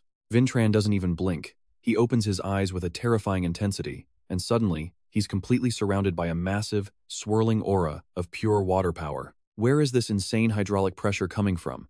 This is definitely not the outcome Barome was expecting. He gasps, asking if the devastated land is actually reviving.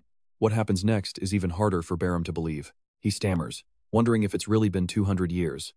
Seeing this, Nair's eyes fill with tears as she realizes her child, Abenton, finally has a worthy heir. It turns out that Vintran has summoned Ford to join the heat of battle. After bringing life back to the land, he slams his trident into the ground with force. Feeling the power return, Nair rejoices that Paul Sidon's blessing is finally leading the Dragon Clan once again. By releasing the collected water energy, he can force the dragon souls to awaken. This is the first technique of Forden's arsenal. Free from the evil spirits, the soldiers let out a massive dragon roar to welcome the main character to the field. Our new Dragon King has appeared. We must protect him with every single ounce of our strength and spirit. Barum is in total denial. He can't believe Lord Daven's absolute control over the soldiers has been completely shattered. Now watch closely, Vincent confidently declares it's time to wake up from this nightmare. Barum grinds his teeth in fury. Daven's control is supposed to be absolute. He screams in rage that breaking such a contract should be physically impossible. He demands to know what trick is being played, but Vincent calls out to the dragons, reminding them of his promise to a lady. He vows that those who oppress them will pay, and they'll solve these racial conflicts through a peaceful path. He asks them simply, "Will you trust me and lend me your legendary power?" The soldiers roar in response, shouting to follow the Dragon King's descendant and drive out every single one of the invaders. Vincent smirks and promises to lead the way. Without a second of hesitation, he orders the entire army to charge. Barum is shaking with fear as Vincent tells him that his pathetic black magic is now completely useless. The main character unleashes Paiden's blessing, a sweeping torrent of water that crashes directly into Barum's dark spells. He already predicted every single move. Barum mocks him for throwing his life away so stupidly. He calls it a pathetic death. But before he can finish, Vincent arena. He suddenly appears right in front of him. He drives his sword through Barum's chest, followed immediately by a barrage of spears from the dragon soldiers. As Barum coughs up blood, the evil spirit hides behind him before his soul finally rips itself out of his body. The spirit threatens them, reminding everyone that he can still use necromancy to turn the tide of the battle. Vincent isn't worried at all. He just tells his ally not to let the target slip through the net this time. On his command, Camby strikes from behind, delivering a clean and lethal slash that catches Barum completely off guard. He seizes the moment to hack off Barum's arm, growling that this is the final end for a filthy invader. No escape. Barum is beyond furious that he's being defeated by people he thinks are nothing more than lowly insects. You saw that too, right? But the look on Camby's face says everything as the scene shifts to something terrifying. Daven's souls are being released. Barum is shocked, actually believing that his master has arrived to save his life. He thanks him desperately, but the evil spirits just stare at Barum in silence, offering no response to his pleas. Realizing the danger, Barum tries to convince them he'll still deliver the main character and his friends to Lord Daven. Without wasting another second, the spirits lunge forward and begin to possess Barum's body by force. Camby is horrified to see him consumed by his master, while Vincent asks if he forced them into those dark contracts. As his body is overtaken, Barum begs Daven not to abandon him, crying out one last time to prove his loyalty. Seconds later, the man transforms into a truly hideous and terrifying monster. Julian is stunned that a single person could be bound to so many different soul contracts at once. Vincent watches in silence, realizing Barum has become a monster lost in a world of endless, agonizing pain. The monster cries out to Daven before releasing a dense, suffocating cloud of black smoke into the air. The dark fog spreads everywhere, instantly withering the trees that were just restored by the power of the water. Vincent realizes the black soul contracts have massively boosted the potency of this forbidden dark magic. "You and I better run. This isn't over yet. Get out of here." "All right, you and I are about to witness a race against time as deadly mist threatens to drain them dry." "Run." Miju is terrified, having no clue what is even happening. Ever since Barum spoke to him, Miju's memories have been a complete mess. But while fleeing, he suddenly spots a very familiar figure. The boy's eyes go wide in pure shock. There, lying helpless and barely breathing on the cold ground, is Olivia. "Olivia! Olivia!" He rushes to her side immediately, begging her to wake up and stay with him. Meanwhile, the dragon soldiers are screaming in panic as the mist spreads. "It's going to swallow us all," Nair quickly barks out an order. "Everyone, get back!" Feeling the raw power of this move, Vincent can't believe what he's seeing. A second later, he tells Julian he will use an enchanted slash to sever the Black Soul contract once and for all. Julian replies that it might be impossible. These Black Soul clones multiply dozens of times by devouring Miju's life force. If you can't wipe them all out at once, you will never be able to stop him. Pay attention here, because even Vin is sweating. Even at full power, it might not be enough. Is there really no other way? Just as hope fades, Canbeck speaks up. No, as the heir to Abenton's power, there is one technique you might be able to use. The core of Paiden's blessing. The ultimate secret art passed down to the Dragon Tribe's greatest warriors, the peak technique of Abenton. He insists it is the only way to kill that monster. Meanwhile, Miju holds Olivia tight, trying to keep her spirit alive. "Hang in there, Olivia. Why did you leave the house and come out here?" Olivia's voice is a faint whisper. She looks at some sandwiches on the ground and says she wanted him to have the food Siri gave them. Miju is deeply moved by her kindness, but he knows they need to focus on surviving first. "We'll talk later. We have to move now." But it's too late. The mist spots them and lunges for the kill. The boy freezes in terror. Damn it, it's over. He thinks he's done for, but suddenly a shimmering shield appears, blocking the mist's deadly strike. A voice rings out. Found them. Their savior is none other than Ciri herself. You and I can breathe a sigh of relief as Ciri checks on them, asking if they're all right. Back with Vin Tran's group, they're talking when Vin suddenly notices the mist creeping toward them from the distance. He screams a warning just as someone leaps forward, slicing through the oncoming mist with a single strike. Following that, massive magic circles begin to manifest one after another in the air. Vin Tran thanks Knight Canby for the save, regardless of whatever he might have said before. Canby stays silent, staring at his sword and arm, both being eaten away by the mist's corrosion. It's terrifying. Doubt fills his mind. Is his legendary sword really this useless against such a foe? Suddenly, he drops to his knees, begging Vin to inherit Abentan's sword. Vin is absolutely stunned by the gesture. Knight Canby? Even Nair is shocked to see a dragon knight kneeling before a mere human. Canby's entire body is trembling. He uses every bit of strength he has to speak his truth. Mother can't stop this intruder or the war. Forgive me for shamefully relying on an outsider like you, but this is the only choice we have left right now. Vin's silence says it all. Handing their tribe's secret art to a human they once hated? It's natural to be suspicious. He asks bluntly if he can trust Vin to protect the future of the dragon tribe. He needs an answer. Vin stays silent for a long time before finally starting to speak. Somewhere else, the sound of bare feet slamming against the ground echoes through the air. It's Ciri, carrying Olivia and running at full speed while yelling at Miju to keep up. Don't let them catch you. Miju is confused. Why are you helping us? I was so hostile, throwing rocks and shoes at you. Ciri just smiles and says it's because that is what the prince desired. She remembers his words with pride, that power only exists to protect those who are vulnerable. She always carries the image of Vin Tran, working himself to the bone to help others. It's an honor for her. Miju hears this but still struggles to understand the concept of power meant for protection. Suddenly, a memory from long ago flashes in his mind. A weak, familiar voice calling out his name. Run, Miju. Trust me, you're going to want to see how Miju honors his father's final wish to live and protect Olivia. Right as the boy remembers the past, a blinding light erupts from the sky. Ciri realizes with joy that this massive mana belongs to the prince. All right, you and I are about to witness the prince finally unleashing his true power. Miju gasps in pure shock. He watches with awe and hope, wondering if he can ever be like the hero currently facing the final boss to save everyone. Even Canby sees this sight. His voice turns serious as he explains that only heirs can receive this principle. Since the time of Abentan, no one has recreated this ultimate skill. Nymer can only stammer in disbelief. It seems she is also placing all her hope on Vin. Right now, everything depends on the prince's martial arts mastery. Meanwhile, Vin recalls Canby's words about Pogden's blessing holding two distinct powers. According to him, one is the sword the prince described before, capable of releasing naval energy. As for the second sword, suddenly, Vin Adenka clenches his fist tight. Now watch closely, because this is where the real secret of his power is revealed. His magic surges as he remembers the absorption ability. His power draws Baram's attention while simultaneously healing the wounded Dragon Clan soldiers. Shock spreads across every face as they feel the power Prince Vin is sharing with them. Canby and Nymer silently accept the healing. Mizu whispers in surprise that everyone's strength is returning. Back to Vin, who is concentrating his strength for a single strike, compressing energy to the limit within his blade. He knows the sword's potential when combined with his own power, a legend said to drown the entire world in a black sea. Baram glares at Vin and screams his name in pure hatred before charging forward. Ignoring the villain's frantic rage, Vin stays perfectly calm and focuses entirely on his final blow. His voice is cold as ice as he names the technique. Black Sea style. With that, he unleashes a devastating slash. You and I just saw that, right? One hit, and the big bad is literally split in half. Baram is finished. His body disintegrates into the air, and the dark sky finally begins to clear. A raindrop falls on a withered flower, starting a gentle rain that wakes Olivia from her coma.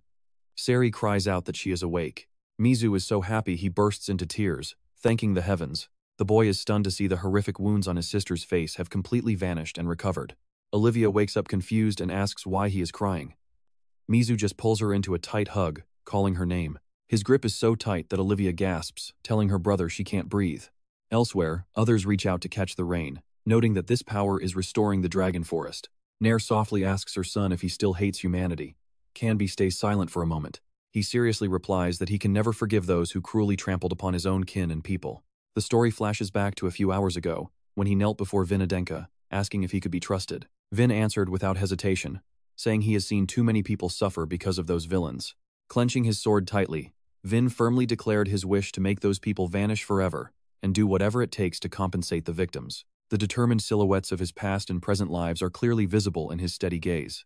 He asks Canby to please trust him and entrust the sacred sword of the Dragon King to his care. I promise. The flashback ends as Canby returns to the present with a happy smile. Now he wants to believe in Vin, the man who vowed to wipe every single evil force out of the Dragon Forest. He watches as the young man swings the blade with incredible, raw power. Canby tells Vin Adenka that he truly has nothing left to teach him. He declares that the Dragon King's sword has been perfectly passed down to the prince, making Vin incredibly happy. Finally, the power of the Dragon King is his. But before he can celebrate, Canby issues a stern warning. Sensing the serious tone, Vin asks what is wrong. Canby explains the limit of using the sword outside these waters. He looks at the massive, deep trench Vin just carved into the ground, explaining that outside, he cannot expect that same power. Vin hears this and is completely confused. He asks what that means. Canby kindly explains that this forest is overflowing with pure mana and energy. It is all thanks to the power of the 1,000-year tree. Even with outside energy, it won't be a fraction of this. You and I have to see what happens next. Alright, you and I are about to see our main character hit a whole new level of power. Canby tells Vin Tran to absorb as much energy as possible while in the Dragon Forest, and Vin is fired up to start immediately. But Canby just smiles and points away, saying that is enough for today. The prince spots Miju hiding behind a tree, watching them. Canby finds it hilarious that their new guest has finally arrived. Without hesitating, Vin invites the boy to join them for training. Miju beams and accepts the offer right away.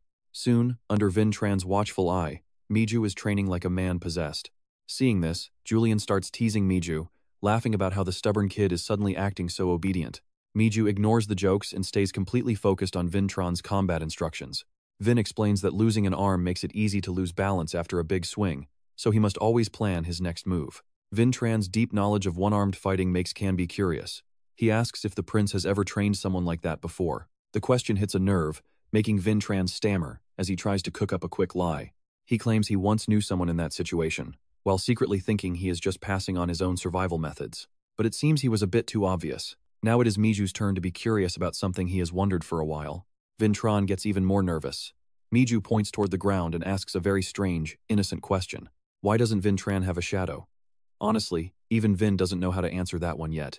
Later, in her office, Nair is stunned to hear about the blessing of Abenton. Canby explains the whole situation without hiding a thing. He mentions the prince found it hidden within an underground gate in Donna. Nair mutters about a pair of rings being separated, but Vin Tran interrupts, revealing he came to the Dragon Forest specifically to find it. He asks for any information she might have. After a long moment of thought, Nair sighs, wondering if this is fate. She opens a desk drawer and retrieves a single memento, saying this is the only thing he ever left behind. Inside, Nair's hand sits a ring, which she prepares to hand over to Vin Tran. She tells him to take it if it is what he is looking for. The moment Vin sees the ring, he practically shouts in shock. The Dragon King's blessing! Julian cannot believe such a legendary treasure was just sitting inside a random desk drawer this whole time. After the initial shock, Vin hesitantly asks if it is really okay to take such a precious memento of the Dragon King's son. Nair smiles warmly, saying it would be much more meaningful in his hands. If she kept it, it would just stay forgotten in a drawer. Vin Tran finally takes the ring, vowing to never disgrace the Dragon King's legendary name. A few days later, he is back at the waterfall, training hard in the crashing water. He realizes that thanks to his contract with the Shadow Messenger, his immediate fear of death has finally vanished. He calculates his remaining time. Out of the 7 months Balom gave him, only 6 months remain. Every drop of water feels like the Dragonheart's power. He needs to absorb every bit of energy he can from this forest. 6 months pass, and you and I are watching Vin say his final goodbyes to the Dragon Tribe. He thanks everyone for their time. Nair leads the group to see him off, worried they didn't treat him well enough. Standing before the tribe, he declares that he has officially inherited the legacy of the Dragon King. He looks at Miju and his loyal friends, then turns his gaze toward Canby. He says having such a great teacher was enough, and asking for more would just be greedy. Canby thanks him for bringing them a new future. Vin Tran smiles happily and prepares to leave, giving them one last wave. The Dragon Tribe villagers wave back, telling Prince Vin Tran to visit them again soon. The gate activates, teleporting Vin Tran and Ciri back to the dungeon. Ciri is overjoyed to have returned safely. Vin Tran starts to suggest she head back and rest after everything they went through, but then he spots someone nearby. It turns out to be Hannah, just sitting there eating right next to the gate. A shocked Vin Tran asks why she is even there. Meanwhile, Herka is equally stunned to see a visitor, demanding to know why he suddenly showed up. The man in her office remains perfectly calm, telling her there is no need to be so hostile. He casually explains that he is only here for a simple visit as a former member of the junior cadets. Herka is speechless. She knows exactly who this man is. He is the eldest son of the direct bloodline, and the strongest candidate to be the next head of the family. That man is Cam Adenka. Trust me, we need to watch this.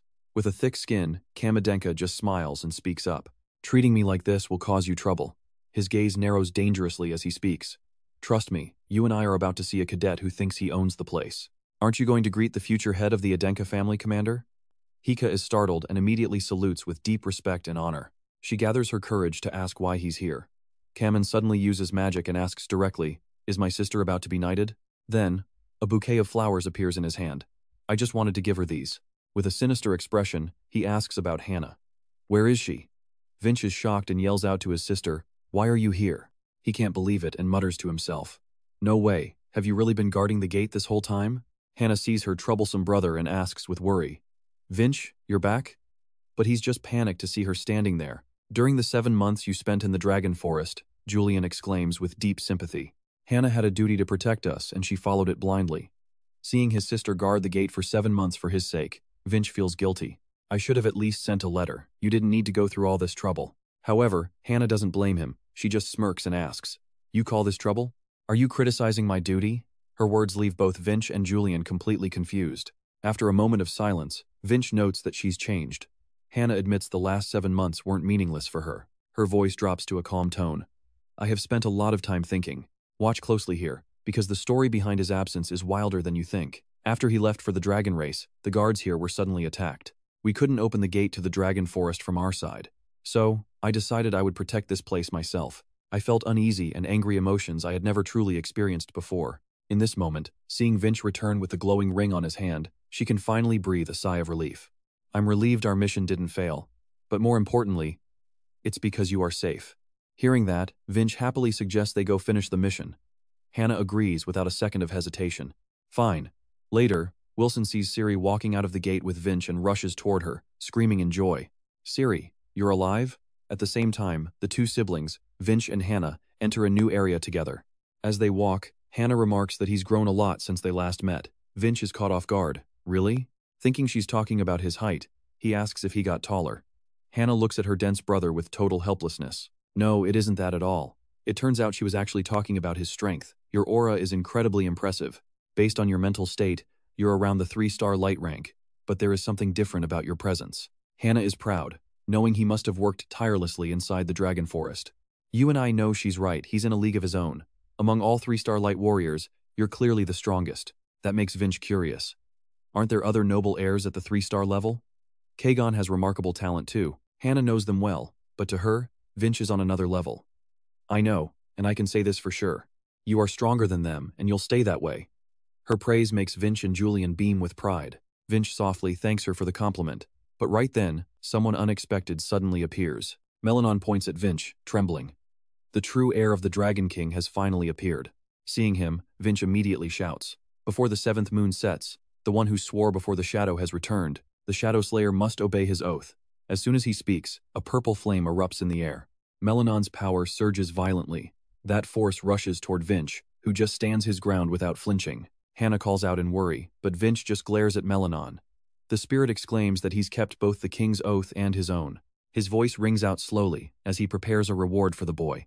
It seems his power isn't an attack, but is flowing into the ring on his hand, the legacy of the Dragon King. Melanon's gift is simple. "I shall return the shadow to you." Julian is thrilled that the next part of the plan is set. Vince looks at the ring, realizing this is the true blessing of the Dragon King. Melanon begins to fade away, whispering that with this, he is finally free. Afraid he'll vanish, Vince yells out. "Wait, what is this ring? Why did Abentan leave it behind?" Melanon explains. "The details are a mystery, but it will lead you to the heavens. The power of the first helium head is sealed inside. Stick with me, we're about to see what's next."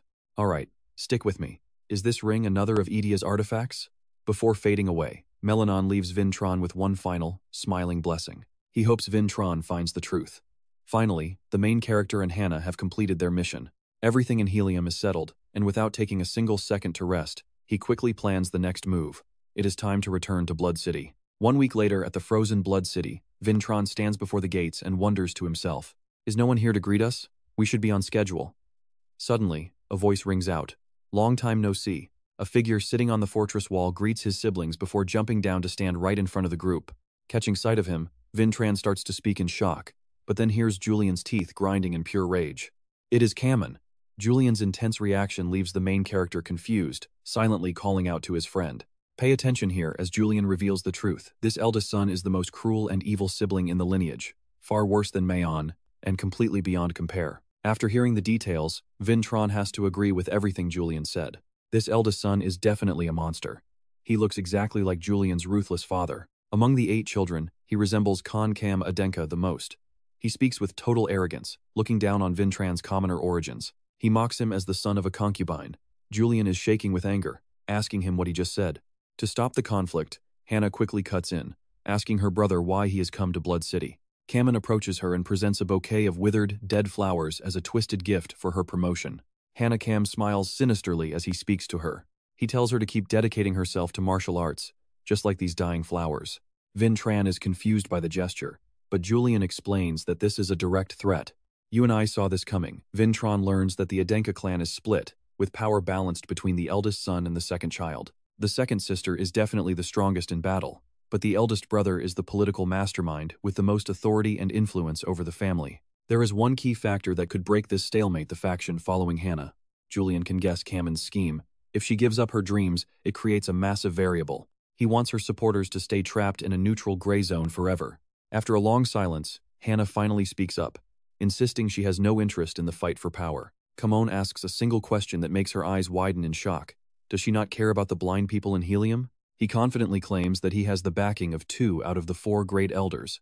Because of that, he smugly declares that influencing the power structure in Helium is easy for him.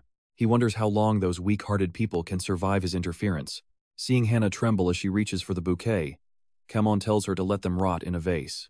He smiles arrogantly, vowing to keep going until he has seized total control over all of Adenka. At that exact moment, a voice rings out as a hand touches the withered flowers. No. Vincent uses his magic on the bouquet, and right before their eyes, the flowers return to life. Kajin is stunned that dead flowers could bloom again. At the same time, Vincent coldly declares he won't let a man like him take Adenka. Lord C. Adenka. Inside the carriage, Wilson and Sari have been watching the entire situation unfold.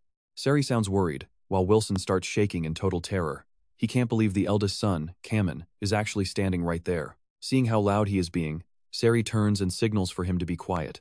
Kajin then questions Vin about entering the race for the throne after hearing rumors from Aben. He mockingly points at Vincent's head, telling him that knowing his place is a form of wisdom. He clearly enjoys belittling Vincent, calling him a lowborn with no right to be here. Vincent does not hesitate to talk back. He brushes the hand away and asks if Kajin lacks the quality to lead. His sharp words leave the eldest son completely stunned. With a sharp and cutting tongue, Vincent brings up the past. He reminds everyone that Dia is the only person in 500 years of family history to win the competition. He is rubbing salt directly into Kajin's pride. That means you are just a loser who was defeated by the Simon family. He smiles mockingly. And that's where we leave it, trust me. You and I won't want to miss what happens next. Alright, stick with me because those words just slice through Cam's pride, you know, since people compare him to Dia every single day. Right at that moment, Vincent is stunned as he feels a massive wave of killing intent heading straight for him. One punch sends him flying back. Obviously, that's Cam lashing out because his royal ego is bruised beyond repair. His voice is raspy as he mutters that it wasn't his fault the Simon family has been undefeated for over 500 years. But why? Why did it have to be now? He grinds his teeth, demanding an answer while his anger boils over. He screams not to compare him to that freak Dia. Seeing Cam's horrific actions, Sari can't stay silent and finally questions him. She asks what he's doing, but Cam has completely lost it and moves to strike her down in his madness. Hannah quickly jumps in front of her, warning her to stay back even though Sari is terrified for the safety of Vincent. Even knowing the risks, Hannah won't let Sari throw her life away while her brother is in this state of pure rage. She knows nobody can stop him. Meanwhile, Vin is struggling to get up after taking that heavy hit, impressed by the impact. Pay attention, this is the true power of Enka's eldest, and he's radiating hatred right at Vin. Cam lunges forward with the intent to end him, shouting that he's going to kill him before unleashing a terrifying slash. That strike is so incredibly powerful, it literally cuts through everything in its path as it whistles through the air. Laughing among the ruins, Cam summons his sword dance god general with total confidence, but suddenly, a voice cuts through the air, telling him he's nothing but talk. Vincent leaps high into the air right in front of Kajin, a satisfied smirk spreading across his face. Training at Yongrim didn't just boost Forden's blessing, it enhanced all of his other unique traits and abilities as well. Now it's Vin's turn to teach him a lesson. His speed actually makes Cam panic, wondering if this is the heavenly guest's power. He's even faster than the rumors. Cam is barely holding on as his eyes fail to track Vin's movements in the clash. Right then, Vin notices an opening. He doesn't hesitate for a second, realizing Cam has lost his balance and it's finally his chance to strike. Without wasting a single moment, he delivers a massive and powerful blow directly at Cam. But Vin didn't expect Cam to block the attack. He's shocked, and in that split second, Cam reaches out and grabs him. He laughs like a maniac, raising his sword and calling Vin a complete idiot for stopping and falling right into his hands. That's when Vin sees the plan. Cam faked the opening and lost his balance just to lure him into a deadly trap. Explosions start ripping through the Blood City fortress, echoing loudly as the battle between the two reaches its peak. You saw that too, right? Cam isn't letting Vin escape as soon as he retreats. The monster is right on his heels. He slashes wildly, telling Vin to keep talking. Vin quickly uses a barrier to shield himself from the rain of sharp blades, but he underestimated Cam's destructive force. Those heavy hits are causing massive shockwaves that rattle everything in the area. Vin ends up on the floor in pain, gritting his teeth because this guy is just too strong to handle. He has to admit it, Cam's strength and battle instincts are on a completely different level than his own in every way. Is the gap between main family members really this huge? Cam laughs, telling Vin that his life is officially over. Vin knows he's in serious trouble, it's over. But instead of the final blow, a sudden magic shield appears out of nowhere to protect him. Cam realizes who cast that spell and he's clearly annoyed, gritting his teeth and cursing under his breath. Vin is stunned, wondering where the magic came from, as a figure steps out of the shadows to stop Cam's rampage. He tells him to stop right there. The person who saved Vin from certain death is none other than Vagon. He warns that this sibling rivalry has gone far enough for today. Seeing him, Vin calls out in total surprise. Cam is losing his mind because someone dared to get in his way, screaming in absolute fury at the Deputy Lord. He screams at Vagon for having the nerve to stop him, asking if he has a death wish for interfering. Vagon calmly explains that his role as Deputy Lord is exactly why he's intervening, warning Cam that causing chaos here is unacceptable. Even as the first prince, what he's doing right now is clearly going way beyond his legal authority and power. Plus, he reminds Cam that luckily, nobody was actually inside the buildings he just finished smashing into pieces. He tells Cam that if he backs down now, the incident won't be reported. Then he brings up Cam's powerful father to keep him in line. It's probably best not to give his father a reason to have a serious talk with him, isn't it? Cam finally decides to leave, but warns that no matter how many years it takes, he'll be back for blood. Trust me, you and I just saw a rivalry turn truly deadly. Cam vows to return with the power needed to claim his inheritance. He vows to send Vin back to that hateful mother of his forever, before he turns and walks away. Alright, you and I are about to watch Vin Tran face down some terrifying bloodlust without blinking. He won't let anyone insult his mother. Neither he nor Julian ever saw her face, but from what they know, Savina Hle deserves way more respect than this. Julian starts to speak, telling him to remember this, just as Vin speaks up at the same time. Now, watch this tension. You're going to pay for insulting my mom, Vin growls, but then Cam just vanishes into thin air. Vin is furious at his own arrogance, realizing he was way too overconfident in his newfound power. Looking at monsters like Aslan, Kang, and Kaman, Vin realizes he's still small. He hasn't even reached the starting line to challenge them yet. Because of that, his burning desire for strength explodes. I need that God's blessing as soon as possible to truly begin my journey. Vin calmly accepts his medical treatment. Chef Vin finishes up, noting that thanks to Vin's unique traits, there are no serious injuries left behind. Vin says thanks. But then Vagon starts scolding him so hard, he can only sit there in total silence. That was a dangerous move. Cam's power is way beyond yours. Vin volunteers to help the other wounded. I'll recover everyone else too. Sari is deeply grateful, but Vagon drops a heavy punishment. You're staying in the city to train, no excuses. Naturally, Vin argues back immediately. Wait, I need to get to Nin Falls now. But Vagon is even more stubborn. You fought in an illegal match. Be glad this is your only punishment. Powerless to resist, he agrees. Then, Vagon lets out a surprised gasp. It seems that trip to Yongrim really paid off. Your mana quality is totally different now. Suddenly, Vin gets serious. I have to report on Yongrim. I need a private word with the Deputy City Lord. Vagon stammers, me? Soon, shocked voices ring out from deep inside the castle. So the nightmares want to resurrect the great demon maven? Yeah. Barome said they're a cult that worships high-level demons. Sammy, Adenka, and Hele, their influence is just terrifying. While they talk, Shevin treats Sari. Now, what was that private matter?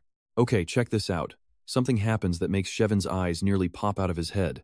Why isn't my healing working on her? Outside, Vin recalls Canby's words. That dragon warrior said his real enemy is the magic tower. If they're working with nightmares, then Vanelli's sudden death finally starts making sense. Vagon slams the railing in shock, making Vin jump. Deputy Lord? His whole body is shaking. Wait, I have to go somewhere right now. Just then Hoka bursts into the room. Vagon, we need to talk. Vagon just bolts past her. Later, I'm taking leave. She's stunned and tries to stop him. Wait up! Watching him run off, she yells, Vacation? When are you coming back? Hoka stands there completely stunned. Hey, isn't running away from responsibility supposed to be my job? Vin walks out, asking what's up. Hoka tells him Hannah went to Nin Falls. Wait, her? Is she taking the promotion exam? Hannah had requested this earlier. I've earned enough points already.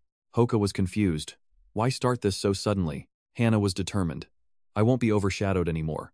I'll get stronger to protect everyone. Hearing this, Vin smiles proudly. You've grown, Hannah. Suddenly, Hoka points right at him. Now, I have a request. Trust me, you and I both know the answer. Want to support Hannah on her mission? Me? Sari asks, confused. But stick with me, because you and I are about to see this apprentice do the impossible. Even Shevin jumps in. Only rank 2 warriors and above are usually allowed to assist in these promotion quests, right? Heyoga gives a sly smirk. Oh please, Vagon is gone. You know, that strict guy who keeps everything by the book? She already planned the perfect cover. If we just swap the names on the registry, nobody will ever find out. Vin loves the plan and doesn't hesitate for a second, bolting out of the room before anyone can stop him. Sari chases after him immediately. Young master, wait for us. Before heading to Nin Falls, Vin thanks Heyoga. Thank you, Lord. But Shevin looks worried, asking if it is truly okay to let him just run off like that. Heyoga just smiles, telling the priest to stay quiet. Vin is the only survivor of the Saint King tomb. In her mind, Vin is the only one who can see the actual truth hidden within the legendary Adenka myth. Watching the young man walk away with such steady determination, she feels a strange sense of hope for the future. She believes the founder legacy is for Vin. But ancestors, am I doing the right thing? She feels so nervous. Meanwhile, at Nin Falls, a massive beast lets out a blood-curdling roar before being silenced by a fatal slash. Hannah is the one who delivered the blow. As the monster collapses, she figures the mission is finally wrapped up. Suddenly, her gaze shifts toward the side, sensing someone approaching through the heavy mist of the waterfall. She wonders why Vin is so focused on Nin Falls lately. He was obsessed with looking behind the water today. Could something be wrong? Just then, a very familiar voice rings out, snapping Hannah right back to reality. You are as amazing as ever, sister. Sari looks at the dead monsters scattered everywhere and is totally impressed. You took out all these beasts alone? Hannah spots Vin and Sari, asking why they have come here. Vin explains that the city lord sent them as reinforcements. He says they are here to help her finish. Sari is a talented spirit elementalist, so she will be useful. As he speaks, his eyes are fixed somewhere else. But the quest is already over. Vin just whispers that taking a tiny look around won't get him in trouble. Hannah sees right through him. How do you plan to get past that waterfall? Vin just tells her to move. Just step aside, sister.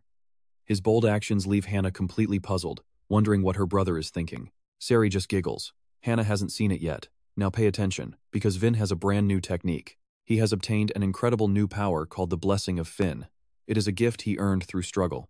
This technique is as powerful as a raging river, giving him total control over the element of water itself. Suddenly Julian appears and points forward. Look! Behind the water, something is finally starting to show. After Vin drains the waterfall, Julian sees a dark opening. There is a hidden cave back there. Vin stares intensely at the dark entrance, whispering to himself that the god blessing is definitely waiting inside. Sari shouts that she is coming too.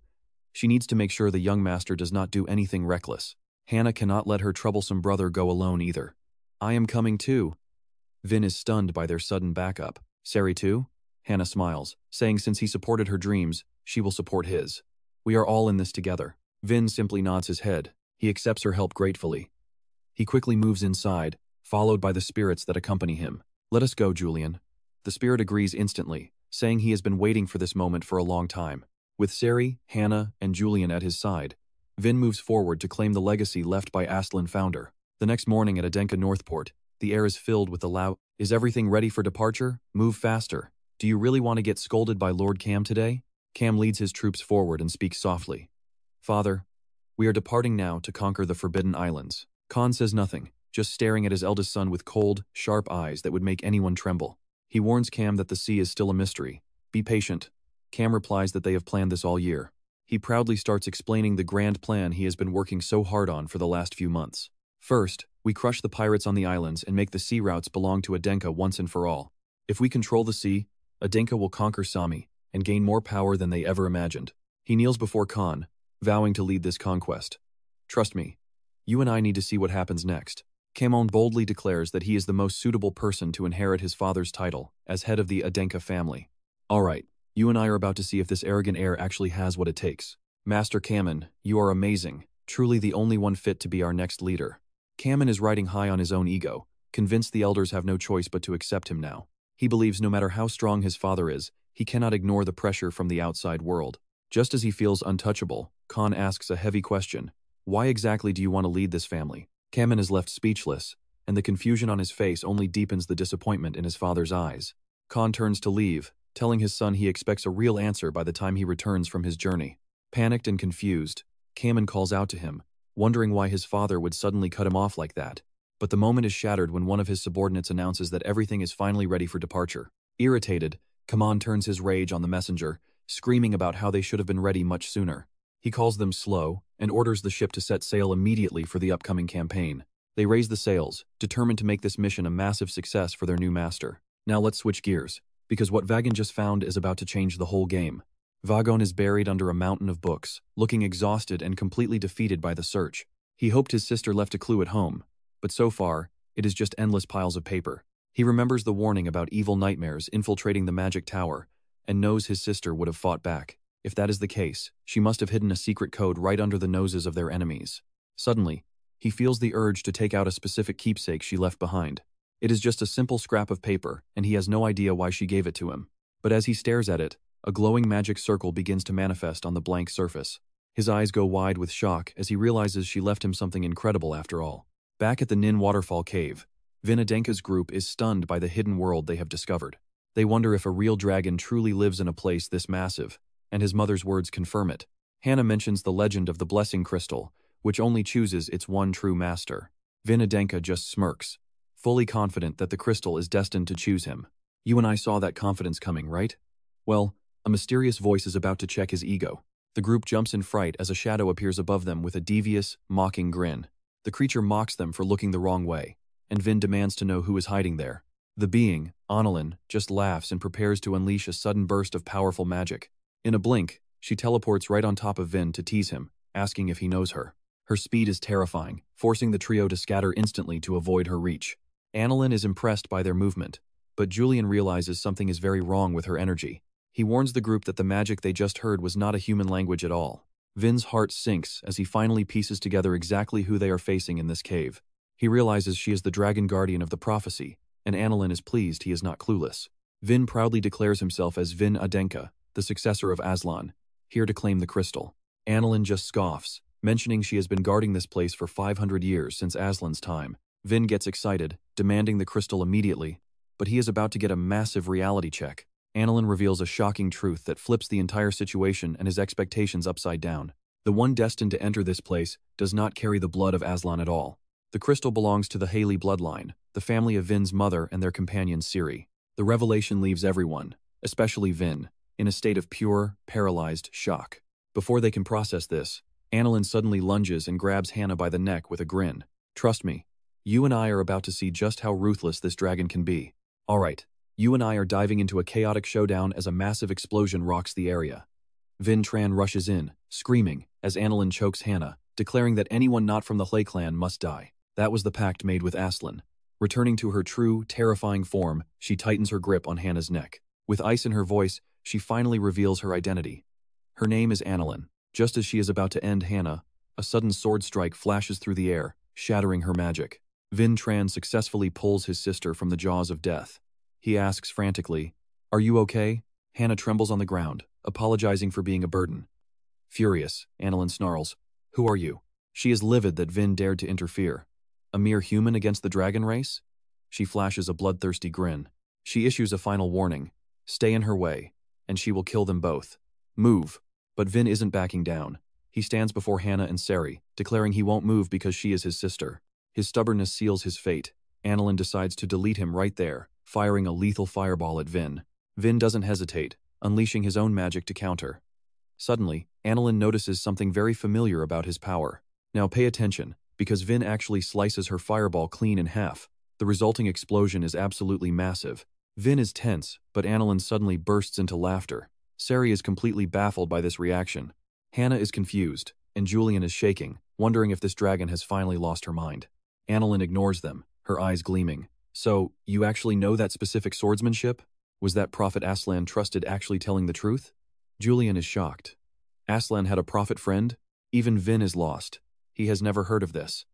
He demands to know, who is this prophet? Annalyn, with her goldfish memory, tries to recall. Let's see. It was so long ago. Then, it clicks. She remembers the day Aslan looked back at her and said, I'm certain. He smiled and dropped a name no one expected. The prophet was Julian. Julian is frozen in disbelief, pointing at himself. He is the prophet? How is that possible? Let's pause. Because we're jumping back to when Julian was a prophet, writing down a story he once heard. This was a tale told 500 years ago by Annalyn, the dragon god of the Nin Falls. It began in the peaceful land of Samir, when a massive shadow suddenly descended from the sky. That shadow was a powerful being who chose the Samir territory as his final destination. He radiated pure bloodlust. His name was recorded in history as the great demon, Daven. Daven's power was terrifying. Anyone he touched became his mindless slave. Samir was pushed to the brink. People fled in terror, screaming about the demon's arrival. But in that darkness, 4 heroes rose to fight. The first to step forward was the one who led the charge against Daven from the very start. His name was the Sun Sword Saint, Aslan Fanker. Aslan unleashed his dancing divine sword technique, slicing off one of Daven's horns before landing gracefully. I missed. Suddenly, ghosts erupted from the severed horn, swarming Aslan in a surprise counterattack. Caught off guard by the dirty trick, he could only curse under his breath. Damn it. In that life-or-death moment, Lamego appeared with his massive shield, saving Aslan's life. He warned that Aslan couldn't do this alone. Only his shield could withstand Daven's heavy blows. Julian wrote of him as Aslan's irreplaceable companion, the Saint King and loyal friend, Lamego. Realizing his attack was blocked, Daven roared Aslan's name and grabbed a nearby stone tower. He ripped the entire tower from the ground and hurled it straight at Aslan with a terrifying scream. Seeing the massive structure flying toward them, Aslan panicked. The tower is collapsing, Lamego shouted too. He told everyone to get out of the way, but suddenly, someone's magic caught the tower in midair. Lamego was amazed the tower stopped, while Aslan urged the others to keep moving. The one who held the tower was the head of the Hlay clan, Batun. Julian recorded her name. She scolded Aslan, saying if he stopped now, they would never be able to defeat the great demon. And trust me, you and I can feel Aslan's relief as he shouts her name. Batun has arrived. She is finally here. You and I are watching as Batun unleashes her magic and screams for Aslan to charge. Her overwhelming magic completely crushes the massive tower into tiny pieces of rubble. Batun then quickly signals for her allies to strike. The path is clear. Now it is Lamego's turn as he transfers every drop of his holy power through the sacred chalice. In that moment, Aslan absorbs all of Lamego's strength. He shouts that this is their one and only shot, so do not miss it. Aslan gritted his teeth with determination. Lemo did not hesitate for a second and prepared to move. He charges straight ahead, closing the distance to Daven without showing a single ounce of fear. Daven explodes in rage, swinging a massive strike that sends shockwaves toward Aslan, leaving him completely stunned. Is he looking for an opening? He is down, but watch closely, because right as things end, someone new appears. The final hero, Annalyn, arrives just in time to save Aslan from certain death. Aslan can only stammer out, "Who are you?" Her name was recorded by Julian in the legends of the Black Flame Dragon. She asks if things are really this bad. Aslan firmly replies that they cannot give up. Even Annalyn has to admit he is right. You are right. Even though I do not see any way for us to win, I will trust that prophet you mentioned. She is talking about the prophet Julian, the very person who predicted that we would eventually emerge victorious in this battle. After a brief silence, Aslan breaks into a confident smile and loudly declares that of course they are going to win. Annalyn nods with satisfaction and tells him that is the spirit. She then carries Aslan directly toward Daven. Aslan swings his blade with overwhelming power and screams that they are ending this now. He calls out Daven and delivers a blow. The great demon Daven. Back in the present, Vincent wears a look of pure disbelief as he listens to Annalyn's tale. And that is how they defeated Daven. You saw that too, right? She is so proud of her legendary victory. That legendary dragon is actually me. After taking a moment to process it, Vincent finally finds his voice. I have heard the names Aslan and the Saint King Lego. However, I have never heard of any legends regarding Batun or Annalyn. Annalyn cannot believe her ears and screams at him. What? That is absolutely impossible. She desperately questions him, asking if he has really never heard of the Black Flame Dragon of Destruction, Annalyn. Vincent is left speechless by all this nonsense. Even Julian finds the title of Black Flame Dragon to be pretty confusing. Vin gets back to the point. So, the short version is that you defeated Daven, and the prophet was named Julian. Annalyn confirms it. That is right. Honestly, I did not care much. but everyone else was relying on it. Julian whispers, "Is this dragon lady sane?" Vin does not give him an answer, and instead falls into a strange and heavy silence. He calls out to him, and Vin Tran finally admits that the dragon does not seem to be lying. "I heard the name Batoon 500 years ago, and her descriptions are far too vivid to be some made-up story." He is shaken now that he knows the demon's name is truly Daven. However, something about this feels completely off to him. Did Daven not die alone deep within the Sam underground? Vin starts to put the pieces of the puzzle together. Wait, dead? Vin suddenly remembers his own past and the moment he was killed. He recalls collapsing and wonders how he died again. Remembering the past gives him a massive headache. What is happening? His memories of the exact moment he died are just too faint. Realizing he cannot remember anything else, Vintron makes a decision. For now, we need to uncover more about the past from this dragon. Just then, Annalyn suddenly grabs him by the collar and screams that she has had enough. She tosses him aside like nothing. The force of the throw sends him crashing into the wall.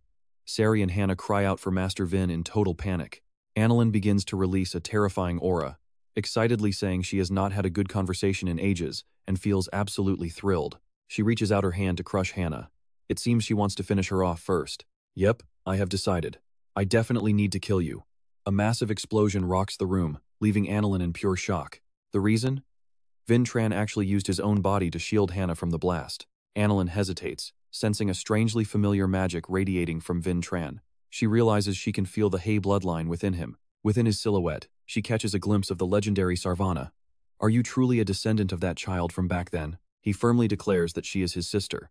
His bravery makes Annalyn cry out with satisfaction. She likes his guts. You and I are watching as she lifts his chin and offers a deadly bet. "Alright, you and I are about to watch Vin face a gamble with his entire life on the line. If you win, I will give you my heavenly fruit and let you leave. You could even kill me. My body is worth a literal fortune, you know?" She says this while gripping Vin Tran's chin with terrifying strength, but her eyes light up as she adds, "If you lose, every single one of you dies in this cave."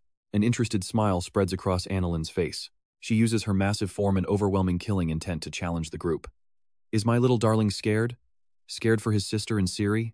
Vin Tran quickly shouts back, "I am the only one betting my life. Leave my sister and Ciri out of this." Annalyn clearly does not care. "I do not give a damn." Julian is absolutely fuming at that old hag's attitude. Suddenly Ciri screams out that it is okay. Even Hannah urges her brother to just agree to the terms. Ciri says with total sincerity, "I refuse to be a burden to you, my young lord." Even while injured, Hannah teases him, asking if he really came here just to fail. Their resolve leaves Vin completely speechless. He finally accepts their place in the fight. "I understand now," he says. He turns to the dragon guarding the crystal and yells, "I accept the bet." Annalyn smiles. Seeing him finally agree, Annalyn gives a mocking look. "Why did it take you so long?" As soon as she speaks, her power explodes. She begins gathering an immense ball of magical energy right in front of them. A faint glow pierces the darkness, spreading throughout the entire cave before a massive explosion rocks the ground. You and I are probably just as confused as Vin Tran, who is left wondering what just happened. Instead of attacking him, Annalyn surprisingly approaches him with a strange, gentle grace. She opens her mouth, revealing a blinding light that leaves Vin Tran completely shocked. "This is the heavenly spirit fruit," she reveals. Vin holds the strange object, filled with questions. It is indeed the legendary fruit, though Julian bluntly points out it looks more like rotten trash. Vin skeptically asks if this is really it. Annalyn shifts back to human form and confirms it. She notes it has not bloomed yet. Vin is confused, but remembers Besatun mentioned this before. The heavenly spirit fruit is a miracle created and forged by the power of the gods. Vin still feels something is wrong. A miracle of the gods? I can sense divine power too. There is barely any divine energy in this. Annalyn just laughs at his confused expression. Divine power exists in everything. We dragons filter and store it little by little over time. The pure essence gathered that way becomes the fruit you are holding right now. Now here is the twist you and I did not see coming. She is about to drop a truth bomb. It takes 100 years to form. Vintron literally screams in shock. 100 years? Julian is panicked too. Her mother received one that was not even 30 years old yet. After the shock, Vin finally calms down. Vin starts calculating the time. To get a fully ripe fruit, he would need 70 more years. Suddenly, Annalyn lifts his chin and declares that the gamble officially begins right now. "If you are the prophet Aslan spoke of, prove it by making this withered fruit bloom." Her voice turns ecstatic. "Make it bloom and claim it as your own. You know what happens if you fail." Vin just smiles back. "Do not break your word." He suddenly remembers the holy grail of Lego, a way to pour divine power into the fruit. The scene shifts to Vesa welcoming a friend. "Thank you for coming all this way to Adenka, Dan." Dan responds with polite distance. It was no trouble. Of course I had to come. To spread the holy water from the Grail everywhere, we need a very reliable ally. Vesa agrees. The church cannot handle this alone. Dan is here to ask for a favor. To let the Holy King's power reach the furthest lands, we need the help of Adenka. He gets a bit awkward mentioning the price. We want to negotiate for the lowest cost possible. Vesa is not having it. I appreciate your sincerity, but the matriarch of Adenka does not do losses. This talk is going to be long. While they bargain, RSA leaves the room with Min. So, you and I are left wondering, how will this holy knight survive his new life? Yeah, it's softer than mine, right? Vin says casually. She teases back. Did visiting the Saint King's tomb suddenly give you religion? He just laughs and goes along with it. Let's just say my luck completely turned around once I was in there. Stick with me, because just as he vows to use this life for good, a massive magic circle erupts in the sky. Rusa and Lin's eyes go wide in shock, while Vesa and Julian jump to their feet, completely caught off guard. A sudden, violent pillar of power strikes the ground directly. Debris flies everywhere. Dan stares in confusion, wondering if some kind of massive explosion just went off.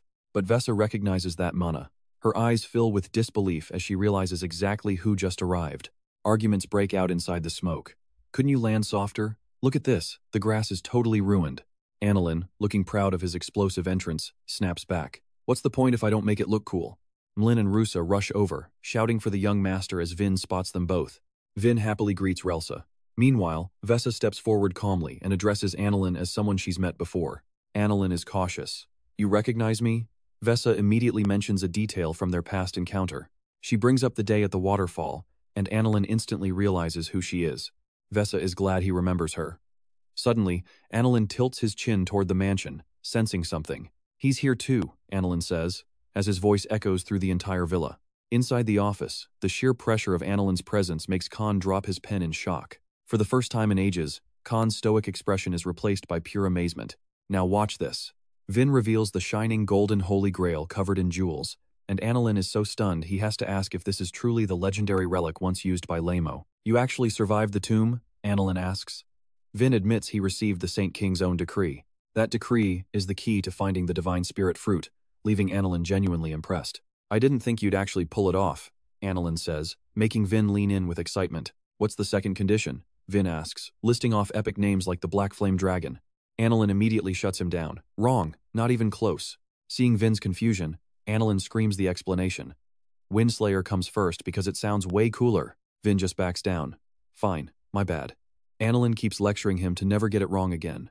I'll be careful, Vin replies calmly. While nearby, Julian finishes up healing Hannah's injuries. All done, miss. Hannah tests her shoulder and gives him a sincere thank you. Julian turns to Ciri next, pointing out a small cut on her face.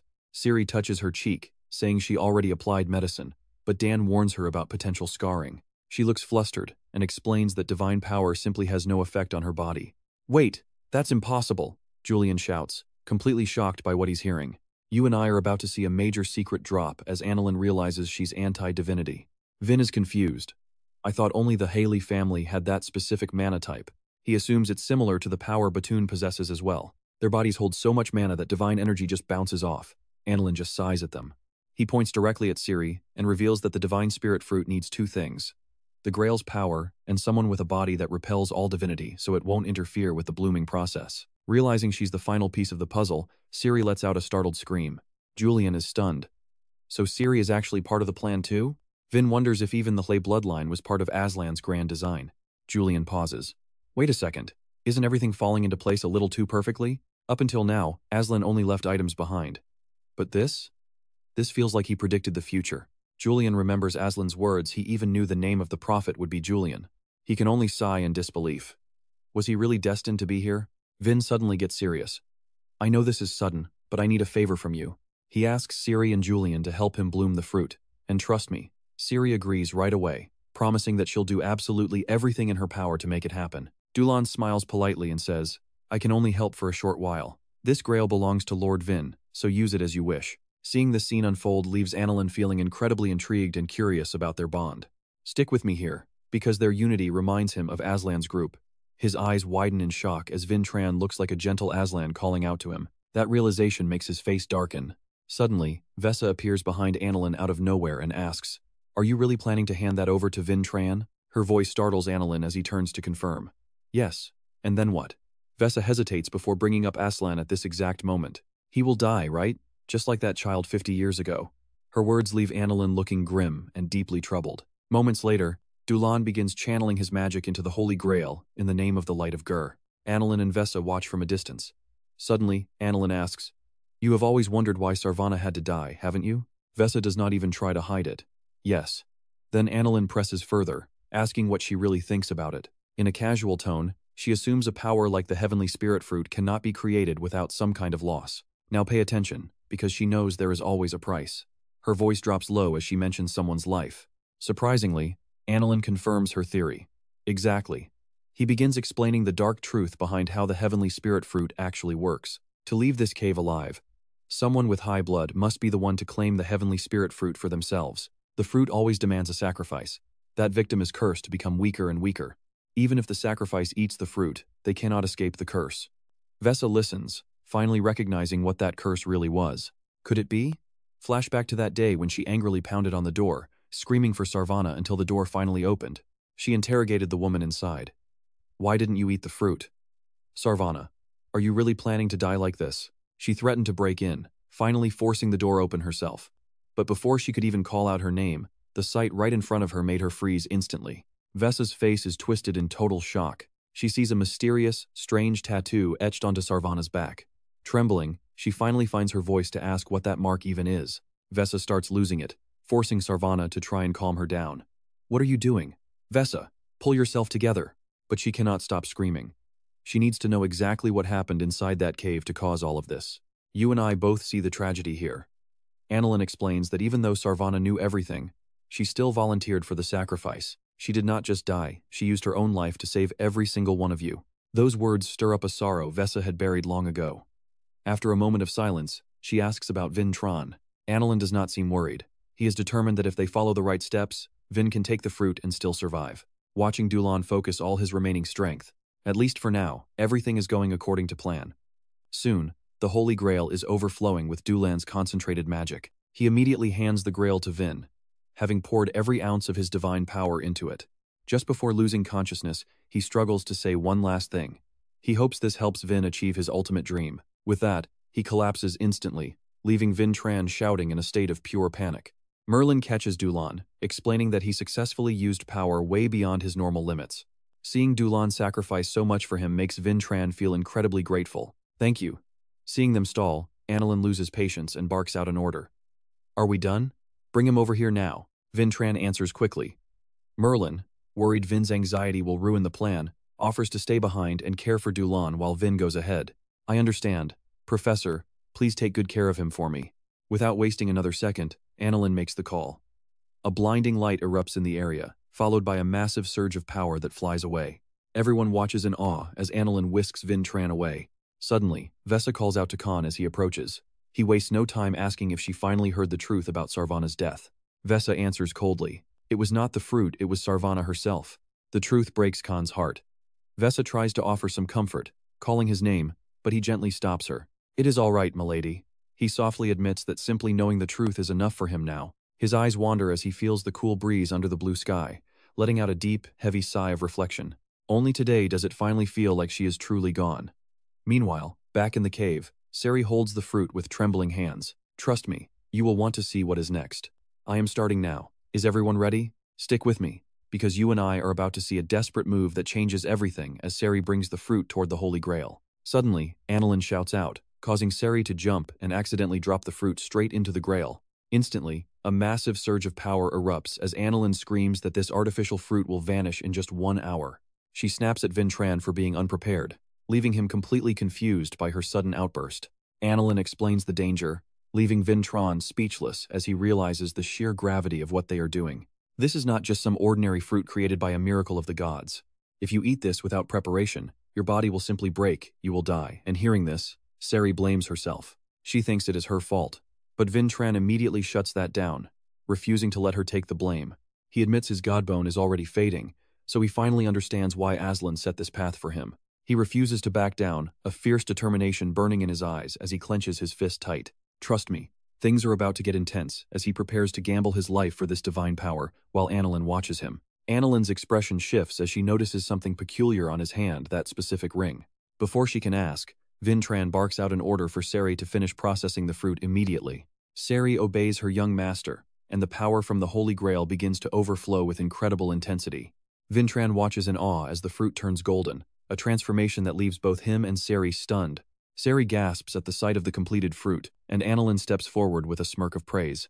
She congratulates him, her own form shifting as she tells Vintran that he has won this dangerous gamble.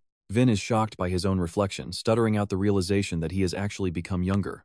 Before he can process it, Hannah rushes in to cover his eyes, scolding him for looking far too young right now. Seri blocks the view as well, shouting about how shameless this is, right before she notices a strange symbol on Annalyn's back. Wait, you and I both saw that symbol, right? Seri is absolutely paralyzed as she recognizes it. Annalyn notices her shock and asks if she knows the symbol, triggering a flashback to Seri's time serving Sarvana. I saw it.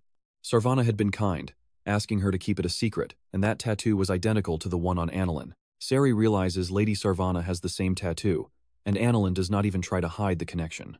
She explains the price the fruit accelerates the user's growth by stealing the remaining life of another person as compensation.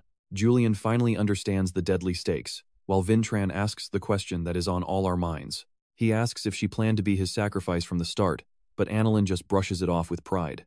She acts tough, telling him the fruit will vanish soon, and starts pressuring Vintran to move faster. She shows no fear of death, demanding that he eat the fruit right now before it is too late.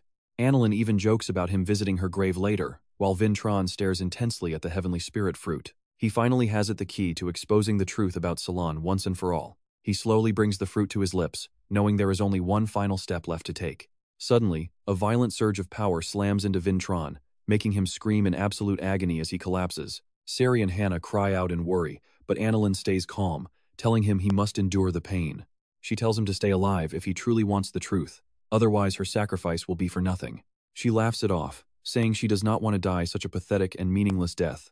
Vintran feels like his entire body is being incinerated by the overwhelming force of the divine energy. Hannah panics as she sees him suffering, screaming for another way to save him before he dies. Annalyn remains mysterious, admitting she was curious about how things would play out in this moment. Suddenly, the ring on Vintran's hand begins to glow, and Annalyn realizes exactly whose treasure it is. She recognizes them as the rings of Abentan and Helm, leaving Hannah wondering how she could possibly know that.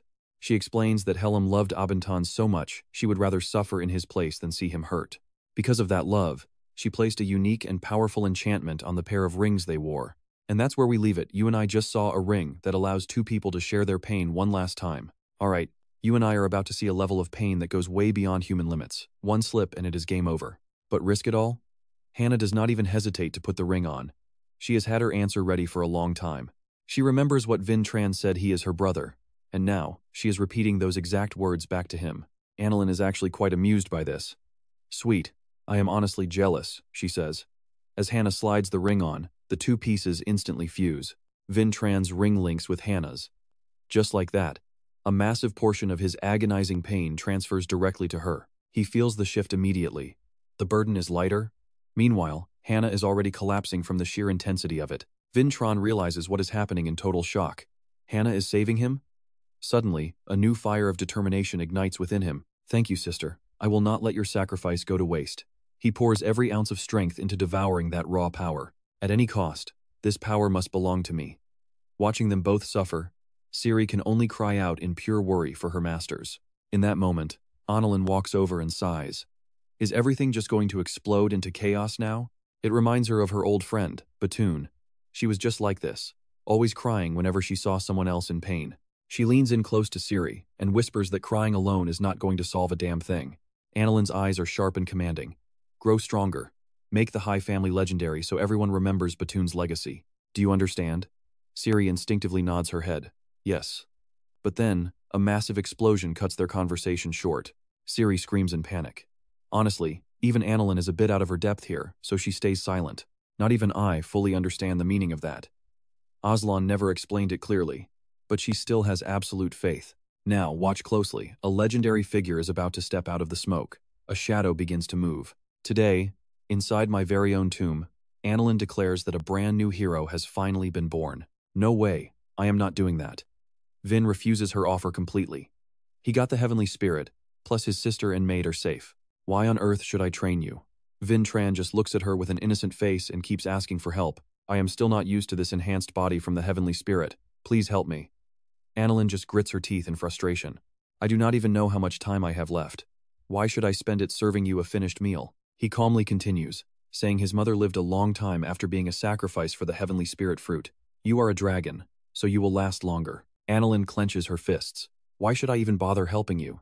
Vintron's tone suddenly turns incredibly serious and sincere. I will make sure your name is never forgotten. Annalyn just scoffed. Please, I do not care if humans remember me or not. Now, pay attention to this part. His next words leave her stunned, asking why a dragon would keep a promise for centuries, and even face death. Why? Because to you, those promises with your comrades were more important than anything else in the world, right? Their memories are being twisted and erased because of that person.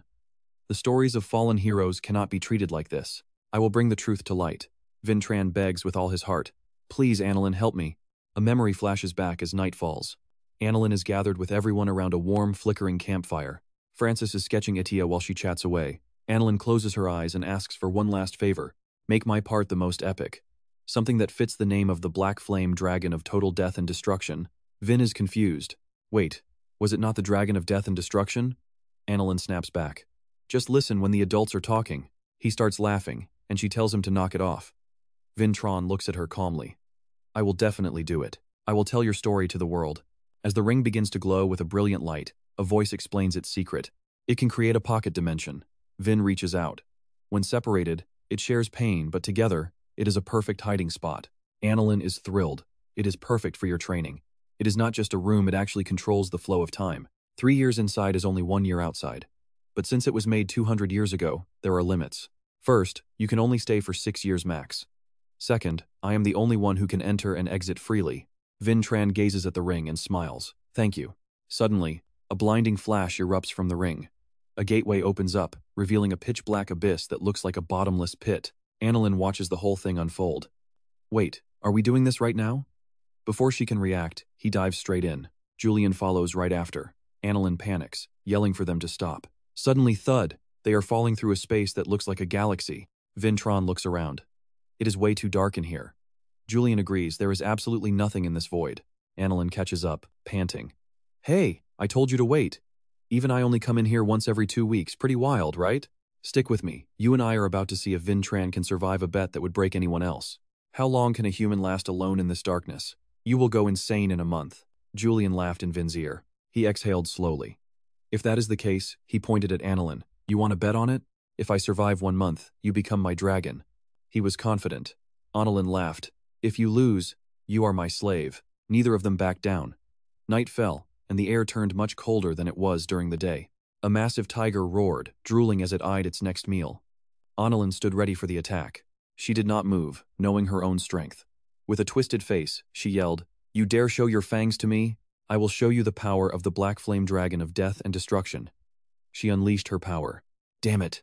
The tiger was burnt to a crisp. She whispered, I just vaporized my dinner. Scene shift. A dark liquid was dripping slowly into a small bottle. Annalyn filled the bottles with a bored look. This blood from a dying dragon was still useful. Thinking of Vintran, she gripped the bottle tight. That stubborn kid, does he really think he will last? Cut to Vintran, calmly cultivating his power. Julian hovered around him, circling like a ghost. Footsteps shattered the silence. Annalyn rushed in, asking, Hey, haven't you gone crazy yet? Vin opened his eyes. So, it has been 2 weeks? His spirit was like iron. Were you locked in prison for 10 years or something? He stayed calm. Something like that. Annalyn put her hands on her hips, watching him. Are you planning to stay here until that ring expires? Vintran carefully observed the bottle of blood. Thanks for the next 2 weeks. Death and destruction, dragon. Annalyn stomped out of the cave in a rage. Damn it, that was annoying. Why am I letting a kid like that bully me? She stopped suddenly. Well, I hope he keeps his word about fixing my story. Annalyn calmed down and walked forward. Now pay attention, because we are about to witness years of training compressed into one single, world-shaking moment. Watch this. A powerful horizontal slash. 2 years passed, which was like 5 years in that subspace. Vintron was practicing his swordsmanship. Annalyn watched from above. You finally look like a real man. At this level, most mages won't stand a chance. He turned and knelt before Annalyn to show his gratitude. I am truly grateful to this loyal dragon. You have protected the Alliance legacy. They must have felt the same way. Annalyn smiled. Do not be stingy. Use it properly. Vintran was startled. What? Julian hovered high, reminding him. Look up. Warm light shone down. Vintran felt a wave of relief. Now we can finally rest. Blue sparks from the black flame dragon shot into the sky and fell. Below, a crowd looked up in horror. We are being bombed. Russ stood in the center, shouting for magic shields. He frowned, scanning the chaos around him. Damn it, am I seeing things? A troop was charging toward the gate with intense energy. A voice shouted through the confusion. Aren't those our own soldiers? Seeing the crisis, Russ could not wait. I will join the front lines myself. Mages, support me. The mages obeyed. His face turned brutal. No one would enter this fortress. Wait, you and I see that, right? Something dark and ancient is creeping toward him. A soldier saw him dazed and shouted, Commander, are you okay? Before he finished, Russ cut him down. The other soldiers screamed in terror. Commander, what are you doing? Russ went insane, bloodthirsty, and eyes glowing red. A demonic power completely consumed him. Attack, he growled. A bloody war erupted, leaving the entire area in ruins and smoke. The scene shifts to a peaceful, snowy landscape, a total contrast to the battlefield. Wilson said happily, You have gotten much cooler over these 2 years. Sai agreed the training was a success. Vintran looked at them. Sorry for the trouble right after coming back. Then, he noticed something. Vintran stared out the window. Why are my family soldiers at the fortress? Wilson explained they were gathering reinforcements. Strange, unidentified disturbances were happening all across the continent lately. Strange events are popping up everywhere, and a border commander just turned traitor and attacked his own men. With things getting this bad, even students are being drafted. Trust me, you and I are about to witness a war that will change everything. All right, you and I are about to see a legendary comeback that has been 7 years in the making. Vintran stands frozen for a moment as a heavy voice echoes from behind the door. The student stands outside the door, searching for the leader. Are you in there? I have come to report my return. Just as the words leave his lips, a sudden surge of power erupts from nowhere. Where did this magic attack even come from? Magic binding ropes wrap tightly around Vin's body, followed by a mysterious voice whispering, Well now, how very interesting. Hoka stands below, gripping the ropes tight, ready to see who dared to release such mana right in front of the office. Her eyes drift upward, only to lock onto Vintran's gaze. Hoka speaks first, recognizing him instantly. It is you, Vintran. He just smiles back. Long time no see, Headmaster. Inside the office, they start catching up on everything. I am guessing that Heavenly Spirit Fruit really did the trick, did it not? She circles around him, examining every inch of his new form. You have changed so much. You are even taller than me now. You are strong enough to take down breakthrough masters now. Hoka sighs, leaning against her desk with a heavy head. Vin finds it strange. Are you not happy to see your student progressing? Hoka seems lost in a sea of complicated thoughts. She asks hesitantly, Have you forgotten you are still a grade 8 student? How are the others supposed to focus with you around? They will do nothing but praise you all day long. Honestly, it is so frustrating. Maybe I should just promote you to the breakthrough rank right now. Vin tries to argue that it makes no sense. While she is rambling, a voice from outside interrupts their conversation with a report. Now pay attention here. This is where the real drama starts to unfold. The new grade 8 representative has arrived, leaving Julian completely stunned. Hoka tells the visitor to enter. A clear voice rings out. Greetings, Headmaster. It is time to meet the new face of the academy. Julian's eyes widen as a girl named Loa slowly walks into the room. The grade 8 student representative, Loa Adenka, is here to deliver her report. She is the top student of the 8th rank and a direct 8th generation descendant of the powerful Adenka family. Loa finally notices there is someone else in the room and stops. Oh, do you have a guest? I will come back later. Hoka stops her, saying there is no need since they already know each other. Loa looks confused. We know each other? Then, reality hits. Loa screams in disbelief. That useless brother of mine, Vintran? Julian's teeth grind in pure anger. He curses that girl under his breath, wishing she would stub her toe on a desk. Vin lets out a weary sigh and tells Julian to stay calm. Loa made Vin's life a living hell when they were kids. No wonder Julian is this furious. Loa approaches Vin to talk. It has been 7 years since we last spoke properly. I heard rumors that you have undergone quite a change lately. She looks him over, judging him silently. This is not just a small change, it feels like he has become an entirely different person. Vin just smiles. Loa starts mocking him, saying he should learn to speak more politely to his older sister. Vin looks away for a second, then places his hand on her head. He ruffles her hair. Does this make you happier, dear sister? Loa grinds her teeth in rage, and violently shoves his hand away. She is trembling with anger, shouting at him to get lost. Get your hands off me! She is shaking with frustration. Do not you dare look down on me like that. Ever since she became the representative, people say she must hand the title back to Vin. Even the instructors are saying the same thing. She has been treated as nothing more than a temporary seat warmer for Vin Tran's return. She is a direct descendant of the Adenka family too. Loa draws her sword toward Vin, demanding a fair fight to settle this. Loa challenges him to prove if his rumored feats are real. Vin just gives her a cold, confident smirk in response. You are going to regret this. Loa points her blade at him, insisting on a duel. Hoka just watches the scene play out. You and I see it too, right? The massive gap between them that she is just too blind to notice. She is being incredibly naive here. Hoka sighs, knowing this won't even be a real fight. But then, a sudden idea pops into her mischievous head. Hoka's eyes sparkle with excitement. Why don't you two settle this with a sword duel right here? She grabs Vin's shoulder. Let's make it official. We should invite everyone who is free to come and watch this showdown. She winks playfully. Let's go big with this. Without waiting for an answer, Hoka announces the duel will happen in 1 week at the Fortress Arena. The scene shifts to the sound of someone calling out. Lady Loa! Lady Loa! Bella is looking for her with a worried expression. Bella looks at her with deep concern. Are you really planning to go through with this duel against Vin Tran? Loa heads deeper into a cave, telling Bella that she will definitely win. A dark, twisted smile spreads across her face. I will win and force Vin Tran to crawl on the ground before me again. A flashback shows her brutally slapping Vin to the floor. She reminds him he was born to serve her, just like years ago when he cried like a pathetic little child. That role suits you perfectly. How dare you look at me with those eyes now? Loa is fuming with rage. You and I just witnessed the calm before the storm.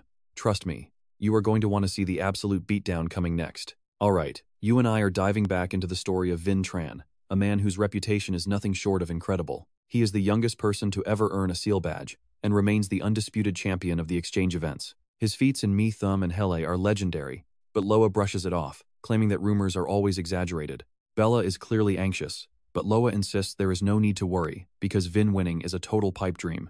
The odds are less than 1 in a million. From the moment he accepted that challenge, Vin Tran lost his only chance. He is like a moth flying straight into a web. Loa places her hand on the door and lets out a laugh. Vin will lose before he even makes a move, so get ready, because stick with me. Everything is about to get explosive. A massive collision rocks the area. Vin raises his hand to block, and the heavy blow does not even faze him. Vanelli strikes from the shadows, screaming for Selbira to hold him, but Vin vanishes into thin air before their very eyes. Both of them are left in a state of pure shock as Vanelli shrieks out that he has completely disappeared. Unable to stop their momentum, the two of them slam right into each other. Vin just watches, asking to stop. Vanelli rubs a massive bump on her head, looking at him with eyes full of both pain and pure, unadulterated joy. That was elite. Vin Tran, I could not even see your movements, let alone the strike you just landed. You have become insanely strong over these 2 years. Selbira blushes, admitting he has actually surpassed all their expectations. She looks away, thinking he got handsome too. Vin smiles, impressed they both reached level 7 in just 2 years. Vanelli is beaming, insisting it is all thanks to his leadership. Without him, they never would have made it this far. Hearing those words brings a sense of relief to Vin, and a genuine, warm smile finally crosses his face. Suddenly, his instincts scream. He senses a dangerous presence closing in from behind at a terrifying speed. Vin spins with lightning reflexes, parrying the blade just in time. He smirks at the attacker. Long time no see, Ran. Revan glares back, annoyed that Vin went 2 whole years without a message. Vanelli asks who this newcomer is. Vin introduces him as his best friend, Revan Adenka, before turning back around to pick up where they left off. Revan, it looks like you have not been slacking off. The defense of the giant prince has reached a new level. Revan is full of confidence, stating he had to train hard just to stand as an equal by Vin's side. My offense might still be trailing yours, but in a battle of defense, I might actually come out on top. Vin laughs it off, but Rand pushes further, asking to see the true results of Vin's secret training sessions. Vin waves him off, saying he has a prior engagement. He turns to Selbira, asking where Raven is hiding. Selbira hesitates before revealing the truth, leaving Vin absolutely stunned by the shocking news he just heard. Cut to Vin standing alone outside, the weight of the situation clearly beginning to press down on him. He holds a newspaper reporting that Prince Raven Vatican has gone missing during a mission with his loyal attendant. Julian suspects Butler's son was with him, likely caught in the same chaos Wilson mentioned. Vin grimly agrees. You and I both see it now. The evil spirits of Dav are clearly behind all this mounting chaos. Even now, the horrors that struck Mi Thumb and Hele are repeating themselves in corners of the world. Vin's hands shake with fury as he crumples the newspaper into a ball, his face clouded with pure hatred. He knows they have to put an end to this twisted plan once and for all. Julian suggests that to make a real difference, they need to break free from their current restraints immediately. Vin sighs in agreement, realizing he is still stuck as a mere student for at least a few more years. Even if he ignores Loa, he He cannot claim his succession yet. He must find a way to leave the fortress. Suddenly, Maria's voice cuts through the air from below, pleading to be let in before she freezes to death. The guard refuses, demanding her identity first. Vin watches the two of them argue from his high vantage point. Whoever she is, she definitely knows how to make an entrance. Julian leans over to get a better look. There is something familiar about her. Julian feels like he has seen that woman's face somewhere before today. A memory flashes in his mind. Julian points down at Maria, telling Vin he has found their way out. Maria screams out her title as the head reporter for the Wind Whisper News, demanding to see Vin Adenka right now. After a long struggle, Maria is finally inside, shivering uncontrollably from the brutal cold of the mountain air. Someone brings her a cup of steaming tea. She takes a sip, whispering a quick thank you for the warmth. Sari watches her closely before whispering to Vin. Who exactly is she? Trust me, you and I are just getting started. Let's dive into the story, as Maria introduces herself as the chief reporter of Wind Voice. Sari is stunned. The top news agency on the continent? Maria just laughs it off. Vin cuts in, noting her lack of winter gear. That trek north was dangerously reckless. She explains the rush. Once she heard about him, she ran here as fast as possible. He asks why the urgency. Maria points right at his face. It was pure instinct. Her reporter instincts told her he is a walking trouble magnet. She has a sharp eye.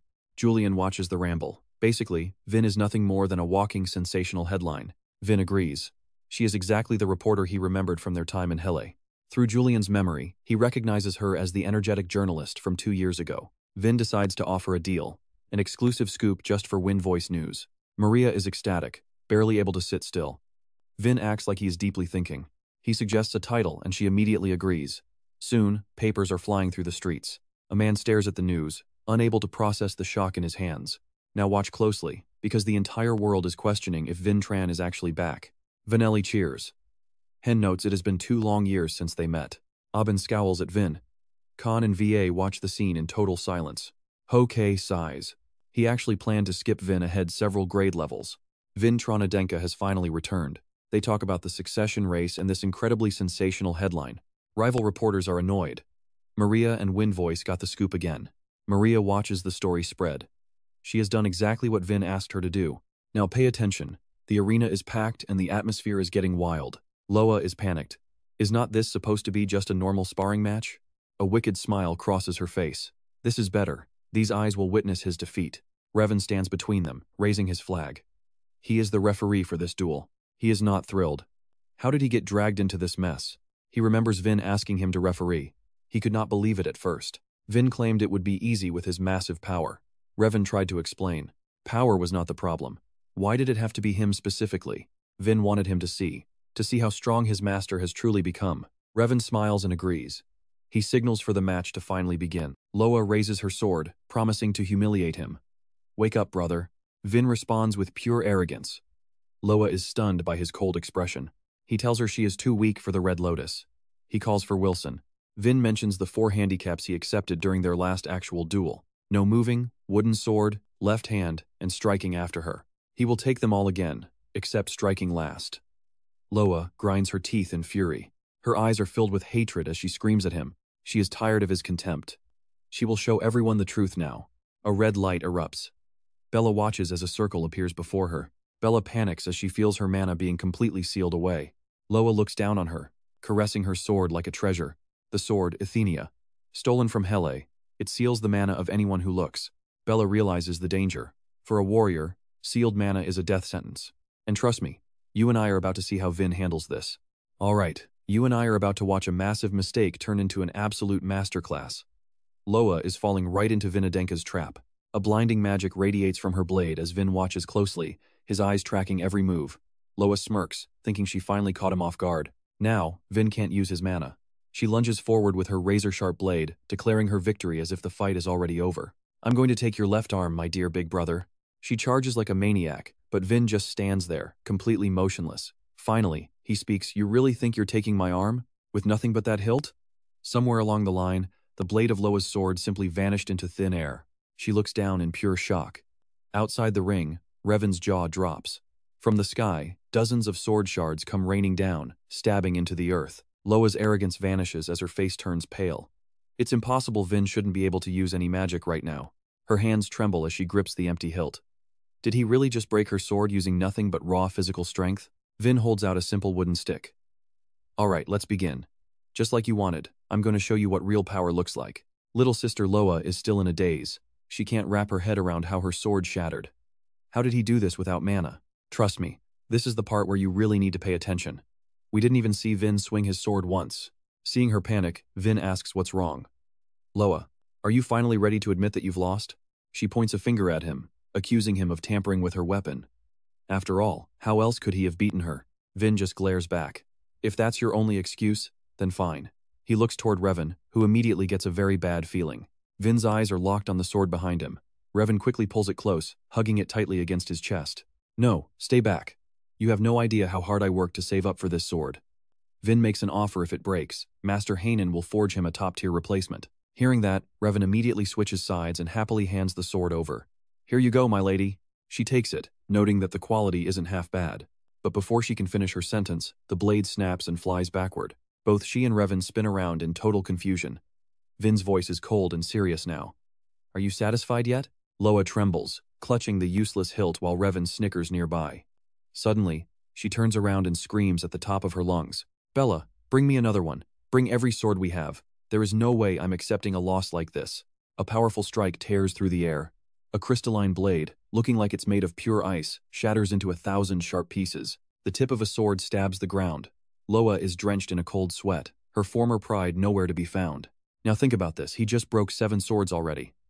Loa collapses to her knees as the crowd begins to whisper. Isn't that the 8th sword already? She isn't even in his league. What was she thinking, trying to challenge the 7th son? Her mind is racing with a million thoughts. It can't be. Is Vin really this incredibly strong? That means she never had a chance from the start. It's like she walked right into a trap that Vin had carefully prepared for her. Up in the stands, VA turns to Khan. Their levels are just completely different at this point. The way he controls that overwhelming power is insane. He looks just like the head of the house after consuming the heavenly spirit fruit. Exactly. Over the last 2 years, Vin has fully mastered that power.